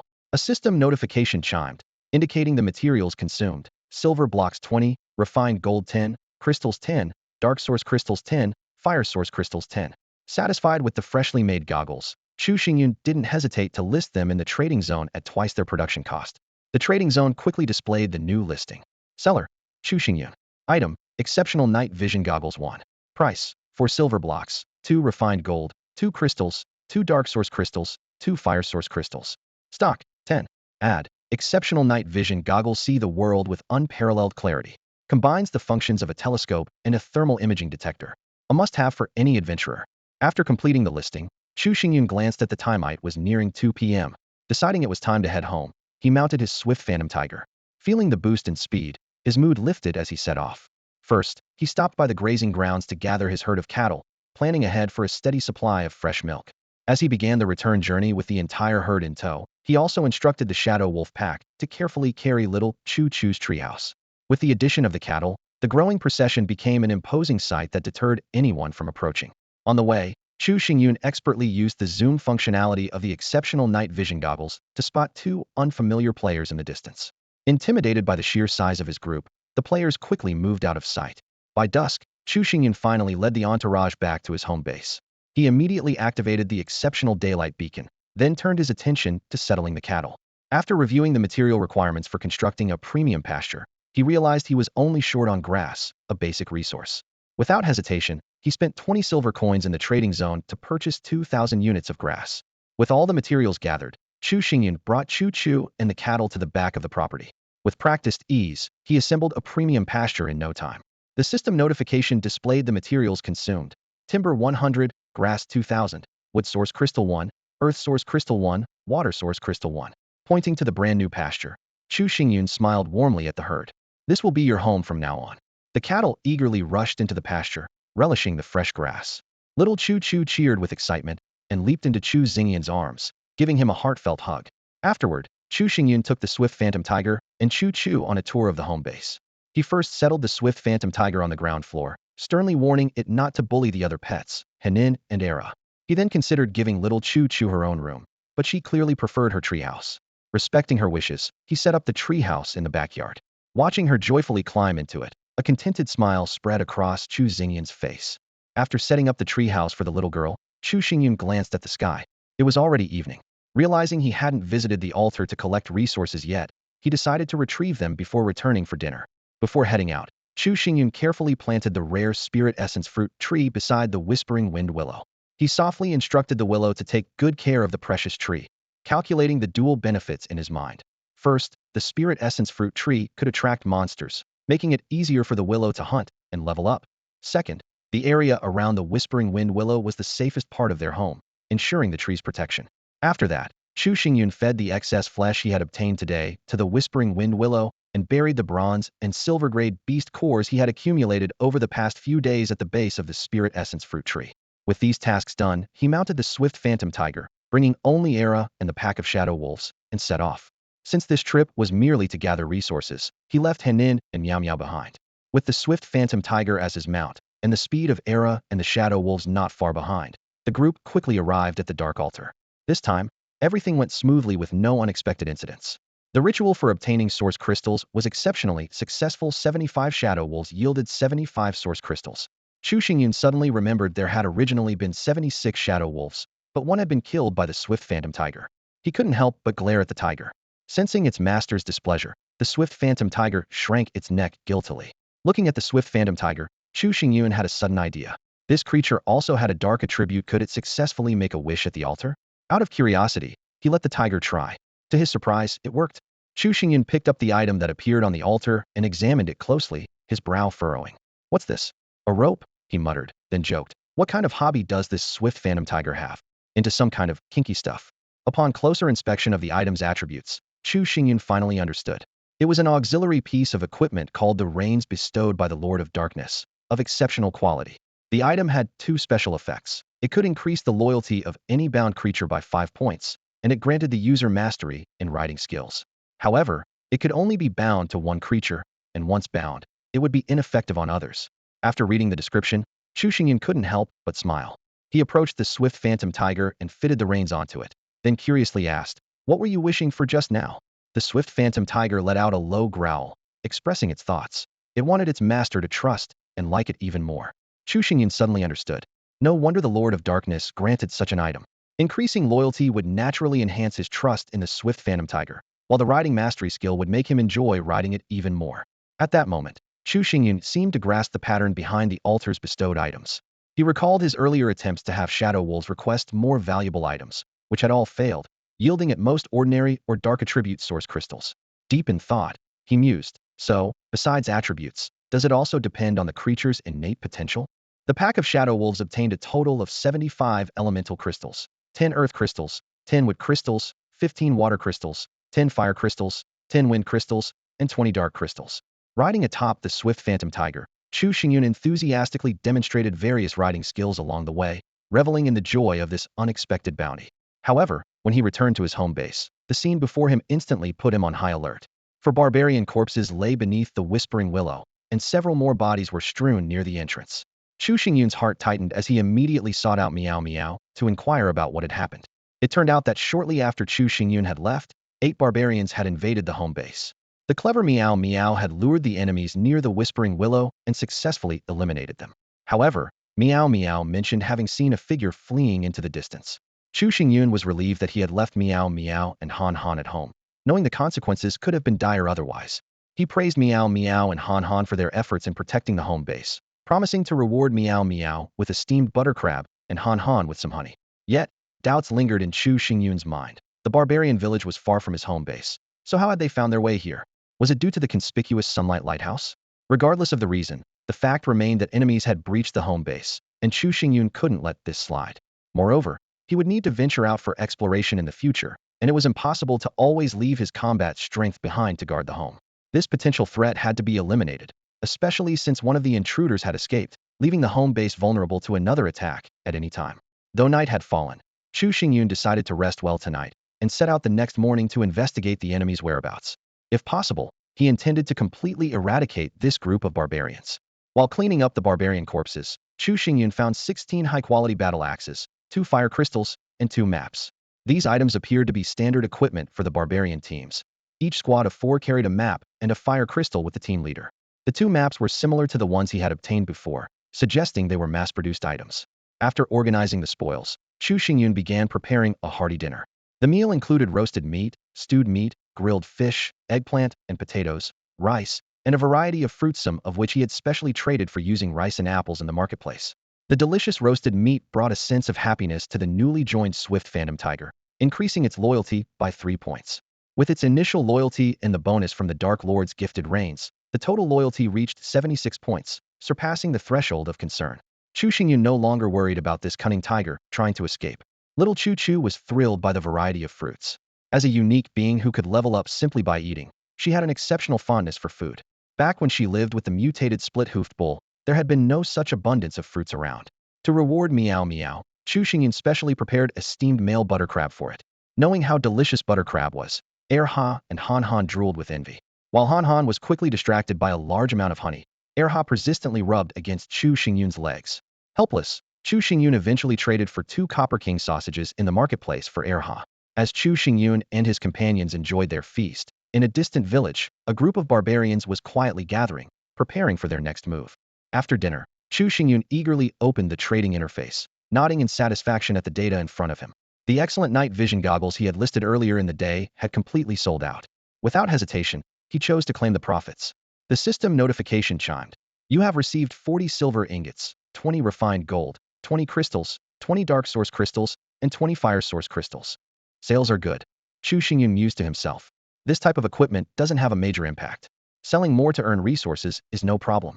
Acting on his thoughts, he immediately crafted 20 new pairs of excellent goggles and listed them for sale again at double the price. Shifting his focus, Chu Xingyun noticed that the copper treasure chests he had previously listed had also been sold. He claimed the rewards, receiving 3 earth source crystals. He still had 1 silver treasure chest left, discovered earlier in the Dark Knight's Spirit Leopard's lair. Recalling the information from the chat area that treasure chests refresh if not opened within 24 hours, Chu Xingyun didn't want to risk it. He decisively listed it in the trading area. Carefully storing all the resources he had gained into his ring, Chu Xingyun opened the auction interface to check on the status of the level 2 homestead upgrade blueprint. To his surprise, the highest bid was only 12 source crystals, far below his expectations. This thing is really tricky, Chu Xingyun muttered to himself. The demand is high, but there are no serious buyers. Wealthy players have already upgraded. Looks like I need to sell it quickly. After browsing the world chat logs and leaderboard for a while, Chu Xingyun noticed that Peter, ranked second overall, had already reached level 8 with an impressive momentum. However, on the comprehensive combat power leaderboard, Chu Xingyun had widened the gap with Peter to 18 points, further solidifying his advantage. On the homestead leaderboard, level 3 homesteads still reigned supreme. Rumors in the chat area suggested that Peter had acquired a level 3 homestead blueprint and was gathering resources, with an upgrade imminent.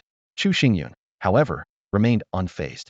As long as my comprehensive combat power stays ahead, the advantage will only grow. Closing the chat interface, Chu Xingyun went to his backyard and carefully planted rare cotton seeds. After finishing everything, he turned off the lights, took a shower, and fell into a deep sleep. Meanwhile, not far away, the barbarian tribe was busy preparing for a large-scale rescue operation. The elder chieftain had gathered nearly 200 elite warriors, ready to set out. Their young chieftain had led a team to investigate the whereabouts of a missing squad, but had yet to return. Just recently, they received an urgent distress signal from him. The elder chieftain made a swift decision, dispatching a significant portion of the tribe to carry out the rescue. The rescue team pushed through dense wilderness, heading toward the distress signal for over 2 hours before finally reuniting with the young chieftain. Fortunately, he was unharmed. Seeing the arrival of the main force, the young chieftain finally breathed a sigh of relief. He recounted the terrifying scenes he had witnessed. About 3 hours earlier, he had led 2 squads of warriors to discover a previously unseen castle with towering walls. He sent 2 scouts to investigate, but as soon as they stepped through the gate, they were chased by a ferocious bear, forcing them to flee in panic. In desperation, the young chieftain sent the remaining 6 warriors to assist. Unexpectedly, the 6 were stopped by a mysterious cat that appeared out of nowhere. This cunning cat managed to lure 4 of the warriors toward a towering willow tree. A horrifying scene unfolded before their eyes. The seemingly ordinary giant willow tree came to life, its branches moving like agile tentacles, effortlessly killing 4 barbarian warriors. Witnessing this, the young tribal leader completely lost his will to resist. He turned and fled, not daring to glance back at the carnage behind him. Nevertheless, the 180 barbarian warriors who had come to assist showed no signs of retreat. They were fearless fighters. How could they be intimidated by a mere tree? Besides, they had heard of the ancient castle. Compared to their simple villages, the castle sounded like a treasure trove waiting to be claimed. Soon, several squad leaders gathered around the young tribal leader, urging him to lead them in avenging their fallen comrades. The young leader scanned the crowd, taking in the sight of the dense throng of barbarian warriors, and his confidence slowly returned. He reasoned to himself that as long as they avoided the eerie willow tree, dealing with a bear and a cat shouldn't be a problem. With renewed determination, he led his army back on the march toward Chu Xingyun's home. Meanwhile, Chu Xingyun was entirely unaware of the approaching danger. He was sound asleep in his comfortable bed, a faintly mischievous smile occasionally appearing on his face, hinting at pleasant dreams. The young tribal leader and his army marched for nearly 3 hours before finally nearing Chu Xingyun's home. Although the castle was no longer brightly lit as it had been during their first visit, the young leader's excellent night vision allowed him to make out the castle's outline in the distance. Just as he was about to give the order to attack, a sudden and unexpected event disrupted his plans. The ground split open with a massive crack, and countless fractures spread like a spiderweb.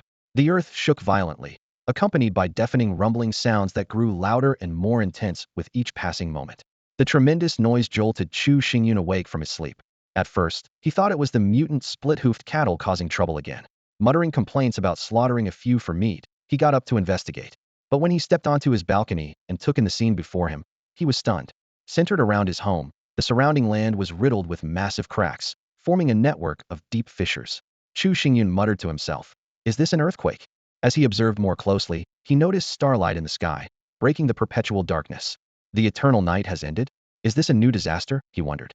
This is far more terrifying than the eternal night. Humanity is so insignificant in the face of natural disasters.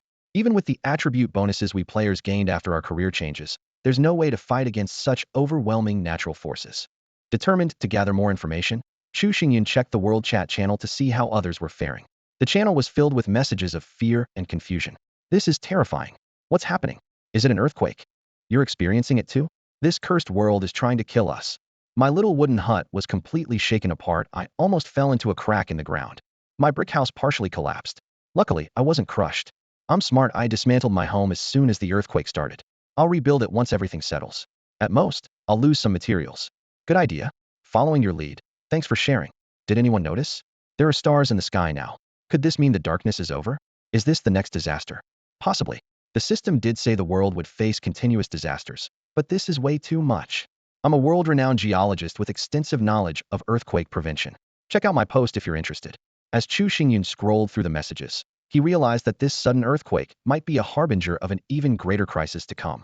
Chu Xingyun stared at the scrolling messages in the world chat channel, gradually confirming in his heart the second disaster had arrived. He couldn't help but feel a sense of helplessness toward this system that abruptly switched calamities without any warning. Thanks to the high-level fortification bonuses provided by his Homeland Guardian title and the Tome of Wisdom, combined with the excellent seismic resistance of his level 3 home, Chu Xingyun's fortress stood firm amidst the sudden earthquake. The ground trembled violently, with cracks spreading like a spiderweb. Standing at a high vantage point, Chu Xingyun's sharp gaze swept over the surrounding changes. Near his home, the fissures in the earth were so deep that even with his excellent night vision goggles, it was impossible to see their full extent. At that moment, his eyes caught sight of a group of barbarians attempting to approach his fortress. The situation for the barbarians was nothing short of unfortunate. Just as they were nearing their target, they were met with such an intense earthquake. Initially, they panicked, thinking they had fallen into an ambush, and scattered in all directions. Two of them were especially unlucky, falling into the crevices with their fates unknown. Fortunately, the barbarian deputy chieftain quickly regained composure, stabilizing the group and leading them to a temporarily safe area. As the tremors subsided slightly, the barbarians grew restless, planning to rush into the fortress for shelter. However, a massive crack in the ground separated them from the fortress, forcing them to take a detour. Just as the deputy chieftain was leading the group through this arduous path, an astonishing sight unfolded before them. A human man descended from the sky, holding a blindfolded little girl in his arms. Chu Xingyun once again examined the barbarians' attributes, confirming their weaknesses: short-tempered, prone to rage, and losing all sense of reason in a frenzy, even attacking their own kind. With this knowledge, he quickly devised a plan in his mind. Carefully blindfolding the little girl, Chu, and covering her ears, he activated the flight skill with the help of Erha's spirit infusion and flew toward the barbarian group. The barbarians stared in shock as Chu Xingyun flew closer and closer, unable to comprehend what this sudden appearance of a human was all about. Tension and confusion filled the air, as every eye locked onto the mysterious man holding the little girl, uncertain of what would happen next. At the edge of the wilderness, Chu Xingyun directed Chu to begin singing the Song of Chaos. This magical melody had the power to disrupt the minds of living beings through sound waves, driving them into the depths of madness. Not far away, a group of barbarians stared in bewilderment at the unusual duo, their gazes irresistibly drawn to the adorable little girl. Many of the barbarians wondered silently to themselves, if this little girl is here to plead for mercy, should we grant her request? On one hand, there was the possibility of failing their mission. On the other, they might make the little girl sad. If Chu Xingyun could hear their thoughts, he would probably laugh himself to tears. In truth, Chu Xingyun had already prepared for this. To ensure that Chu wouldn't stop singing upon witnessing the impending bloodshed, he carefully blindfolded her and covered her ears. Immersed in her love for singing, Chu quickly entered her own world and began her performance. Strangely enough, Chu's voice seemed to possess an otherworldly power that could pierce through anything. Even the deafening rumble of an earthquake couldn't prevent the song from reaching the ears of the barbarians. As the melody spread, unrest began to ripple through their ranks. One barbarian, his eyes bloodshot, raised his battle axe and aimed it at a nearby comrade. Chaos spread like a plague, and more barbarians descended into a frenzy of mutual slaughter. Even near the young clan leader, two squad leaders raised their axes against their own chief. The air filled with endless screams of agony, echoing ceaselessly. The young barbarian clan leader and a few of the stronger squad leaders quickly realized the dire situation and attempted to attack Chu Xingyun. However, perched high in the air, Chu Xingyun easily evaded the barbarians' wildly inaccurate flying axes. He was far from idle while holding Chu and maneuvering through the sky. He skillfully used wind blades to finish off barbarian warriors who were on the verge of being killed by their own comrades. Though each barbarian warrior only provided 5 experience points, their sheer numbers made up for it. Chu Xingyun felt a surge of joy. This harvest would likely catapult his level upward by a full 10 ranks. Amid Chu's melodious singing, the barbarian screams, and the furious roars of the clan leader, Chu Xingyun continued reaping lives and watching his experience points soar. Finally, as Chu's song came to an end, only the young barbarian clan leader and about 20 of the stronger squad leaders remained standing on the battlefield. Determined to eliminate this group that had dared to repeatedly invade his homeland, Chu Xingyun resolved to leave no one alive. It was clear that Chu's song had limited impact on these more powerful foes. The next phase would depend on his own abilities. Carefully, he placed Chu in a safe location before retrieving a rare quality spirit staff. Alone, he leapt across the great chasm, exuding the aura of a king about to pass judgment on the remaining barbarians. A palpable wave of spiritual energy radiated from him, sending shivers down the spine. You dared to invade my home. You will all die, Chu Xingyun declared, his voice cold as he gazed down at the young barbarian clan leader and the remaining squad leaders. He raised the spirit staff in his hand. Spiritual storm. With Chu Xingyun's furious shout, the spirit gem atop the staff shattered instantly, unleashing an uncontrollable torrent of terrifying spiritual energy that surged downward like a tidal wave. The young barbarian clan leader and the remaining squad leaders didn't even have time to scream before collapsing silently to the ground. A system notification rang in Chu Xingyun's ears. Your level has increased to 10. Experience progress to level 11, 20280. Please obtain a class-specific advancement scroll and complete the advancement quest as soon as possible. The system notification suddenly chimed, interrupting Chu Xingyun's thoughts. Your level has increased to 10. Experience required for level 11, 20280. Please obtain the corresponding job transfer scroll and complete the transfer quest as soon as possible. Chu Xingyun frowned slightly, pondering to himself. A job transfer scroll? A transfer quest? It seems that level 10 is the threshold for the transfer. He glanced around, his gaze sweeping over the battlefield he had just cleared. Various spoils of war were scattered across the ground, and the air still carried a faint metallic tang of blood. Shaking his head, Chu Xingyun realized he would have to figure this out on his own.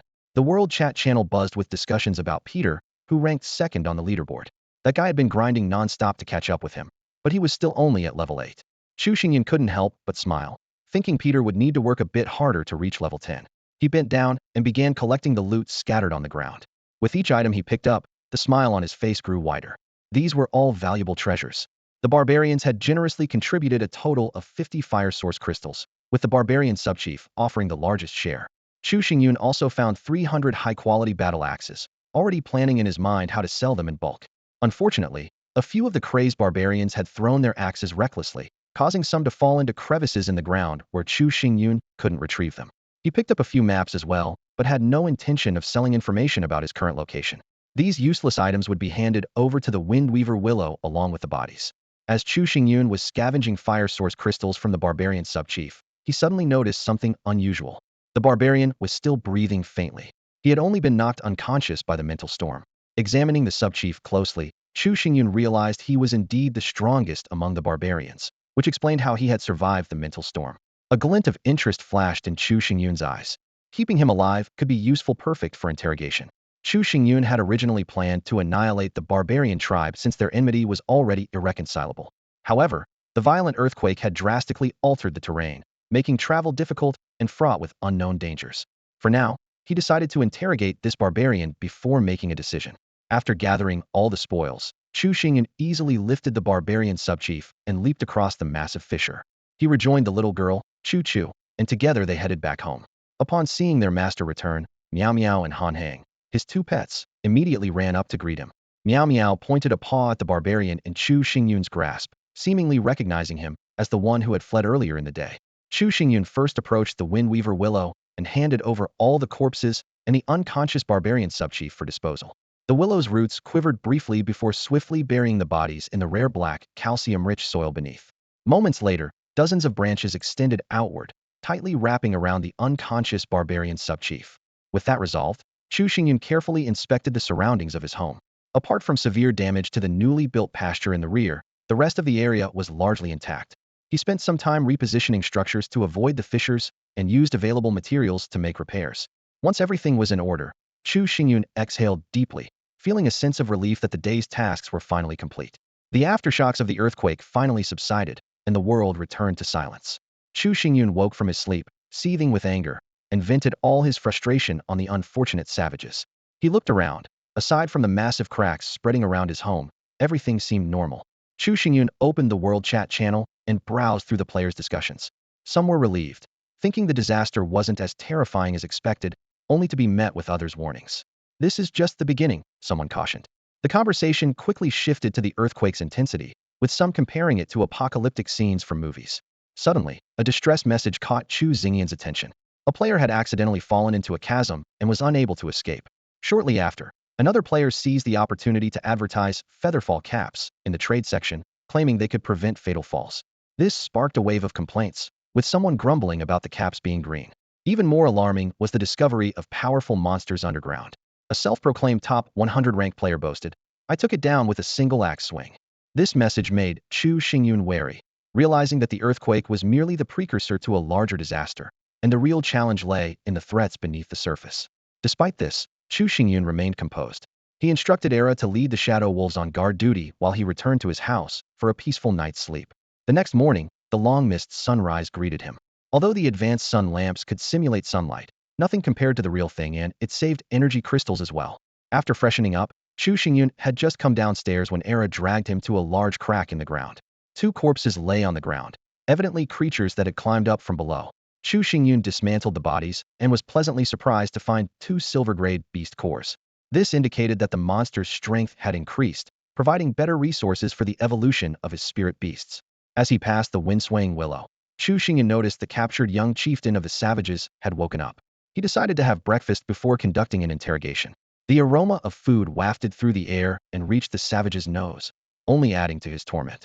Bound tightly by the wind-swaying willow, the young chieftain dared not move, having witnessed the tree's terrifying power firsthand. When he first woke up to find himself tied beneath the tree, the young chieftain was so terrified that he fainted again. Upon waking for the second time and realizing the wind-swaying willow was restraining rather than harming him, he felt slightly relieved. However, he still couldn't move and could only stare helplessly at Chu Xingyun's back, awaiting the inevitable interrogation.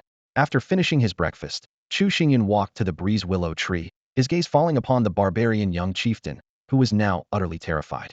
Taking a deep breath, he began his interrogation. "What is your name?" Chu Xingyun asked in the universal language, marking the first time he had used it to communicate with someone. The young chieftain trembled as he replied, "I am Mok." The interrogation went surprisingly smoothly. Mok answered every question without hesitation, revealing an unexpectedly comprehensive knowledge for a young chieftain. During the conversation, he repeatedly mentioned his father, the barbarian chief, and the man's formidable strength, his tone carrying a faint trace of threat. "My father can tear apart boulders with his bare hands. You'd better." Unmoved by the warning, Chu Xingyun continued his questioning, focusing only on the information he deemed important. Once he obtained the answers he needed, he ignored the truth of Mok's claims and signaled Era to deal with him. A scream pierced the air, and another gain of experience was added to the tally. The enmity between the two sides had reached an irreconcilable level. Chu Xingyun had no intention of leaving any potential threats alive. From Mok's account, the barbarian chief seemed to be a formidable adversary. He hadn't joined the expedition because the tribe had recently captured a powerful iron-eating beast that required his personal attention to subdue and tame. Iron-eating beast. Chu Xingyun frowned in thought. Sounds a lot like a panda. Aside from that, the barbarian tribe comprised around 400 people, including the elderly, women, and children, all of whom were fighters. Eliminating the entire tribe would be no easy feat, especially with a new disaster looming, a mysterious underground chasm. After weighing his options, Chu Xingyun decided to first explore the cracks near his home to determine whether the underground creatures posed a threat, before addressing the threat of the barbarian tribe. He stood at the edge of the widest chasm, peering down. The sides of the fissure resembled sheer cliffs, and the abyss below seemed bottomless, rivaling the grandeur of the great Rift Valley on Earth. The Shadow Wolf Pack and the Swift Phantom Tiger lacked the ability to enter the chasm, so Chu Xingyun instructed them to stay above ground with the breeze willow. With preparations complete, Chu Xingyun readied himself to begin the descent. Initially, he planned to have Era possess him and take only Meow Meow along. However, to his surprise, Han Han volunteered enthusiastically, claiming its climbing skills were exceptional. "I can do it, master. Let me try," Han Han said excitedly. Seeing Han Han's confidence, Chu Xingyun nodded in agreement. "All right, but if there's any danger, come back up immediately." To Chu Xingyun's astonishment, Han Han's climbing ability was indeed remarkable. It moved across the cliff face with ease, almost as though it were walking on flat ground, and its speed even rivaled Chu Xingyun's controlled descent. As they descended deeper, the surroundings grew darker. When no trace of light could be seen, Chu Xingyun put on his night vision goggles. After about 20 minutes of descent, they encountered their first underground creaturous stone monster. At first, the creature remained completely still, so much so that even the thermal imaging of Chu Xingyun's night vision goggles failed to detect it. No one in the group noticed its presence until Han Han, mistaking it for a foothold, stepped on it. The stone monster shifted slightly in response. "Watch out," Chu Xingyun warned in a low voice, his entire body tensing as he fixed his gaze on the unexpected creature. The rock monster suddenly moved, startling Han In so much that he almost lost his footing and fell into the abyss. Fortunately, There was a large boulder below that provided a safe landing spot. Seeing that Han was out of danger, Chu Xingyun immediately activated his golden eyes to examine the rock monster's attributes. Rock monster, elemental type, earth attribute, level 8 aptitude. Its silver tier skills include petrified skin, collision, and explosive rocks. Combat power, 52. Current status, awakened and enraged. Weaknesses, drowsiness and slow movements. Chu Xingyun thought to himself that this subterranean creature was indeed much stronger than those he had encountered before, comparable to the level of most players at the moment. The rock monster slowly got up, its movement sluggish but its defense astonishing. The earthen spikes released by Han struck its body without leaving a scratch. Chu Xingyun realized that although he could defeat this rock monster using his spirit infusion state, the energy consumption would be too great. Determined to end the battle quickly, he drew his spirit staff and unleashed a psychic shock. The rock monster collapsed with a thud, reverting to an ordinary rock and leaving behind a single earth-toned orb. Chu Xingyun picked it up to inspect. Earth Spirit Orb, an elemental treasure of silver grade. Its functions include crafting equipment, enhancing earth element affinity, and improving the aptitude of earth attribute creatures. A note indicated that silver grade elemental treasures are only effective for creatures of silver or lower aptitude, and they are extremely rare, only dropping from pure elemental creatures. Chu Xingyun was ecstatic. This was exactly what Henin needed for evolution. He quickly checked Henin's evolution paths. Standard evolution required 20 Earth Source crystals and 20 gold quality beast cores, which could awaken the Beast King's bloodline and evolve Henin into a platinum quality mighty rock bear. The advanced evolution, however, required an additional gold grade Earth Spirit Orb, allowing Henin to evolve into a mighty rock bear king with random quality upgrades and a chance for a critical boost. Although this was only a silver grade Earth Spirit Orb, Chu Xingyun saw a glimmer of hope. He speculated that the earthquake-induced fissures in the area might lead him to more earth element creatures, increasing his chances of obtaining a gold-grade Earth Spirit Orb. After securing the treasure, Chu Xingyun searched the surroundings but found no treasure chest. He deduced that the rock monster might have simply been resting here and had met its unfortunate fate by chance. Without dwelling on it, Chu Xingyun decided to venture deeper into the fissure. 20 minutes later, a glowing golden treasure chest appeared in his line of sight. The golden eyes revealed that the chest contained resources, a profession transition scroll, and a blueprint, but its surface was coated in poison. Chu Xingyun cautiously scanned the area and soon spotted a large earth-toned spider hiding behind a rock. Just as Chu Xingyun prepared to stealthily approach, Henin fell into the earth spider's carefully laid trap, a pit lined with spider silk. Above the pit was a circular, movable door constructed from multiple layers of earth, silk, and silk hinges. The door was cleverly camouflaged with moss and plants, making it nearly undetectable. Chu Xingyun couldn't help but admire the cunning and intelligence of the earth spider. Seeing Henin trapped in the trap of the earth spider, Chu Xingyun immediately activated his golden eyes to carefully observe the surroundings. As his gaze swept across the area, cold sweat began to bead on his forehead. This entire region was riddled with earth spider traps. Countless pits dotted the ground, each lined with nearly invisible webs. This scene made Chu Xingyun secretly relieved that he hadn't acted recklessly. Otherwise, the consequences could have been disastrous. The earth spider seemed to have already noticed Henin falling into its trap, yet it didn't rush to attack. It appeared to be patiently waiting for more prey to wander into its web. Since the distance was too far and beyond Chu Xingyun's attack range, he decided to wait and observe for now. Chu Xingyun once again used his golden eyes to examine the earth spider's attributes. Beast type, earth element. Level, 8. Spirit beast quality, gold. Skills, webbind, venom spray, 8-legged strike, pitfall trap. Combat power, 62. Status, hunting. Weakness, fear of fire. The earth spider's strength left Chu Xingyun secretly alarmed. While Han might have a slight edge in a direct confrontation, the earth spider excelled at ambush tactics and was unlikely to be easily defeated. At this moment, Henin was trapped in the pit, struggling in vain against the incredibly resilient webs. Chu Xingyun calculated his options. He still had an open slot for a spirit beast. The earth spider's skill set was highly tempting, especially its pitfall trap ability. Moreover, its close combat prowess and control skills were exceptional, making it well-suited for an environment like the Great Rift. The only hesitation he felt was due to the earth spider's hideous appearance. He preferred his spirit beasts to be more majestic or at least somewhat adorable. Shaking off these distractions, Chu Xingyun carefully navigated around the scattered traps and approached the pit where Henin was trapped. He first attempted to cut through the webs with wind blades and then directed Meow Meow to use spatial blades, but neither method worked effectively. Recalling the earth spider's weakness to fire, Chu Xingyun had a sudden realization and took out his flint, usually used for starting campfires.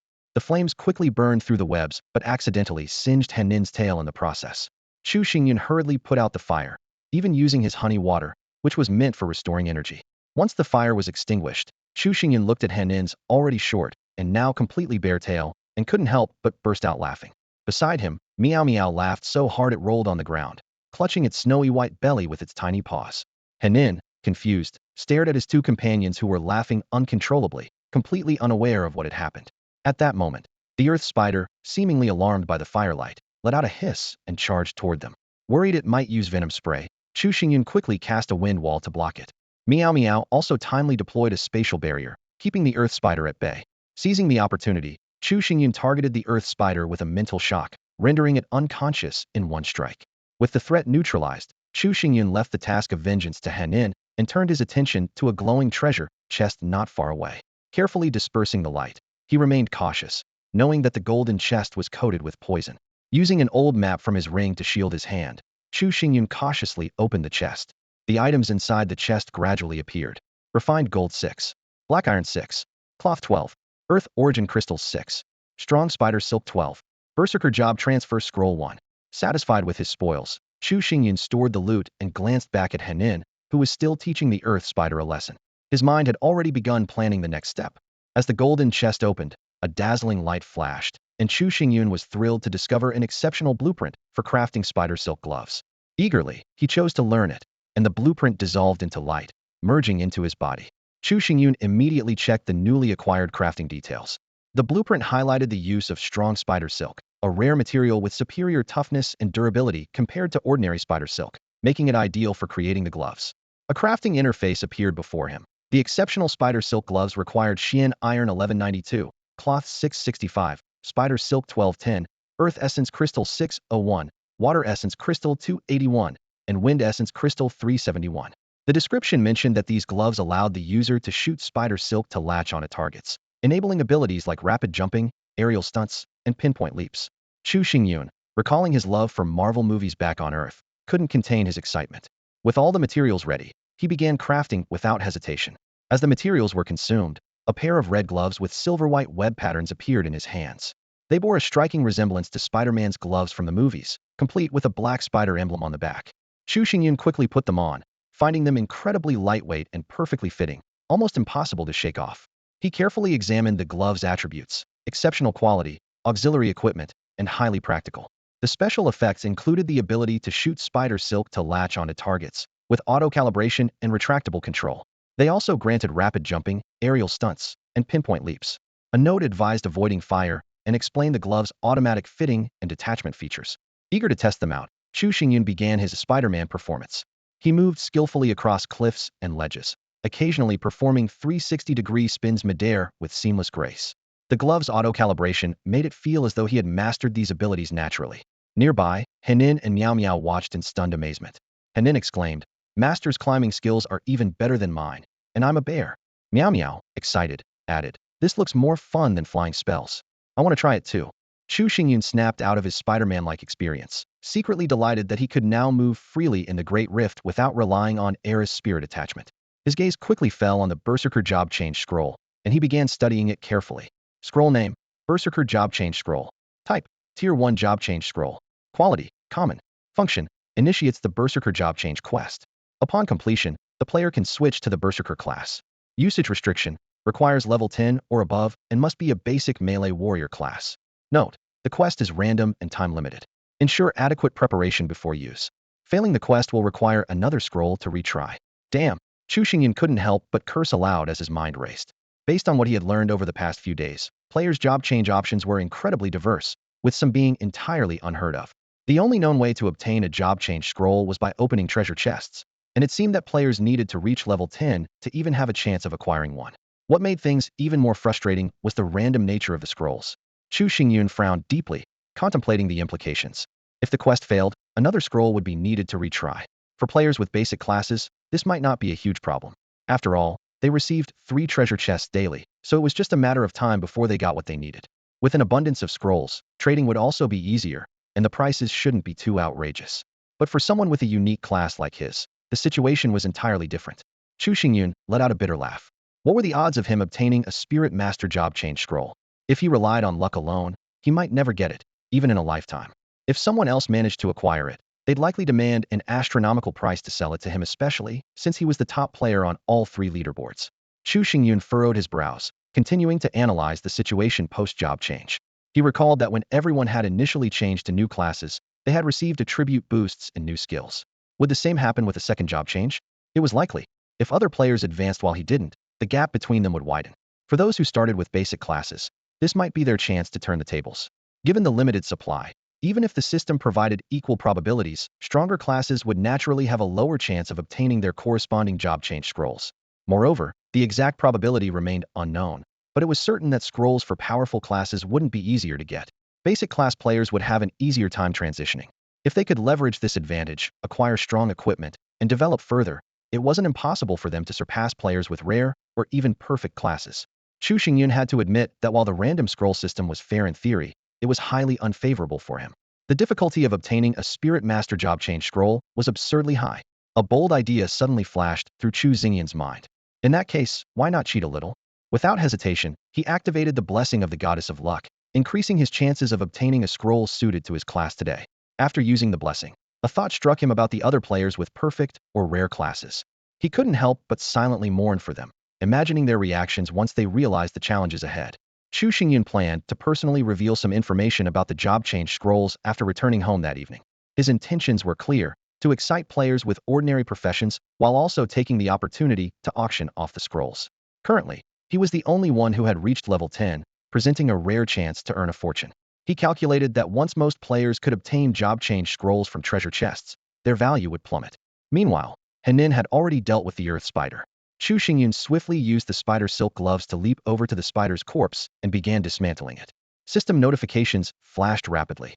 You have obtained Earth Spider Meat 30. You have obtained Earth Spider Silk 20. You have obtained Golden Quality Beast Core 1. You have obtained Earth Spider Poison Sac 1. You have obtained an exceptional Earth Pit Trap 1. Chu Xingyun's eyes lit up. Earth Pit Trap? Exceptional grade? Another equipment drop. He couldn't help but marvel. Golden grade monsters really are treasures from head to toe. This was the second golden quality beast core Chu Xingyun had acquired. He calculated in silence once he had collected 18 more, he would have all the evolution materials needed for Henin. As for the earth spider poison sacks, he already had plenty of them and decided to store them for now, as they weren't immediately useful. Chu Xingyun quickly checked the attributes of the earth spider silk and found that it was of exceptional quality. While it wasn't as potent as strong spider silk, it could still be used to craft 2 exceptional grade spider silk gloves, which could be sold. In this environment riddled with massive crevices, spider silk gloves would undoubtedly sell well. However, he hesitated to sell them just yet, as he wasn't in urgent need of resources. After gathering all the items, Chu Xingyun picked up a brown, spherical object and carefully examined its attributes. Name: Exceptional Earth Pit Trap. Type: Trigger Weapon. Quality: Exceptional. Attack Power: Low. Attributes: Earth Special Effect 1. Can create an earth pit trap on the ground, lined with spider silk, making escape extremely difficult. Special Effect 2. Concealment: once set up, the trap blends with the environment, becoming nearly undetectable. Usage requirements: none. Note: if you enjoy ambushing others, this earth pit trap is an excellent choice. It can be relocated and reused. Chu Xingyun was delighted. This earth pit trap was incredibly practical, capable of restraining even someone as powerful as Henin. He felt fortunate. This is great. I was just envying the earth spider's ability and regretting that it was too ugly to tame. And now, the system has gifted me one. I really must be blessed with extraordinary luck. The only downside was that he only had one, and there was no blueprint to mass produce it. Chu Xingyun stored the exceptional earth pit trap in his ring and continued exploring the massive crevice with his spirit beasts. With the exceptional spider silk gloves, he suddenly felt that this disaster of the great fisher worked in his favor. The stronger monsters provided him with more experience and resources, and his spirit beasts could evolve more easily. However, Chu Xingyun was unaware that many ordinary players were struggling due to the fissure.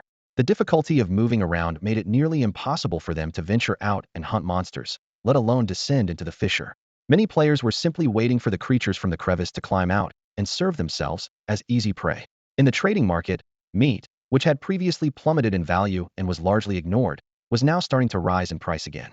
The descent progressed smoothly, with no further monsters encountered along the way. About half an hour later, Chu Xingyun and his spirit beasts finally reached the bottom of the crevice. From the surface, the journey would take about an hour without any obstacles, highlighting just how deep this fissure truly was. Not only was it deep, but the bottom of the crevice was also astonishingly vast, almost like an underground world. Chu Xingyun put on his exceptional night vision goggles and activated the zoom function, but he still couldn't see its boundaries. In this expansive underground world, the first thing to greet Chu Xingyun and his team was a familiar face. Chu Xingyun's team had just reached the bottom of the Great Rift when the ground suddenly trembled. A familiar figure burst out of the soilet was a curly-haired groundhog. Chu Xingyun couldn't help but smile, knowing this poor little creature was unlikely to escape its fate. Sure enough, meow meow struck first, followed by Era and Hanin's. The familiar sound of a shrill cry echoed, and the groundhog soon met its end. Nearby, Chu Xingyun spotted a glowing treasure chest he recognized. The golden eye revealed it was a bronze chest containing resources and a blueprint, with no traps inside. He collected the chest, but chose not to open it immediately. As the monsters grew stronger, higher-tier chests appeared more frequently, and even silver chests no longer satisfied Chu Xingyun's appetite, let alone bronze ones. The team continued exploring the vast underground world, encountering various ordinary monsters along the way: giant ants, groundhogs, massive earthworms, millipedes, and steel-footed centipedes. With the exception of the adorable groundhogs, the rest were grotesque and unimpressive in strength, posing no threat to Chu Xingyun's team. They easily swept through their foes, collecting 7 more glowing treasure chests in the process. Suddenly, Chu Xingyun noticed Hanin's engaged in a fierce battle with a steel-armored earth dragon. This massive beast resembled a lizard but was even larger than Hanin's, its entire body covered in thick, impenetrable steel armor. To make matters even more astonishing, it had a pair of steel wings adorned with golden patterns that gleamed brilliantly in the dark underground world. Using his golden eye, Chu Xingyun examined the steel-armored earth dragon's attributes. Type: Beast, Earth. Level: 8. Spirit Beast Quality: Gold. Skills: Hardened Skin, Steel Fang Bite, Iron Wings, Earth Dragon Wave. Combat Power: 63. Status: Excited. Weaknesses: Slow Speed, Aggressive Nature. Among Chu Xingyun's spirit beasts, only the swift Phantom Tiger had reached level 8. Era, previously lagging behind due to its lower potential, had gained significant experience in its fused state the previous night, catching up to Hanin's and Meow Meow. Including the wind-caressing willow, several other spirit beasts were at level 7. After defeating the mutated split-hoof ox, the spirit beasts had gained substantial experience. Before setting out, Chu Xingyun had fed spirit essence fruits to Hanin's, Era, and Meow Meow. Combined with the experience from defeating monsters along the way, they were all nearing level 8. Although Hanin's was currently only at level 7, its combat power had reached 63, matching the level 8 steel-armored earth dragon. This clearly showcased Hanin's immense potential in battle. The two massive beasts collided with a thunderous crash, sending dirt and rocks flying in all directions from the impact of their fierce battle. Watching this scene, Chu Xingyun felt a sense of awe that surpassed even the most thrilling Hollywood blockbusters. The two titanic creatures wrestled like tanks locked in combat, relying solely on brute force rather than any special skills. Although Hanin was slightly smaller than the steel earth dragon, it was just as strong. Its hefty bare paws struck mercilessly at the steel earth dragon's head, while the dragon seemed to grow more exhilarated with every blow it received. Despite its seemingly simple name, Hanin was cunning and agile. It took full advantage of its size, constantly dodging the steel earth dragon's attacks. Even when it couldn't evade, it used the tougher parts of its body to absorb the blows, never letting its head take the brunt. Chu Xingyun watched with great interest, finding this battle far more entertaining than any show. Seeing that Hanin was in no immediate danger, he stood leisurely on the sidelines, enjoying the spectacle. He hadn't even put away the honey water he had just finished, and instead pulled out a treasured bottle of cola, sipping as he watched. He couldn't help but regret not bringing sunflower seeds or potato chips, mentally noting to make some homemade snacks from potatoes when he got home. As the steel earth dragon's initial excitement wore off, it grew enraged at Hanin's constant dodging. Losing its patience, it unleashed its steel fang bite skill, opening its massive jaws lined with sharp steel teeth and lunging for Hanin's neck. Hanin had anticipated this and immediately activated its gravity field, retreating swiftly. The steel earth dragon's metallic wings were disrupted by the gravitational interference, causing it to lose balance and stumble forward.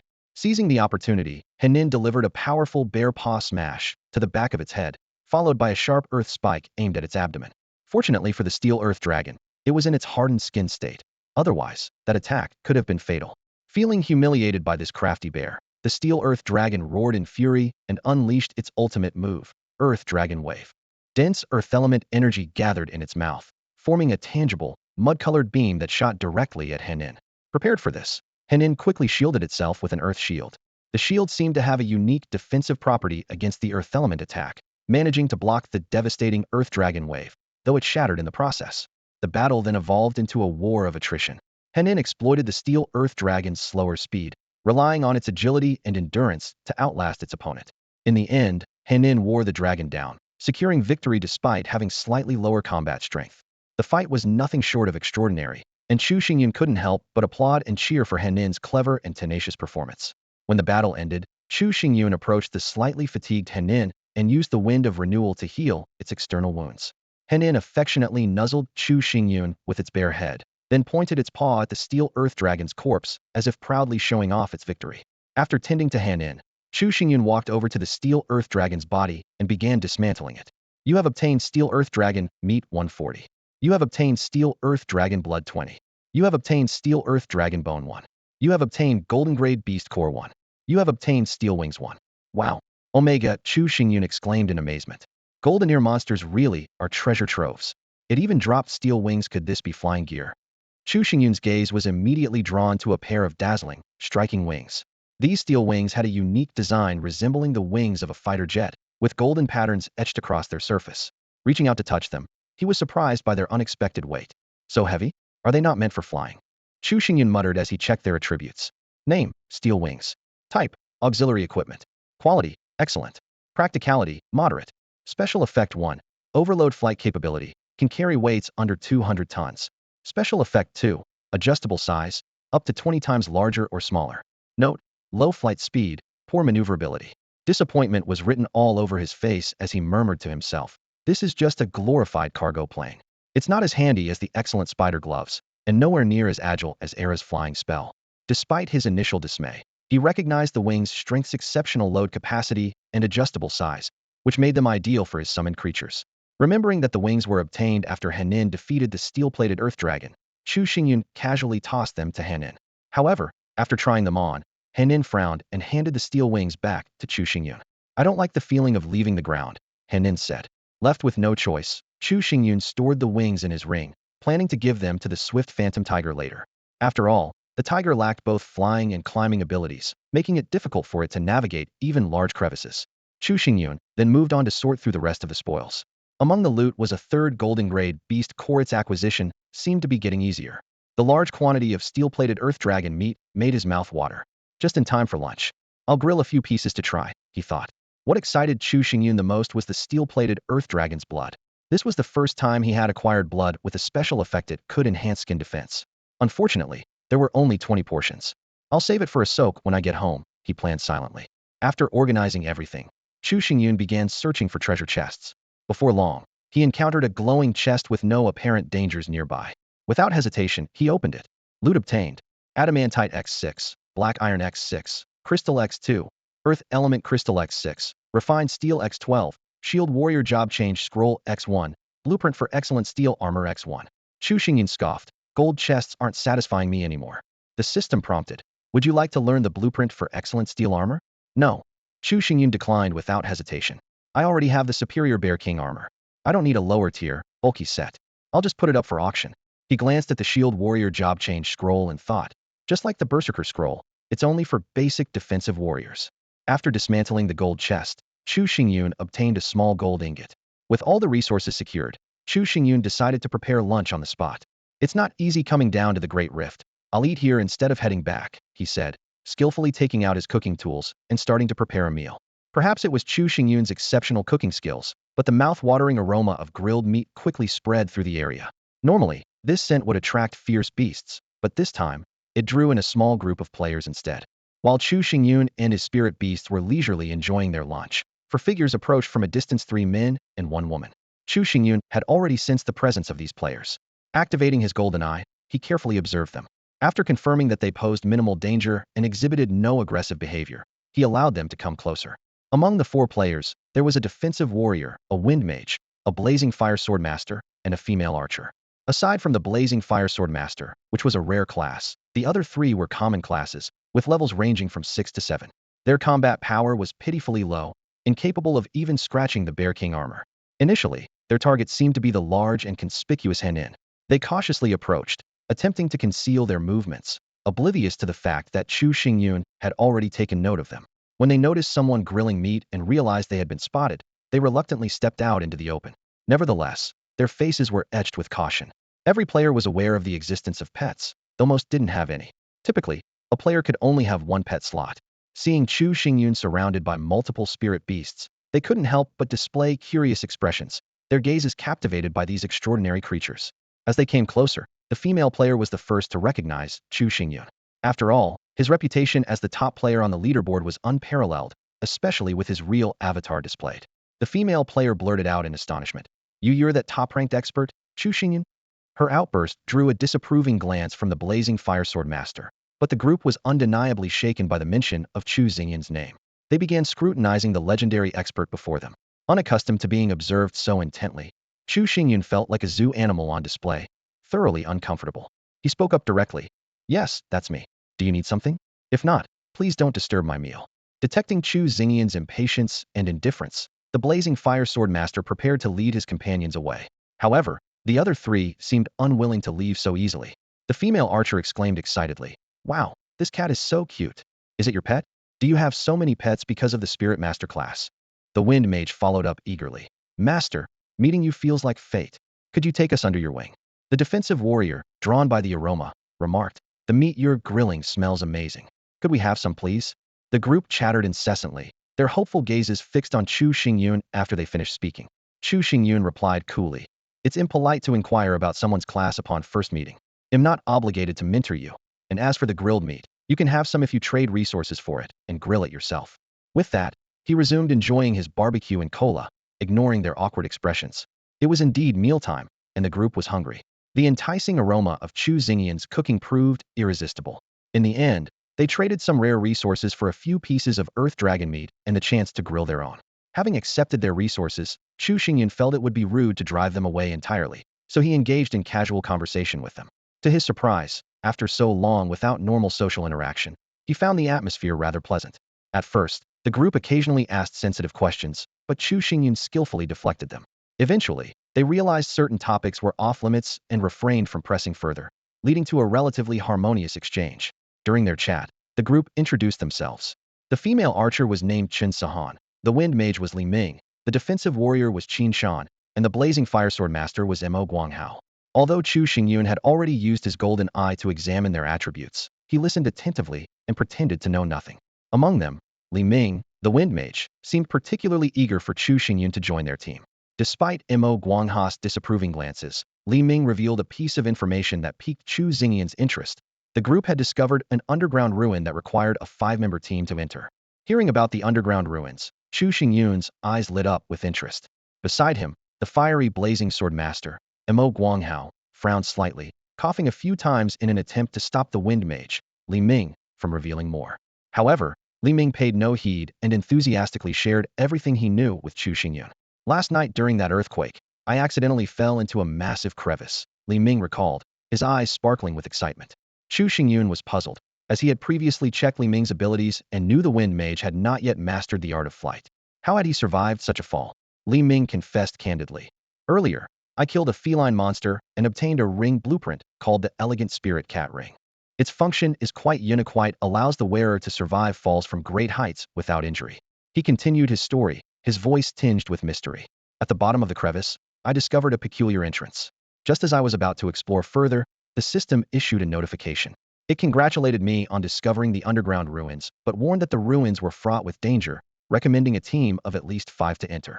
Li Ming quickly contacted 3 others, urging them to bring along nearby friends. These 4 had homes in close proximity and had crossed paths during previous explorations, adding each other as friends and often assisting one another when faced with formidable monsters.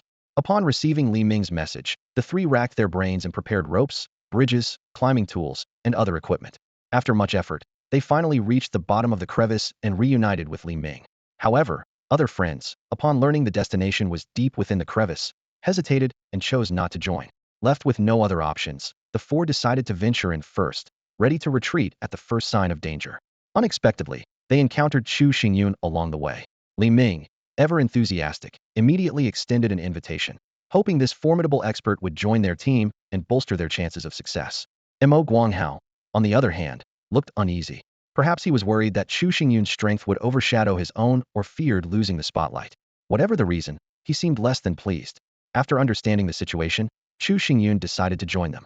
He had never seen ruins before, and his curiosity drove him to explore.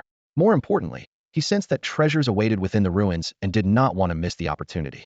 However, Chu Xingyun made it clear that any rewards found in the ruins would be distributed based on individual contributions. The group agreed without objection. After all, they were dealing with the renowned top-ranked individual across the 3 leaderboards, and the distribution method seemed fair and reasonable. Following a delicious lunch, the group set out on their journey to find the ruins, led by Li Ming. Along the way, the defensive warrior Qin Shan couldn't stop praising Chu Xingyun for his well-prepared ingredients, especially the delectable earth dragon meat. He marveled that it was the first time since his transmigration that he had enjoyed such a feast, declaring that the materials he had contributed were well worth it. The female archer, Chun Sahan, chimed in, expressing her amazement at the luxurious meal. She admitted that she usually couldn't bear to use even a pinch of seasoning, often trading it in the marketplace for survival resources. As she spoke, her almond-shaped eyes occasionally glanced at Chu Xingyun, seemingly seeking his attention. However, Chu Xingyun showed no interest in Chun Sahan. To him, the female archer was plain in appearance, and something about her demeanor made him uncomfortable. When Chu Xingyun first joined the team, he was bombarded with a series of questions about his abilities. He skillfully avoided these inquiries without revealing much, but his teammates' curiosity remained unabated. When the female teammate tried to pet Meow Meow, the mysterious cat disappeared into thin air in an instant, startling her. Among the 4-person team, Chu Xingyun had the best impression of Qin Shan. This straightforward foodie always had his attention focused on delicious meals. Li Ming, on the other hand, was known for his friendly and cheerful personality, making him easy to get along with. Interestingly, despite Mo Guanghao being obviously the strongest in the group, Li Ming had become the team's core. This earned Chu Xingyun's admiration, as he acknowledged that he still had much to learn about interpersonal skills. What impressed Chu Xingyun even more was Li Ming's extraordinary sense of direction. In the dark underground world, Li Ming led them effortlessly through twists and turns. After more than 20 minutes, Chu Xingyun was completely disoriented. The complexity of the terrain far exceeded his memory limits. At that moment, he couldn't help but think of his loyal companion Era, and silently decided to reward it with extra sausages once he got home. On their way, they encountered 3 ordinary monsters. Era and Hanins each took down one, while Mo Guanghao easily defeated the last. This scene left the other teammates astonished, and they repeatedly praised Chu Xingyun, marveling at how even his pets were so powerful, befitting the top-ranked expert on 3 leaderboards. Chu Xingyun was particularly intrigued by Mo Guanghao's class, the Blazing Flame Swordsman. Each time Mo Guanghao swung his sword, it was accompanied by roaring flames, a spectacle that left Chu Xingyun envious of the impressive skill. After progressing for another 20 minutes or so, Li Ming announced that they were nearing the entrance to the underground ruins. Soon, an unusual opening came into view. Chu Xingyun, with his extensive experience, immediately sensed that this entrance was anything but ordinary. Its unnaturally square and smooth edges made it seem more like the result of some mysterious force rather than a naturally formed structure. Chu Xingyun stopped to carefully examine the entrance. He even activated his golden eyes, but found no signs of traps or ambushes. By then, the others had already followed Li Ming into the cave. Seeing Chu Xingyun's cautious demeanor, Li Ming smiled reassuringly and said, "There's no danger, come on in." Chu Xingyun keenly noticed the faint trace of disdain at the corner of Mo Guanghao's mouth, as if mocking his timidity. Perhaps because Chu Xingyun hadn't made a move yet, combined with the perception of spirit masters as being dependent on their pets, they couldn't fathom how terrifying Chu Xingyun's own strength truly was. However, Chu Xingyun didn't mind. He firmly believed that caution was always a virtue. Accompanied by his spirit beasts, he followed the team into the cave. The moment he stepped inside, a system notification sounded. "Congratulations, you have discovered the underground ruins. The ruins are fraught with danger. It is recommended to enter with a team of 5 or more. Would you like to enter the ruins now?" The group exchanged glances and nodded in silent agreement, deciding to step into the mysterious ruins. In an instant, dazzling light erupted from the walls on all sides, causing everyone to reflexively shut their eyes. In that fleeting moment, the brilliance engulfed them entirely, as though they were swallowed by the light, vanishing without a trace from the cave. A dizzying sensation swept over them. When they opened their eyes, they found themselves in a world of endless white. Surrounding them was a sea of misty whiteness, blurring everything in sight. Visibility was extremely limited. They could only see a radius of a dozen or so meters before the haze swallowed everything in the distance.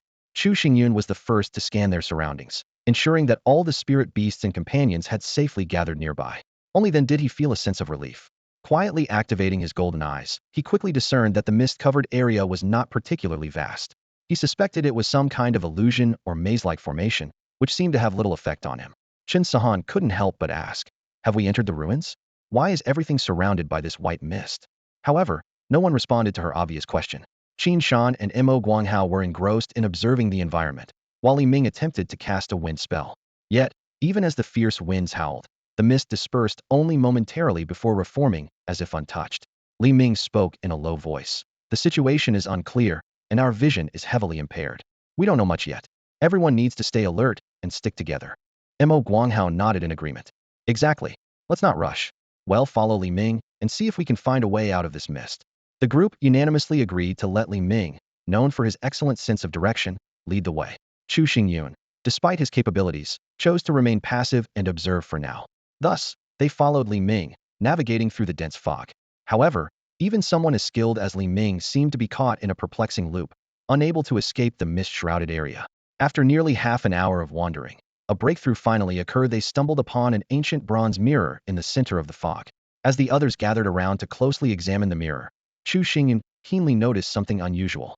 Everyone seemed to be lost in their own illusions, completely oblivious to their surroundings. Even the spirit beasts ignored Chu Xingyun entirely. Frowning, he pondered silently. What's happening here? I looked at the mirror too, but I don't feel anything unusual. Observing the others, Chu Xingyun realized they seemed to be trapped in some kind of hallucination. Era, Han Hang, and Miao Miao wore expressions of pure satisfaction, identical to how they looked when enjoying a feast. Qin Shan appeared utterly entranced, and it was clear that his food-loving fantasies were filled with culinary delights. Qin Sahan, on the other hand, had a dreamy, starry-eyed look, likely imagining a romantic encounter with a domineering CEO. Li Ming exuded confidence, as though living out a dream of career triumph and meteoric success. As for Mo Guanghao, Chu Xingyun had a harder time deciphering his state. He seemed to be caught in a struggle, battling against the illusion, his expression shifting between confusion and painful resistance. Chu Xingyun quickly identified the source of the problem: the bronze mirror. He speculated that his golden eyes rendered him immune to the illusion. To be cautious, he cast a layer of earth armor on himself before carefully approaching the mirror. His plan was to examine its properties up close and uncover the mystery behind its peculiar effects. The misty bronze mirror is an extraordinary and practical support-type artifact, imbued with mysterious powers that are truly astonishing. This bronze mirror can not only generate a mist to trap living creatures, but also create captivating illusions. However, its usage comes with certain conditions: a mental attribute of at least 50 points, half an hour of preparation, and direct eye contact with the mirror to activate the illusionary effects. It's worth noting that individuals with strong mental strength and willpower can resist its influence. At this moment, Chu Xingyun held the misty bronze mirror in his hand, instantly dispelling the mist and illusions that had enveloped everyone. The others suddenly realized that the strange occurrences just now were caused by the mirror. Unable to contain her curiosity, Chun Sahan eagerly asked, "So it was this bronze mirror that trapped us in the illusion, wasn't it? Why weren't you affected? Let me take a look." Chu Xingyun, uninterested in engaging, put the mirror away and cast her a cold glance. Li Ming and Qin Shan immediately stepped forward to thank Chu Xingyun for his timely intervention, and Mo Guanghao also expressed his gratitude. Only then did Qin Sahan realize her rudeness. She quickly apologized and offered her thanks. Chu Xingyun briefly explained the situation and the mirror's function, but refrained from revealing too many details. As the mist cleared, a magnificent structure emerged before them. At the entrance stood a massive stone gate, wide enough to accommodate both the group and their spiritual beasts. Overgrown weeds surrounded the area, and 8 imposing stone lion statues flanked the gate, guarding it with an air of former grandeur. However, Chu Xingyun's golden eyes detected something unusual about these stone lions. He warned the group cautiously. "Be careful, these stone lions are not ordinary." This time, no one mocked his vigilance, given the help he had just provided. The group adjusted their strategy, placing defensive warriors Qin Shan and Henin at the forefront. Just as they were about to step through the gate, the 8 stone lions suddenly came to life. Despite their slow movements, their overwhelming aura was unmistakable as they unleashed 8 stone spikes in unison. Fortunately, Li Ming and Era combined their efforts to summon a wind wall, blocking the attack. To their astonishment, the wolf Erha proudly raised its head and began to fly. Moments later, Henin let out a thunderous roar and charged into the group of stone lions, sending them flying with a single blow each. However, the lions' tough hides and resilience allowed them to quickly recover and resume their attacks. During the battle, Mao's figure flickered between positions, appearing unpredictably to strike the stone lions. Seeing this, Chu Xingyun decided it was time to showcase the power of a spirit master. He brandished his spirit staff, targeted a stone lion that was fiercely biting Henin's earthen shield, and unleashed a mental shock, shouting arrogantly, "Die!" Chu Xingyun's shout drew everyone's attention. They all turned to look at the lion he had aimed at, only to find it completely unscathed, and still energetically attacking. Author's note: thank you all for your support and companionship. Your positive feedback, gifts, and recommendations are my motivation to keep writing. I will continue to work hard to bring you even more exciting stories. Seeing the stone lions completely intact, Chu Xingyun was momentarily stunned before realization dawned on him. He recalled that during his earlier inspection of their attributes, the 8 stone lions were classified as mechanical types, likely immune to mental attacks. A wave of embarrassment washed over him as he realized that his grand and imposing shout had been utterly ineffective. The gazes of those around him grew increasingly peculiar, with Li Ming even stepping forward to pat him on the shoulder, as if consoling a child who had made a fool of himself. Chu Xingyun forced an awkward smile, quietly stowing away his spiritual staff and replacing it with an exceptional battle axe. Taking a deep breath, he suddenly unleashed a whirlwind slash, charging into the group of stone lions like a storm. With a flurry of powerful swings, 4 of the guardian stone lions were instantly reduced to rubble, as effortlessly as slicing through tofu. The image of Chu Xingyun in the eyes of the others underwent a dramatic shift once again. Just a moment ago, he had seemed like a showy summoner relying on his pets for flair, but now he had transformed into a ferocious and barbaric warrior. Li Ming stood dumbfounded, muttering to himself. So this is how summoners fight. Learn something new today. Qin Shan, meanwhile, questioned himself in confusion. Wait, am I the warrior, or is he? Mo Guanghao couldn't help but marvel. No wonder he's ranked first on all 3 leaderboards. Qin Sahan's eyes sparkled with admiration. So cool. I wish I had a boyfriend like that. The fight lasted less than 3 minutes, turning into a showcase of Chu Xingyun's prowess. He and his summoned spirit destroyed 6 of the stone lions on their own, while the remaining 4 team members combined could only handle the other 2. Unfortunately, the disassembled stone lions yielded no valuable items, and perhaps due to the unique nature of the ruins, no treasure chests or glowing loot appeared nearby. After gathering what little they could and adjusting their state, the group pressed onward. Only then did they realize that after all this effort, they hadn't even entered the main gate of the ruins. Stepping through the wide stone entrance, the scene before them opened. A sprawling complex of buildings came into view, with a grand palace standing prominently at the center. The surrounding structures bore the marks of time's passage, weathered and decayed, while the palace remained pristine, standing out in stark contrast. It was Chu Xingyun's first time seeing such an expansive architectural complex in this world. Despite its dilapidated state, he couldn't help but hope to uncover some clues about this world within it. After a brief discussion, the group decided to split up and explore the surrounding buildings, agreeing to regroup in front of the palace later. Chu Xingyun wasn't worried about anyone pulling tricks to explore the palace alone. Judging by the dangers they had encountered at the entrance, any of them attempting to treasure hunt alone would most likely end up becoming permanent residents of the ruins. Once separated from the others, Chu Xingyun approached the nearest rundown hut with a sense of anticipation. Carefully using his golden eyes to confirm there were no threats, he stepped inside. The door wasn't locked, but his entrance stirred up a cloud of dust, causing him to cough repeatedly. Surveying the interior, he found the furnishings simple and sparse. Aside from some basic furniture, there was nothing of note, and the furniture itself was in a state of severe disrepair from years of neglect. By comparison, the facilities in Chu Xingyun's homeland, often made from source crystals, were of far superior quality. These mundane furnishings were beneath his notice, and even regular players would likely dismiss them. After thoroughly searching the hut and coming up empty-handed, he emerged feeling disheveled and frustrated from the stirred-up dust. Leaving the small hut behind, Chu Xingyun decisively abandoned the plain and unremarkable buildings, shifting his focus to finding something unique. Soon, his attention was drawn to a structure brimming with artistic flair. Its exterior was lavishly adorned, exuding an air of opulence that practically screamed wealth. It was hard not to imagine the treasures that might lie within. The upper structure was made of perforated metal plates, each opening intricately designed. Light filtered through these gaps, creating a mesmerizing web of shadows on the ground. Chu Xingyun eagerly rushed inside, only to flee at 5 times the speed in a flustered retreat moments later. His luck was abysmal, had stumbled into a public restroom as his first discovery. After escaping the building, which exuded an indescribable odor, Chu Xingyun's face twisted in discomfort. No matter how much time passed, the stench seemed to linger, as if it were timelessly enduring. This unpleasant experience taught him a harsh lesson. In this world, even the most artistically designed structures could hide unexpected surprises. With a newfound sense of caution, Chu Xingyun resumed his exploration. In the distance, the sound of fierce battle echoed, signaling that others were facing danger. However, he didn't stop. His relationship with those people wasn't close enough to warrant going out of his way to help. Still, he thought to himself that if he encountered a situation where lending a hand was effortless, he wouldn't mind doing so. As he ventured further, a uniquely designed building caught Chu Xingyun's attention. Haunted by the earlier restroom experience, he approached it with extra vigilance. After confirming it wasn't another fragrant structure, he cautiously stepped inside. The moment he crossed the threshold, Chu Xingyun was greeted with a pleasant surprise.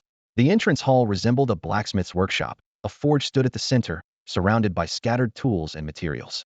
Unfortunately, most of the tools were in disrepair and unusable. Wasting no time, Chu Xingyun began dismantling the useless tools into raw materials and stored anything salvageable into his ring. Wood, 40, stone, 60, iron, 42, copper, 41, silver, 17, gold, 12, mithril, 6, black iron, 11, rosewood, 26, essence stones, 3, thunderstruck wood, 5, mechanical hearts, 3. Chu Xingyun silently tallied his haul. The variety of materials was impressive, encompassing nearly every type he knew, along with 2 unfamiliar ones, thunderstruck wood and mechanical hearts. The only downside was the limited quantity. After organizing his findings, Chu Xingyun muttered softly and continued his exploration. On the second floor, he discovered a small bookshelf filled with books. Just as he reached out to grab one, the 4 steel suits of armor, previously thought to be mere decorations, suddenly sprang to life. Chu Xingyun had previously inspected the room using his golden eyes, ensuring no living creatures were present. The stone lions he encountered earlier at the entrance, though mechanical in nature, were still detectable by his ability. However, these steel armors didn't register as mechanical creatures at all, defying his understanding. Since the hulking daft couldn't fit inside, Chu Xingyun was accompanied only by Meow Meow and Era. Initially, he felt a twinge of nervousness, as his golden eyes couldn't discern the armor's properties. But his concerns were quickly proven unnecessary. Meow Meow and Era effortlessly dismantled the seemingly imposing armors, which turned out to be surprisingly weak. Chu Xingyun approached one of the fallen steel armors, reached out, and examined its properties. Name: damaged fine-quality steel automaton. Type: special equipment. Quality: fine. Function: a puppet capable of following instructions. Notes: no equipment requirements, low-level abilities, low combat effectiveness, only capable of simple commands. Realizing it was merely a low-quality automaton, Chu Xingyun lost interest. Without hesitation, he dismantled all the armors into materials and stored them in his ring. Iron: 40, copper, 4, silver, 4, gold, 4, steel, 4 mechanical hearts, 4. He silently recorded his new gains. With the unexpected automaton incident resolved, Chu Xingyun's attention returned to the bookshelf. He firmly believed that as carriers of knowledge, these books must contain crucial information about the civilization of this world. However, as he eagerly picked up a book, an awkward realization dawned on him. Apart from Chinese characters and a bit of English, he couldn't read the language of this world at all. This sudden awareness left Chu Xingyun momentarily speechless, staring at a shelf full of enigmatic texts. He couldn't help but feel a tinge of helplessness. Chu Xingyun casually pulled a book from the shelf, his gaze falling on its plain, unadorned cover. There were no ornate designs, just a string of cryptic-looking characters and what seemed to be the author's signature. He opened the book, only to feel a wave of frustration. Every word appeared as incomprehensible as if written in a foreign script. After flipping through several more books, he found that, apart from a few with illustrations he could barely understand, most were filled with an ocean of indecipherable text. The illustrations primarily depicted scenes of forging tools or objects, suggesting that the owner of this room might be a blacksmith or an enthusiast of the craft. Left with no other option, Chu Xingyun decided to store all the books in his ring. When he picked up the last book, which resembled a handwritten notebook, an unexpected system prompt suddenly appeared. You have acquired Master Huang Gaoyu's complete insights and experience on puppet crafting. Would you like to convert them into blueprints? This unexpected feature filled Chu Xingyun with excitement. Without hesitation, he selected yes. In an instant, the book in his hand emitted a dazzling glow and transformed into a familiar blueprint. You have obtained an exceptional puppet crafting blueprint. Would you like to learn it now? Chu Xingyun immediately chose to learn it. The blueprint turned into a beam of white light and disappeared into his body. Eagerly, he opened the crafting interface and discovered some thrilling details. Exceptional puppet. Materials required: iron blocks 94420, copper blocks 4605, refined steel 165, dark iron 1345, mechanical heart 75, earth essence crystal 651, wind essence crystal 361, fire essence crystal 271. Description: an exceptional quality puppet capable of performing a variety of daily tasks after consuming essence crystals. From serving tea and water to chopping wood and mining, it can even engage in basic combat. A perfect assistant for everyday life. This puppet, akin to a robotic butler, greatly piqued Chu Xingyun's interest. Since he already had all the required materials, he began crafting immediately. As the materials were consumed, a humanoid puppet, resembling a metallic Iron Man, took shape before his eyes. Chu Xingyun tested a few simple commands and even spoke to the puppet in the universal language. The puppet responded swiftly and fluently, demonstrating an intelligence far superior to current AI technology on Earth. After checking its attributes, Chu Xingyun was even more satisfied. Name: exceptional puppet. Type: special equipment. Quality: exceptional. Usability: advanced. Attributes: special effect 1. The puppet possesses a strong ability to learn and mimic but lacks evolutionary capabilities. It is purely mechanical with no independent thought. Special effect 2. Capable of executing most life tasks and work commands, as well as engaging in low-level combat. Equip conditions: none. Remarks: this is a tireless and loyal puppet. It consumes 1 fire essence crystal every 7 days of work. Although he could only craft 1, Chu Xingyun was very pleased. To honor its creator, he decided to name the silver metal puppet Xiaohuang. The puppet accepted the name without hesitation and obeyed Chu Xingyun's every command unconditionally. All right, from now on, you'll be the caretaker of my home. Once we return, you'll officially start your duties, Chu Xingyun said to his new assistant, already envisioning the convenience it would bring to his future life. Chu Xingyun planned to go back and make a set of clothes for Xiaohuang. Although Xiaohuang's body was made of a material different from humans, in Chu Xingyun's eyes, the differences were hardly noticeable in other aspects. Seeing Xiaohuang's shiny, silver, bare form, Chu Xingyun felt it was somewhat inappropriate and stored him into the ring. Continuing his search through the bookshelves, Chu Xingyun was disappointed to find no more books that could be converted into blueprints. Scanning the surroundings, he also didn't find anything else worth taking. He decided to leave the room and continue exploring this unknown area. As soon as he stepped over the threshold, Chu Xingyun came face to face with the female archer, Chen Sahan. His brows furrowed slightly in confusion. Hadn't they agreed to split up? Why was she in his search area? Chen Sahan walked toward Chu Xingyun with a seductive sway in her steps. Although her appearance was still quite plain, she exuded an unusual allure, a natural charm that made Chu Xingyun's heart stir involuntarily. This attraction grew stronger as the distance between them shortened, even causing Henin and Era to appear entranced. At that moment, the cat Meow Meow in Chu Xingyun's arms suddenly let out a warning cry. The sound snapped Chu Xingyun out of his daze, and he realized something was wrong. By all logic, Chen Sahan shouldn't possess such a powerful charm ability. Before Chu Xingyun could react, Chen Sahan swiftly drew a long whip from her waist and lashed it toward him. The whip's shadow streaked through the air like lightning, striking before Chu Xingyun's earthen shield could fully form. A dull yellow glow appeared as the Bear King armor's defensive abilities activated, but the whip's force didn't diminish until the armor's shield was fully deployed, barely managing to block the attack. Chu Xingyun's heart sank. This attack power far exceeded 50 battle points. Was the person in front of him really Chen Sahan? Seeing her ambush fail, Chen Sahan decisively retreated. She moved with remarkable agility and seemed intimately familiar with the terrain, disappearing into the maze-like structures in the blink of an eye. Chu Xingyun's golden eyes didn't even have time to fully lock on before she vanished. Left with no choice, Chu Xingyun abandoned the pursuit. He speculated that the person earlier was likely an enemy impersonating Chen Sahan. After all, the real Chen Sahan's battle power was only 44 points, and as an archer, it was unlikely for her to use a whip. Of course, there was also the slim possibility that Chen Sahan possessed some kind of powerful equipment. This ambush heightened Chu Xingyun's vigilance. He began using his golden eyes more frequently to scan his surroundings, staying on high alert at all times. Not long after, Chu Xingyun encountered a disheveled Qin Shan, Li Ming, and Mo Guanghao. Qin Shan and Li Ming's armor were damaged, and Qin Shan's arm was injured. Behind them followed a swarm of dense flying insects, their sheer numbers causing a sense of dread. Comparatively, Mo Guanghao was in slightly better shape. His fire attacks seemed effective in driving away the insects. Despite having the ability to escape on his own, Mo Guanghao repeatedly turned back to help his companions, a display of loyalty that spared Qin Shan and Li Ming from worse fates. Seeing the three approaching, Chu Xingyun's brows furrowed once more. The earlier ambush had left him suspicious of everything around him. Chu Xingyun didn't rush to intervene, but cautiously used his golden eyes to assess the strength of the individuals involved. Once he confirmed their abilities, he shifted his focus to the swarm of irritating flying insects. Bloodthirsty locusts, Chu Xingyun muttered under his breath.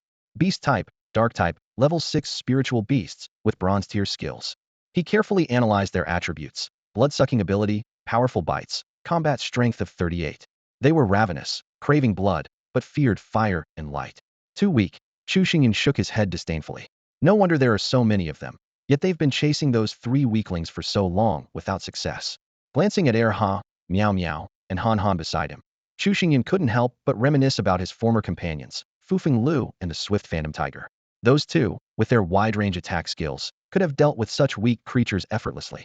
In comparison, having Air Ha, Meow Meow, and Han Han handle these insects would not only be time-consuming, but also risk injury. Chu Xingyun checked his remaining supply of spirit stones, 14 left. Wasting them on these low-level creatures isn't worth it, he thought to himself. But Qin Sahan's earlier sneak attack has made me wary. There might be enemies lurking in the shadows, tracking our movements. After weighing the pros and cons, Chu Xingyun made up his mind. Quick and decisive.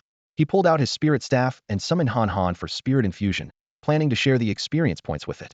For one, Han Han was the strongest combatant among his spirit beasts, and secondly, Chu Xingyun was curious about what changes would occur to spirit beasts when players reached level 10 and unlocked their class transitions. Come here. Chu Xingyun called to Li Ming and the others. Let's work together to block these bloodthirsty locusts. He quickly laid out a strategy. 2 wind walls combined with spatial barriers, while the others would handle any stragglers.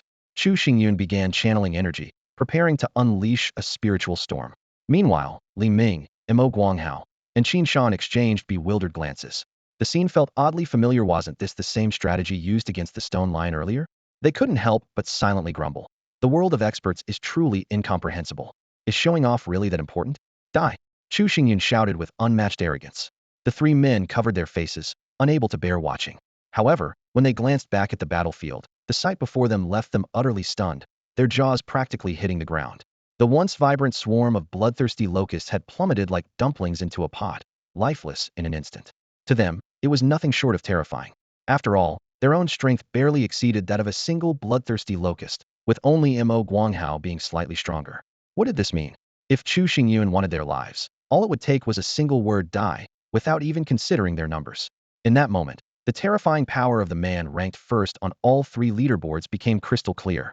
Li Ming, Mo Guanghao, and Qin Shan were acutely aware of the vast gap in strength between themselves and Chu Xingyun.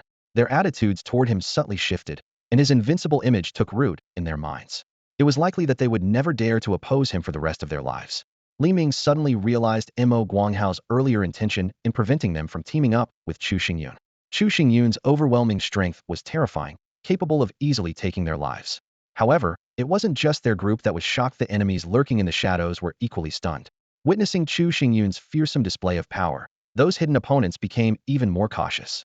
In the depths of the ruins, inside a grand palace, Qin Sahan sat high atop the tallest chair. A crystal ball floated before her, displaying scenes from across the ruins. Qin Sahan frowned deeply, muttering to herself. I thought it would be easy to deal with this group, but I didn't expect such a troublesome figure to appear out of nowhere. She decisively issued an order. Summon back all our forces. Stop sending them to their deaths one by one. Chu Xingyun, indifferent to the shocked reactions around him, focused on checking his system notifications. Yuling Henin has leveled up to level 9, jumping 2 levels at once. Chu Xingyun felt a twinge of envy, as he had gained very little experience from this battle. This was the disparity caused by level differences. Henin, being level 7 before, could gain significant experience from defeating level 6 monsters, whereas Chu Xingyun, already at level 10, earned almost nothing from the same enemies. However, looking at the countless bloodthirsty locust corpses scattered on the ground, Chu Xingyun estimated that Henin was not far from reaching level 10. Chu Xingyun began efficiently dismantling the corpses. Among the remains, only the bronze-quality beast cores were valuable, useful for nourishing the Lingyuan fruit tree. As he collected the spoils, he inquired about Li Ming and his group's experiences. What happened to you? Did you see Qin Sahan? Li Ming briefly recounted their ordeal. Shortly after separating, they heard the sounds of battle and Qin Sahan's cries for help. They immediately rushed to the scene, but by the time they arrived, it was too late. Qin Sahan had already been killed and devoured by the locust swarm. Qin Shan, who arrived first, was quickly targeted by the bloodthirsty locusts and sustained injuries to his arm. Li Ming followed closely behind and tried to assist, but due to his lack of strength, both of them ended up in peril. Only when Mo Guanghao joined the fray did the situation improve slightly, as his attacks were effective against the locusts. However, outnumbered, the 3 were forced to fight while retreating, seeking Chu Xingyun's help while noticing that the locust swarm seemed intent on driving them together. After hearing Li Ming's account, Chu Xingyun was almost certain that the Qin Sahan he had encountered earlier was a fake. Even worse, their movements were entirely exposed to the enemy, who had deliberately driven them together. Are they trying to capture us all in one go? Chu Xingyun thought to himself. Wouldn't it be easier to take us down one by one? After gathering the spoils, Chu Xingyun noticed that Qin Shan's arm was still bleeding and had received no treatment. Without hesitation, he cast 2 healing winds on Qin Shan, and the wounds quickly healed. The group then rested briefly to recover and prepare for their next move, heading straight for the palace. Chu Xingyun shared his experience with the fake Qin Sahan and his suspicions with the group. Hearing this, the three were filled with dread, relieved that they hadn't encountered such a situation themselves, as it would have likely spelled their doom. To prevent getting separated again, they agreed on a secret code. The Heavenly King covers the Earth Tiger, 1.5 meters long. Chu Xingyun then asked if they had found anything noteworthy in the cluster of buildings they had explored. Their search was nearly complete, but their findings were meager. Mo Guanghao had discovered a few high-quality or superior-grade weapons, while Qin Shan and Li Ming had only picked up some ordinary items. Is this really a ruin? It's way too disappointing. Li Ming couldn't help but complain. Chu Xingyun gazed at the towering palace in the distance and said in a low voice, "Let's hope that palace won't let us down." Chu Xingyun and his companions cautiously approached the palace, surprisingly encountering no obstacles along the way. They exchanged wary glances, and Chu Xingyun quietly reminded them, "Be extra careful once we enter the palace." Pushing open the heavy palace doors, they were met with the sight of a vast, opulent hall. The group crossed the hall and ascended a staircase, arriving at the entrance of a grand and majestic chamber. Before stepping inside, they were all stunned by the scene that unfolded before them. In the center of the chamber, Qin Sahan sat high on the throne, exuding an aura of regal authority mixed with an indescribable allure. On either side of the hall stood approximately 30 various beasts, lined up in perfect formation. There were snakes, rats, goats, dogs, oxen, pigs, and even a massive bloodthirsty locust king, which was presumably the leader of the swarm of bloodthirsty locusts they had encountered earlier. Li Ming, Qin Shan, and Mo Guanghao were so overwhelmed by the sight that their legs nearly gave out. They immediately turned to flee. Chu Xingyun, however, remained calm, using his golden eyes to observe the battlefield and calculate their chances of success. Behind him, the spirit beasts they had brought along were on high alert, ready for battle. Just as the three were about to run, the Qin Sahan on the throne spoke. Her voice was melodious and captivating. "Why are you running away at the sight of an old friend?" She spoke in the universal language, which only Chu Xingyun understood. This instantly revealed that she was not the real Qin Sahan. Before her words had fully settled, the group found themselves surrounded by the beasts on either side of the hall. Qin Shan, known for his straightforward and stubborn nature, directly confronted her. "You're not Qin Sahan. I saw her die with my own eyes, overwhelmed by the bloodthirsty locusts. Who are you?" Hearing this, the false Qin Sahan paused momentarily before letting out a soft laugh. With a wave of her hand, a flash of light enveloped her, and her true form was revealed, a face of unparalleled beauty, framed by long, dark lashes and a pair of mesmerizing eyes. Her full, luscious lips exuded an irresistible charm, while her cascading black hair fell effortlessly over her shoulders, each strand radiating an almost lethal allure. What shocked everyone even more was when she pulled back her black robe, revealing her graceful and alluring figure. Her daring attire was no less provocative than the boldest fashion on earth. Most astonishingly, her body structure was nearly identical to that of a human woman, with an astonishing 99 similarity. This sight left Qin Shan, Li Ming, and Mo Guanghao utterly dumbfounded. Even Era and Hanins started to grow restless. Only Miao Miao grew increasingly vigilant, positioning herself protectively in front of Chu Xingyun and letting out a fierce, albeit adorable, warning growl toward the false Qin Sahan. Although Chu Xingyun's strong mental fortitude shielded him from the seductive influence, the sheer visual impact of the scene left him inwardly marveling. Impressive. Truly impressive. Chu Xingyun focused intently, carefully observing Mo Fair before him. His gaze was like a scanning device, engraving every detail of her appearance into his mind. Mo Fair, a dark element creature of the demon race, possessed an impressive level 8 aptitude. Her diamond tier skill set was both terrifying and formidable. Charm, Pain Whiplash, Dark Energy Fire Ring, Night Stealth, Succubus Servant, and Essence String. In her hand, she held a high-quality dark energy whip. On her wrist, she wore a storage bracelet of perfect quality, and around her neck hung a flawless quality deception orb. Chu Xingyun calculated secretly Mo Fair's combat power reached an astonishing 78 points. At this moment, her state reflected excitement, nervousness, and curiosity. Although she had a weakness for light, Chu Xingyun keenly understood that this referred not to ordinary sunlight, but rather specific light attribute damage. The charm skill was Mo Fair's most troublesome weapon. As a woman of the Night Demon clan, she exuded a natural allure, with every gesture radiating a deadly seductiveness. Any male creature that came near her would be irresistibly drawn to her, even becoming obsessively infatuated. Though the control duration was limited, even after it wore off, the lingering fascination would remain, impossible to dispel. Chu Xingyun couldn't help but think it was no wonder Mo Fair had only killed Qin Sahan while allowing the others to gather together. Her intentions were crystal clear. Pain Whiplash must have been the attack that had previously lashed out at Chu Xingyun. Not only was it swift, precise, and ruthless, but its most terrifying aspect was its direct impact on the spirit, causing unimaginable pain. Chu Xingyun felt fortunate to have narrowly avoided it earlier. The Dark Energy Fire Ring was Mo Feier's ultimate defensive move. Encircled by dark flames, her whole body was nearly impregnable. Although night stealth was less effective during the day, it allowed her to become completely invisible at night, albeit at the cost of reduced mobility. Succubus Servant was essentially an upgraded version of Charm. Once controlled, the victim would become an eternal puppet, utterly loyal to Mo Feier even when far from her. The Essence Drain ability, however, was the Night Demon clan's true trump card. Any male who engaged with her would be completely drained of their life essence, dying as a result, and serving as nourishment for her cultivation. Chu Xingyun pondered deeply. Mo Feier was clearly a highly intelligent being, possibly even possessing an inventory system. Her two flawless quality items were far superior to anything he currently owned. What puzzled him most was that she didn't appear to be a player. There was no profession displayed, nor did she belong to the human race. As Chu Xingyun recalled the unutilized spirit bond slot he had gained upon reaching level 10, he couldn't help but feel a surge of excitement. If he could tame Mo Feier with her diamond tier aptitude as his bonded spirit, it would be an incredible achievement.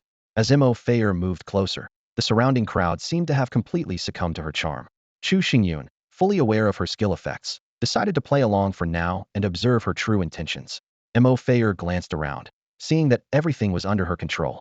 Parting her crimson lips, she spoke lightly. What luck for male chosen ones in one place. They should be able to take me out of here, right? Chosen ones? Chu Xingyun's heart stirred. Was she referring to players? It seemed this enigmatic demon woman knew secrets that others were unaware of.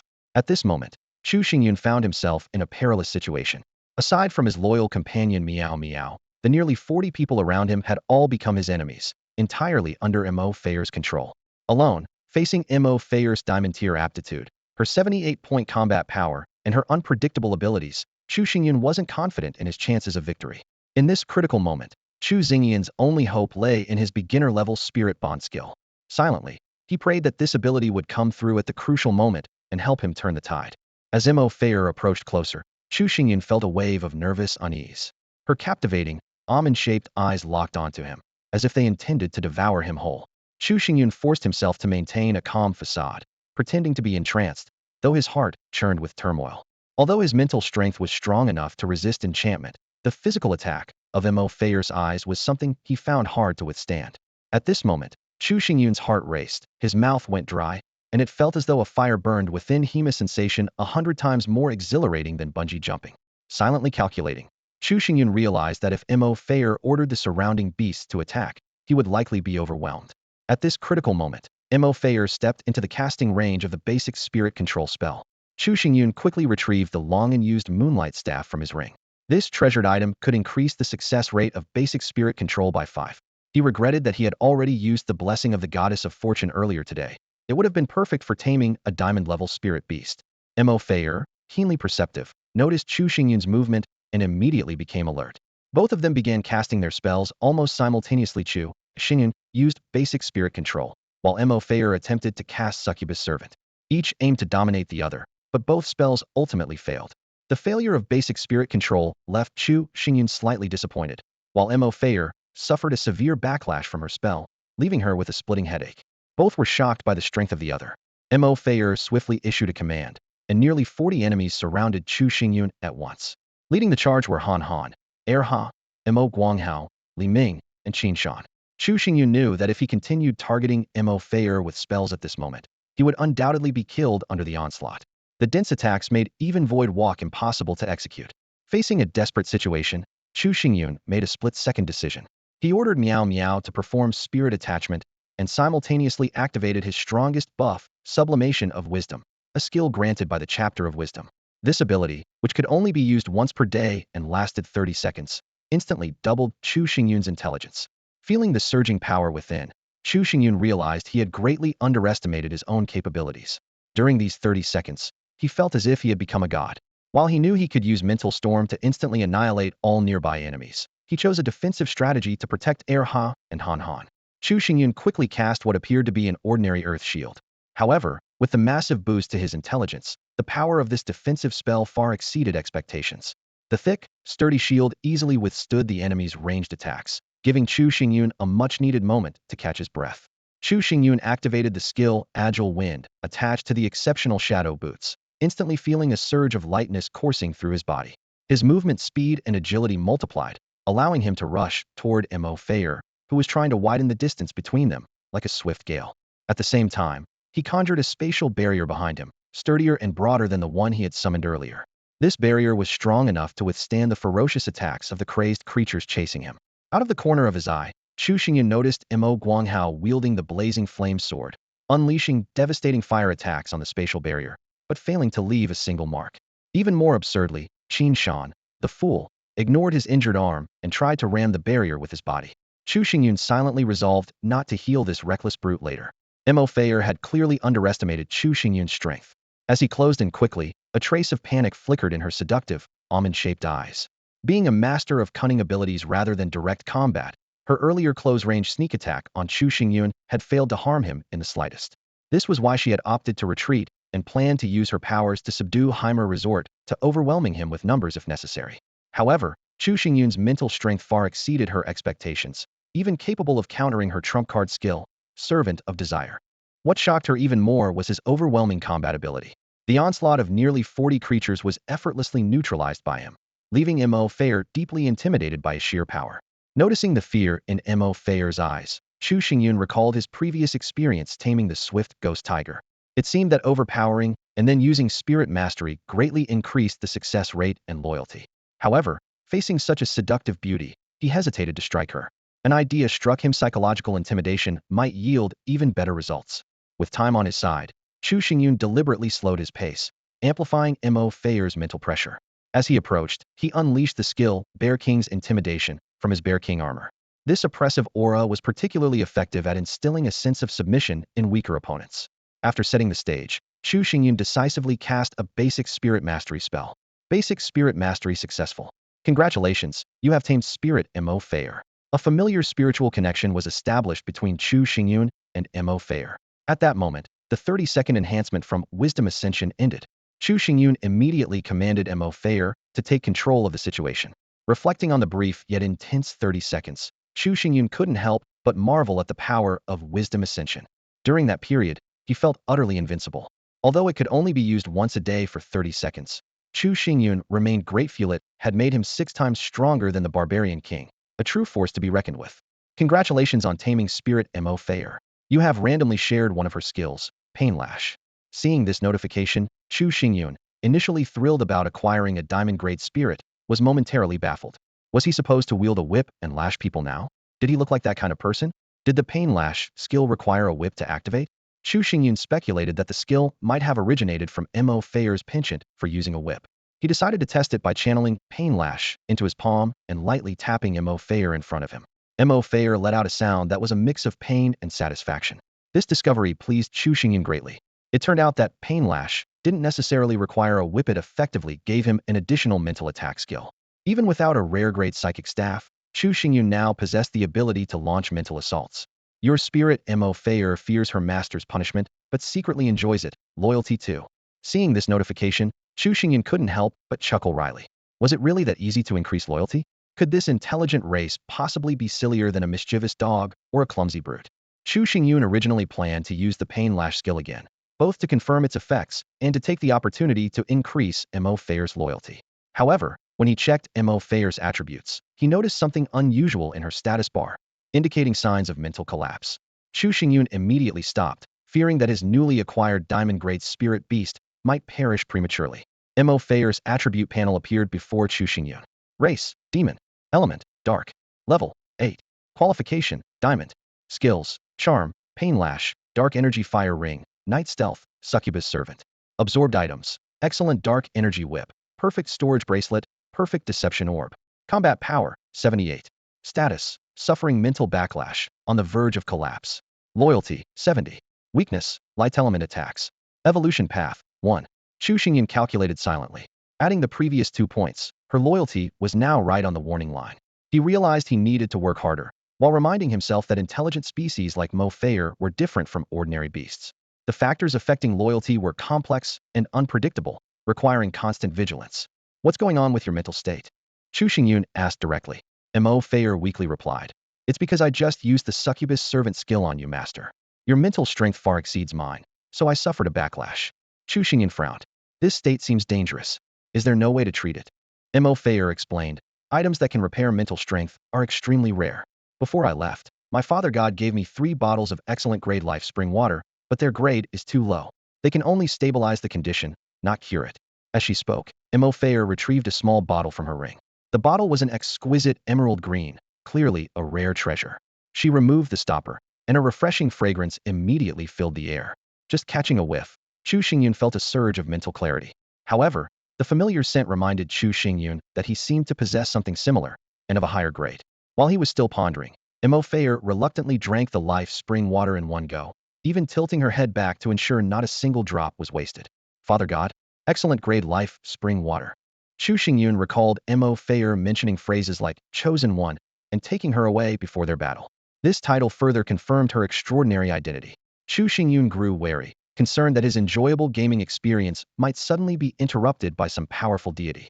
But on second thought, this so-called god didn't seem particularly generous. Treating excellent grade life spring water as a treasure and only giving his daughter 3 small bottles? These tiny bottles could hold at most 20 milliliters each, while Chu Xingyun remembered he had 400 milliliters of perfect grade life spring water. Unable to bear it any longer, Chu Xingyun snatched the small bottle from Mo Fayer's hand. The system immediately notified him. Your spirit beast Mo Fayer is displeased with her master for taking her item. Loyalty 1. Are you kidding me? Intelligent species are such a hassle. Losing loyalty over this. Chu Xingyun muttered to himself, realizing that his previous methods of confiscation wouldn't work here. Regretfully, he thought about how Mo Fayer clearly seemed like a wealthy young lady with 2 perfect grade pieces of equipment. Who knew how much more treasure her perfect grade storage bracelet might hold? But if taking just 1 small bottle caused her loyalty to drop by 1 point, outright looting her belongings might directly lead to her betrayal. Chu Xingyun mysteriously retrieved a 600 milliliters cola bottle from his ring, which was filled 2/3 with a vibrant green liquid. With an air of authority, he twisted the cap open, and an unusual yet enticing aroma instantly filled the air.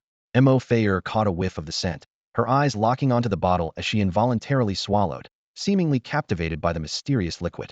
Without hesitation, Chu Xingyun poured the green liquid into Mo Fayer's small flask until it was full. Handing it to her, she accepted it with tears of joy shimmering in her eyes, her voice trembling as she asked, "Is this for me?" Chu Xingyun nodded affirmatively, speaking gently. "Go ahead, drink it. This should heal you." Feeling her master's care, Mo Fayer was overcome with guilt for her earlier doubts, her loyalty subtly increasing by 3 points. She sipped the perfectly refined life spring water cautiously, savoring each drop. Before she had even finished half of it, Chu Xingyun was astonished to see her vitality fully restored. Reluctantly, Mo Fayer tightened the flask's cap and prepared to return it to Chu Xingyun. Seeing this, he suddenly recalled how he had once fed Feng Lu 100 milliliters of perfect grade life spring water in one go, finding it a bit excessive in hindsight. With a generous wave of his hand, he declared, "Keep the rest. If you need more, just ask me." Touched by her master's generosity, Mo Fayer's loyalty increased by another 2 points. Internally, Chu Xingyun was pleased with himself, thinking how skillfully he had earned her loyalty. After all, Mo Fayer was his contracted spirit. Anything given to her ultimately still belonged to him. This trip to the ruins had undoubtedly been a huge success for Chu Xingyun. Securing a diamond tier spirit alone was a massive gain. As it was getting late, Chu Xingyun learned from Mo Fayer that all the monsters in the ruins had been gathered in one place, and the treasures had long been looted. He decided to wrap up the matters in the ruins quickly and return home. As for Mo Fayer's origins and the information she possessed, Chu Xingyun planned to inquire further after returning. Chu Xingyun instructed Mo Fayer to release her control over Han Han and Er Ha, briefly introducing them and announcing that they were now part of the family. Although the control was lifted, some after-effects lingered, and these 2 mischievous creatures displayed more enthusiasm toward Mo Fayer than toward Chu Xingyun himself. Next, Chu Xingyun had Mo Fayer release her control over Mo Guanghao, Li Ming, and Qin Shan. Chu Xingyun held a favorable impression of these 3. Without their help, it would have taken him much longer to locate the ruins. Besides, controlling them held no appeal after all. They were far too weak to be worth the effort. Once freed, the trio remained mesmerized by Mo Fayer, oblivious to what had just occurred. Chu Xingyun decided to ignore them, figuring that once they left the ruins and spent some time apart, they would naturally return to normal. Leaving the ruins was straightforward. Players simply needed to touch the crystal orb in the palace hall that controlled the entire ruins. Mo Fayer explained that, as an outsider, she had faced restrictions before. Such ruins only allowed players to enter and exit. Her presence there was made possible only because her father god had used special means to send her in. Her initial plan was to use her succubus thrall skill to fully control a player, becoming their pet, and later manipulating them to dissolve the contract after leaving. However, before she could successfully control any other player, Chu Xingyun had already taken control of her. Generally, only players have access to ruins. Realizing this, Chu Xingyun decided not to waste the opportunity presented by the monsters controlled by Mafeir. He commanded several of his spirit beasts to attack together, swiftly eliminating the defenseless creatures. After the battle, Chu Xingyun and his spirit beasts gained abundant experience. Both Era and Meow Meow leveled up to 8, while Henin's moved closer to reaching level 10. Even Chu Xingyun himself was nearing level 11. Once the monster corpses were dealt with and the materials collected, the group gathered around the crystal ball in the center of the hall. Chu Xingyun attempted to take the crystal ball, but failed. He then asked Mafeir if there was a way to take the entire ruin with them. Mafeir simply gave him a charming glance without answering. When Chu Xingyun touched the crystal ball, a system prompt appeared, asking whether to leave the ruin. The original 5-member team was now down to 4, and they unanimously chose to leave. A dazzling light enveloped them, instantly teleporting them back to the cave where they had discovered the ruin. The system congratulated them on completing the underground ruin and rewarded them with one mysterious treasure chest. Chu Xingyun cautiously surveyed the surroundings and only relaxed after confirming it was safe. He noticed that Mafeir had also been brought out of the ruin, just like the other spirit beasts. In the cave, 4 glowing treasure chests appeared. Using his golden eyes, Chu Xingyun identified them as mysterious chests capable of yielding anything from common materials to legendary equipment. The items inside would match the player's desires, with a higher chance of obtaining something they deeply wished for. Confident in his luck, thanks to the perfect quality goddess of fortune's ring, Chu Xingyun quickly claimed one chest. While the other 3 were engrossed in opening their chests, he quietly slipped away to avoid dealing with his teammates, who were infatuated with Mafeir. A glance at the system clock showed it was already past 6 p.m. The ruin exploration had taken a significant amount of time, making this Chu Xingyun's latest return home in recent days. He summoned the steel wings and had Era pilot it, carrying the group back home. Once the steel wings expanded, Chu Xingyun and his spirit beast stood on the broad wings. Though the speed wasn't particularly fast, the flight was incredibly smooth. Chu Xingyun even instructed Era to set up a wind barrier in front, creating the sensation of being on an aircraft with a panoramic view. Unfortunately, being in the underground fissure meant they couldn't enjoy any scenic vistas. Mafeir showed no interest in the steel wings. Instead, she retrieved 2 leather chairs from her storage bracelet. When Chu Xingyun sat down, he felt an unparalleled level of comfort. This only piqued his curiosity about what other treasures Mafeir might be hiding in her storage bracelet, but she resolutely refused to reveal anything. Chu Xingyun seized the moment while Mafeir wasn't paying attention and quietly took out the mysterious treasure chest. This seemingly ordinary box was said to grant items based on the opener's wishes. He thought to himself, both my mother and Mafeir keep hiding things from me, as if I don't have treasures of my own. Driven by curiosity and anticipation, Chu Xingyun started murmuring wishes to the chest, imagining all sorts of possibilities. Mafeir, watching him mutter to himself, couldn't help but chuckle inwardly, thinking how absurd it was for such wishes to come true. However, when Chu Xingyun opened the chest, a miracle unfolded. Strange and fascinating items began to emerge one after another. Cola, instant noodles, butter crabs, glamorous photo collections, various elemental crystals, durian seeds, and even blueprints and upgrade scrolls. As Chu Xingyun collected the items, he couldn't help but regret not being greedier with his wishes. Mafeir was utterly dumbfounded, unable to believe what she was witnessing. She secretly resolved to try this magical wishing method herself. When Chu Xingyun pulled out the butter crabs, Meow Meow and Henin's instantly perked up, using every ounce of their charm to beg and act cute until Chu Xingyun agreed to steam 1 crab for each of them. Meanwhile, Era, who was flying in the distance, caught a whiff of the aroma and was so distracted it nearly crashed midair. Mafeir initially didn't understand why these spirit beasts were so excited until she saw Chu Xingyun pull out a collection of the world's top 10 beauty photo albums. The stylish bikini outfits immediately captivated her, and she couldn't put the album down. Chu Xingyun, on the other hand, was unimpressed by the clothing and instead admired the beauty of the models in the photos. Finally, as Chu Xingyun examined the blueprints, he was surprised to discover some unexpected designs. One particular item, intriguingly named the convenient hat, seemed far more complex than its name suggested. The entire unboxing experience was full of surprises and mysteries, leaving everyone present both thrilled and bewildered. Chu Xingyun frowned as he stared at the system interface. The item list before him made him chuckle in disbelief. Convenient hat. This was no hat at all, it was clearly a certain type of adult product. He carefully read the description: rubber material, ultra thin and smooth, adjustable size, and even self-cleaning for repeated use. While it wasn't the hat he had expected, it was undeniably practical. Shaking his head, Chu Xingyun muttered to himself that the system must have made a mistake. But then a thought struck him: weren't the mysterious treasure chests supposed to provide items based on the player's inner desires? Could it be that he immediately dismissed the idea. It just meant he was a normal man, after all. Isn't it said that the average male thinks about such things every 7 seconds? Deciding not to dwell on the hat, Chu Xingyun moved on to examine the other two blueprints. Though fairly standard, they seemed useful enough to try crafting once he got home.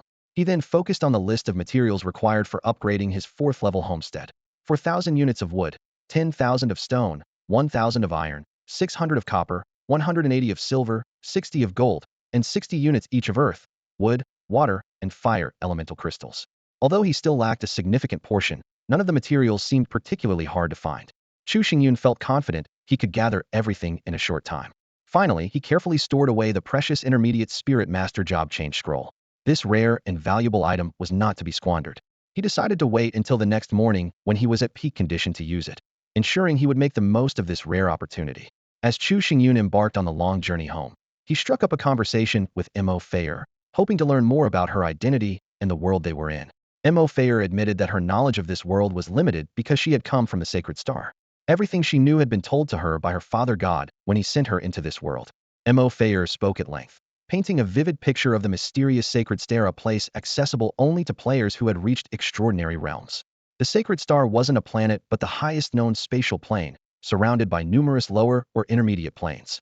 Every 1,000 years, a new spatial plane would emerge, and so far, 16 different planes had come into existence. Chu Xingyun suddenly realized that they were in the newly formed 17th plane, which perfectly aligned with the system's notification about the 17th Sacred Star global survival game. As Mo Fayer continued her story, this strange and magical world began to take shape in Chu Xingyun's mind, sparking an insatiable curiosity and a deep desire to explore the unknown. The birth of a new dimension is like a magnificent flower blooming in the universe, drawing countless gazes. Along with this mysterious emergence, a multitude of chosen ones descended like shooting stars, bringing boundless possibilities to this newborn land. The will of the world, an intangible yet omnipresent force, showed particular favor toward these chosen ones. It assisted and tested them in various ways, acting like an invisible system, while these chosen ones became the players of this new world. The abilities they acquired were not illusory, but tangible gifts bestowed by the will of the world, with effects comparable to the cultivation on the sacred starinly much faster, like boarding an express train to ascension. The birth of this new dimension not only caught the attention of the will of the world, but also ignited the fervent interest of the gods. To them, this was a rare opportunity to comprehend the fundamental laws embedded within and use it to elevate their own power. However, this newborn dimension wasn't open for entry at will. From its inception, it would grow under the protection of the will of the world for a century. During this time, no being, no matter how powerful, even gods themselves, could set foot on this land without the approval of the will of the world. Mo Fayer's arrival, however, was an exception. Her father, the formidable Lord of Darkness, had accepted a task from the will of the world to create eternal night in the new world. Seizing this opportunity, the Lord of Darkness cleverly smuggled Mo Fayer into the dimension, hoping she could gain more opportunities in this newly born realm. When Chu Xingyun learned of Mo Fayer's identity, his expression became quite remarkable. He recalled his earlier gains from the Lord of Darkness's territory, dozens of shadow wolves lining up for him to plunder, and even a bridle gifted by the Lord of Darkness himself. Chu Xingyun couldn't help but marvel at the Lord of Darkness's generosity. Now, even his daughter had been sent over, leaving him utterly speechless at such magnanimity. Unbeknownst to both Chu Xingyun and Mo Fayer, her arrival near Chu Xingyun was no coincidence. The Lord of Darkness had sensed the activity of dark-aligned creatures in the area and hoped Mo Fayer could lend them a hand. Every god could absorb the faith power generated by creatures of the same alignment, a versatile energy that could protect the soul and aid cultivation. Thus, gods were eager to spread their faith among compatible beings. Mo Fayer's situation reminded Chu Xingyun of Miao Miao. He strongly suspected that Miao Miao's circumstances might be similar to Mo Fayer's. Perhaps she too had been secretly smuggled in by the moon goddess. However, something might have gone wrong during the smuggling process, leading to her memory loss. As for the deeper significance of the new dimension's birth and the true intentions of the will of the world, these profound mysteries remained unknown even to Mo Fayer. She only knew that the Lord of Darkness himself had once been a chosen one selected by the will of the world. 3,000 years ago, he descended upon a medium-sized dimension near the sacred star and ascended to the rank of high god in less than a century. using his power to protect the dimension and the race he came to guard. In all the dimensions surrounding the sacred star, high gods were the pinnacle of existence. The legendary supreme gods were said to be attainable only by those born on the sacred star itself. The smaller dimensions typically produced mid-gods and low gods, with high gods being exceedingly rare. Every time a new dimension was born, it became a coveted prize, attracting the envious eyes of gods. Not only did it offer opportunities and treasures granted by the will of the world, but it also presented potential followers aligned with their attributes. However, for the beings of the new dimension, this attention wasn't entirely a blessing. If their strength was too weak, once the will of the world's protection faded, they could face the tragic fate of extinction or enslavement. Chu Xingyun maneuvered the aircraft skillfully, weaving through the vast underground fissures. In the dim, shadowy surroundings, his vigilant eyes scanned the area, but no monsters appeared to obstruct his path. In less than an hour and a half, the familiar outline of his home came into view. As he landed, he noticed several corpses of subterranean creatures scattered around the wind-swaying willow. Frowning in thought, Chu Xingyun realized that the surrounding fissures still needed further clearing to ensure the safety of his home. He promptly dealt with the scene, handing over excess meat and bones to the wind-swaying willow while burying unusable beast cores beneath the spirit origin fruit tree to nourish the soil. After spending an extended period underground, Chu Xingyun eagerly activated the advanced sunlight beacon. Its warm glow instantly dispelled the darkness, allowing him to relax his tense nerves. Beside him, Mo Fayer showed little interest in the household facilities but was deeply intrigued by the swift phantom tiger, likely due to her affinity with the dark element. Chu Xingyun gave Mo Fayer a tour of the home and arranged a room for her on the second floor. Just as he was contemplating crafting a bed for her, she retrieved a luxurious set of furniture from her storage bracelet, transforming the room into an opulent space in an instant. Startled yet impressed, Chu Xingyun silently headed downstairs to prepare dinner. In the kitchen, Chu Xingyun summoned the puppet Xiao Huang and patiently taught it cooking techniques. Noticing Xiao Huang's bare appearance, he decided to craft a proper outfit for it. Opening the crafting interface, he quickly gathered materials, discovering he was only missing thread. Turning to the trading hub, Chu Xingyun observed that as players' understanding of resources deepened over time, market prices had become more balanced. Basic resources were readily available, but rare materials like crystals, refined gold, and dark steel remained elusive. He planned to make a significant purchase after dinner to prepare for upgrading his home to level 4. Additionally, he intended to post about career advancements, aiming to earn system currency while promoting his own career scrolls. After acquiring the thread, Chu Xingyun skillfully crafted a traditional-style butler uniform tailored to Xiao Huang's measurements. Dressed in its new attire, Xiao Huang's demeanor transformed entirely. Glancing at his own bear king armor, Chu Xingyun briefly contemplated making a set of pajamas for himself. However, recalling the dangers of this world, he decided to keep wearing the armor that had saved his life countless times. Suddenly, an idea struck Chu Xingyun. What if he crafted a seductive bikini for Mo Fayer? He chuckled to himself, thinking it might increase her loyalty. Without hesitation, he began gathering materials and set to work on this secret project. Fabric 5, silk thread 2, animal hide 2, and water source crystal 1. Suddenly, a finely crafted bikini appeared in Chu Xingyun's hands out of thin air. Just as he was admiring this newly created garment, the aroma from the kitchen wafted over, signaling that dinner was ready. Chu Xingyun eagerly gathered all his spirit beasts for the meal. The dining table was laden with a sumptuous feast, various meat dishes, fragrant rice, steaming bowls of pickled cabbage and beef noodles, refreshing drinks, and fresh fruits. The highlight was a few golden, mouth-watering steamed butter crabs, exuding a rich aroma.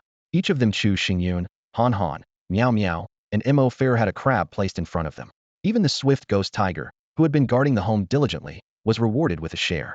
Only Erha was left out as punishment for nearly causing an airplane accident. He could only watch enviously as the others enjoyed their meal. Feeling frustrated, Erha tossed the steel wings to the swift ghost tiger, vowing never to touch airplanes again. The dinner atmosphere was lively, and everyone ate with great relish.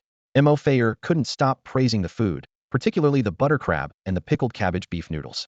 Seeing this, Chu Xingyun took pity on the dejected Erha and handed it 2 sausages to console its hurt feelings. After the meal, Chu Xingyun presented the meticulously crafted bikini to Mo Fayer. She was overjoyed and couldn't wait to try it on in her room. Just as Chu Xingyun anticipated a bikini fashion show, Meow Meow suddenly launched a sweet revenge. Clearly upset about Chu Xingyun's favoritism in gift-giving, Meow Meow swiped at his thigh with its little claws. Thankfully, Chu Xingyun was wearing his bear king armor, sparing him from any serious scratches. He immediately understood Meow Meow's grievance and quickly made amends. After another round of material consumption, Chu Xingyun crafted a high-quality cat outfit for Meow Meow. What happened next turned out to be even more entertaining than the imagined bikini show. Meow Meow's attempt to put on the new outfit was absolutely adorable. It grabbed the cat outfit with one paw, repeatedly trying to fit its head through the opening. When that failed, it used its other front paw to adjust, standing upright in the process. It wobbled back and forth like a little clown, trying again and again, but always in vain. Chu Xingyun couldn't help but laugh at the sight. In the end, to avoid laughing himself into a fit, Chu Xingyun stepped in and helped Meow Meow put on the outfit. Once dressed, Meow Meow was so excited that it rolled around on the floor, something it would never normally do. When it tried to stand, its usually graceful catwalk turned into a clumsy, drunken stagger. Only then did Chu Xingyun realize that Meow Meow wasn't rolling out of joy, but struggling to move in the unfamiliar outfit. Chu Xingyun burst out laughing, which made Meow Meow so embarrassed and angry that it used Void Walk to disappear. At that moment, the system notification chimed in. Mo Fayer is very pleased with the gift from her master. Loyalty 2. It seemed Chu Xingyun had guessed right. Mo Fayer did indeed like the revealing and bold outfit, though she apparently had no plans to showcase it. With Meow Meow hiding and Mo Fayer staying in her room, the post-dinner entertainment Chu Xingyun had been looking forward to was effectively cancelled. Shifting gears, he decided to focus on more pressing matters. He recalled that he had been too busy exploring the underground chasm earlier to collect supplies from the altar. Curious about how the altar might have changed after the recent disaster, Chu Xingyun set out to investigate. The altar wasn't far from their home, so Chu Xingyun decided to personally explore it in hopes of acquiring some valuable resources. This time, the team was fully mobilized, including not just Fu Fenglu and the little girl, but everyone. Chu Xingyun's gaze unintentionally fell on Mo Fayer, admiring her new outfit. Based on past experiences and the intelligence provided by Mo Fayer, Chu Xingyun speculated that the altar was related to the deity that had caused the disaster. The creatures that appeared after the recent earthquake were all earth element monsters, suggesting that earth-aligned creatures might be required to gather resources. In Chu Xingyun's team, only Henin had an earth attribute, which was clearly insufficient.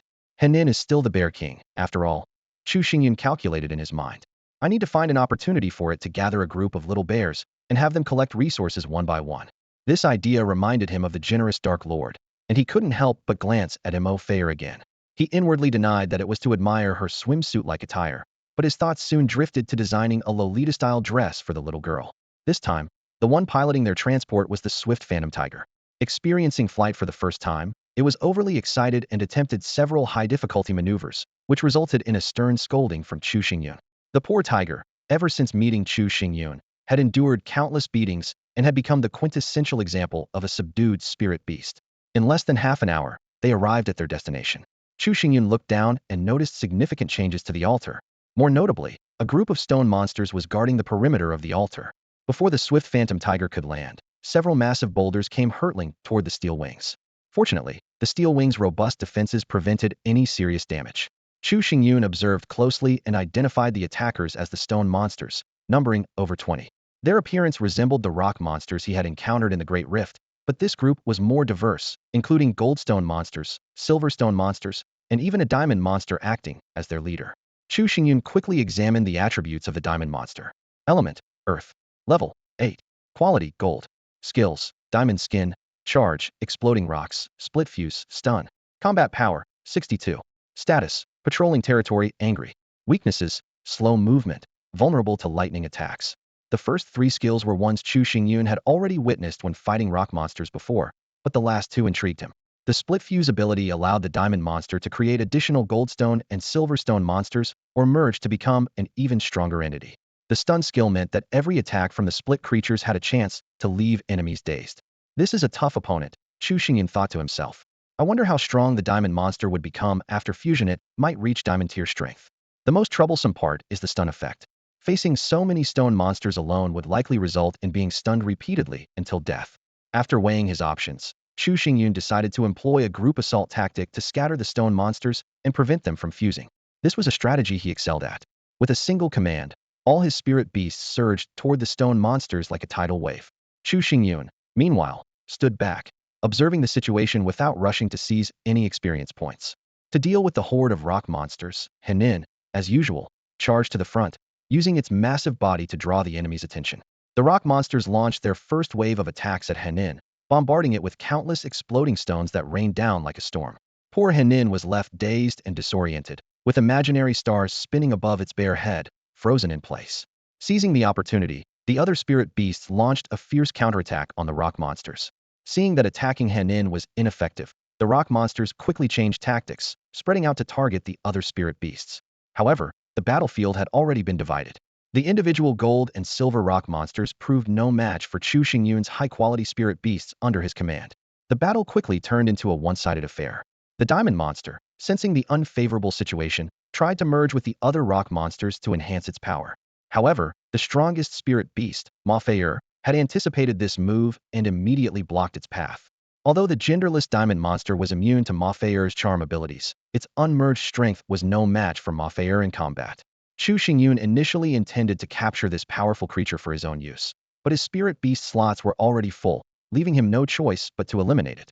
The battle concluded remarkably smoothly, thanks to Chu Xingyun's keen observation of the diamond monster's weaknesses, which prevented it from merging. In less than 3 minutes, the entire horde of rock monsters was annihilated. Unlike other monsters, these rock creatures left no corpses behind, but they did drop a variety of valuable materials. Chu Xingyun tallied the spoils: 32 silver chunks, 20 gold chunks, and 2 diamonds. To his surprise, he also discovered a yellowish-brown orb at the spot where the diamond monster had been defeated. Picking up the orb and examining it closely, Chu Xingyun was delighted to find that it was a gold-tier earth spirit orb. This elemental treasure could be used to craft equipment, enhance earth element affinity, and improve the potential of earth element creatures. However, it could only affect creatures of gold tier or lower. Chu Xingyun recalled the silver tier earth spirit orb he had obtained earlier and was secretly thrilled, as this golden orb was precisely what Henin needed for its evolution. Yet, after the initial joy, Chu Xingyun felt a twinge of frustration. He realized he might have missed out on an even greater opportunity. A diamond monster was likely diamond tier. If he had allowed it to merge before defeating it, the rewards could have been even better. His emotions fluctuated like a roller coaster, from feeling wise and strategic to the sudden realization that he might have been the fool all along. The other spirit beasts around Chu Xingyun were already accustomed to his occasional muttering and erratic mood swings. However, the newly joined Sunfire was still adjusting and secretly wondered if she had ended up with a foolish master. The thought crossed her mind briefly, but unexpectedly triggered a surprising outcome. A system notification suddenly popped up. Your spirit beast, Sunfire, suspects her master might be mentally deficient. Loyalty 2. Chu Xingyun was dumbfounded, questioning whether the loyalty of intelligent creatures was always this fickle. He turned to Sunfire with a sharp gaze and asked, "What were you just thinking?" Sunfire froze under Chu Xingyun's intense stare, feeling as though he had read her thoughts. Guilt crept over her. At that moment, another system notification appeared. Your spirit beast, Sunfire, believes her master is deep and unfathomable, likely not an idiot. Loyalty 2. Seeing the loyalty restored, Chu Xingyun breathed a sigh of relief. Internally, he resolved to avoid taking in highly intelligent spirit beasts in the future. Their loyalty was too unpredictable and exhausting to manage. Not to mention, the occasional heart-piercing blows were genuinely unpleasant. After collecting the resources dropped by the diamond monster, Chu Xingyun eagerly headed to the stone monster's territory in search of treasure chests. Secretly hoping to find a crystal treasure chest, reality hit him hard. It was just an ordinary gold chest. The 3 chest openings for today are used up, Chu Xingyun calculated to himself. Selling this gold chest in the trading area wouldn't be worth it. I'll have to ask Wen Yukai if he can buy it at a higher price when I get back. Looking around, Chu Xingyun noticed that the newly appeared stone monsters lived in small pits. Each pit was rich in mineral resources: copper, iron, gold, silver, and even rare materials like Xian iron and essence gold. These minerals required specialized mining, and Chu Xingyun already had a plan in mind.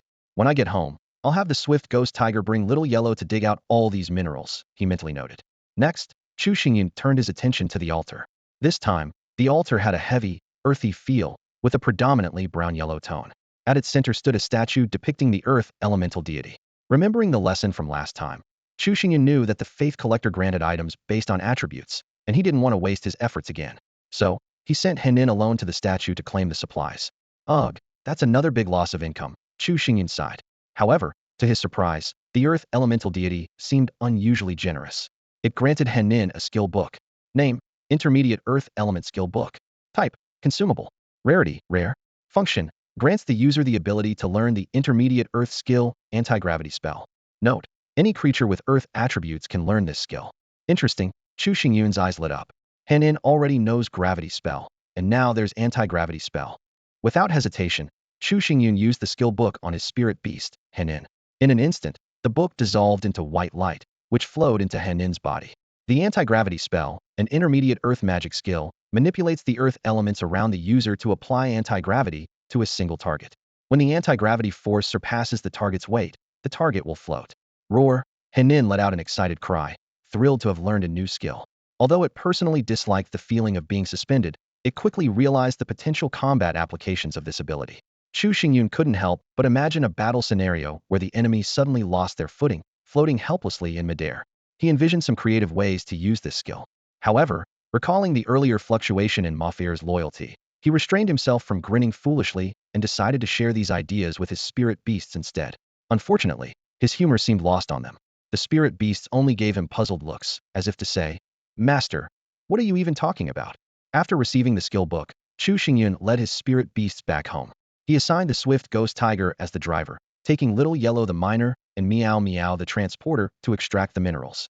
Meanwhile, he himself entered full-in shopping mode, preparing for the upgrade to a level 4 home base. Materials required to upgrade to level 4. Wood, 4,000. Stone, 10,000. Iron, 1,000. Copper, 600. Silver, 180. Gold, 60. Earth source crystals, 60. Wood source crystals, 60. Water source crystals, 60. Fire source crystals, 60. Currently missing. Wood, 2014. Stone, 7,985. Iron, 76. Copper, 145. Wood source crystals, 22. Water source crystals, 24. Chu Xingyun began carefully planning how to gather these materials, making his final push to upgrade the home base. Chu Xingyun stood in front of the trading market, his gaze sweeping over the dazzling array of goods as he calculated how to allocate his 3 gold, 69 silver, and 70 copper coins wisely. He decided to first purchase a batch of basic supplies in preparation for the upcoming level 4 homestead upgrade. 5,000 units of wood, 10,000 units of stone, 200 units of iron, and 300 units of copper. Chu Xingyun quickly listed out his requirements while keeping a close eye on the trader's pricing. "Sir, based on the current market rates, the total comes to 2 gold and 7 silver." The trader calculated efficiently. Chu Xingyun nodded, handed over the coins, and watched as the towering piles of resources were stored into his spatial ring.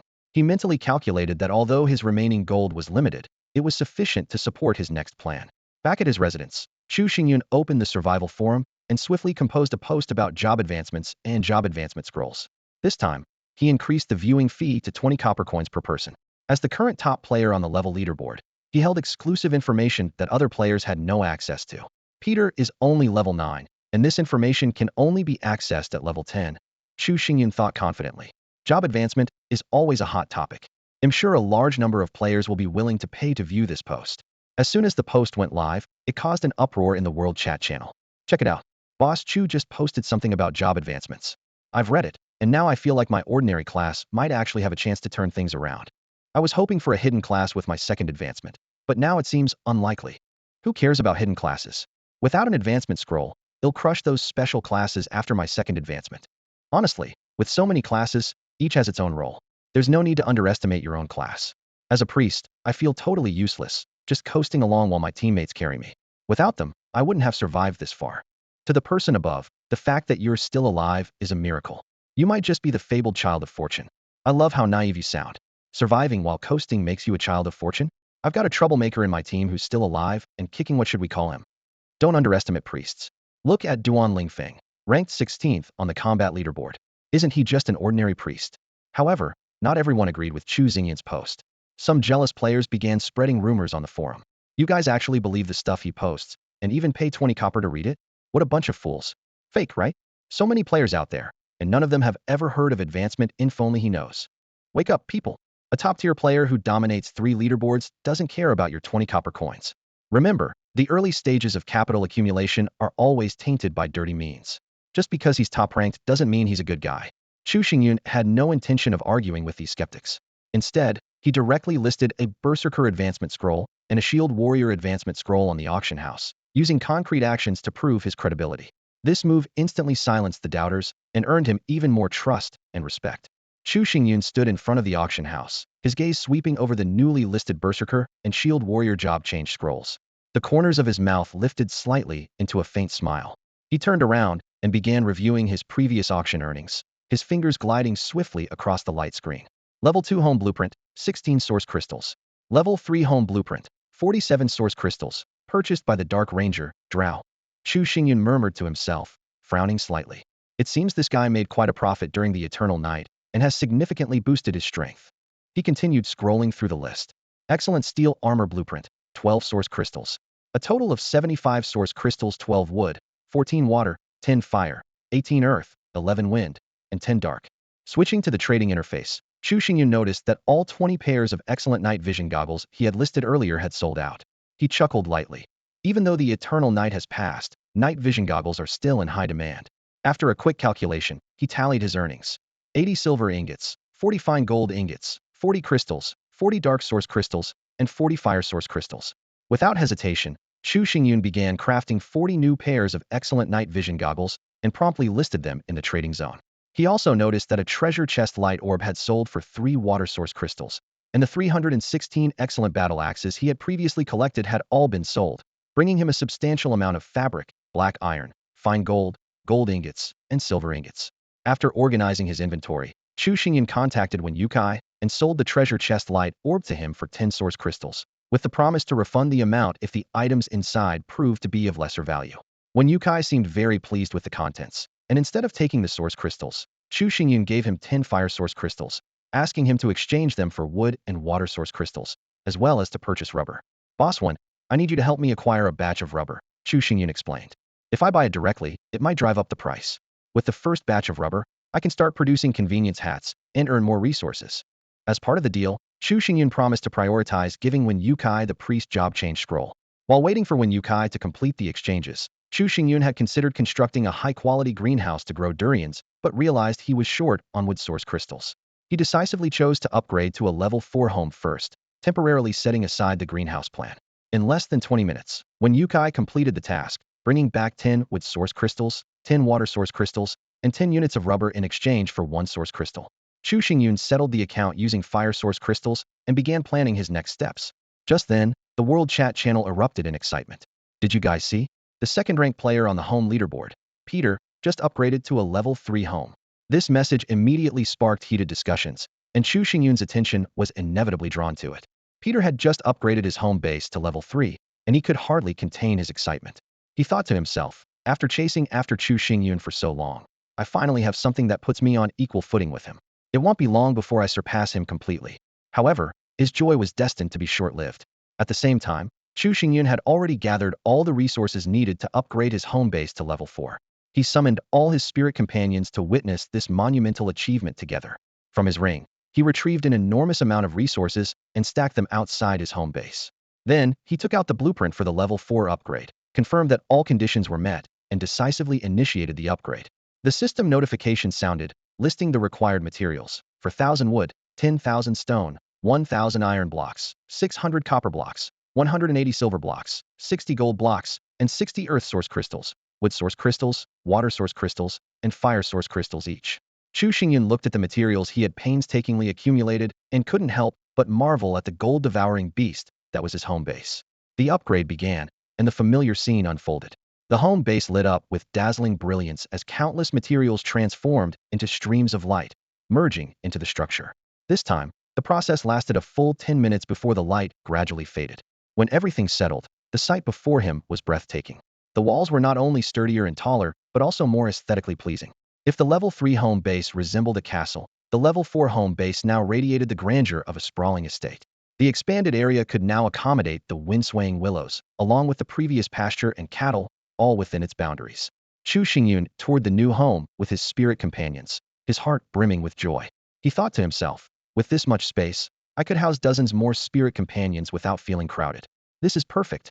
While Chu Xingyun reveled in his happiness, the world chat channel buzzed once again with excitement over his level 4 home base upgrade. Meanwhile, Peter, who had been so pleased moments ago, now felt a whirlwind of emotions, as if a herd of wild llamas were stampeding through his chest. But Chu Xingyun no longer paid attention to the chatter outside. He happily took a bath and used his remaining 3 water source crystals to craft 3 convenient hats.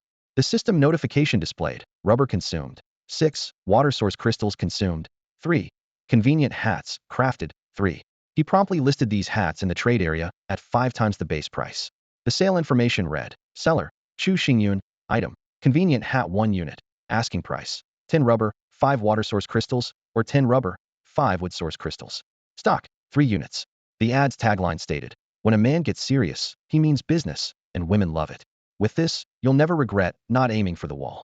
After finishing his bath, Chu Xingyun lay on his comfortable bed and drifted off to sleep, ready to recharge for the next day's class advancement task. Meanwhile, the World Chat channel was once again ablaze with discussions about Chu Xingyun, though this time the content was far more risque. According to a bored financial analyst, this wave of chatter had driven sales of short videos and forum photo collections up by over threefold. One couldn't help but marvel at Chu Xingyun's unparalleled influence, no matter the field. The tranquility of Christmas Eve was broken by a ray of morning light. Chu Xingyun, for once, had a restful sleep and was full of energy to embrace the new day. He got up, washed up, and carefully prepared breakfast, savoring this rare moment of peace. After breakfast, Chu Xingyun took a deep breath and retrieved the Intermediate Spirit Master Advancement Scroll. His heartbeat quickened, and his fingers trembled slightly. A system notification echoed in his mind. You have met the requirements for advancing to Intermediate Spirit Master. Would you like to use the Intermediate Spirit Master Advancement Scroll now and accept the advancement task? Please note, tasks are random and time-limited. Be fully prepared as failure will require the use of another scroll to trigger a new task. Without hesitation, Chu Xingyun selected yes. The system immediately responded, Junior Spirit Master Chu Xingyun, please prepare yourself. You will be teleported to the task hall in 3 minutes. Those 3 minutes felt like an eternity. Chu Xingyun held his breath and waited quietly.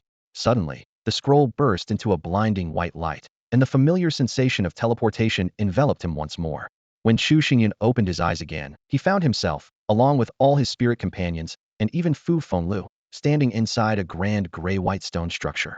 The entire building was bathed in a hazy moonlit glow, exuding an aura of solemnity and mystery, in stark contrast to his newly upgraded level 4 home. In front of the building stretched a spacious plaza, with a colossal statue of the moon goddess standing at its center. The statue was incredibly lifelike, radiating a natural power that commanded respect and reverence. Chu Xingyun and most of the spirits appeared somewhat uneasy, glancing around curiously. Only Mo Fayer maintained her usual composure, as if she was entirely accustomed to the scene. The most perplexing was Miao Miao, who seemed unusually at ease, strutting around confidently and full of pride. However, when Chu Xingyun inquired, Miao Miao claimed to have no memory of this place. As Chu Xingyun prepared to approach the hall, he was stopped by a guard clad in silver-white armor. Stranger, this is the moon goddess's temple. You cannot enter at will, the guard said sternly. Chu Xingyun discreetly examined the guard's attributes. Elgin. Race, Elf Wind. Level 80. Grade, Silver. Skills, Wind Blade, Charge, Wind Strike, Flight, Wind Wall, Nature Absorption, Sanctuary, Guardian's Shield. Equipment, Superior Guardian Staff, Superior Guardian Shield. Combat Power, 662. Status, Guarding. Weakness, Fire Element Attacks. After reviewing the attributes, Chu Xingyun drew a sharp breath. Was this just a gatekeeper? He felt fortunate not to have acted recklessly. One wind blade from this guard would likely have been enough to take him down instantly.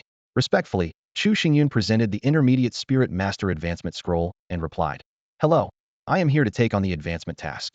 The guard, evidently unaware of the situation, was about to dismiss Chu Xingyun when a stunning elf woman, dressed in a green mage robe, emerged from the hall. The surrounding guards immediately saluted her. She gestured for them to step aside and took charge of the situation personally. To everyone's surprise, the elegant elf first bowed to Miao Miao before turning to Chu Xingyun. You must be Chu Xingyun, here to receive the advancement task, correct? Follow me. Before you arrived, my goddess instructed me to guide you into the ancient realm. Before Chu Xingyun could respond, the elf woman had already turned and begun walking away. Left with no choice, Chu Xingyun gathered his spirits and followed her. This time, their group encountered no obstacles as they moved forward effortlessly.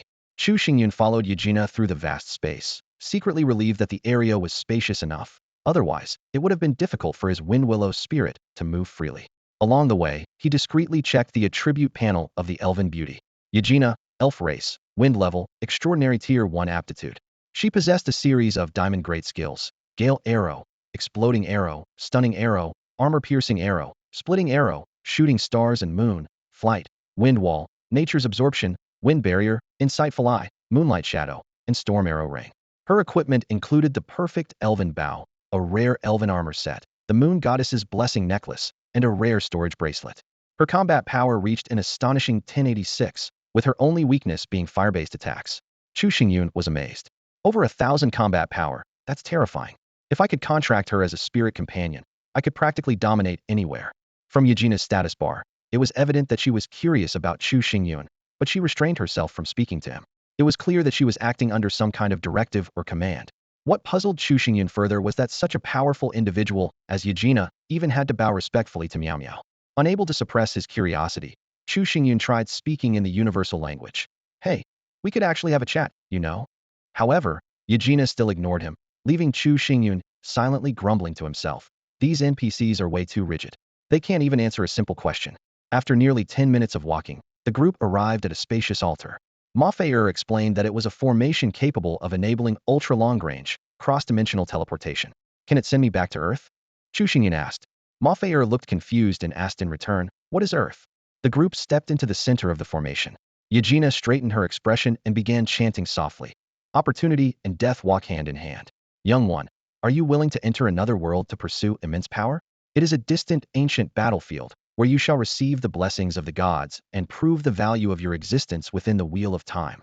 Chu Xingyun, puzzled, asked, are you sure this is just a class advancement quest? Why go to such a far-off place? Caught off guard by the question, Eugenia hesitated and chose not to respond. Instead, she directly activated the teleportation array. Moments later, a white beam of light enveloped Chu Xingyun and his spirit companions. A system notification immediately popped up. The ancient realm harbors immense divine power. If you succeed in advancing to a mid-tier spirit master, you will gain extraordinary strength. However, the realm is fraught with danger. If you fail, you will never leave the ancient realm. Are you ready? Chu Xingyun's heart sank. This was far from what he had anticipated. He had assumed that failure would simply mean finding another scroll to restart the quest, but the system quickly provided further clarification. The Spirit Master is a unique profession. Unlike other class advancement quests, it is singular in nature. Failure means death. The teleportation array is now active. Please decide within 1 minute whether to proceed to the ancient realm. Chu Xingyun chose to venture into the ancient realm without hesitation, even though he knew it was a life-threatening gamble. He had no other choice. If he didn't go, he would forever lose the chance to change his class, like a prisoner sentenced to a lifetime of despair. As a massive beam of light descended upon the magic array, a brilliant white glow engulfed the area. At the center of the array, a white portal slowly took shape. Agina's voice echoed in Chu Xingyun's ears. Step through. This is the portal to the ancient realm. Taking a deep breath, Chu Xingyun led his spirit beasts into the portal. Their figures gradually disappeared into its depths, and as the white beam dimmed, the portal vanished along with it. Moments after Chu Xingyun and his companions departed, a graceful silhouette appeared at the altar, shrouded in a soft, moonlit haze. Agina immediately bowed deeply. My goddess, I have sent them into the ancient realm as you commanded. The moon goddess asked softly. Agina, do you think they can pass the trial of the world's heart? In thousands of years, only 2 have succeeded. Agina replied cautiously, the chances are slim. However, even the night god has taken an interest in this young one, and the Lord of Darkness has sent his own daughter. I even sensed the presence of the goddess of fortune. This boy's fate is certainly extraordinary. The moon goddess smiled faintly. The night god has always been reckless, yet somehow always manages to emerge unscathed. After passing through the portal, Chu Xingyun felt an overwhelming sense of desolation, so starkly different from the vibrant energy of his previous world. This realm felt like an ancient elder nearing the end of its days, in sharp contrast to the youthful vitality of his former world, a newborn in comparison. It was unclear how much time had passed before Chu Xingyun and his spirit beasts finally arrived in the ancient realm. Standing cautiously, they surveyed their surroundings and found themselves on a mountainside. In the distance, a dense forest stretched endlessly, with towering trees so massive they seemed to blot out the sky, exuding an oppressive aura. So, this is the ancient realm, Chu Xingyun murmured, his curiosity piqued by the unfamiliar world. He glanced around in confusion. Where is the intermediate spirit master's class change quest? The system mentioned time-sensitive and random tasks. With no guidance appearing, Chu Xingyun speculated that certain conditions might need to be triggered for the quest to reveal itself. Thinking of the level 4 home he had just built, Chu Xingyun felt a pang of reluctance. Determined to make the most of his time, he instructed Era, one of his spirit beasts, to scout ahead for any notable locations nearby. He decided to climb to the mountain summit to gain a better vantage point and gather more useful information. As they moved through the expansive forest, the towering trees blocked most of the sunlight. After a few minutes, the scout Era returned, letting out a howl to signal that a large number of creatures were active ahead. Chu Xingyun quickly ordered his spirit beasts to conceal themselves while he activated his void walk skill to investigate the situation personally. He sighed inwardly. By scouting in person, could he identify the enemy's attributes and weaknesses? This was a task that could not be entrusted to anyone else. Passing through the dense jungle, Chu Xingyun's view suddenly opened up. A vast lake came into sight, and by its shore, a group of massive lions was leisurely moving about. Their bodies were covered in golden fur, their muscles rippling with strength, exuding an air of majesty. Without a doubt, these were the legendary golden mane lions. Chu Xingyun quickly examined the attributes of these lions. Golden flame lions. Attributes: beast type, fire type. Level: 8. Spirit Beast Quality, Gold. Skills, Lion's Roar, Fire Claw Combo, Self-Combustion, Flame Shield. Combat Strength, 62. Status, Resting. Weaknesses, Water-based attacks, Head. After reviewing the attributes, a confident smile spread across Chu Xingyun's face. Is that all? As long as the Lion King is male, Mo Feier can handle it with just a beckoning finger, he calculated to himself. Each Golden Flame Lion contained a gold-quality beast core, and this could potentially lead to the evolution of his spirit beasts. Without hesitation, Chu Xingyun led all his spirit beasts in a surprise attack. The entire operation was executed seamlessly. Amidst the chaos, Mo Feier took the opportunity to directly subdue the Lion King. Before the Pride could react, their leader had already surrendered completely. Just like that, Chu Xingyun's team gained 12 gold-quality Golden Flame Lions. With this powerful spirit beast team, Chu Xingyun swept through the area. Weaker enemies were directly slain, stronger ones were subdued by Mo Feier, and those that couldn't be subdued were overwhelmed by sheer numbers. For enemies that were far too strong, they simply avoided confrontation. While they didn't find treasure chests or glowing orbs in the territories of these spirit beasts, Chu Xingyun didn't mind and stayed focused on advancing toward the mountain peak. As the team drew closer to the summit, the monsters grew increasingly formidable. Chu Xingyun even witnessed a level 20 diamond-grade wyvern. It swooped down effortlessly, seizing a powerful gold-grade giant python and killing it in an instant. This was the first time Chu Xingyun had seen a real dragon, albeit a Western one. Thanks to the concealment ability of Fu Fenglu, which shielded them from aerial detection, Chu Xingyun's team managed to evade the wyvern's hunt. By the time they reached the summit, Chu Xingyun had amassed a following of 22 gold-quality spirit beasts and collected 6 gold-quality beast cores. He couldn't help but marvel. This ancient realm is truly a treasure trove. Every spirit beast here is of gold quality. At that moment, a strange and awe-inspiring structure atop the mountain caught Chu Xingyun's attention. It was an enormous floating fortress, suspended in midair without any visible support. Though it bore the scars of countless battles and appeared weathered, it still stood majestic and imposing. This true sky city hovered silently, as if it had existed eternally, far outlasting any living being. Suddenly, a system notification sounded.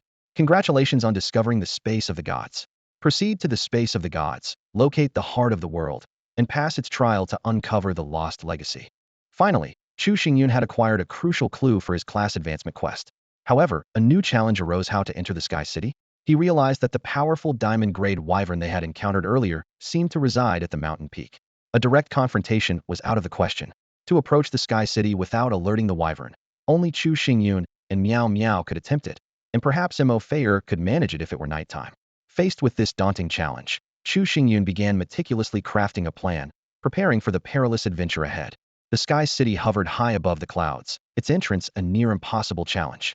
Although Chu Xingyun and his companions possessed stealth skills to approach it, safely bringing all their spirit beasts inside remained an insurmountable obstacle. Their greatest challenge lay in the creature guarding the mountain peak, a feathered serpent wyvern. Chu Xingyun carefully analyzed the wyvern's attributes: dragon species, wind element, level 20, 216 combat power, and equipped with diamond-grade skills like Wind Blade and Dragon Claw. What made it even more daunting was the wyvern's severe paranoia. Despite its attributes listing it as physically weak, Chu Xingyun had personally witnessed it effortlessly hunting gold-level spirit beasts, realizing that this so-called weakness was only relative. Taming it? Not an option. Even if he had an open slot for a spirit beast, Chu Xingyun's current level gave him a dismal chance of success. Fighting it hidden? Even with his intellect-enhancing abilities activated, his combat power was far below 200, let alone enough to contend with this 216-power behemoth. After much deliberation, Chu Xingyun decided to rely on strategy. He recalled the dragon species' notorious greed and used Void Walk to infiltrate the wyvern's nest for reconnaissance. Although he didn't find the legendary hoard of gold and treasures, he discovered something even more valuable: 3 dragon eggs. This explained why his golden eye identified the wyvern as physically weak. It had just recently laid eggs. Chu Xingyun was secretly thrilled. Dragon eggs were undoubtedly the perfect bait to lure the wyvern away. However, a new problem arose. How could he remove the eggs without being detected?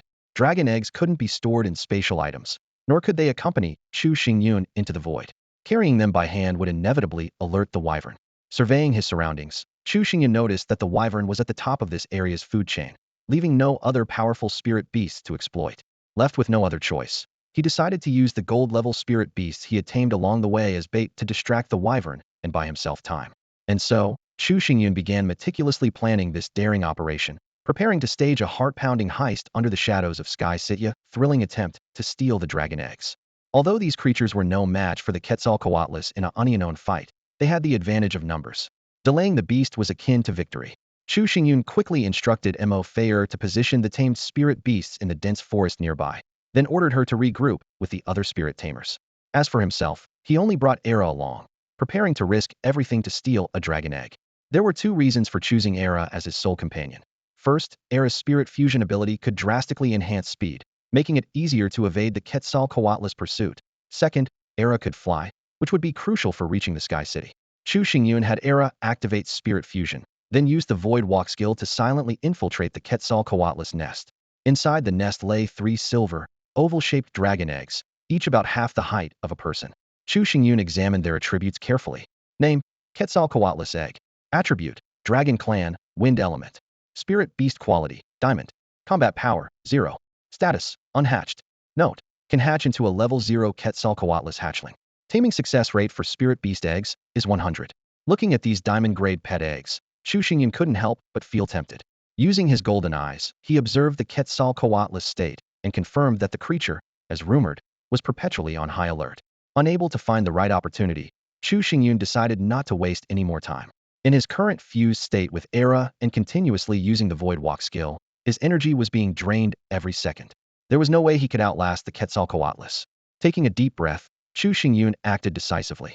The moment he picked up a dragon egg marked the beginning of his desperate escape. Without a second of hesitation, he activated the acceleration skill Swift Wind, grabbed one of the Quetzalcoatlus eggs, and bolted out of the cave. The highly vigilant Quetzalcoatlus immediately noticed the audacious intruder.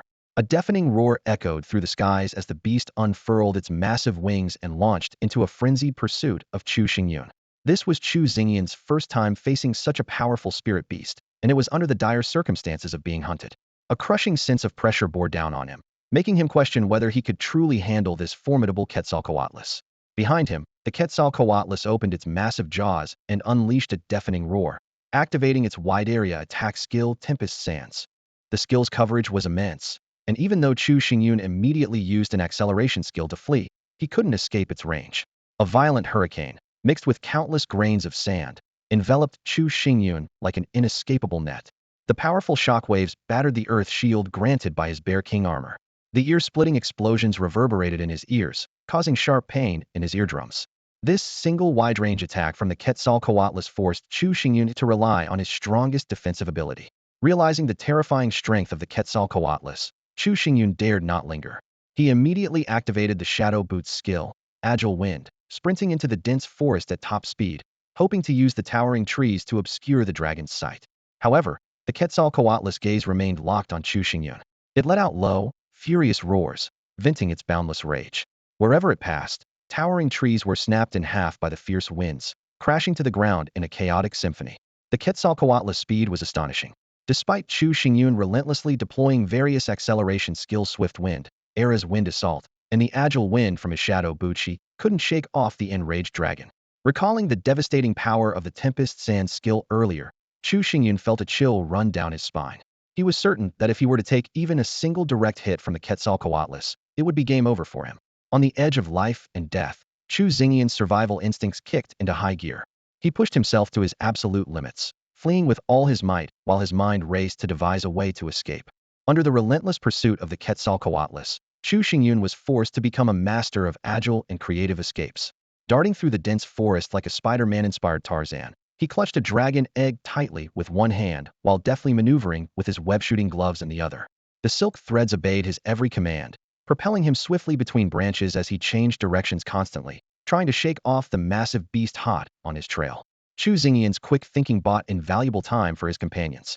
While the Quetzalcoatlus remained fixated on him, the swift phantom tiger unfurled its steel wings, carrying the other spirit beasts toward the Sky City. Following Chu Xingyun's instructions, they waited at the entrance. At last, Chu Xingyun reached the location where Mo Feier had prearranged a decoy. Without hesitation, he tossed the dragon egg to a giant python and immediately activated his Void Walk, concealing his presence. To avoid being exposed by the area-wide attacks, he moved as quickly as possible in the opposite direction of the Sky City. In the skies above, the Quetzalcoatlus witnessed the python swallowing the dragon egg. Enraged, it dove like a lightning bolt, tearing the serpent apart in an instant. Despite their strength and numbers, the other spirit beasts were no match for the Quetzalcoatlus' frenzied assault. Defeated, they scattered in all directions. The beast's indiscriminate rampage had gone precisely as Chu Xingyun planned. Time was of the essence. The moment Chu Xingyun left the Quetzalcoatl's line of sight, he revealed himself and raced at full speed. The adrenaline from the chase only fueled his resolve. He decided to turn the tables and head straight for the creature's lair. There, he swiftly retrieved the remaining 2 dragon eggs and made his way toward the Sky City. Just as he was about to step onto the Sky City, he glanced back and saw the Quetzalcoatl flying in the distance, returning to its lair. A wave of unease washed over him. What if it discovered the missing eggs and came after him again? The moment Chu Xingyun set foot on the Sky City, a system notification echoed in his mind. Congratulations on stepping into the realm of the gods. Use the job advancement scroll to unlock the gates of the realm of the gods. This realm is the resting place of fallen ancient deities and the sanctuary of slumbering gods. It is protected by the collective will of the gods, and its internal time flows 30 times slower than the outside world. Enter the realm of the gods promptly, locate the heart of the world, and pass its trials to uncover lost legacies. The message was a mix of good and bad news. The good news was that Chu Xingyun no longer needed to worry about the Quetzalcoatl pursuing him. Clearly, not just anyone could enter the realm of the gods. The bad news, however, was the drastically slower passage of time inside. 1 day in the realm equaled 30 days outside, and an hour equaled 30 hours in the outside world. Chu Xingyun couldn't help but question the uniqueness of his job advancement process.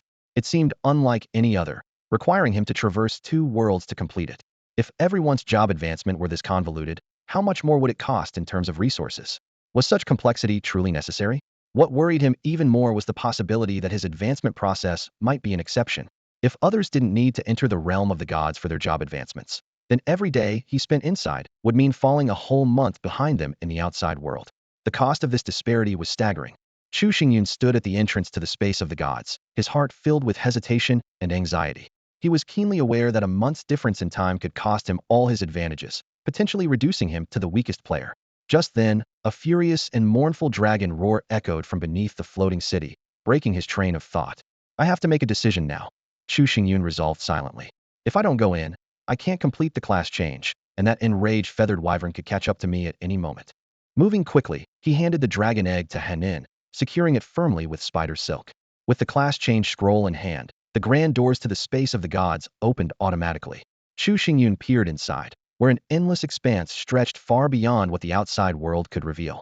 Leading his spirit beasts into the space, Chu Xingyun tilted his head back to gaze at the top of the floating city, only to find it unreachable, as though he were staring into the vastness of the cosmos. Surrounded by this enormous space, he couldn't help but feel insignificant, as if standing within an ancient divine temple. The silence was profound, broken only by the sound of footsteps echoing into the infinite distance. Activating his golden eyes, Chu Xingyun carefully examined his surroundings. However, all he could see was a flat, empty expanse. This left him frustrated. Such a massive place, and not even a single clue. Where am I supposed to find the heart of the world? How many years will this take? With no other options, Chu Xingyun led his spirit beasts onward through the darkness. Fortunately, his companions all had night vision, making it easy for them to keep pace. Only Fu Fenglu was too slow, so Chu Xingyun allowed it to merge with his spirit, carrying it forward himself. Before long, they encountered a peculiar type of creature.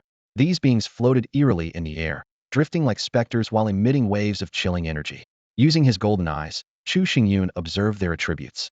Divine Spirit Wraith. Attribute, Psychic. Level, 8. Quality, Gold.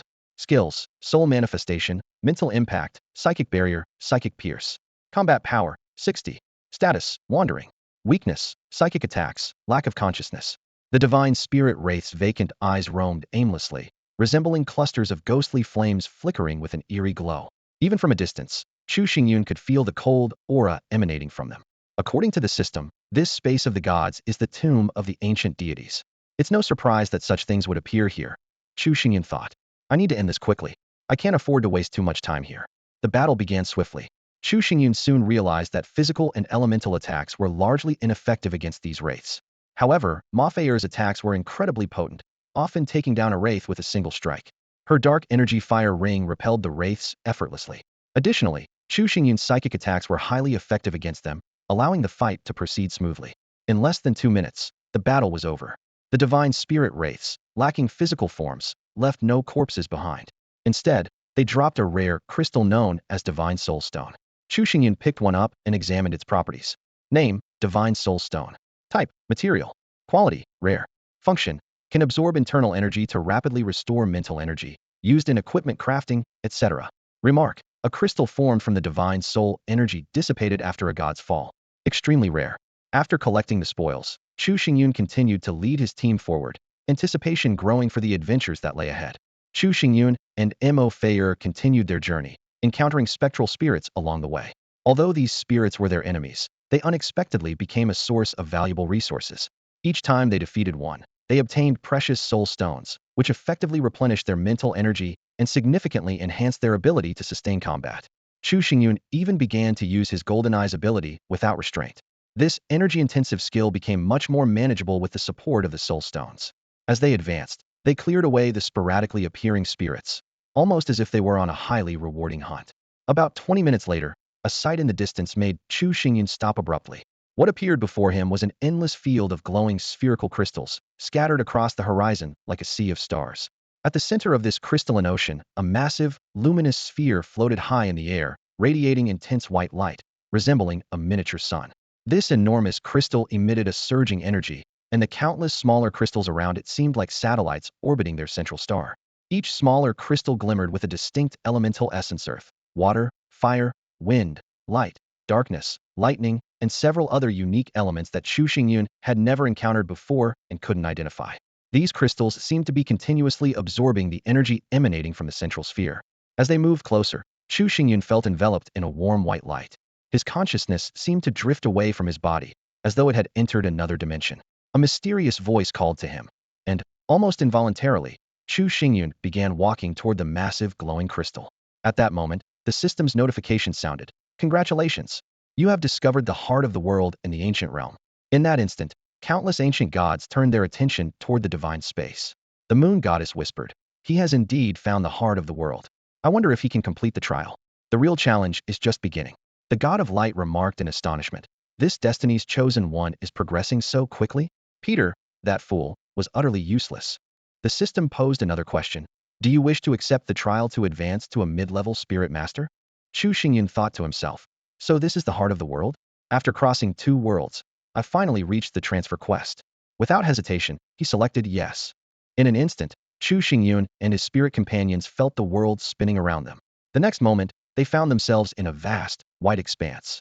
The space was entirely empty, save for the vibrant flow of elemental energies, as though this was the very source of their existence. The system's voice echoed once more. "You will now face 3 trials. Each trial you pass will yield rewards.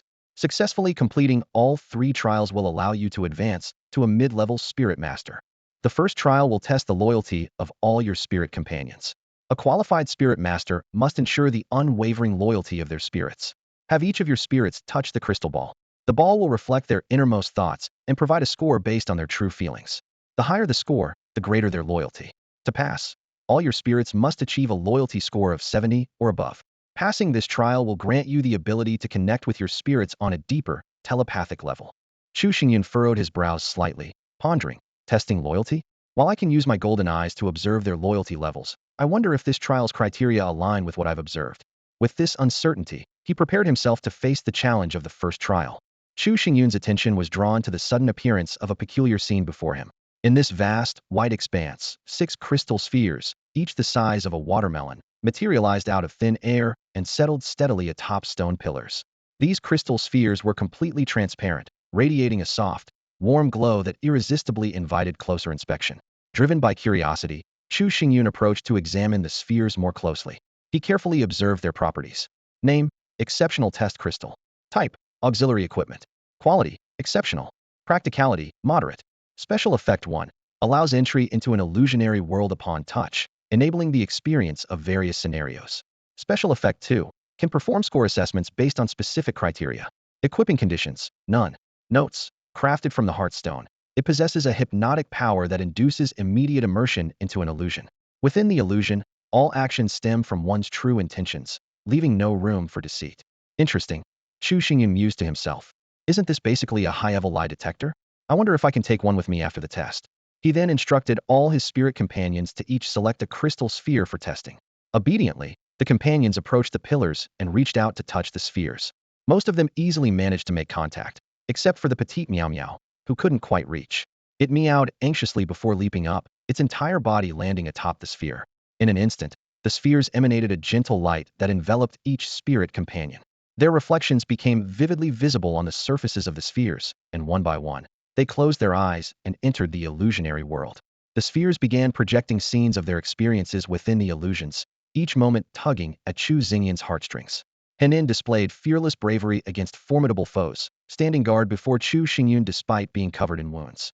Fu Fengliu, with its tall and steadfast figure, shielded Chu Xingyun from the elements, refusing to yield even as its branches broke. Ma Fei'er and the swift ghost tiger fought relentlessly in the face of despair.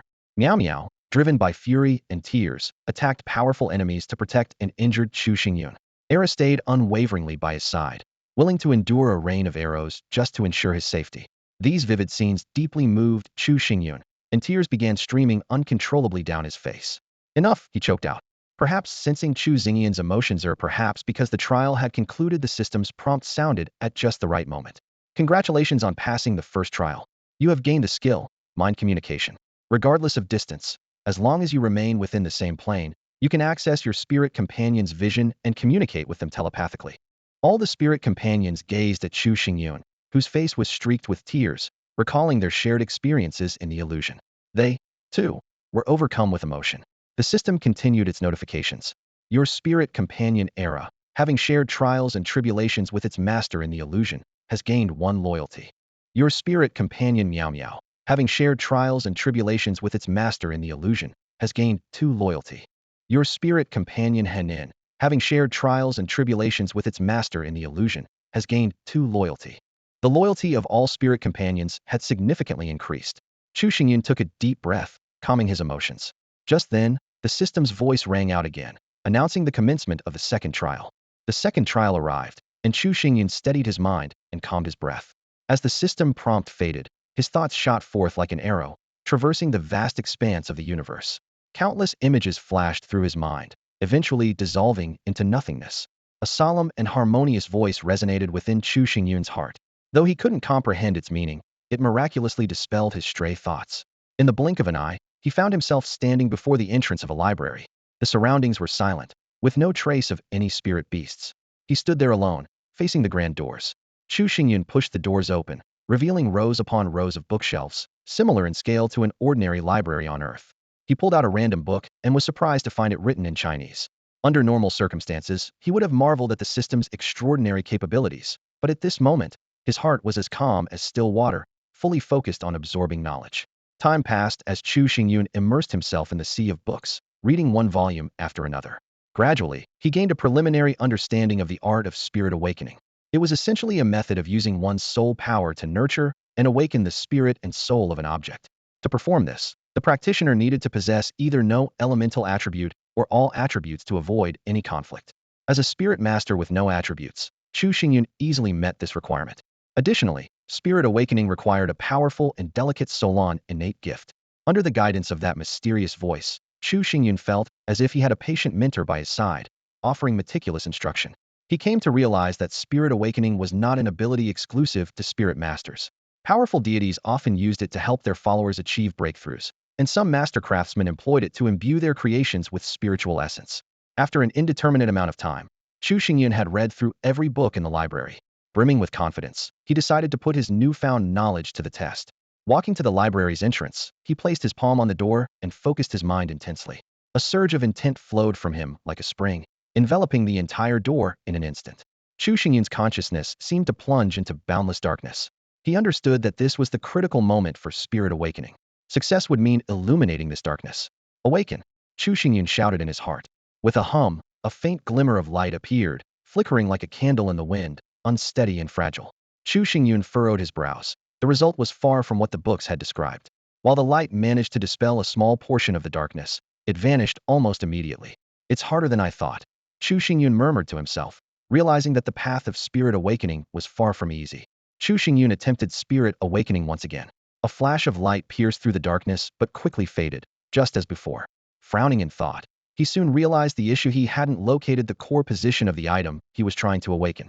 Just as the brain serves as the central hub of the human soul, every object has its own source of spiritual essence. For most people, finding this core would be an arduous task. However, Chu Xingyun had a unique advantage. Activating his golden eye, he meticulously scanned the entire library. His gaze quickly locked onto something unusual, a distinctive pillar that seemed to connect heaven and earth, supporting the entire structure of the library. Approaching the pillar, Chu Xingyun gently placed his hands on its surface and focused his spiritual energy. "Awaken," he commanded in a low voice. This time, light surged forth like a tidal wave, dispelling all the darkness and gradually spreading throughout the library. With the illumination, Chu Xingyun could finally make out his surroundings. The light had expanded to cover an area of several hundred meters, yet the space still seemed boundless. The vastness of the space exceeded his wildest expectations. He realized that the larger the space, the more mental energy would be required. To avoid failure due to insufficient spiritual strength, Chu Xingyun retrieved the soul stones he had previously acquired in the divine realm. As he absorbed the energy from the soul stones, he continued to illuminate the space. 1 stone, 2 stones, 3 stones, a significant number of soul stones were consumed rapidly. Chu Xingyun kept pouring out his spiritual energy, his soul operating at maximum capacity. The continuous exertion left him pale, his head throbbing with pain. "Keep going." Chu Xingyun gritted his teeth and persevered, enduring the intense headache while sustaining himself with sheer willpower. Suddenly, the pitch-black space began to tremble violently, and he finally saw its full scope. The so-called library spanned tens of thousands of meters. No wonder its spiritual essence was so challenging to awaken. At long last, he succeeded. Exhausted, Chu Xingyun collapsed to the ground, utterly drained. He had consumed a total of 23 soul stones, nearly exhausting all his energy. The difficulty of this awakening far exceeded his expectations. In truth, Chu Xingyun had brought this upon himself. The system's test required him to awaken just one item to pass. He could have chosen a smaller, ordinary object and completed the task with ease. Yet, he had insisted on selecting this colossal structure, which turned out to be far beyond ordinary comprehension. However, what seemed like a foolish decision turned out to be a blessing in disguise. The system's notification sounded. "Congratulations on passing the second trial. You have acquired the skill of spirit awakening. By successfully awakening the spiritual essence of this space, it now holds gratitude toward you and recognizes you as its master." As the words faded, Chu Xingyun stared in disbelief as the library before him came to life. The massive structure began to move, running and leaping energetically. It even circled around Chu Xingyun, as if eager to give him an enthusiastic hug. Still slumped on the ground, Chu Xingyun was terrified, his face pale as sweat poured down. "Stop! Stop right now," he shouted. Fortunately, the massive entity was obedient and halted immediately. Otherwise, Chu Xingyun feared he might have been crushed into a pancake. After reviewing the system's notification, Chu Xingyun finally understood. He was in a unique spiritual space originally designed as a trial. Yet, through an unexpected turn of events, he had awakened its spiritual essence. This discovery filled Chu Xingyun with joy, as the spiritual space possessed an ability he had long dreamed of: storing and releasing living beings. After passing the second trial, Chu Xingyun suddenly felt his thoughts being pulled away, as if he had leapt across the entire universe in an instant. The solemn and peaceful voice, like the whisper of a wise sage, calmed the turmoil in his heart before quietly fading away. The moment his consciousness returned, Chu Xingyun found himself back in the vast, white expanse, surrounded by the Yulings as if nothing had ever happened. Instinctively, he checked the system time and was astonished to find that not even a second had passed. "Master, what is this place?" The Yuling's questions echoed in his mind, reminding Chu Xingyun that what he had just experienced was no illusion. The system seemed to sense the fluctuations in his mental state and thoughtfully provided ample rest. "The third trial will commence in 1 hour. Please maintain your optimal condition." Though grateful for the system's consideration, Chu Xingyun couldn't help but feel a bit anxious. He knew that in the divine realm, 1 hour equated to 30 hours in the outside world. Fortunately, the enlightenment trial had not wasted any time, though the exact reasons remained unclear. When Chu Xingyun inquired with the Yulings about what had just happened, they replied that he had not left at all. Reflecting on the strange sensations of his thoughts detaching and traversing the universe before and after the trial, he speculated that the second trial might have taken place within some kind of consciousness realm. Could it be the consciousness sea of that mysterious voice? Chu Xingyun pondered. That voice was completely different from the system's prompts. It seemed to intentionally guide me, helping me to calm my mind and teaching me the art of enlightenment. Feeling somewhat mentally drained after awakening the spiritual space, Chu Xingyun decided to use this time to rest and study his spiritual space and the newly acquired skill. During the process, he had also come to realize the immense value of the soul stones. While these stones were relatively accessible in the divine realm, they were likely extremely rare in the outside world. Chu Xingyun planned to take this opportunity to collect as many as possible. Recognizing that the other Yulings were not particularly efficient at dealing with soul ghosts and would likely exhaust themselves, Chu Xingyun sent only Mo Fayer, accompanied by the swift ghost tiger, to hunt for soul stones. Meanwhile, he focused on studying the spiritual space. To his amazement, Chu Xingyun discovered that the newly awakened spiritual space, though intelligent, was incredibly pure and childlike, with a mental capacity comparable to that of a preschooler. This newborn consciousness exhibited an extraordinary closeness to him, treating him as a parental figure and showing extreme dependence. The library-like form he had seen earlier was merely an external manifestation created by the system for the spiritual space. In reality, the spiritual space could change its shape and size at will. At the moment, it appeared in Chu Xingyun's consciousness as a small, black sphere. When Chu Xingyun attempted to move the spiritual space out of his consciousness he immediately sensed the little entity joyfully running out, like an excited child rushing to a playground. Once outside, it curiously looked around, fascinated by everything it saw. Based on its level of intelligence, Chu Xingyun created an adorable, chubby baby-like form for it. Watching its innocent and playful demeanor, he couldn't help but smile warmly. Chu Xingyun observed the fascinating scene before him with great interest. A chubby little child was frolicking joyfully in the spiritual space, chasing cats, herding dogs, nimbly climbing tree branches, and even boldly riding on a bear's back, thoroughly enjoying himself. This unexpected little visitor seemed to bring endless joy to the spirit beasts, who all showed immense affection for the plump child that had suddenly appeared. Curiosity drove Chu Xingyun to delve into the mysteries of the spiritual space. He discovered that one could only choose to enter the space upon coming into contact with it. For living creatures, however, they could only be drawn into the space if they ceased resisting. The interior of the spiritual space was astonishingly vast, not only accommodating the survival of various creatures, but also allowing for the effortless storage and retrieval of resources. As long as resources were sufficient, the spirit beasts would never have to worry about starvation inside. Chu Xingyun's desire for exploration was further ignited, leading him to experiment with the offensive potential of the spiritual space. However, after numerous attempts, he was disappointed to find this approach unfeasible. The essence of the spiritual space did not possess any offensive capabilities. Its sole function was to store items or living beings. Recalling the eerie moment when the spiritual space had attempted to embrace him earlier, Chu Xingyun couldn't help but shudder. For safety's sake, he even tested using the spiritual space to suppress or collide with objects, but the results were entirely ineffective. Utilizing the abilities of his golden eyes, Chu Xingyun discerned the evolutionary path of the spiritual space. Consuming spatial stones, spatial items, or other spiritual spaces could expand its internal capacity. Though he still had 2 spatial stones at hand, Chu Xingyun felt that the current space was already sufficiently large, making further expansion unnecessary for the time being. Besides, the effect of just 2 spatial stones would be negligible. All in all, Chu Xingyun was quite satisfied with this unexpected gain. With the spiritual space, future travels would become much more convenient. Thanks to his void-walking ability, Chu Xingyun was already highly agile when acting alone. Now, with the spiritual space, he could carry his spirit beasts along, offering him more possibilities for devising unpredictable strategies. After finishing his research on the spiritual space, Chu Xingyun turned his attention to the newly acquired skills. Considering the upcoming 3rd trial, he decided to temporarily set aside the spirit-draining enlightenment art and instead try out the mind communication skill while checking on Mo Fair's progress in collecting soul stones. Closing his eyes, Chu Xingyun activated the mind communication skill. Instantly, the world around him plunged into darkness, leaving only 6 glowing dots representing the positions of his spirit beasts. Focusing his entire mind on the dot representing Mo Fair, the world gradually lit up again.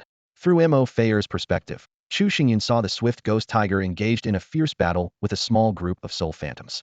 Mo Fair was wielding her long whip, striking at the phantoms. Suddenly, a flicker of confusion crossed her face as if she had sensed something unusual.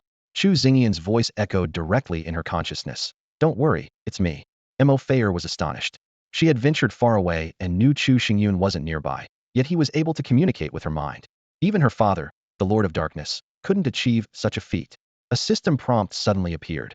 "Your spirit beast Mo Fair is amazed by your extraordinary abilities. Loyalty 2. Chu Xingyun was secretly delighted who wouldn't accept loyalty points delivered right to their doorstep.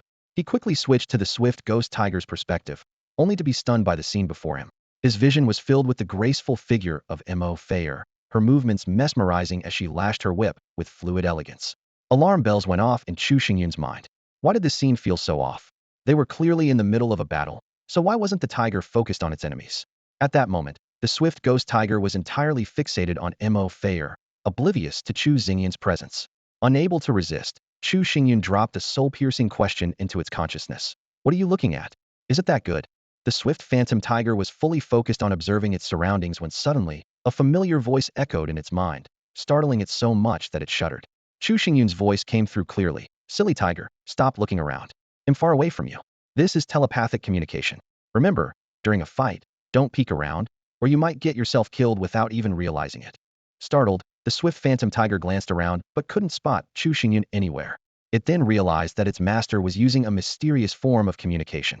Sensing the tiger's astonishment, Chu Xingyun was pleased to see its loyalty increase by 2 points. Having achieved his goal, he ended the telepathic connection. Chu Xingyun was quite satisfied with this newly acquired skill, finding it highly practical.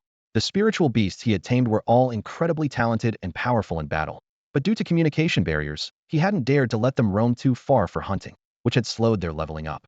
Now, with this skill, the problem was effortlessly solved. Glancing at the time, Chu Xingyun noted that there were still 40 minutes left until the third trial. Feeling a bit bored, he began browsing the world chat logs. Suddenly, his attention was drawn to the 2 dragon eggs on Han Han's back. These were diamond-grade wyvern eggs. He carefully checked their hatching requirements and discovered that with the system's help, the eggs could be hatched directly using just 10 wind source crystals. Chu Xingyun fell into contemplation. Selling them was out of the question. Giving such powerful pets to others would only strengthen his competitors. Should he tame them as spiritual beasts? Although he had the qualifications, his current slots for spiritual beasts were limited. Using a guaranteed taming method felt wasteful, but he didn't know how to raise them otherwise. He even considered whether Mo Fayer could tame them. In the end, Chu Xingyun decided to store the dragon eggs in the spiritual space for now and deal with them later when a better idea came to mind. As he continued browsing the chat logs, Chu Xingyun noticed that the hottest topics among players were the underground world, ruins, and indigenous inhabitants. Many had already discovered ruins in the underground world, some even acquiring rare equipment. Even more intriguing, players had encountered 2 intelligent races, the cave dwellers and goblins. There were even reports of successful trades with the goblins. Chu Xingyun also observed that players on the level leaderboard were progressing rapidly. The second-ranked player, Peter, had already reached level 10 and was frantically buying job change scrolls. Chu Xingyun couldn't help but feel a twinge of sympathy. Without special means, obtaining the right scrolls wouldn't be easy. Most of the other players on the leaderboard were already level 9. If Chu Xingyun continued wasting time in the divine realm, it was only a matter of time before he was overtaken. Just as Chu Xingyun's mental state was nearly fully recovered, Mo Fayer and the swift phantom tiger returned with an abundance of loot.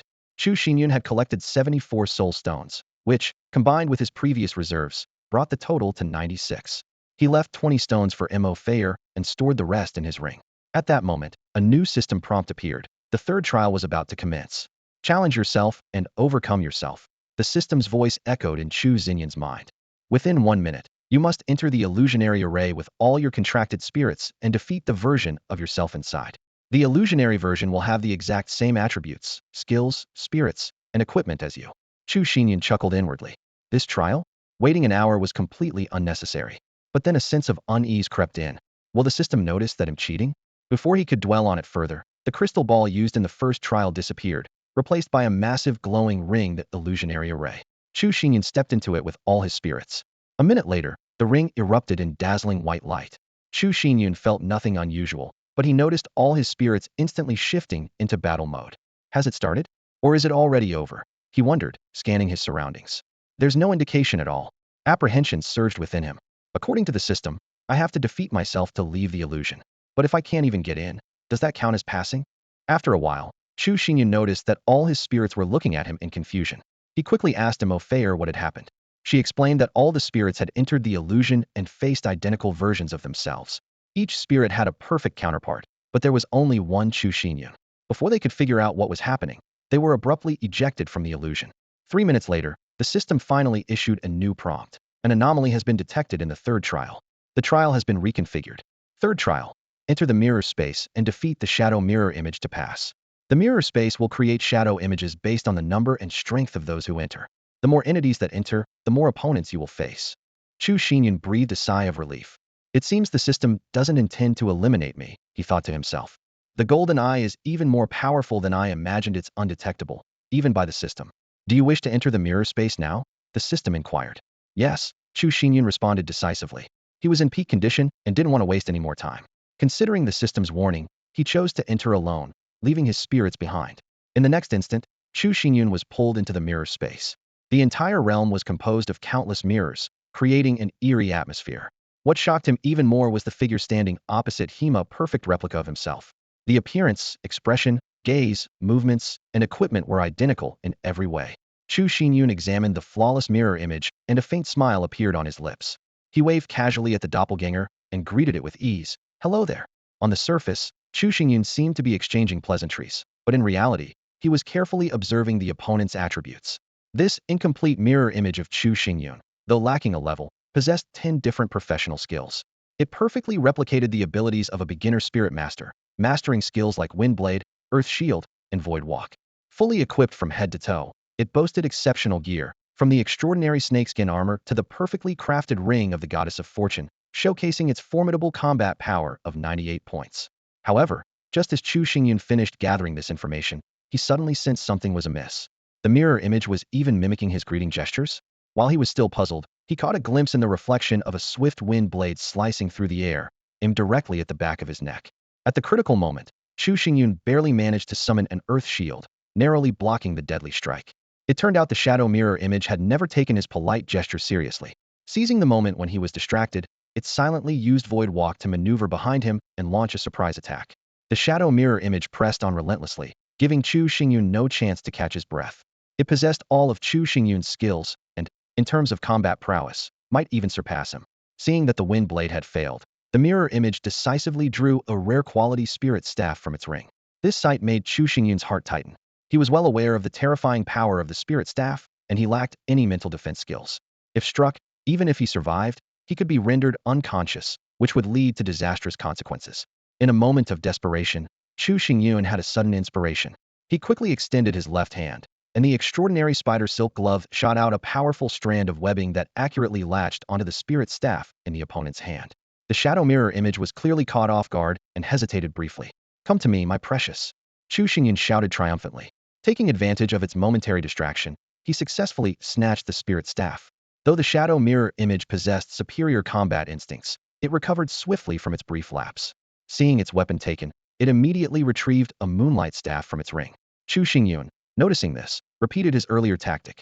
"Come to me, my precious," Chu Xingyun exclaimed again, thoroughly enjoying himself. Once more, the shadow mirror image fell for the trick, and its weapon was seized yet again.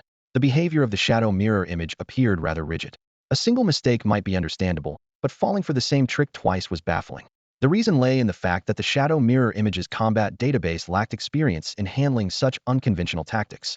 It resembled an artificial intelligence, only able to act according to pre-programmed routines, unable to adapt flexibly to unexpected situations. In a standard battle, the shadow mirror image, with its wealth of combat skills and experience, could have easily overpowered Chu Xingyun. Unfortunately, it encountered an opponent as unconventional as Chu Xingyun.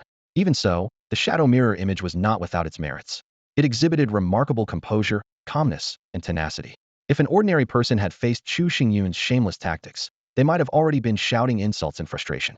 The persistence of the shadow mirror was truly impressive. Once again, it brandished a weapon, this time a formidable battle axe. Upon seeing this, Chu Xingyun immediately shot out a powerful thread of spider silk, which adhered precisely to the axe. He thought to himself, "This move has never failed me. It should work today as well. Come to me, my precious," Chu Xingyun said confidently as he tugged on the spider silk. However, this time, the shadow mirror seemed to have learned its lesson. Clutching the battle axe tightly with both hands, it suddenly activated an acceleration skill and charged fiercely toward Chu Xingyun. Realizing the danger, he swiftly retrieved an identical battle axe from his ring, ready for a direct confrontation. Clang! The two battle axes collided, producing a deafening metallic ring. What happened next, however, was beyond Chu Xingyun's expectations. He personally experienced the stark difference in combat prowess as the shadow mirror relentlessly chased him through the space, swinging its axe. Dodging clumsily, Chu Xingyun thought to himself, "This is getting embarrassing." Then, out of the corner of his eye, he noticed that the powerful spider silk was still attached to the shadow mirror's axe. A flash of inspiration struck him, and he came up with a plan. He suddenly accelerated, activating the wind of agility skill embedded in his shadow boots, instantly enhancing his speed and flexibility. Rather than engaging the shadow mirror head-on, Chu Xingyun began sprinting rapidly in circles around it. The spider silk, with its impressive range of 20 meters, quickly formed an impenetrable web around the shadow mirror. In the end, the shadow mirror was completely entangled and immobilized. Looking at the shadow mirror, now tied up like a cocoon, Chu Xingyun couldn't help but smirk mischievously. He gave the captive a light, mocking kick and felt a surge of pride. In truth, defeating the shadow mirror could have been a breeze for him. When inspecting its attributes earlier, he had already realized that it was merely a watered-down version of himself, missing many core abilities and trump cards. First, in terms of skills, the shadow mirror only possessed abilities that Chu Xingyun had shared, lacking the true skills of a spirit master. Chu Xingyun recalled the system's reminder. The mirror space would replicate shadow mirrors based on the number and strength of those who entered. That statement had been misleading. As if he had fought alongside his spirit companions, he could have used his spirit fusion skills to become significantly stronger. Second, in terms of equipment, while their gear appeared identical on the surface, the shadow mirror lacked Chu Xingyun's ultimate trump card, the Book of Wisdom. This unique item, which could not be stored in any spatial inventory, had to be carried on his person to take effect. Chu Xingyun speculated that the mirror space couldn't replicate unique items or skills, which might explain why the system didn't prioritize the mirror space as a primary evaluation method.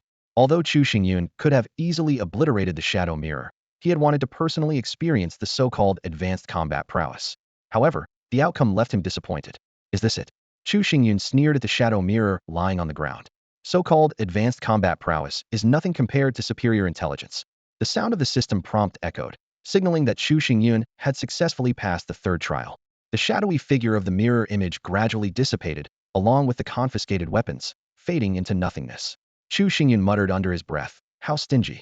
However, at the spot where the shadowy figure vanished, a dark diamond-shaped crystal quietly emerged. The thumb-sized crystal emitted a dim, eerie glow, resembling a miniature mirror that clearly reflected Chu Xingyun's face. The only disappointment was that the crystal was incomplete, merely a fragment. Chu Xingyun bent down to pick up the crystal and carefully examined its attributes. Name: fragmented ancient god core. Type: divine artifact. Quality: legendary. Attributes: dark god technique, mirror space. Function: the ancient god core contains a portion of the divine techniques possessed by the ancient god during their lifetime, which can be comprehended and utilized. Once reaching Transcendent Tier 9, the ancient god core can be refined. A complete ancient god core is also a key for ancient gods to gather and wield the power of faith. Note: the ancient god core is the core within an ancient god that holds their divine power. The stronger the core, the greater the divine power. Ancient god cores are extremely rare and unique. No two are alike. A god core. Maybe not as stingy as I thought. Chu Xingyun exclaimed in surprise. Fascinated by the divine techniques, he immediately began to delve into its mysteries. Mirror space allows the user to prearrange a mirror space in a designated area. Within this space, shadowy mirror images identical in number, appearance, attributes, and equipment to the enemies can be created. The attributes of the mirror images cannot exceed those of the user.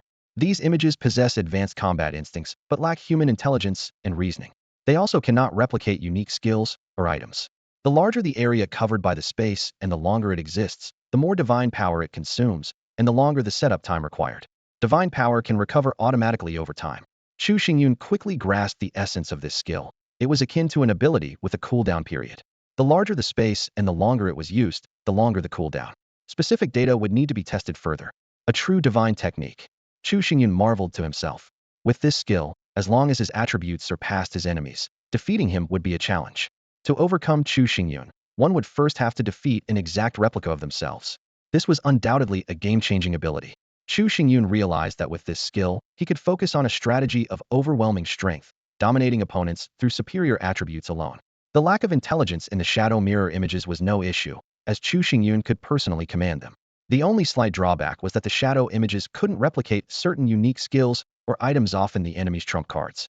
After studying the god core, Chu Xingyun turned his attention to the newly acquired skill, Advanced Combat Training Field. By utilizing spiritual power, a spirit master can construct an advanced combat training field at a specified location. Both the spirit master and their spirit can train within the field to enhance their combat proficiency. Chu Xingyun understood that combat proficiency had always been one of his weaknesses. This new skill undoubtedly provided him with an excellent opportunity for growth.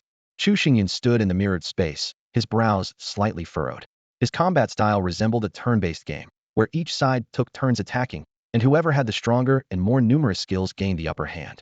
As a transmigrator with no prior combat experience, his shortcomings were glaringly obvious during the recent battle against his shadowy mirror image wielding a battle axe. Although their strengths were evenly matched, Chu Xingyun's rudimentary slashes left him at a disadvantage, resulting in him being relentlessly pursued and attacked. His spirit beasts fared no better. Most of them were low-level creatures that had just been born, relying solely on instinct. Just as Chu Xingyun was fretting over this, the advanced combat training field skill appeared like a timely rain, perfectly addressing his problem. Though he had arrogantly declared earlier that advanced combat skills were no match for advanced intelligence, he secretly envied the skill's potential. From now on, he'll be a man with both advanced intelligence and advanced combat skills. Chu Xingyun thought smugly. He immediately decided to set up an advanced combat training field in both his spiritual space and his home, ensuring his spirit beasts could train whenever they had free time. After reviewing the skill, Chu Xingyun suddenly remembered he was still in the mirrored space. Damn it, will all the consumed divine power be deducted from me? He hastily dismissed the mirrored space and checked the fragmented ancient divine core's attributes. To his dismay, the divine skill section had dimmed, clearly indicating it needed time to recharge before it could be used again. Returning to the divine space, Chu Xingyun was quickly surrounded by his spirit beasts. They all knew their master had just been in a battle, and seeing him return safely, they collectively breathed a sigh of relief. Just then, a system notification popped up. Congratulations on passing 3 trials. You are now eligible to advance to Intermediate Spirit Master. Would you like to proceed with the advancement? Excitement surged through Chu Xingyun, and without hesitation, he selected yes. In an instant, a dazzling white light enveloped him as he began to undergo a transformation, receiving a baptism of power and a flood of new knowledge. Congratulations on successfully advancing to Intermediate Spirit Master, the system's voice announced. It was followed by a detailed list of his new profession's attributes. Profession name, Intermediate Spirit Master. Profession effects, Spirit Mastery success rate increased by 20. Unable to directly learn skills. Strength 30, Agility 30, Intelligence 60, Spirit 60, Constitution 30. Profession skills, Intermediate Spirit Mastery, Spirit Infusion, Sharing, Telepathy, Spirit Awakening, Advanced Combat Training Field. Profession description, the Spirit Master is a unique profession. Every 2 levels, you can acquire an additional Spirit Beast. The Spirit Master cannot learn skills directly. Their power is entirely dependent on their Spirit Beasts. Focus on nurturing your spirits. Chu Xingyun carefully examined the changes. First, the profession effects had tripled the attribute growth compared to the beginner Spirit Master class, and the success rate of Spirit Mastery had increased by 10. The Intermediate Spirit Mastery skill allowed him to directly control sentient creatures or objects, with the success rate dependent on levels. Currently, the success rate for creatures of the same level was 50, decreasing by 5 for every 2 levels above his own. Compared to beginner Spirit Mastery, the success rate for casting on higher-level targets had significantly improved. Adding the 20 boost from the profession effect and the additional 5 bonus from his Moonlight Staff, the results were impressive. Chu Xingyun calculated that if he were to use Spirit Mastery on a level 20 creature now, the success rate would reach 50, a dramatic improvement from the mere 15 he had as a beginner Spirit Master. Chu Xingyun felt the shift in power within his body as the advancement of his intermediate spirit control technique spread a warm current throughout him. He closed his eyes, carefully experiencing the newfound abilities. The spirit attachment skill had undergone a qualitative leap. Not only could it now harness all the abilities and traits of a spirit beast, but it also granted an additional 20 attribute boost. This meant that as long as Chu Xingyun chose a powerful spirit beast for attachment, he would become even stronger than before. Different spirit beasts and their traits flashed through his mind. Era offered enhanced agility. Hanhang strengthened physical power and constitution, while Mo Fair significantly boosted mental attributes. Suddenly, Chu Xingyun realized he had never tried to attach Mo Fair before. A shiver ran down his spine as he imagined himself wielding a small whip, striking seductive poses, and using charm skills on other male creatures. Being stared at with eyes full of desire? That was a feeling he couldn't quite describe. Without hesitation, Chu Xingyun made a firm decision. Unless absolutely necessary, he would never attach Mo Fair. What thrilled Chu Xingyun the most, however, was the addition of 2 extra spirit slots. He calculated silently that with the high success rate of his intermediate spirit control technique, he might be able to tame 2 powerful spirit beasts. After his job change, Chu Xingyun's personal attributes underwent significant changes. He pulled up his attribute panel and carefully examined the increased stats. Name, Chu Xingyun. Profession, Intermediate Spirit Controller. Titles, War God, Super Leveling Maniac, Super Homeland Guardian. Level, 10 experience to level 11, 262280. Homeland level 4. Strength, 5,722. Agility, 5,823. Wisdom, 8,942. Spirit, 8,925. Constitution, 5,820. Luck, 3. In the professional skill panel, skills such as intermediate spirit control technique, spirit attachment, sharing, mental communication, spirit awakening technique, and advanced combat proficiency were neatly listed. Training ground shared skills included Wind Blade, Earth Shield, Void Walk, Healing Wind, Swift Wind, and Pain Lash. In the equipment section, items like the excellent snake scale armor, rare bear king armor, and excellent spider silk gloves were all accounted for. In the spirit beast section, Era, Hanhang, Meow Meow, Whispering Wind Willow, Swift Ghost Tiger, and Mo Fayer were lined up, with 2 remaining empty slots for new spirit beasts. Chu Xingyun's personal combat power had reached 122, while his overall combat power on the leaderboard was an impressive 146. He couldn't help but marvel at the advantage of having a unique profession. His primary attributes were more than double that of ordinary players. The gains from this job change filled Chu Xingyun with anticipation for the future. Chu Xingyun felt the surging power within him. With the wisdom attribute boosted to an impressive 114 points by the chapter of wisdom, his confidence skyrocketed. He thought to himself that if he used the sublimation of wisdom to double his attributes, even a level 20 diamond grade Quetzalcoatl might not be beyond his reach. This dramatic increase in combat power from his job change not only significantly enhanced his personal strength, but also caused a sensation among the player community. The world chat channel exploded instantly. Boss Chu successfully changed his class. His combat power increased by dozens of points. That's insane. Long live the war god of Huaxia. That power is terrifying. My rare class at level 8 only has 64 points, not even half of Boss Chu's. Don't compare yourself to Boss Chu. It'll just make you question your existence. Some gloated. Haha, that foreign guy was just bragging about getting a job change scroll and claiming he'd surpass Boss Chu. Now he's probably going to get crushed with one hand.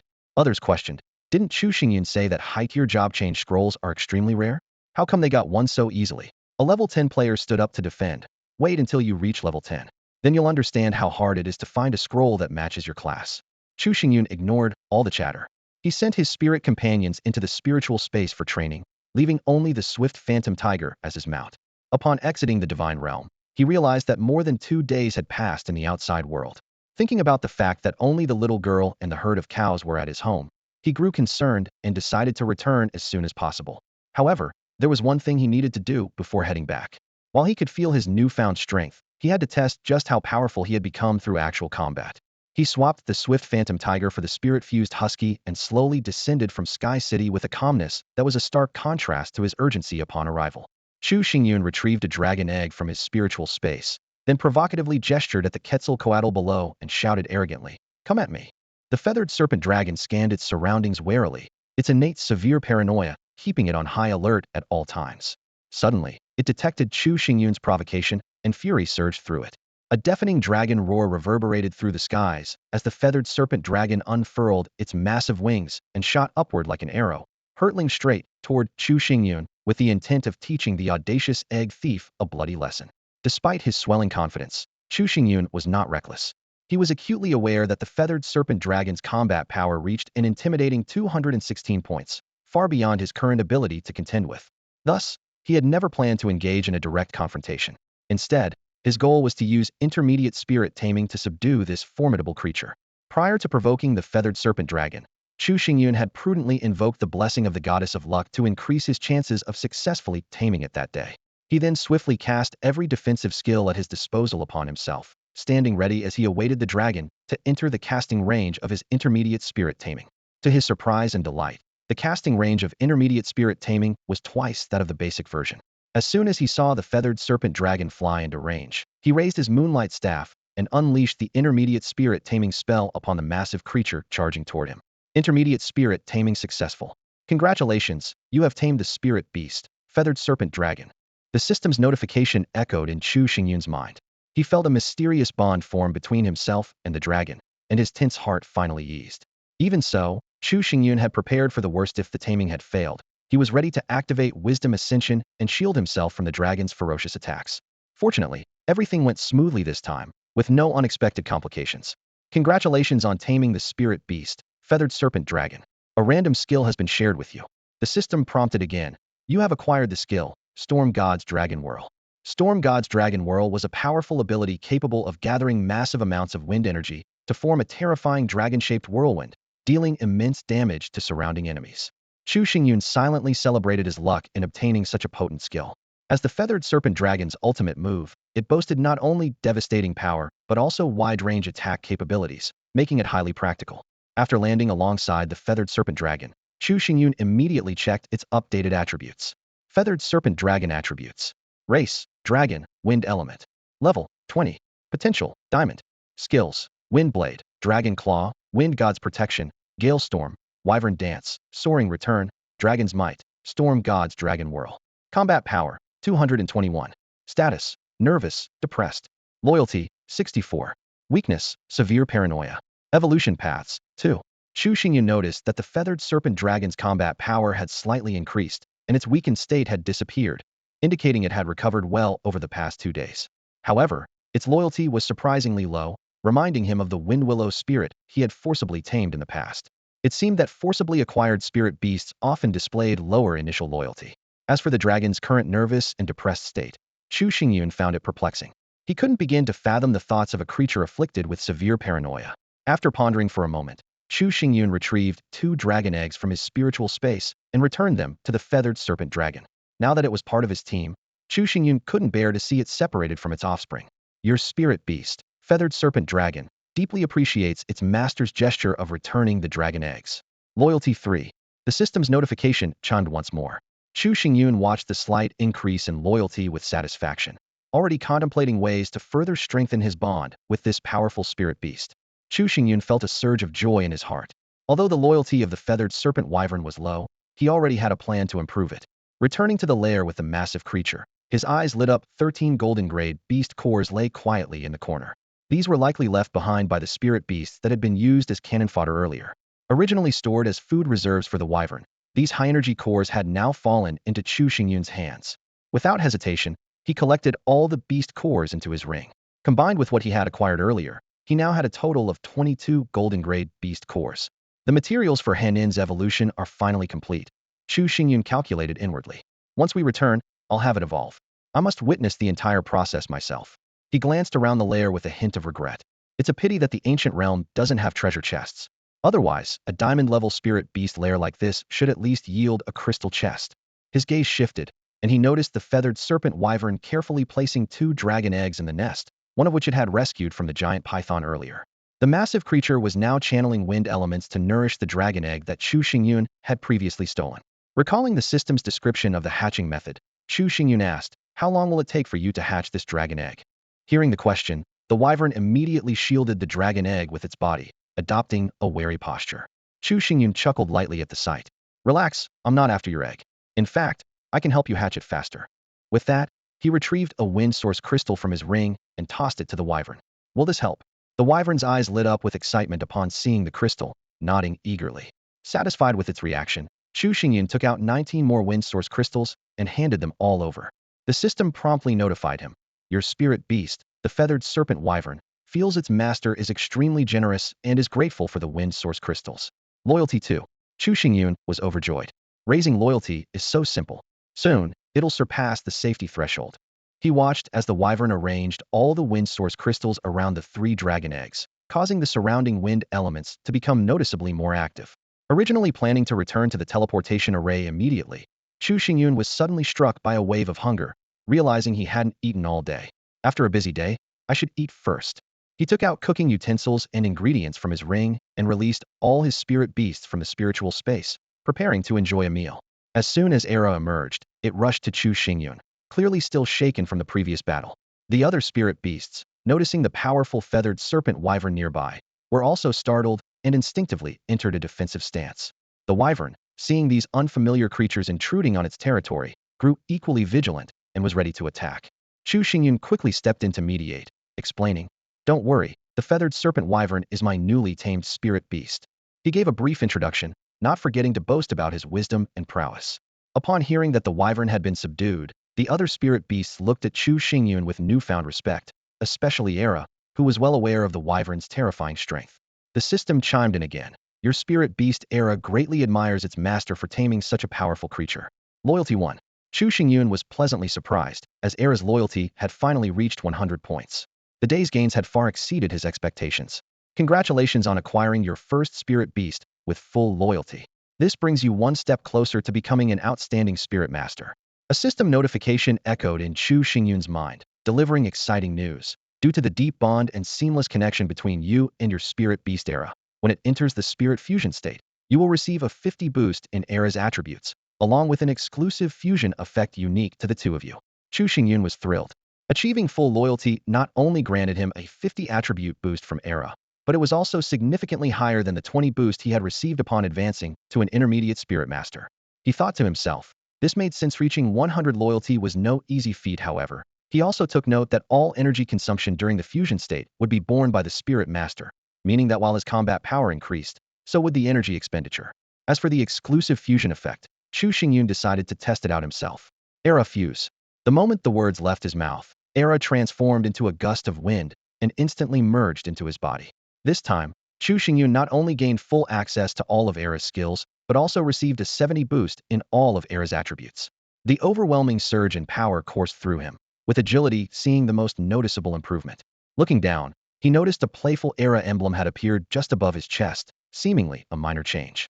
However, Chu Xingyun quickly realized that his fingernails had grown longer and sharper, prompting him to exclaim inwardly with delight, "Am I turning into Wolverine? How cool is that?" But his excitement was short-lived. The surrounding spirit beasts began eyeing him with peculiar gazes, leaving Chu Xingyun baffled. That's when Mo Feier, with an incredulous expression, remarked, "So, you're part of the beast clan?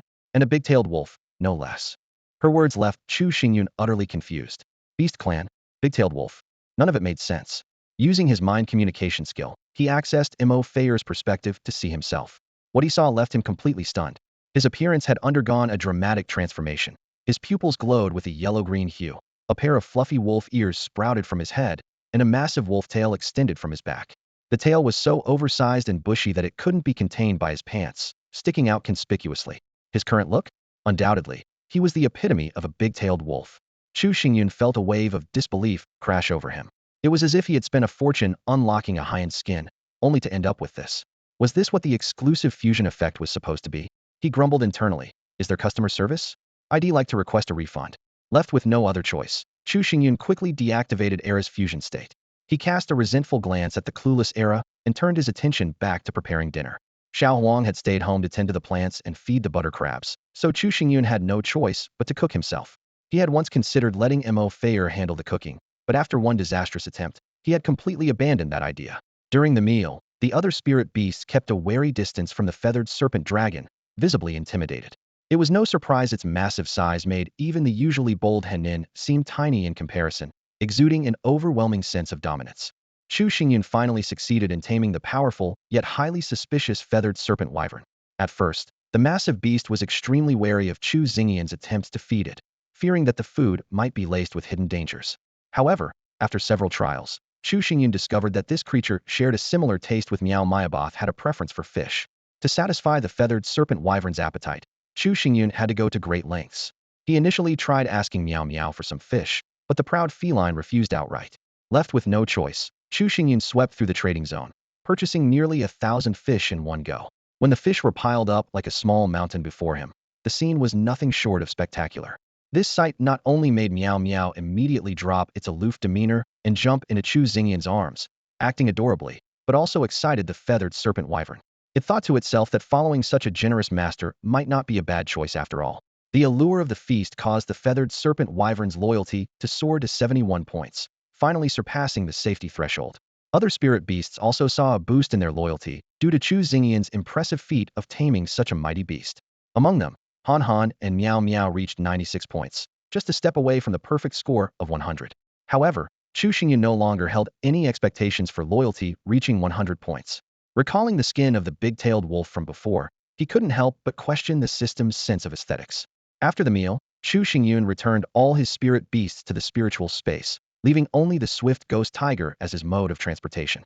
Although the feathered serpent wyvern was faster, it was unwilling to part with its dragon egg and was unfamiliar with the route back.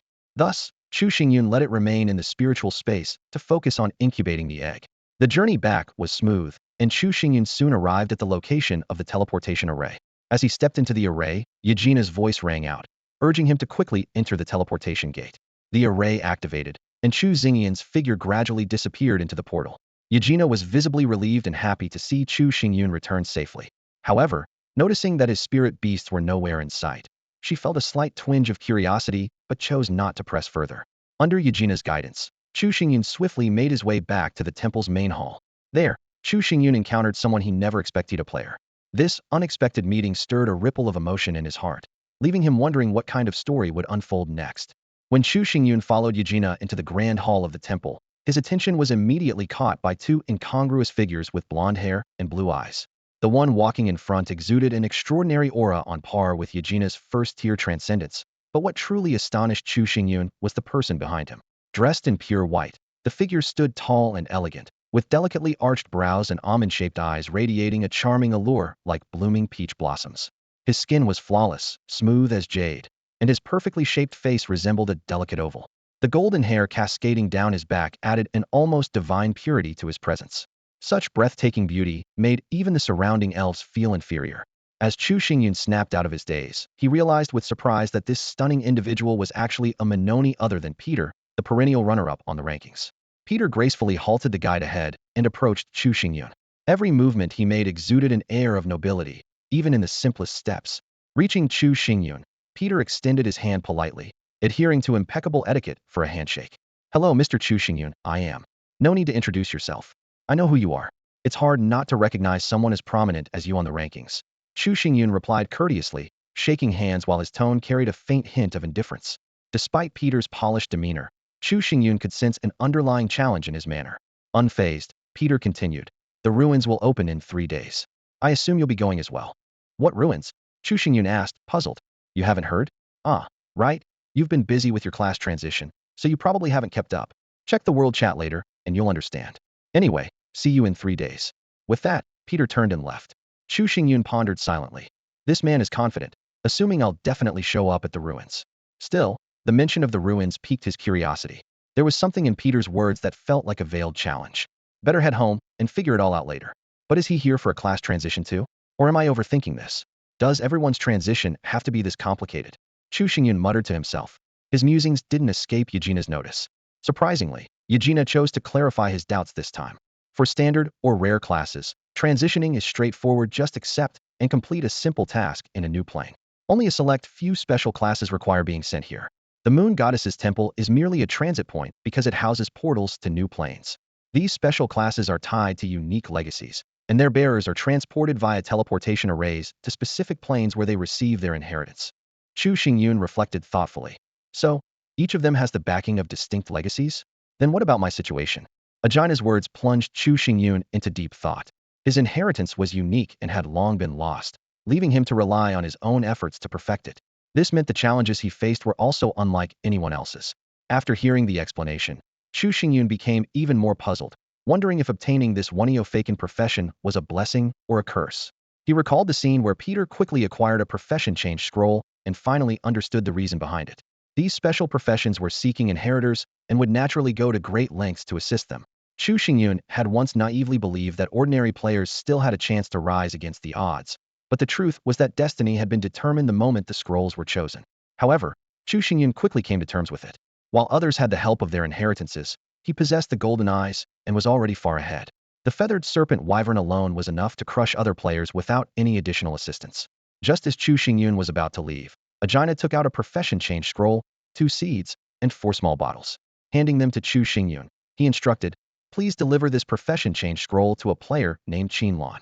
As compensation, you may keep half of the war ancient tree seeds and the spring of life water." Chu Xingyun remembered Qinlan, a beautiful player he had once traded with. It was from her that he first learned about the altar. Now, everything became clear. No wonder she had easily obtained resources from the Moon Goddess's altar. She was the chosen inheritor of the Moon Goddess. Chu Xingyun secretly envied Qinlan for having such strong backing. A profession change scroll and resources were handed directly to her. But he quickly realized that delivering the scroll to her would earn him generous rewards, making their treatment essentially the same. It was a simple task with benefits, so there was no reason to refuse. Carefully storing the items, Chu Xingyun prepared to return. He stood at the designated spot, and his figure was enveloped in a white light. Before he could even open his eyes, he heard the sound of Chu Chu's crying. Her cries were remarkably distinct, loud, and incredibly moving. Chu Xingyun could clearly feel the sorrow in her voice. The last time he had heard this sound was when he first met Chu Chu, who had cried because he killed the mutated split-hoofed ox. What was it this time? His first thought was that something had gone wrong, and he hurriedly followed the sound of her cries to find her. Crossing the hall and arriving at the backyard, the scene before him made Chu Xingyun's blood boil, his reason instantly replaced by anger. In the backyard pasture, a group of barbarians was wantonly slaughtering the mutated split-hoofed oxen. These level 6 bronze spirit beasts were no match for the level 8 barbarians, let alone the barbarian squad leaders among them. Xiao Huang, whom Chu Xingyun had appointed as steward, was desperately trying to resist and stop the barbarian's rampage. But his strength was too weak, and he was merely being toyed with.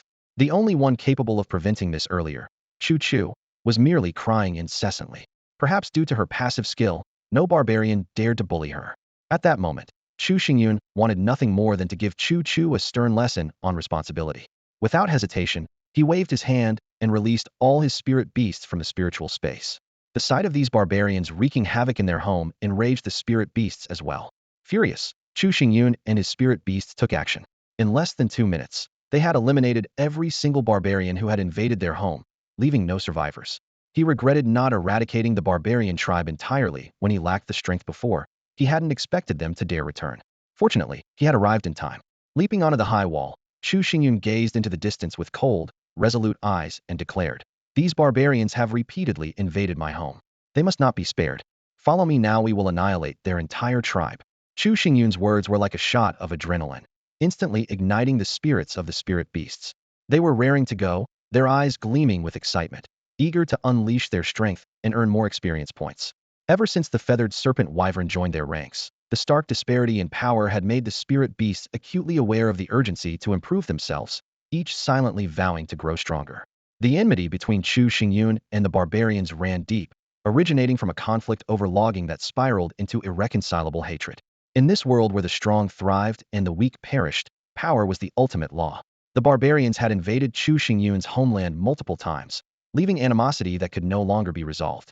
It wasn't just Chu Xingyun who harbored unquenchable anger. The spirit beasts, too, despised the barbarians, fighting with unmatched ferocity during their recent clashes. Rage demanded an outlet, and this time, Chu Xingyun decided to hold nothing back. Before setting off, he left Whispering Willow to guard the homeland in case of any unforeseen events. He instructed Xiao Huang and the little girl to tidy up the place. Then, with the exhilarated spirit beasts in tow, boarded the Iron Wing piloted by the swift Phantom Tiger and headed straight for the barbarian tribe. Inside the spiritual space, only the feathered serpent wyvern remained, fully focused on incubating its egg. Chu Xingyun had no intention of deploying it for this mission.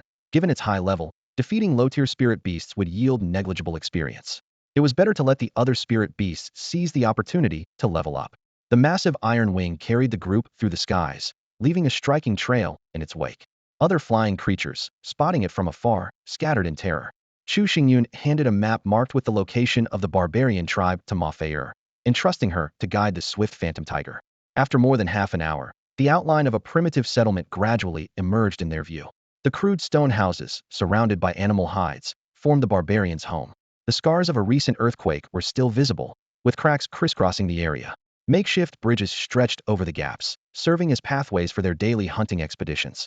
From his aerial vantage point, Chu Xingyun surveyed the entire layout of the tribe. The barbarian young chieftain they had interrogated earlier hadn't lied. There were no more than 400 people in the tribe, including the elderly, women, and children. While the barbarians' levels were comparable to those of the spirit beasts, their combat capabilities were far inferior. Chu Xingyun mused to himself that this was the perfect target for the spirit beasts to gain experience. Chu Xingyun's group made no effort to conceal their approach, as if openly declaring war. The guards at the tribe's entrance were the first to spot the massive figure in the sky. In a panic, they rushed back to report to the elder chieftain. Within moments, several barbarian squads had gathered at the entrance, gazing skyward at the steadily approaching Iron Wing. What is that? A flying beast? I've never seen a creature this massive. Can the elder chieftain handle it? He's supposed to be invincibly even subdued an iron-eating beast. The barbarians murmured among themselves, their voices a mix of fear and blind faith in their elder chieftain.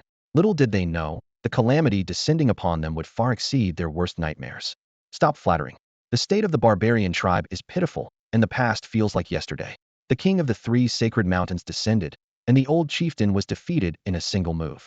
Year after year of tribute, yet no better days have come. The so-called invincibility is long gone. A barbarian couldn't help but retort, "Shut up.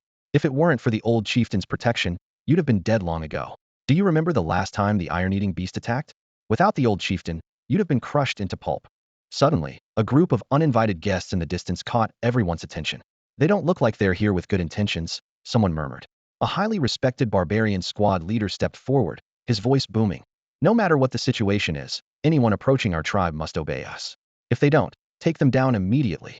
The surrounding barbarians echoed his words, their spirits ablaze. At that moment, the sound of steel wings pierced the air as they hovered over the barbarians. Without a word, Chu Xingyun threw down several corpses of barbarians who had just invaded his homeland. They're ours. They killed our people.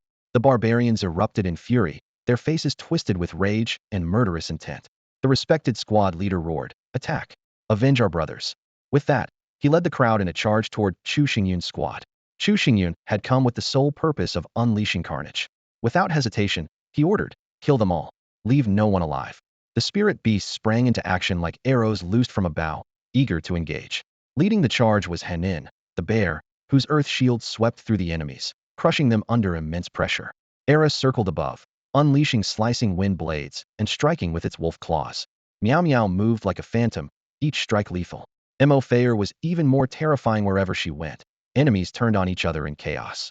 Meanwhile, the swift ghost tiger, burdened with its master on its back, hadn't even joined the fight before it was over. Though the barbarian squads were formidable, all at level 8 or above, they were no match for Chu Xingyun's team. The disparity in strength was overwhelming. Furthermore, these were just a few small squads stationed at the tribe's entrance, with limited numbers. The old chieftain of the barbarians rushed over upon hearing the commotion, but was too late. From afar, he witnessed Henin's massive paw come down, crushing a clansman's skull into fragments. The old chieftain's eyes reddened with rage as he let out a furious cry. "You've truly sought your death." His roar caught the attention of Chu Xingyun and the spirit beasts. At the tribe's entrance, a large group of barbarians had gathered, including the elderly, women, and children. The tribes, all are warriors. Nature was fully evident in this moment. Despite being called old, the chieftain was anything but frail. His muscular frame exuded vitality, his piercing gaze radiating immense power. What shocked everyone even more was his mounted genuine panda and the two intricately designed battle axes he wielded. As Chu Xingyun laid eyes on the barbarian chieftain, an image of Qiyu, the legendary god of war, flashed through his mind. It was as if the spirit of Qiyu had been reborn in the barbarian chieftain. The crowd behind the barbarian chieftain stirred uneasily, their emotions boiling over into rage as they saw the corpses at the entrance of the tribe. A cacophony of curses erupted, and the sight of their enemy only heightened their fury. A fierce battle was inevitable. A group of bloodthirsty barbarians, driven to madness, charged recklessly toward Chu Xingyun's team. However, the barbarian chieftain remained much calmer. He scrutinized the enemies before him, though few in number. Each exuded a dangerous aura. The tiger and the bear, in particular, looked especially ferocious. If he knew there was also a dragon hidden in the spiritual space, he might have turned and fled immediately. While the barbarian chieftain was observing the situation, Chu Xingyun wasn't idle either. He had heard of the chieftain's extraordinary strength and took this opportunity to assess his capabilities. Chu Xingyun carefully examined the chieftain's attributes. Strength level, 12. Potential, diamond. Skills, battle spirit, perfect level dual axe mastery, cleave, smash, blade storm, whirlwind slash, heaven and earth throw, berserk, basic taming. Combat power, 126. Status, enraged. Weakness, hot-tempered and easily provoked. Chu Xingyun was inwardly astonished. This guy was indeed formidable. A diamond-level warrior with 9 skills in total, 2 more than the feathered serpent wyvern, and 2 of them were buff skills. If the chieftain unleashed his full power, he would undoubtedly be a terrifying opponent. Chu Xingyun couldn't help but feel fortunate that he hadn't challenged this barbarian tribe before his class advancement. Back then, facing such a powerful enemy with superior numbers, the outcome would have been uncertain. But now, the situation was entirely different. After his advancement, Chu Xingyun's strength had skyrocketed, and with the feathered serpent wyvern as his trump card, he no longer regarded the barbarian chieftain as a threat. As the observation ended, the barbarian chieftain raised his battle axe high and let out a thunderous roar to the sky. Fight! Instantly, an invisible wave of battle spirit surged outward, invigorating the surrounding barbarian warriors. Their courage and combat prowess were significantly heightened, a testament to the impressive effect of this group buff. Without delay, the chieftain issued his command. All warriors, focus on that human. As for the beasts, surround them and keep them alive. I'll tame them myself later. Hearing this, Chu Xingyun couldn't help but smirk. This old man still dreamed of taming his spirit beasts. Yet, Chu Xingyun had to admit, the chieftain had a sharp eye, immediately recognizing him as the core of the team. Chu Xingyun responded with a cold laugh. Old man, still thinking about leaving survivors? Unlike you, I guarantee I'll wipe out every last one of you barbarians, no exceptions. By now, the two sides had clashed. Chu Xingyun had chosen the battlefield strategically, a spot near a large crevice. This forced the barbarians to either take a detour or cross a narrow bridge, effectively minimizing the risk of being surrounded. As the battle commenced, Chu Xingyun's side quickly gained the upper hand. With their superior individual combat skills, the tide of the fight was overwhelmingly in their favor. Seeing the situation deteriorate, The barbarian chieftain signaled with a wave of his hand. Four burly barbarian elders immediately stepped forward, each exuding the aura of a gold-level expert. Chu Xingyun suddenly realized he had underestimated this barbarian tribe. He was now certain that if he had recklessly attacked them earlier, he would have suffered a crushing defeat. A savage grin spread across the chieftain's face as he glared at Chu Xingyun and snarled. If your reliance is on these underdeveloped spirit beasts, you're going to die a miserable death. The arrival of the four barbarian elders instantly turned the tide of the battle. These level 10 gold tier elders effortlessly fended off the spirit beasts' attacks. With the assistance of the surrounding barbarians, they completely suppressed several spirit beasts. On the battlefield, Missouri Fayer's control skills proved crucial. She successfully controlled one of the barbarian elders and a large number of barbarian warriors. However, while the barbarians were simple-minded, they started to sense something was amiss after a period of fighting.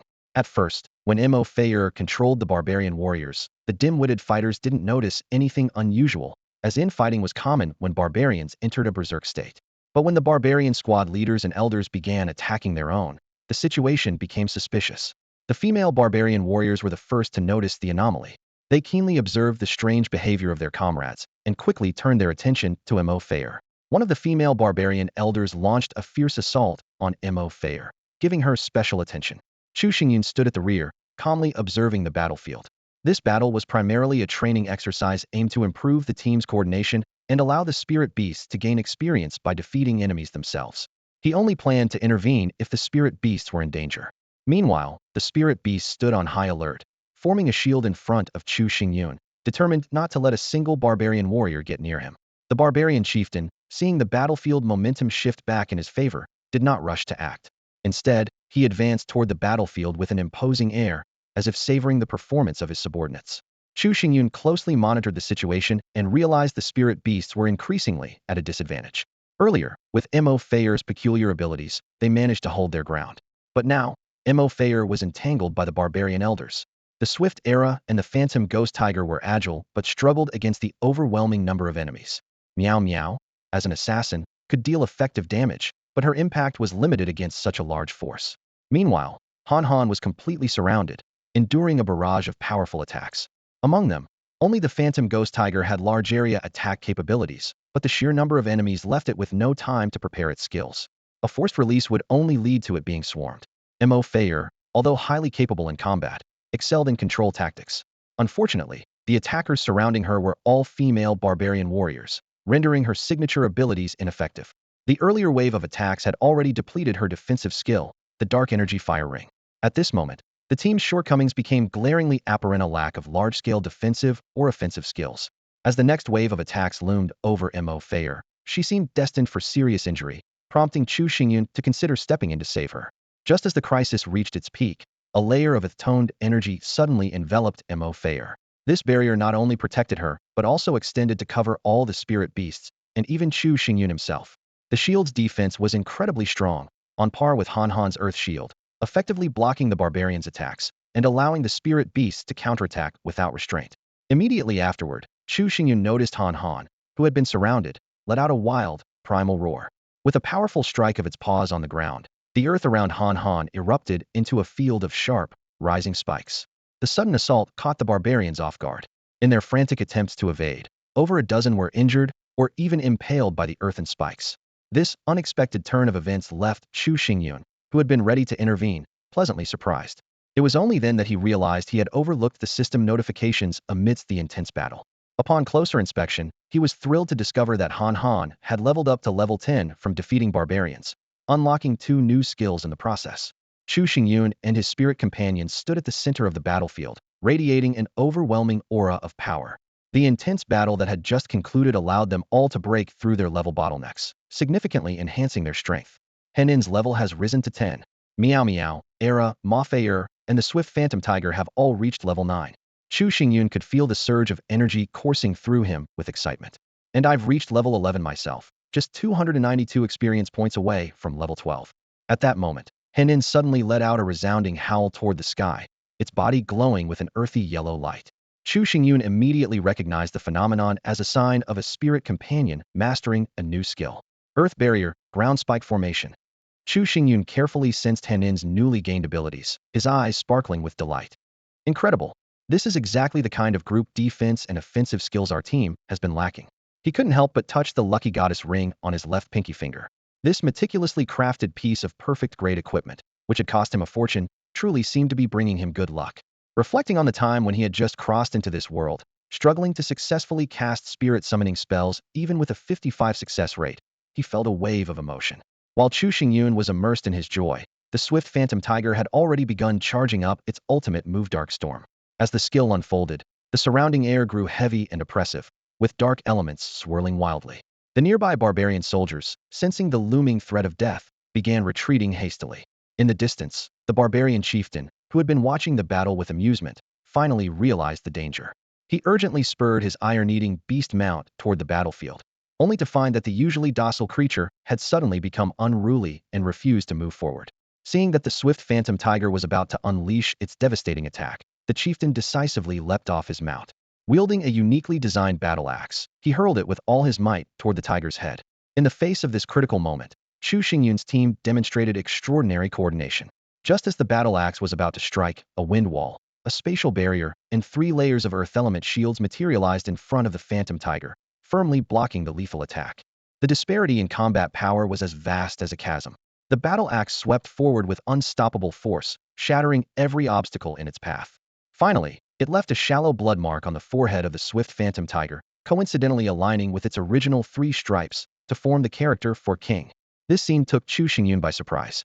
He had remained vigilant, ready to intervene and assist his spirit beasts at any moment. Although he was aware that the barbarian chieftain possessed the ability Heaven and Earth Throw, he hadn't expected his opponent to unleash such a decisive killing blow right at the start of the battle.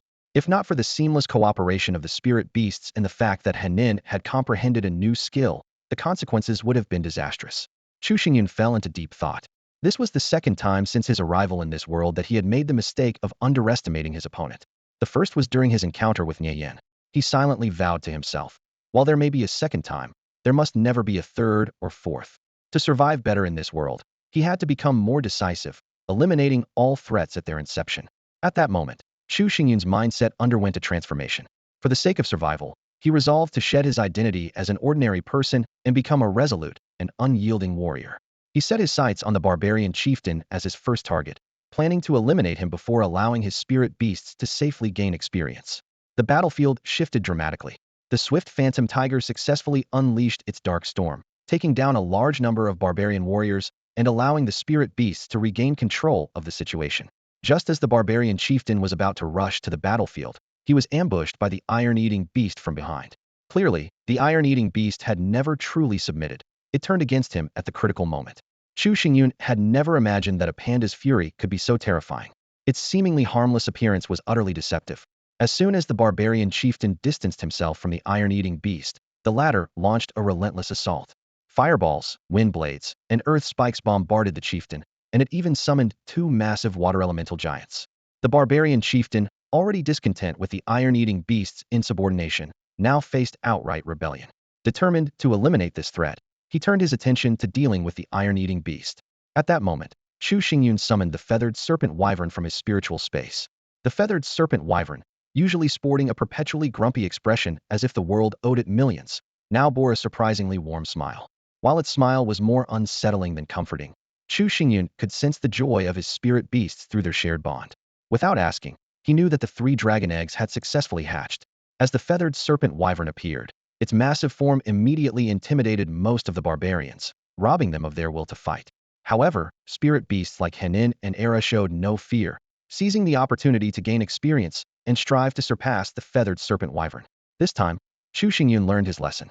He directly ordered the feathered serpent wyvern to subdue the barbarian chieftain, leaving no room for future threats. Then, he released the 3 newly hatched feathered serpent wyvern hatchlings from his spiritual space, intending to bond with them. The feathered serpent wyvern, receiving its orders, soared into the sky. Under the barbarian chieftain's terrified gaze, it executed a graceful aerial maneuver and struck with its massive tail, sending the chieftain flying nearly 100 meters. Yet, the barbarian chieftain's vitality was astonishing. Spitting blood, he somehow managed to stand back up and immediately turned to flee, showing no intention of continuing the fight. The barbarian chieftain was utterly shocked, unable to comprehend how such a seemingly frail human could tame those rare creatures. When he caught sight of the massive wyvern behind him, he was even more incredulous. Was this something a human could achieve? Was that truly a dragon? My god, it's enormous. Run. That dragon is terrifying. Chaos erupted among the barbarians as a cacophony of shocked, awestruck, and terrified voices filled the air. The once fearless and battle-hardened barbarian warriors scattered in panic. Don't let them escape, Chu Xingyun shouted. The feathered wyvern immediately understood and unleashed a long-range skill, blinding sandstorm, which instantly enveloped the entire battlefield, including the fleeing barbarian chieftain. The wyvern manipulated the wind element, whipping up the surrounding sand and dust into a massive encircling storm. Anyone attempting to pass through the storm would face a barrage of powerful attacks. Though the sandstorm's destructive force wasn't as deadly as the wyvern's direct attacks, its vast range made it devastating. With the wyvern's incredible combat strength, even a basic area attack was more than the defenseless barbarian warriors could withstand. The first barbarian to charge into the storm was instantly struck down, terrifying the others into halting their escape. Left with no choice, the barbarians were forced to continue fighting the spirit beasts, unknowingly providing them with a wealth of experience. The wyvern's overwhelming power not only shocked the barbarians, but also inspired the spirit beasts. So strong. Is this the difference in power? They marveled inwardly, fighting with renewed fervor as they eagerly sought to grow stronger. Meanwhile, the barbarian chieftain was desperately enduring the storm's damage, struggling to escape. But the wyvern had been instructed to incapacitate him, and there was no way it would let him get away. The wyvern gracefully spiraled through the air, performing its wyvern dance skill with increasing speed. As it closed in on the chieftain, who was battered and bloodied from the relentless storm, the wyvern's wings transformed into razor-sharp blades. In a stunning display of violent elegance, the chieftain's limbs were severed, leaving him utterly defeated. The wyvern grabbed the incapacitated chieftain and flew back to Chu Xingyun, unceremoniously dropping him to the ground, without concern for whether he was dead or alive. By now, Chu Xingyun had formed a strong bond of camaraderie with the three young wyverns. Gaining their trust had been surprisingly simple. Feeding them fish was all it took to win over the innocent little creatures. Unlike their mother, who suffered from extreme paranoia, the young wyverns quickly warmed up to Chu Xingyun and began playing with him. As Chu Xingyun enjoyed his time with the playful trio, a panda unexpectedly slipped past the spirit beast's defenses, seemingly eager to join in. Chu Xingyun hadn't paid much attention to the panda earlier, assuming that any spirit beast tamed by the barbarian chieftain couldn't be particularly powerful.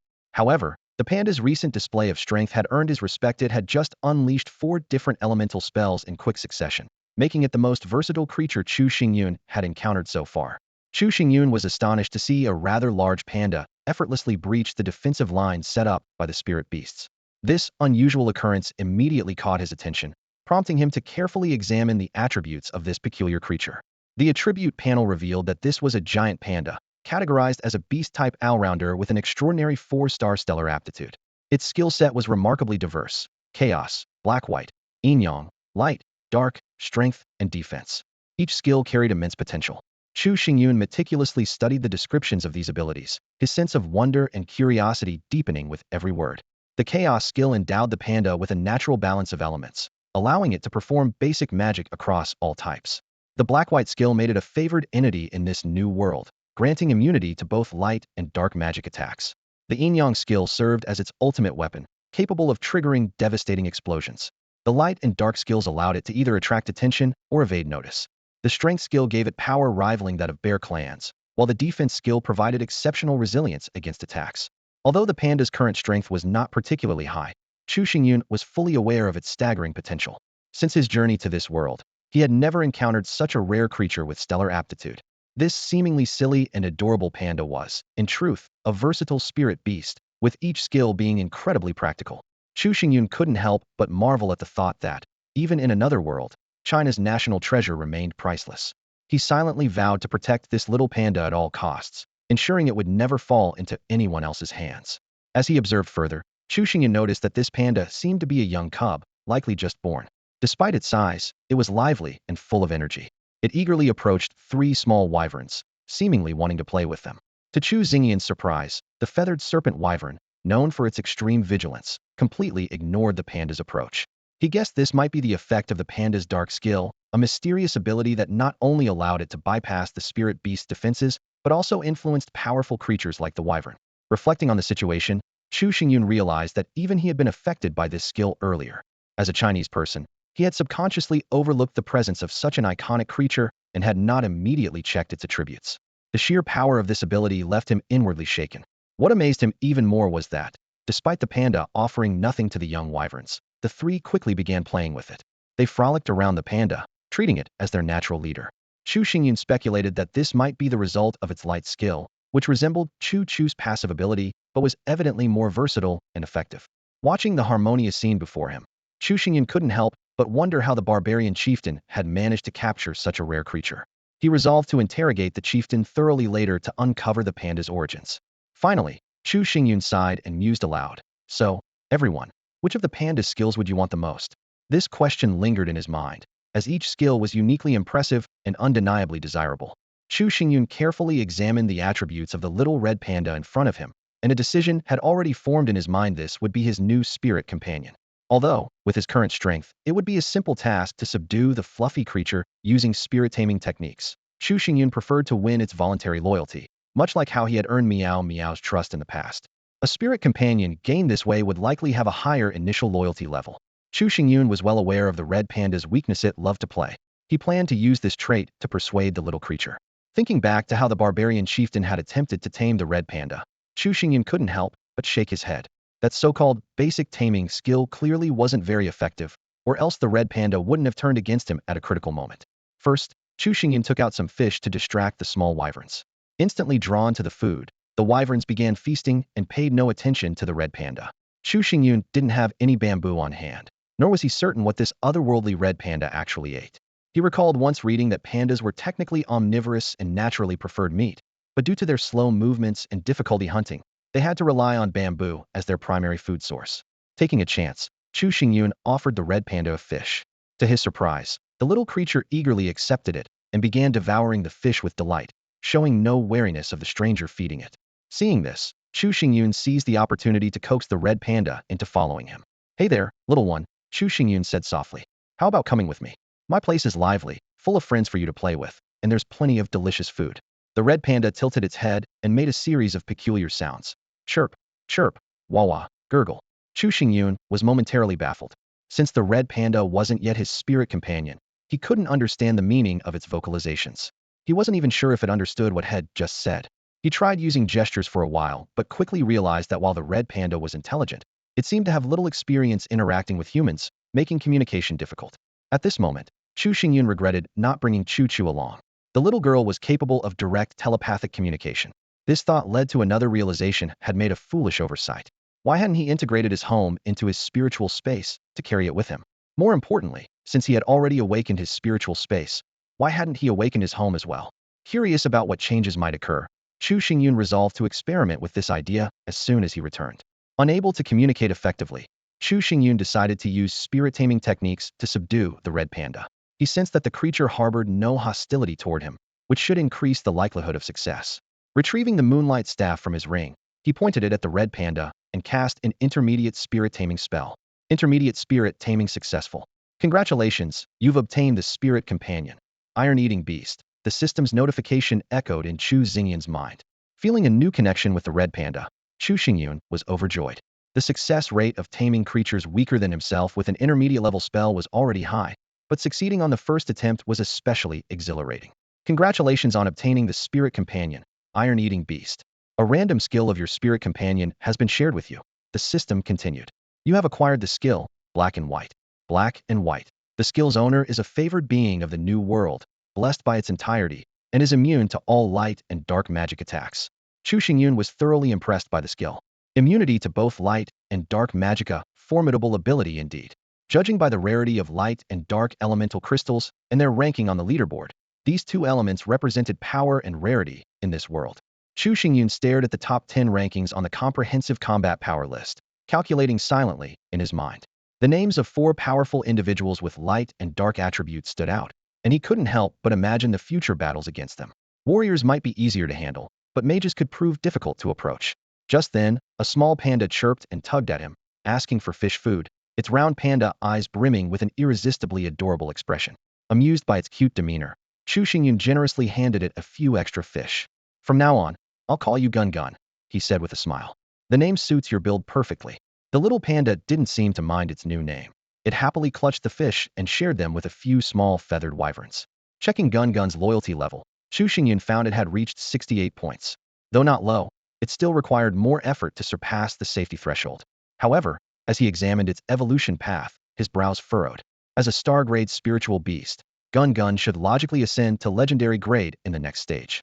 Yet the evolution path indicated that reaching legendary grade required becoming a deity first, implying that below divine level, star grade was the highest attainable. On the battlefield, barbarians were fleeing in chaos, relentlessly hunted by spirit beasts. The appearance of feathered wyverns and the capture of their chieftain had utterly crushed their morale. Once holding the upper hand with sheer numbers, the barbarians were now only concerned with escaping, having completely lost their will to fight. Noticing Gun's relatively low level, Chu Xingyun had a sudden idea and said to it, "Those barbarians are playing hide-and-seek with you. Go find them and take them down. Whoever gets the most will earn a reward." Gun seemed to understand, excitedly leading the 3 small wyverns to join the pursuit. Chu Xingyun wasn't worried about their safety. Despite their low levels, their combat strength was sufficient to handle ordinary barbarians. He followed behind, collecting spoils of war and storing the barbarians' corpses for Fenglu to process later. Because of its slower mobility, Fenglu had been left to guard their base, causing its level to lag behind. Chu Xingyun planned to save future experience pills as rewards for it. In just over 10 minutes, the entire barbarian tribe was annihilated. Although the other spirit beasts hadn't reached level 10, they were all nearing the threshold. Once they broke through, they would acquire new skills and significantly enhance their combat power. Gun and the 3 young wyverns, however, made impressive gains. Gun leveled up directly to level 6, and the newly hatched wyverns reached level 3. Watching their rapid progress, Chu Xingyun couldn't help but feel a twinge of nostalgia, recalling the hardships he faced when leveling up in the past. This battle not only greatly strengthened the spirit beasts but also paved the way for Chu Xingyun's future development. Chu Xingyun achieved a decisive victory, completely annihilating the barbarian tribe and eliminating a hidden threat. The spirit beasts expended significant energy during the intense battle, so Chu Xingyun returned them to the spiritual space to rest, leaving only Mo Fair outside to assist in gathering the spoils of war. The barbarian tribe was not small, with several hundred people living together. Chu Xingyun meticulously searched each stone house, a time-consuming and labor-intensive task. He eventually approached the tribal chief, throwing a basin of cold water onto the chief's bloodied and battered face. The tactic proved effective, as the chief, who had fallen unconscious after losing all 4 limbs, was jolted awake and let out a heart-wrenching scream. Despite the barbarian chief's tenacious vitality, a result of rigorous physical training, which kept him from immediate death, the excruciating pain from losing his limbs was indescribable. The harrowing cries made even Chu Xingyun feel a chill, silently marveling at how unbearable the pain must be. Overhearing Chu Xingyun's murmurs, the barbarian chief rolled his eyes and fainted again. Left with no choice, Chu Xingyun doused him with another basin of cold water. This torment was even crueler than interrogation, as the barbarian chief endured unimaginable agony every passing moment. Chu Xingyun spoke coldly, "I keep my word. I said I'd wipe out your barbarian tribe, and I meant every single one of you. Now, tell me, where have you hidden your treasures? Cooperate, and I'll grant you a swift death." The barbarian chief shouted maniacally, "You'll meet a grim end. The rulers of the 3 sacred mountains won't let you go." The 3 sacred mountains. Chu Xingyun frowned. It seemed this old man had some significance. He had heard of the 3 sacred mountains before, during the time he subdued the swift shadow phantom tiger. According to the tiger, the mountains were home to 3 immensely powerful rulers, beings capable of annihilating it effortlessly. The tiger had once been captured to guard the mountain gate, but later managed to escape back to the forest. Chu Xingyun mused inwardly. It seemed his fate was intertwined with the 3 sacred mountains. He kept running into their underlings. Would they eventually come seeking revenge? Outwardly, however, he maintained his stern demeanor. "Stop wasting time. Tell me where you've hidden the treasures." The barbarian chief grew even more frenzied, laughing wildly. "When the people of the 3 sacred mountains find out our tribe hasn't paid tribute, they'll come to investigate. Once they find you, you're as good as dead." Ha ha. He began hurling curses at Chu Xingyun, clearly unwilling to divulge any information. Seeing this, Chu Xingyun unleashed a precise wind blade, severing the barbarian chief's neck in an instant. The chief's headless body fell lifelessly to the ground in a gruesome scene, akin to being torn apart by 5 horses. A system notification promptly sounded. "You have gained 20 experience points. Progress to level 12. 128300. Chu Xingyun nodded in satisfaction. Not bad. Killing higher-level enemies really does yield better experience. He quickly gathered the spoils from the barbarian chief, picking up the flashy battle axe he had previously thrown with the Xingyun toss. Another system notification appeared. "You have obtained exceptional dual axes. You have obtained fire source crystals X21. You have obtained dark source crystals X18. You have obtained Basic Taming Manual. Would you like to convert it into a skill book? Chu Xingyun decisively chose no. He reasoned that if the system converted it into a skill book, he wouldn't be able to study it directly. Keeping it in its original form would allow him to examine it himself. After all, if even the barbarian chief could understand it, there was no reason he couldn't. Chu Xingyun picked up the basic taming manual made from animal hide and began to carefully flip through it. The manual was predominantly illustrated, and although the text was incomprehensible, Chu Xingyun could still grasp the general meaning of its content. As he delved deeper, his brows furrowed tighter and tighter, until he finally understood why Gun Gun had turned against them. This so-called basic taming manual was nothing short of a cruel guide to torture. Its core philosophy could be summarized as a cycle of confinement, beating, and submission. Chu Xingyun couldn't help but imagine the inhumane abuse Gun Gun must have endured under the barbarian chieftain, and a surge of anger rose in his chest. This manual really suits the barbarians, Chu Xingyun sneered coldly. Brutal and simplistic.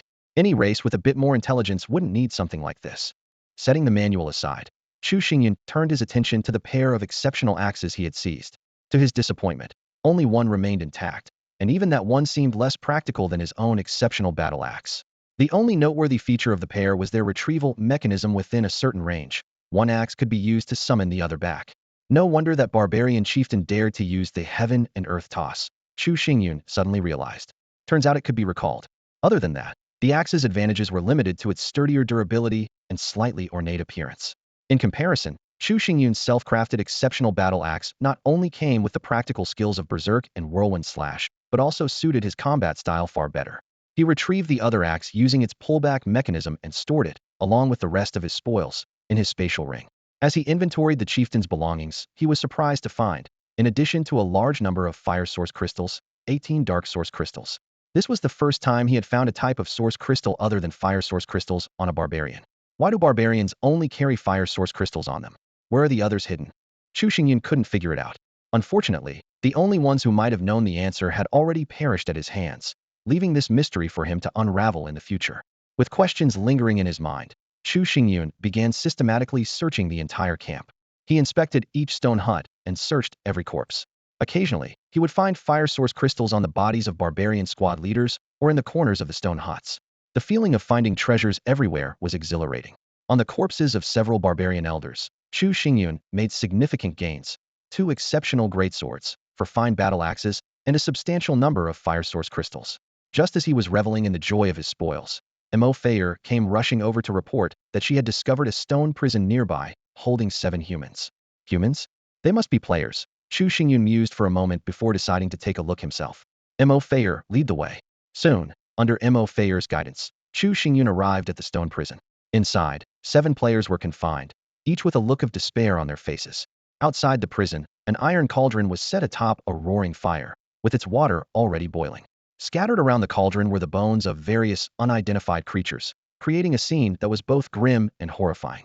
Suddenly, a male player noticed Chu Xingyun's arrival. His previously lifeless eyes lit up instantly, and an expression of surprise and joy appeared on his face. "Look, someone's here," he shouted excitedly. "Are you here to rescue us?" The other players turned their heads at the sound, and upon seeing Chu Xingyun, their despair turned to elation. "Someone's really here. Help us," a female player cried out. "It's the war god. The #1 player on the leaderboard, Boss Chu," another exclaimed. "We're saved now. Those barbarians are no match for him." "Who would have thought the war god of Huaxia is in the same zone as us?" someone speculated. "Did he see our SOS in the regional chat and come to rescue us?" Chu Xingyun stood silently outside the prison, listening to their chatter. The 7 players, 4 men and 3 women, were all around level 7, with ordinary professions.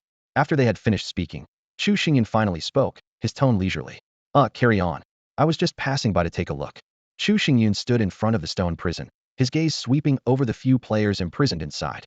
They looked at him with eyes full of hope and pleading, as if he were their last chance. Kind-hearted as he was, Chu Xingyun couldn't help but feel a twinge of sympathy. "Although I didn't come here specifically to save you," he said slowly, his voice tinged with hesitation, "you might want to think about what value you can offer me to make it worth my while. He'll come back later." With that, Chu Xingyun turned and walked away, leaving the 7 players in the cell staring at each other in bewilderment. His steps were firm as he headed toward the heart of the battlefield, his mind focused on more pressing matters. Rescue them first? What a joke, Chu Xingyun muttered to himself, his eyes scanning the scattered spoils of war. With a barbarian tribe this big, there's bound to be some treasure chests or something valuable lying around, right? He bent down, carefully inspecting every item on the ground. A thought crossed his mind. If someone else got lucky and found the treasure first, would he have to take it back from them? Shaking his head, Chu Xingyun dismissed the idea. He had learned long ago never to test human nature because human nature could never withstand scrutiny. Time ticked by as he continued searching the stone houses and gathering loot.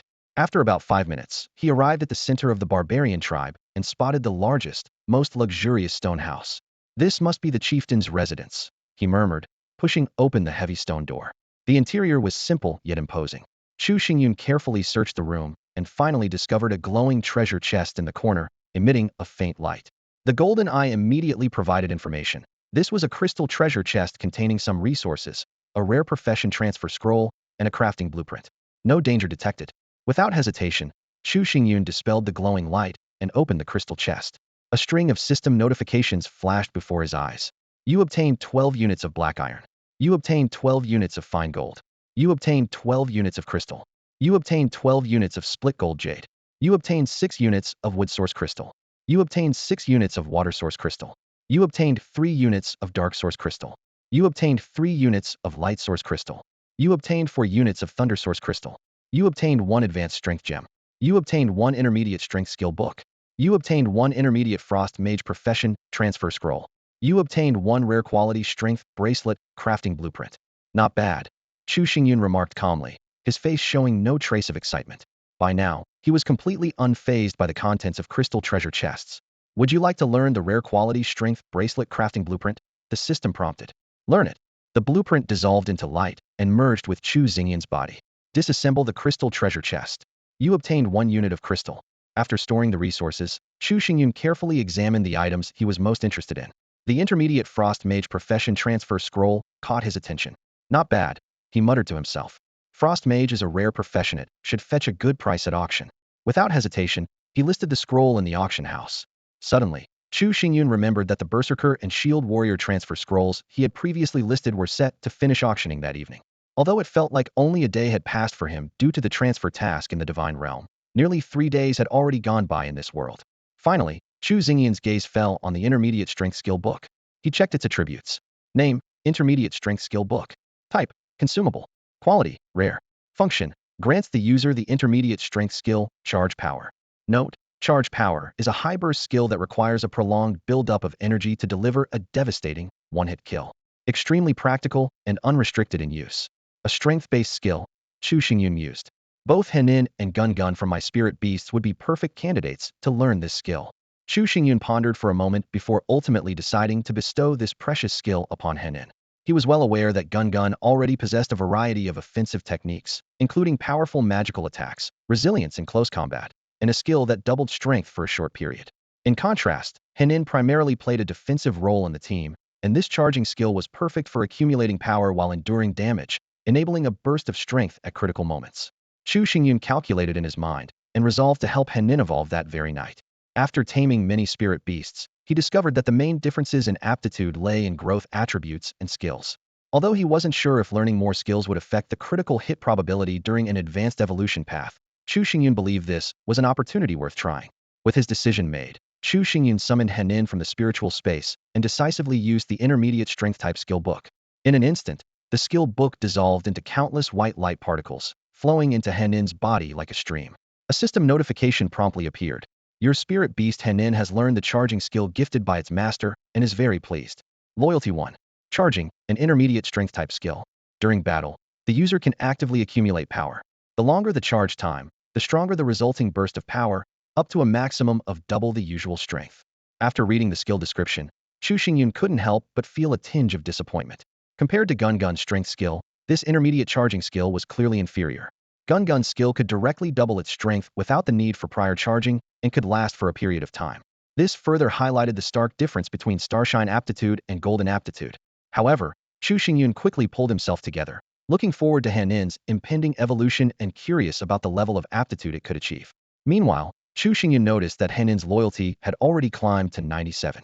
He calculated that helping Henin evolve might further increase its loyalty, bringing it close to a perfect score of 100. Chu Xingyun then turned his attention to the properties of the advanced strength gem he had obtained. Name, advanced strength gem. Type, consumable. Quality, rare. Effect, strength 5. Note, can be embedded in weapons or armor. Higher grade equipment can accommodate more gems, and higher quality gems provide greater attribute bonuses. Chu Xingyun nodded in approval. This gem was significantly stronger than the low-level strength gem he had acquired previously. He recalled the rules for embedding equipment. Exceptional quality allowed 1 slot, rare quality 2, perfect quality 3, epic quality 4, and legendary quality 5. Without hesitation, Chu Xingyun embedded the advanced strength gem into the Bear King armor. He calculated that if he could fill all the equipment slots with various gems, the resulting attribute boost would be astonishing. Finally, Chu Xingyun's gaze fell on the splitting gold jade stone. This rare material struck him as unusually heavy and was a key component for crafting rare quality strength bracelets. He opened the crafting interface and carefully reviewed the required materials. Rare quality strength bracelet. Shen iron, 30110. Fine gold, 1705. Splitting gold jade stone, 125. Wood essence crystal, 65. Earth essence crystal, 225. Description: strength bracelets can be worn by any creature that meets the strength requirement. The size can be customized based on need. Chu Xingyun silently committed this information to memory, preparing for future equipment crafting. Chu Xingyun felt a surge of joy as the crystal treasure chest revealed a precious wood essence crystal. It couldn't have come at a better time. Upgrading his level 4 homestead had completely depleted his reserves of wood essence crystals, and his other resources were running dangerously low. With the materials now ready, he immediately began crafting. As a flash of light illuminated the room, a gold-and-silver interwoven bracelet appeared in his hand. The moment Chu Xingyun picked it up, he was startled by its hefty weight. The bracelet was intricately crafted, with gold and silver threads intertwined and adorned with shimmering jade stones. Its sheer weight alone made it unsuitable for the average person to wield. The moment he put it on, Chu Xingyun regretted it. The overwhelming weight made every step a struggle, let alone engaging in combat. He quickly examined the attributes of this rare quality strength bracelet. Name: rare quality strength bracelet. Type: weapon. Quality: rare. Attack power: extremely high. Special effect 1. Crafted with split gold jade and infused with refined black iron, it boasts unparalleled durability, capable of smashing enemies without breaking. Special effect 2. Direct attacks have a chance to deal critical damage or stun enemies. Special effect 3. Comes with the skill Strength Amplification, which temporarily increases the wearer's strength by 20. However, consecutive usage may cause physical strain. A 30-minute interval is recommended. Equipment requirement: Strength 50. Note: while it grants immense power, it may hinder the wearer's movement speed. Chu Xingyun was amazed this piece of equipment was clearly designed for pure strength-based warriors or creatures like Henin and Gun. At level 11, his strength, including bonuses from titles and gear, was only 59 points thanks to his class upgrade. For most players, equipping this at level 10 would already be a significant achievement. He sighed in frustration. If he had known, he would have crafted it to fit Henin or Gun's size. While the Bear King armor had size restrictions, this strength bracelet could be customized as long as the strength requirement was met. As it happened, Henin had just finished learning a new skill and hadn't yet returned to the spiritual space. Chu Xingyun decided to let it try on the bracelet. To his surprise, the bracelet, which fits snugly on his wrist, was a perfect fit for Henin's finger. Suddenly, a system notification popped up. Your spirit beast Henin greatly appreciates the ring gifted by its master. Loyalty 1. Chu Xingyun froze. What the heck?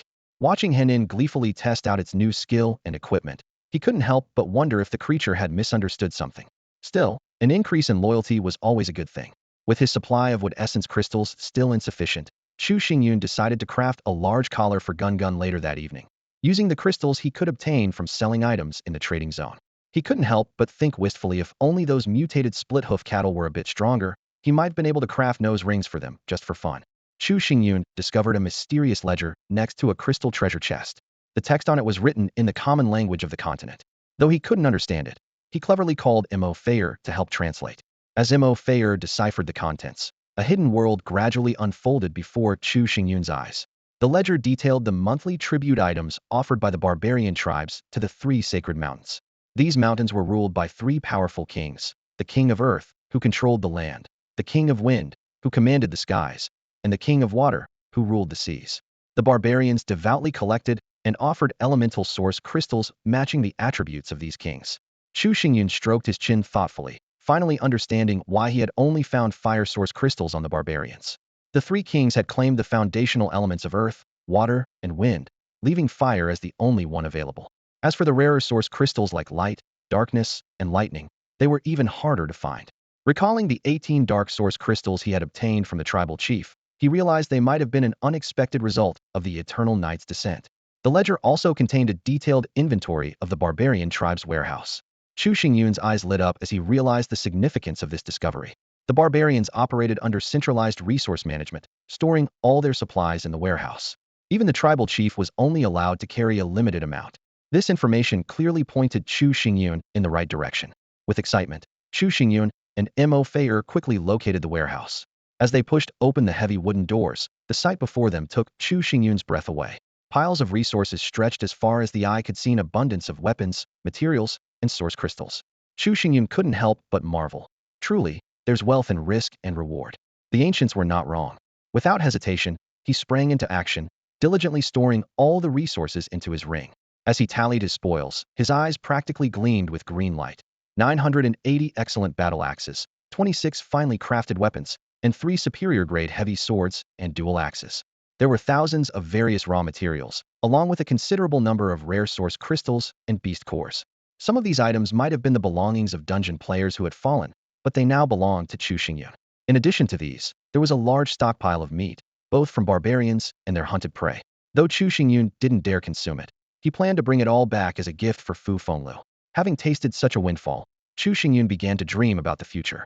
If a single barbarian tribe could amass such a diverse and abundant collection of resources every month, perhaps he could try to subjugate similar tribes in the future, making them offer tributes to him just as they did to the 3 sacred mountains. With this thought, Chu Xingyun's ambitions grew even larger. If a small barbarian tribe could yield so much, how wealthy must the 3 sacred mountains receiving tributes from countless tribes every month be? He resolved to find an opportunity to explore the 3 sacred mountains and uncover their secrets. If he could gain control over the entire 3 sacred mountains, wouldn't he have an endless supply of resources? Chu Xingyun etched this ambitious plan into his mind, his eyes gleaming with determination and anticipation. Chu Xingyun returned to the stone prison alone, carrying the spoils of his recent plunder. The 7 imprisoned players, upon seeing his figure, immediately lit up with joy as though they had seen their savior. The stone prison became lively in an instant, with everyone eagerly trying to prove their worth, hoping to gain the favor of this powerful individual. A middle-aged man with a round face and a large build was the first to speak, his tone ingratiating and pleading. "Boss, please, save me. I'm a national-level chef, and before all this, I was the head chef at a Michelin 3-star restaurant. They'll cook for you for free for the rest of my life." Hearing this, Chu Xingyun glanced at the man and couldn't help but shudder slightly. He shook his head and replied, "No, thanks. If you were a beauty, I might have considered it." Although the idea of having a personal chef was tempting, Chu Xingyun quickly dismissed it. He had just reminded himself to be more cautious. How could he trust a stranger so easily? Upon hearing his response, a female player with decent looks immediately seized the opportunity. In a coquettish tone, she said, "Please save me. If you get me out of here, you can do whatever you want with me." As she spoke, she fluttered her eyelashes and sent flirtatious glances his way. Chu Xingyun looked at the overly self-assured woman with an expression of disbelief and replied righteously, "If I save you, and you're already thinking of taking advantage of me, give up on your delusions. I'm a man you'll never have." The female player was left stunned. If not for the fact that she still needed his help, she might have cursed him out on the spot. Just then, a warrior player with a full beard stepped forward and spoke up. "Boss Chu, I've got 6 source crystals left in the trading area, unclaimed. If you get me out, they're all yours, along with over 2,000 copper coins they'll transfer to you." Chu Xingyun nodded approvingly. "Not bad, you're pretty sharp." As he spoke, he accepted the man's offerings. Seeing this, the other players quickly followed suit, handing over all their valuables to Chu Xingyun. After tallying everything, Chu Xingyun found that the currency totaled 2 gold, 74 silver, and 64 copper coins, with more than half contributed by the flirtatious female player. Additionally, there were 33 source crystals, 5 earth crystals, 6 wind crystals, 10 water crystals, 8 wood crystals, and 4 dark crystals. After collecting the resources, Chu Xingyun couldn't help but sigh. "How did you all manage to end up in such a sorry state? You're practically broke." The players, hearing his remark, lowered their heads in shame, unable to respond. Chu Xingyun then pulled out a battle axe and, with a few swift chops, broke the lock on the stone prison, freeing the group. The rescued players expressed their gratitude profusely, with 2 of them even dropping to their knees in tears. "Thank you so much," one player exclaimed emotionally. "We've been calling for help in the regional chat, but all those loudmouths who usually brag ran scared the moment they heard it was a barbarian tribe. They all chickened out. You're the only one we could count on." "Boss, did you kill all the barbarians? That's incredible," another player marveled. "Boss, can I follow you? They'll serve you tea and water. Boss, they'll even have your kids." Faced with their mix of genuine and sycophantic gratitude, Chu Xingyun simply smiled faintly and said nothing more. He knew that in this perilous world, the only one he could truly rely on was himself. The woman who had just been rejected by Chu Xingyun was still unwilling to give up. Her eyes sparkled with a peculiar light as she boldly moved closer to him again. Seeing this, Chu Xingyun decisively took a step back and once more politely declined the crowd's attempts to curry favor with him. He thought to himself, since he had already refused, he might as well make a friendly gesture. Chu Xingyun retrieved a few of the barbarians' collected prey from his storage space and distributed them to the surrounding people. Pointing at the steaming pot outside the stone cell, he joked half seriously, "These are for you, free of charge. The fire's still burning. Should I call in a Michelin 3-star chef to show off some skills?" No sooner had he finished speaking than an unexpected scene unfolded. 3 people with weaker stomachs suddenly began vomiting uncontrollably, while the rest turned pale as if they had seen a ghost. Witnessing this, Chu Xingyun patted his chest in relief and thought, "Good thing I didn't actually call that so-called Michelin chef. Just how bad would their cooking have to be to scare people like this?" Just as Chu Xingyun was about to leave, he suddenly remembered what Peter had mentioned earlier about the ruins. Casually, he asked, "By the way, I've been busy lately and haven't kept up with the chat channels. Do any of you know if there's been any news about the ruins being opened?" The woman, eager to win Chu Xingyun's favor, immediately chimed in, I know. Raising an eyebrow, Chu Xingyun gestured for her to continue. Excitedly, the woman explained, "This happened 2 days ago and sparked a heated discussion in the world chat. It all started when the 4th-ranked powerhouse on the comprehensive combat leaderboard, the Holy Dragon Knight Hulk, listed a world-class ruins teleportation scroll in the auction house. Then, he posted an article about the world-class ruins on the survival forum. Holy Dragon Knight? 4th on the leaderboard." Chu Xingyun murmured to himself. "Seems like there have been some changes recently." Saying this, he opened the rankings to check. The comprehensive combat leaderboard displayed. First, Chu Xingyun, profession, intermediate spirit master, combat power, 240. Second, Peter, profession, intermediate light arbiter, combat power, 122. Third, Zal, profession, junior dark ranger, combat power, 102. Fourth, Hulk, profession, junior holy dragon knight, combat power, 98. Fifth, Yin, profession, junior phantom thief, combat power, 96. Chu Xingyun analyzed the changes on the leaderboard carefully. He noted that his and Peter's positions remained secure, but Peter's rapid advancement and combat power growth surprised him. He knew his high combat power was largely thanks to the feathered serpent wyvern. Without it, he would likely be on par with Peter. The 3rd place being taken by Zal, the Dark Ranger, didn't surprise Chu Xingyun. He recalled how Zal had seized the opportunity to rise to 3rd place during the Eternal Night event. 4th place, however, had shifted to Hulk, the Holy Dragon Knight, a name Chu Xingyun hadn't heard before. With a hint of sarcasm, he asked, "Holy Dragon Knight? Does he actually have a dragon?" The woman quickly replied, "It's very likely. I heard that not long after Hulk crossed over, he found a light altar. After praying devoutly there, the light god bestowed upon him a holy dragon egg. But that's just what I heard. I'm not sure if it's true." Chu Xingyun rolled his eyes at the woman. He knew this rumor was probably true, as it matched the information he had. He thought to himself, "Looks like this Hulk is another overpowered player. I wonder what rank his holy dragon is. If it's only diamond tier, it's manageable. But if it's star tier, he's definitely going to be a formidable rival." What surprised Chu Xingyun the most was Yin, who had climbed to 5th place on the leaderboard. He couldn't help but marvel. That guy really is impressive. Chu Xingyun stood still, his brows furrowed. He had thought that after his class transfer, he would leave the other players far behind. However, reality hit him hard. These cheaters clearly had more tricks up their sleeves, making the situation increasingly unpredictable. His thoughts drifted to Hawk, the lucky player who had obtained a dragon egg shortly after transmigrating. Hawk was likely still in the newbie protection period. The Dark Lord had yet to make a move, and the Eternal Night had not begun. Hawk's slow development in the early stages was probably a deliberate effort to gather resources for hatching the dragon egg. Chu Xingyun's gaze deepened as he realized that before their batch of players transmigrated, the gods might have already planted their pieces on this new plane. The moon goddess altar, the light god's altar, these were clear evidence. He had naively assumed that the first altar everyone encountered on this new plane was the moon goddess. But now, it seemed likely that the altars varied depending on the region, and each player might have encountered a different one. This thought brought to mind a female player named Qin Lan, who might be in the same region as him. Chu Xingyun couldn't help but silently criticize the god's actions. Helping players at the start wasn't enough for them. They even sent class transfer scrolls directly, as if determined to support some players all the way. Frowning, he pondered why these gods had gone to such great lengths to set up arrangements on this new plane. Was it really just to compete for faith? After all, leaving a mark on a new plane was no easy task. Even powerful beings like the Dark Lord and the Moon Goddess had to pay a significant price to achieve it. Shaking his head, Chu Xingyun decided not to dwell on these complicated matters for now. As long as he could maintain his advantage, he wouldn't need to worry about the gods' subtle maneuvers in this new plane. Turning to the players around him, he asked, "What's the deal with this world-class ruin?" A player quickly explained, "Ruins are divided into regional and world-class types. Regional ruins are discovered within survival zones, and players in the zone can directly enter to explore. World-class ruins, on the other hand, open at irregular intervals. Before they open, players can obtain world-class ruin teleportation scrolls from treasure chests. Each region gets the same number of scrolls. When the time comes, players holding the scrolls are teleported into the world-class ruin." Another player added, "In a world-class ruin, there will be a huge number of players, not just from your own region, but from others as well. There are plenty of valuable items inside, so it's bound to be a chaotic battle. But with your strength, Boss Chu, players from other regions wouldn't stand a chance. If you enter a world-class ruin, you definitely dominate."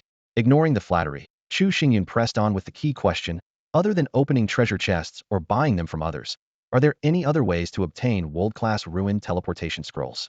The group shook their heads, indicating they didn't know. "This ruin opens in 3 days?" Chu Xingyun asked. "Yes, that's what Halk's post said," one player confirmed. Chu Xingyun calculated in his mind. 3 days should be enough time for the leading players to reach level 10 and complete their first class transfer mission, especially if they manage to get a class transfer scroll. "How many slots does each region get?" he continued to ask. "No specifics on that. Halk's post didn't mention it either," a player responded. "But it's at least 2. Hawk alone got 2 scrolls." Chu Xingyun's final question was, "Has anyone in our region obtained a world-class ruin teleportation scroll yet?" Chu Xingyun waved goodbye and left gracefully. He leaped onto the swift phantom tiger, spread its iron wings, and disappeared into the distance, leaving behind a figure that many couldn't help but envy. Some sighed, marveling at how 2 people could transmigrate at the same time, yet end up worlds apart. Instead of heading straight home, Chu Xingyun summoned his star-class spirit beast, the panda Gungun. However, as soon as Gungun appeared, it was in a dazed state, leaving Chu Xingyun puzzled. He then called upon Ma Fei'er to inquire about the situation. Ma Fei'er chuckled and explained, "That silly bear was showing off the ring you gave it in the spiritual space. Gungun wanted to play with it, but got rejected. When it tried to steal the ring, that rascal used the ring to flick Gungun on the head, and it passed out." As she spoke, she didn't forget to hint at Chu Xingyun's favoritism. Chu Xingyun sighed and reassured her, "All right, be good. I'll get you a stylish bikini set when we get back." The promise immediately lifted Ma Feier's mood. Chu Xingyun chuckled softly. Gungun is really bold, daring to provoke someone a size bigger like Hanhang. But Hanhang knows how to play, too, using the rare quality power bracelet with its paw. No wonder Gungun got knocked out. He tried to wake Gungun up. After gentle pats failed, he reluctantly added a trace of pain-stimulating energy. With a sharp yelp, Gungun finally woke up. Realizing it was high in the air, the little panda became excited, rolling around on the iron wings without any fear of heights. Chu Xingyun called Gungun over and asked if it remembered the place where it used to live. Fortunately, Gungun wasn't directionally challenged and was able to find the way home. Following its lead, the swift spectral tiger leapt over 3 small hills, and on the 4th hill, Chu Xingyun caught sight of a lush bamboo forest in the distance. When Gungun saw the familiar bamboo forest, it was so excited that it could hardly contain itself. It couldn't wait and leapt off the back of the still-moving swift spectral tiger. Its round, chubby body curled into a ball midair, rolling 5 or 6 times on the ground before coming to a steady stop. The scene was both amusing and endearing, bringing a smile to anyone who watched. Chu Xingyun didn't immediately land. Instead, he hovered in the air, carefully scanning the entire bamboo forest below. His sharp, eagle-like eyes swept over every inch of the area, but he didn't notice anything unusual. After asking Gungun, he learned that the adorable panda didn't have a fixed den and instead roamed freely within the depths of the bamboo forest. The bamboo forest wasn't very large, so Chu Xingyun decided to conduct a thorough search. He thought to himself that a habitat for a spirit beast with star-grade potential must have something special about it. He summoned his spirit companions, instructing them to assist in searching for anything unusual within the forest, while he activated his golden eyes to study the seemingly ordinary bamboo grove more closely. However, all he could see were densely growing, ordinary bamboo stalks. As he ventured deeper into the forest, he casually collected some bamboo, planning to use it later to improve Gungun's meals. He hadn't gone far when he encountered 3 waves of attacks from bamboo rats. These bamboo rats were all large in size, but not particularly strong, making them nothing more than minor nuisances for Chu Xingyun to easily dispatch. Recalling the rumors about the delicious meat of bamboo rats, Chu Xingyun wasn't particularly interested in eating rodent meat. Instead, he had a sudden thought, would Meow Meow like it? Using his telepathic skill, he switched to Meow Meow's perspective. Sure enough, Meow Meow was happily playing with a bamboo rat, thoroughly enjoying itself. Unaware of Chu Xingyun's ability, Meow Meow suddenly sensed something unusual and became instantly alert, looking around cautiously. It wasn't until Chu Xingyun explained the situation that Meow Meow relaxed. though it made sure to mention it preferred fish and cheekily asked when Chu Xingyun would gift it a ring. This telepathic exchange seemed to strengthen their bond, and Mao's loyalty increased by 1. After gaining this boost in loyalty, Chu Xingyun swiftly withdrew from the connection. At that moment, all he wanted was to scold Gun Gun for its show-off tendencies. He used his telepathic skill again to tap into Gun Gun's perspective. The carefree panda remained blissfully unaware of anything unusual, leisurely wandering around the bamboo forest. When Chu Xingyun suddenly spoke, it startled Gun Gun so much that it nearly jumped. Chu Xingyun sternly warned Gun Gun not to flaunt gifts in the future, or else he would confiscate them. Stunned by his master's mysterious ability, Gun Gun's loyalty also increased by 1, reaching 99 points.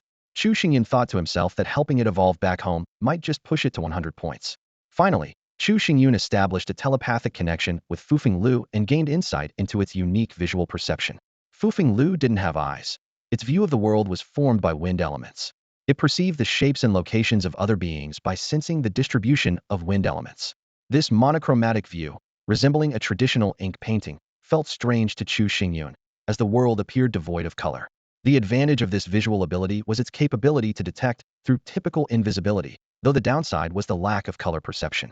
After communicating with Fufeng Lu and confirming that the area was safe and free of any intruders, Chu Xingyun ended the telepathic connection. He refocused his attention on exploring the mysterious bamboo forest, eager to uncover more surprises. Chu Xingyun's mystical handling of his spirit companion, the wind willow, left it awestruck, subtly increasing its loyalty by 2 points.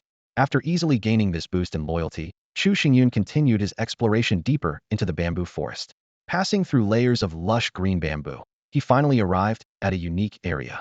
Here, the bamboo wasn't the ordinary green variety, but a grove of purple bamboo. Even more astonishing, the grove was distinctly divided into 2 parts. One section was a deep, inky purple, while the other was a soft, misty lavender. From a bird's-eye view, the arrangement of the purple bamboo formed a yin-yang-like pattern, mysterious and profound. Just as Chu Xingyun was about to examine the attributes of these purple bamboos more closely, the sound of intense fighting suddenly reached his ears from a distance. The commotion was coming from the direction where Gun Gun had wandered off. Although Gun Gun had already reached level 6 with a combat power of 88, rivaling other spirit companions, Chu Xingyun still felt uneasy. Without hesitation, he sprinted toward the source of the noise, mentally summoning his other spirit companions for backup. Before long, Chu Xingyun arrived at the scene of the battle. The sight before him was shocking. Gun Gun was surrounded by a group of golden-haired monkeys. These creatures resembled golden snub-nosed monkeys, but were clearly far more ferocious. The outer ring of monkeys hurled stones relentlessly, while those closer unleashed beams of golden light at Gun Gun. Despite the onslaught, Gun Gun showed no fear. The golden light beams seemed to have no effect on it, but the stones from afar posed a real threat.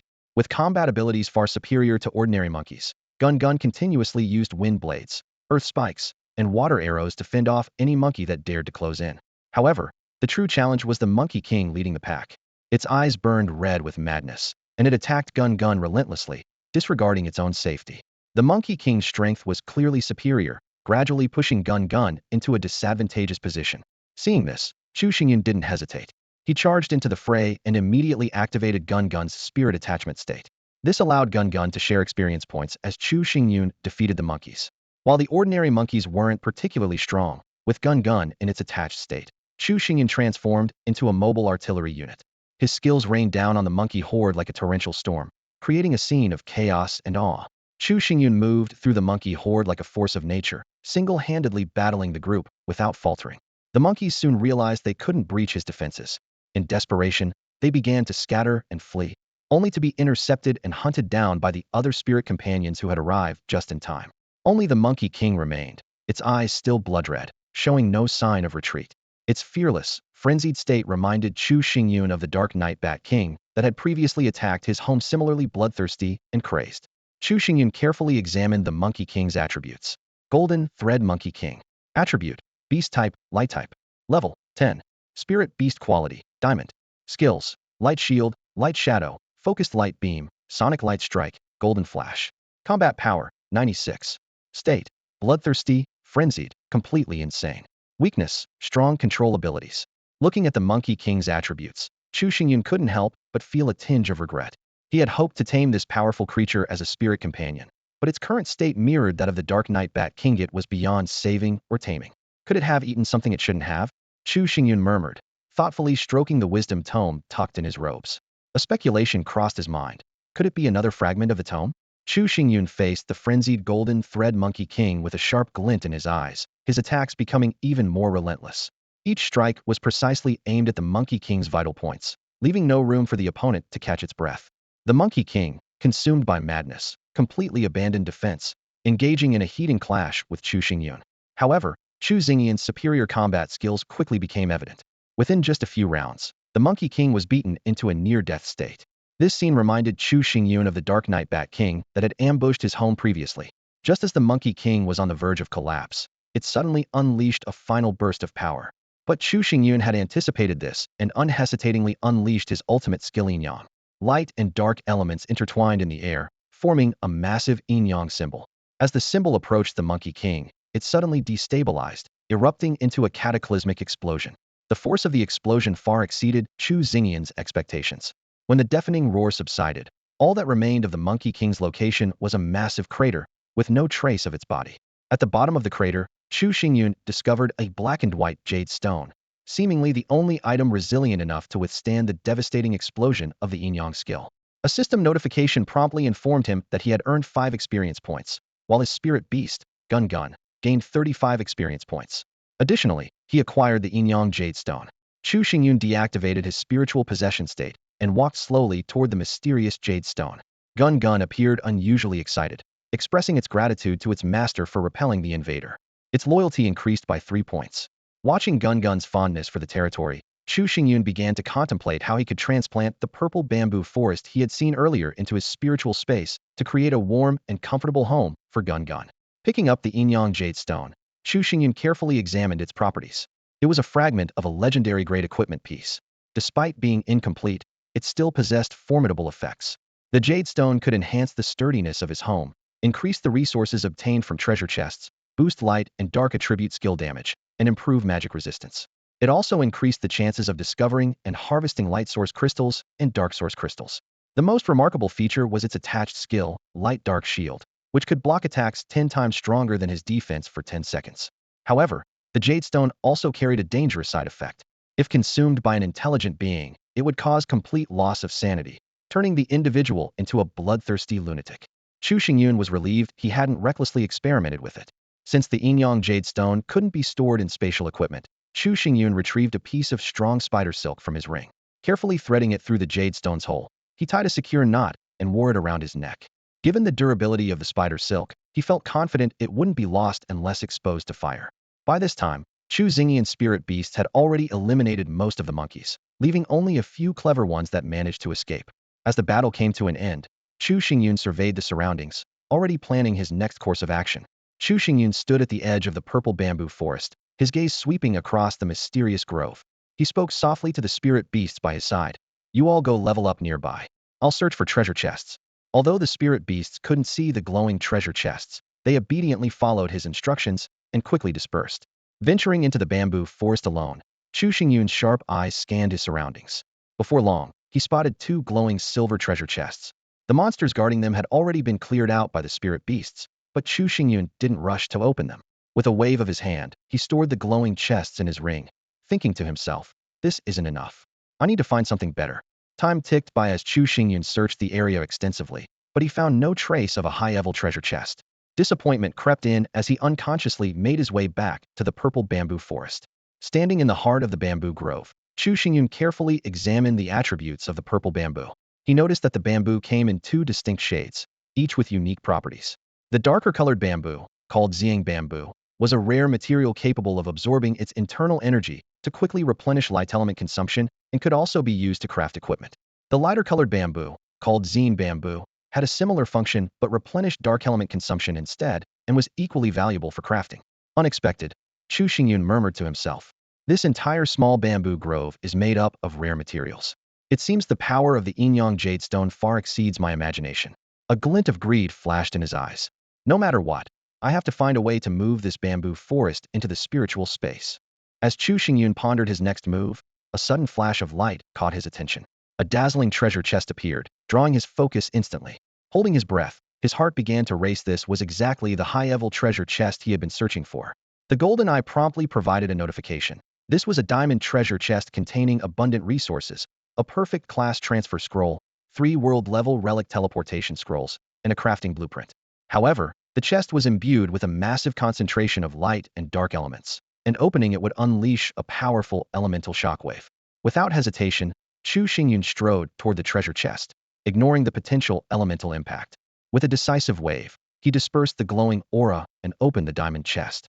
A series of system notifications flashed before his eyes. He had obtained various rare materials, including black iron, refined gold, crystal, and diamond, multiple source crystals, advanced experience pills and skill books, an intermediate phantom thief class transfer scroll, world-level relic teleportation scrolls, and a perfect blueprint for crafting a holy light sword.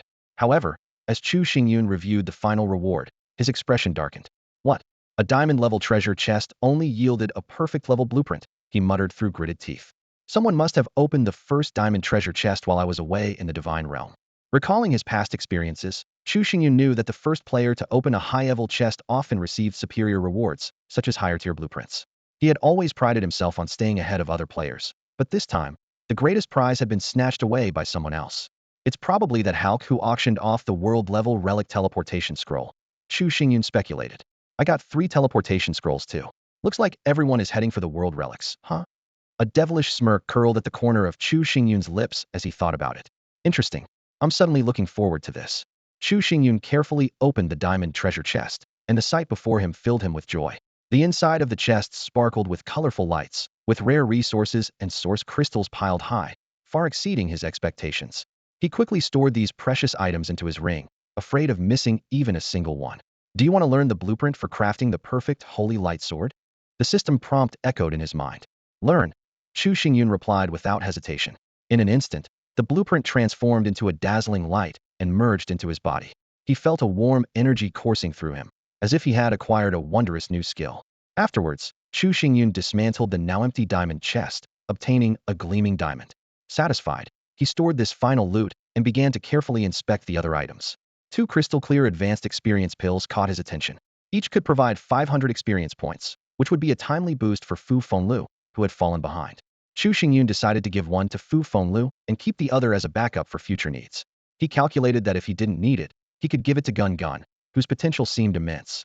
By his estimation, Gun Gun might surpass the combat power of a level 20 feathered serpent wyvern before even reaching level 15. Among the spoils, what excited Chu Xingyun the most was a high-level dark element skill book. He eagerly examined its attributes. Name, Advanced Dark Skill Book. Type, Consumable. Quality, Perfect. Function, grants the dark element advanced skill Shadowbind upon use. Note, can be learned by any creature with dark attributes. Shadowbind. Chu Xingyun murmured in surprise. Isn't this exactly the type of control skill our team desperately needs? After a brief consideration, he realized that while both the Swift Ghost Tiger and Mo Fair met the learning requirements, a control skill was undoubtedly more suitable for Mo Fair. Without delay, Chu Xingyun decided to teach it to her immediately to enhance the team's overall strength. Through telepathic communication, Chu Xingyun summoned Mo Fair. The young night demon, curious about her master's intentions, quickly approached him. You've been performing well lately, Chu Xingyun said with a smile. As a reward, I'm going to teach you a new skill. To his surprise, Mo Fair politely declined the offer. She explained, there's no need. For us night demons, we naturally comprehend suitable skills as we reach certain levels. Learning other skills is not only difficult, but also requires compatibility with our attributes.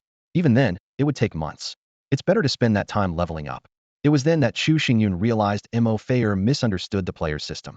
He asked directly, did your father never tell you that we players can directly acquire skills without the need for prolonged learning? Mo Fair was visibly shocked and asked in disbelief, really? Chu Xingyun sighed, then flashed a sly smile. Intelligent beings can be so stubborn. Just give it a try or you'll see. Close your eyes, and let me work my magic.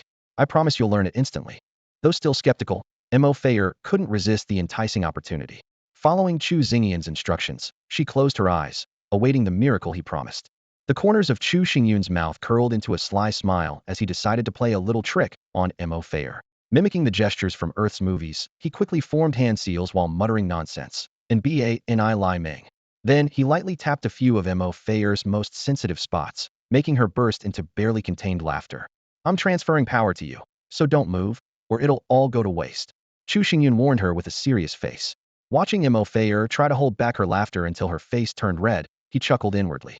Next, Chu Xingyun pressed his finger against Mo Fair's forehead and secretly activated an advanced dark-type skill book. In an instant, the skill book dissolved into countless black light particles that flowed into Mo Feyer's body like a stream. This immersive experience allowed Mo Feyer to instantly grasp the essence of the skill Shadow Bind. Master, I've really learned the skill. Mo Feyer exclaimed excitedly, rushing forward to give Chu Xingyun an enthusiastic hug. A system notification followed. Your spirit companion, Mo Feyer, has learned the skill Shadow Bind, rewarded by her master. She is very happy. Loyalty 3. Caught off guard by the sudden act of affection, Chu Xingyun felt flustered. As someone who had never even held a girl's hand before, he was a pure and reserved young man despite his playful demeanor. Though he appreciated beautiful women, he had a preference for the innocent type. Clearing his throat to mask his embarrassment, he tried to regain composure. Ahem. Chu Xingyun coughed lightly before quickly inspecting the skill's effects. Shadowbind is an advanced dark-type magic skill designed for crowd control. It manipulates dark elements to create shadows that can restrain multiple targets. However, the more targets you control, the weaker the effect on each one. Alternatively, you can focus all the shadows on a single target for stronger control. It's a highly practical skill. Make sure to practice it in the training grounds. It'll be very effective in team scenarios. Understood, Master. Mo Feyer replied earnestly with a nod. After a moment of thought, Chu Xingyun added, I need you to find a way to tame the nearby bamboo rats. The more, the better. Have them dig around the purple bamboo forest. He had already checked the bamboo rats' attributes and knew they were excellent diggers. Since the forest was teeming with them, Chu Xingyun planned to use their digging abilities to separate the purple bamboo forest and its surrounding land. This way, he could store the entire forest in his spiritual space. Realizing the scale of the task, Mo Feyer knew it wasn't something that could be done overnight. Without hesitation, she set off to carry out her assignment. Chu Xingyun watched her leave before turning his attention back to his spoils. When his eyes landed on the intermediate Phantom Thief job transfer scroll, his smile grew even wider. If he remembered correctly, Nianyan's class was Phantom Thief. While Chu Xingyun wasn't sure about the exact drop rate of a perfect job transfer scroll, he knew this was the first one he had ever obtained, and it had come from a diamond treasure chest. Even the moon goddess had to bend the rules to get him to deliver a transfer scroll, which spoke volumes about how rare it was to acquire one through sheer luck. Chu Xingyun had a vivid impression of Nianyan. That guy had escaped from him twice, and during their first encounter, he had almost taken Chu Xingyun's life. Previously, Chu Xingyun had been unable to track Nianyan down, but now, with the transfer scroll in hand, it felt like he had found Nianyan's Achilles heel. He began to plot silently. Nianyan was sure to participate in the upcoming world-class ruins event. When that time came, it would be the perfect opportunity to take control. A sharp gleam flashed in Chu Xingyun's eyes, as if he could already foresee the thrilling confrontation that lay ahead. Chu Xingyun carefully examined the world-class relic teleportation scroll in his hand, his eyes gleaming with excitement. The information on the scroll was clear.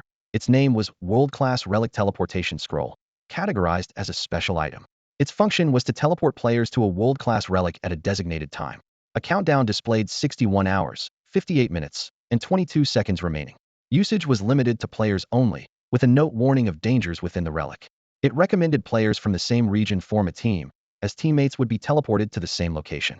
Chu Xingyun chuckled softly, thinking that this world-class relic would undoubtedly be an extraordinary event. The system's intentions were obvious. It aimed to gather all the strongest players in one place. Although there was no explicit limit on the number of players entering the relic, the high threshold for obtaining the scroll meant only the elite would have access. Glancing at the time, Chu Xingyun noticed the teleportation was scheduled for 6 a.m. the day after tomorrow. He decided to use the next 2 days to level up his spirit beasts. He had 3 teleportation scrolls in total, but didn't plan on inviting teammates. He wasn't afraid to compete with other players in the relic. In fact, he was eager to see how far others had progressed. Without hesitation, Chu Xingyun placed the 2 extra scrolls in the auction house, setting the auction to end at 9 p.m. tomorrow. He calculated the fortune this unexpected windfall would bring. However, he quickly realized he was once again facing a shortage of source crystals. Reviewing the material list for crafting the perfect grade Holy Light Sword, he frowned. Black Iron 39930, Fine Gold 24920, Crystal 8410, Diamond 2710, Radiant Stone 1310, Light Source Crystal 2330, Wind Source Crystal 6060, and Wood Source Crystal 5060. The Radiant Stones had just been obtained from a diamond treasure chest, and Chu Xingyun had sufficient reserves of other rare materials. However, source crystals had always been in short supply. Recalling his experience crafting the perfect grade Goddess of Luck ring, Chu Xingyun couldn't help but grumble about the system's stinginess. Left with no choice, he decided to seek help from Wen Yukai that evening to exchange for the missing resources. After taking stock of his gains, Chu Xingyun personally searched the entire bamboo forest, finding only 3 silver treasure chests. He speculated that the treasure chest originally guarded by Gun had either been refreshed or taken by other players.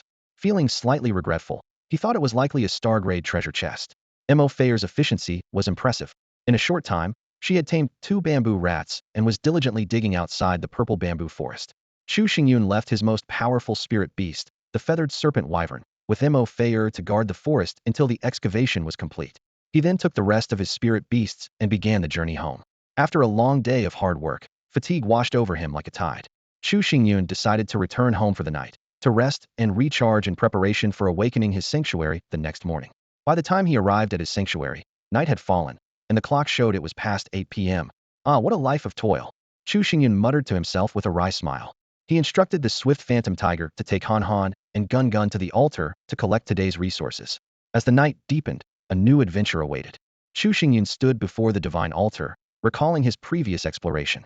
He had confirmed that this was an altar dedicated to an earth element deity, and only Hanin and Gun could enter. Hanin was a pure earth element spirit, while Gun possessed a rare allument stellar aptitude, making it highly likely to earn the favor of the earth element primordial god. Remember, come back to me immediately if you encounter danger, Chu Xingyun instructed, watching the spirit beasts disappear into the altar. Though they were not weak, he decided to monitor the situation closely through telepathic communication. Back at the camp, Chu Xingyun assigned Xiao Huang to prepare dinner while he took a shower. Afterward, he returned just in time to enjoy the aroma of freshly cooked rice and roasted meat. After a hearty meal, Chu Xingyun began organizing the profits from the trading zone. All 40 pairs of night vision goggles had sold out, bringing him substantial earnings. 160 silver ingots, 80 refined gold, 80 crystals, 80 dark source crystals, and 80 fire source crystals. However, it had taken 2 days to sell them, suggesting that the market was nearing saturation. Chu Xingyun decided to capitalize on the demand one more time and crafted another 80 pairs to list in the trading zone. To his surprise, 3 convenient hats, despite being priced at 5 times their usual rate, also sold out completely. These brought him 30 units of rubber, 15 water source crystals, and 15 wood source crystals. It seemed practical items like these always had a market. After calculating his rubber reserves, Chu Xingyun decided to craft 10 more convenient hats. He carefully controlled the quantity, wary of overproduction that might leave him stuck with unsold inventory. Once finished, he listed the 10 hats in the trading zone at the same high price. Next, Chu Xingyun put the useless equipment seized from the barbarian tribe up for sale in the trading zone. With this step, he was now only 7 light source crystals away from crafting the perfect holy sword of light.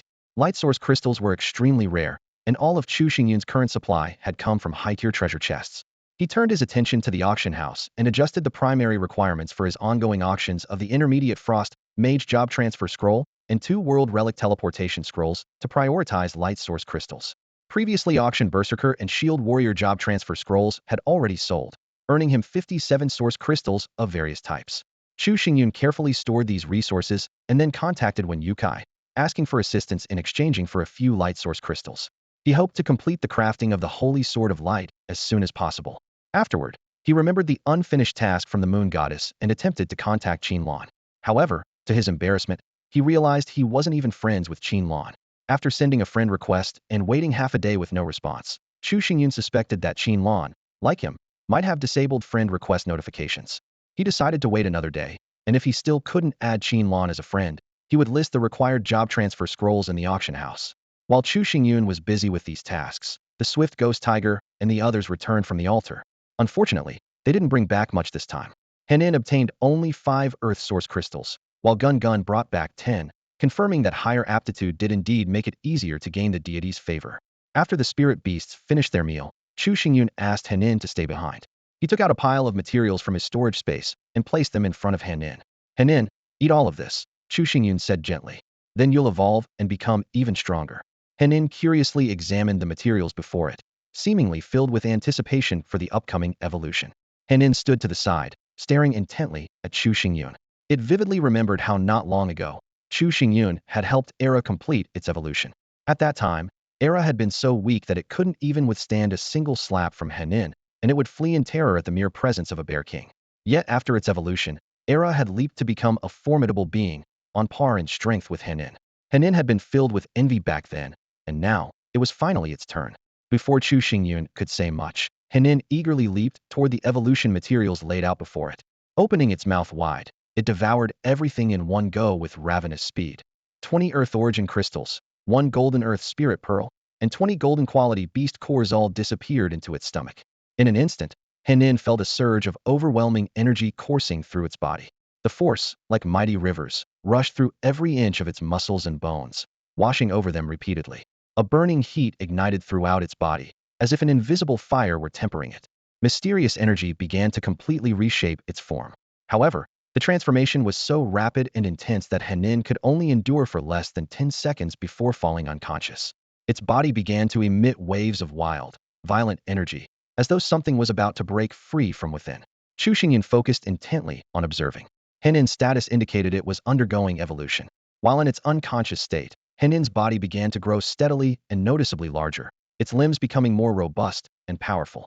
The tail, once burned down to a short stump, was now regrowing thick fur at a speed visible to the naked eye. Recalling that Era's evolution had taken a full half hour, Chu Xingyun remained unhurried.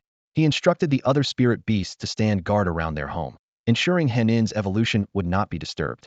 Chu Xingyun himself stayed by Henin's side, closely monitoring the process to prevent any unexpected incidents. Half an hour passed, and Henin was still in a deep slumber. Chu Xingyun realized that perhaps due to Henin's higher potential, the evolution process required more time. The minutes ticked by, and it wasn't until over an hour later that Henin finally showed signs of waking. The moment Henin opened its eyes, Chu Xingyun was stunned to see that it had completely transformed. Its body was now significantly larger, its previously gray fur now a lustrous golden brown. Its sheer size alone exuded an invisible sense of dominance and pressure. Henin let out an exhilarated roar, which echoed throughout the space. The other spirit beasts, hearing this unfamiliar yet oddly familiar sound, rushed over. If they hadn't known Henin was evolving, they might not have recognized this imposing figure as the same Henin. One by one, they examined the newly transformed Henin with astonished eyes, silently marveling at the dramatic changes brought by evolution. Henin felt the surging power within its body, its joy evident in every expression. At that moment, a series of system notifications rang in Chu Xingyun's mind. Your spirit beast Henin has successfully evolved with your assistance. Loyalty 1. Congratulations. Your spirit beast Henin's loyalty has reached its maximum. Due to the deep bond and unparalleled trust between you two, when your spirit beast Henin enters the spirit fusion state, you will gain a 50 enhancement of Henin's attributes, along with an exclusive spirit fusion effect. Seeing Henin's successful evolution, Chu Xingyun was naturally overjoyed. However, having experienced Era's spirit fusion effect before, he held little hope for it this time, and wasn't even inclined to test it. Driven by curiosity, Chu Xingyun checked Henin's detailed attributes post-evolution. Mighty Rock Bear King. Attributes: Beast, Earth, Strength. Level: 10. Spirit Beast Quality: Diamond.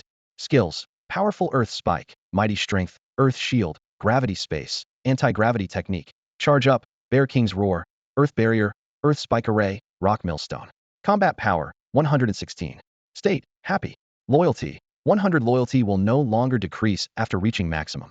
Weaknesses: Poor eyesight, gluttonous. Evolution Path: 1. Looking at the impressive array of data, Chu Xingyun couldn't help but marvel at his good fortune. This evolution was nothing short of a perfect critical hit. Henin had risen from a gray bear king to a mighty rock bear king, with its potential skyrocketing from gold tier to diamond tier. Without a doubt, this evolution was a complete transformation for Henin. Its attack power, defense capabilities, future potential, and even its appearance had all seen remarkable improvements. As Chu Xingyun gazed at the newly reborn Henin, his heart filled with boundless anticipation for the future. The evolved Henin showcased an astonishing boost in combat power, with its skills undergoing a complete transformation. Chu Xingyun carefully observed Henin's every move, silently marveling in his heart. The powerful Earth Spike skill was particularly eye-catching. Henin stomped on the ground with both feet, and in an instant, a row of sharp earthen spikes shot forward like arrows, sweeping across a wide area. Chu Xingyun nodded to himself. This area attack was far more potent than before. Although the Earth Shield skill retained its name, it had been completely revamped. A yellowish-brown glow emanated from Henin's body, forming an impenetrable protective barrier in a flash. Chu Xingyun couldn't help but smile in satisfaction. The additional 20 damage reduction effect significantly enhanced Henin's survivability. The upgrades to Gravity Field and Bear King Roar were even more impressive. With a thunderous roar from Henin, the surrounding leaves rustled, and even the air seemed to tremble. Chu Xingyun mused to himself that this group stunning effect would undoubtedly be highly useful in battle. As for Anti-Gravity Technique, Earth Spike Array, Earth Barrier, and Power Charge, while these 4 skills hadn't changed much, their overall power was undoubtedly amplified given Henin's enhanced strength. What excited Chu Xingyun the most were the two new skills Henin had acquired. The passive talent, Mighty Strength, was a dream come true for any power-based fighter. And Rock Grinder, just imagining the scene of enemies being crushed under its massive force sent chills down one's spine. After reviewing Henin's skills, a sense of pride surged in Chu Xingyun's heart. His team was growing at an incredible pace, and the other spirit beasts were also on the verge of breaking through the 10th level. He resolved to gather evolution resources for them as quickly as possible, ensuring that no team member would fall behind. As night deepened, Chu Xingyun hastily opened the last silver treasure chest. Although the resources inside no longer thrilled him, he dutifully completed the daily task. He then listed the remaining 4 treasure chest orbs for trade. Before going to bed, Chu Xingyun used telepathic communication to check on Mo Fayer's progress with the project. The 16 bamboo rats were working together efficiently, and the excavation was advancing smoothly, which brought him some relief. After a long day of work, Chu Xingyun finally fell into a deep sleep. Not long after he drifted off, delicate snowflakes began to fall outside the window, as if nature itself had drawn a tranquil conclusion to this busy day. That's all for today. Thank you so much for watching. I hope you guys enjoyed. If you wish to have another part of this recap, please give us at least 1,000 likes. Please don't forget to comment and subscribe to our channel for more content like this. Until next time.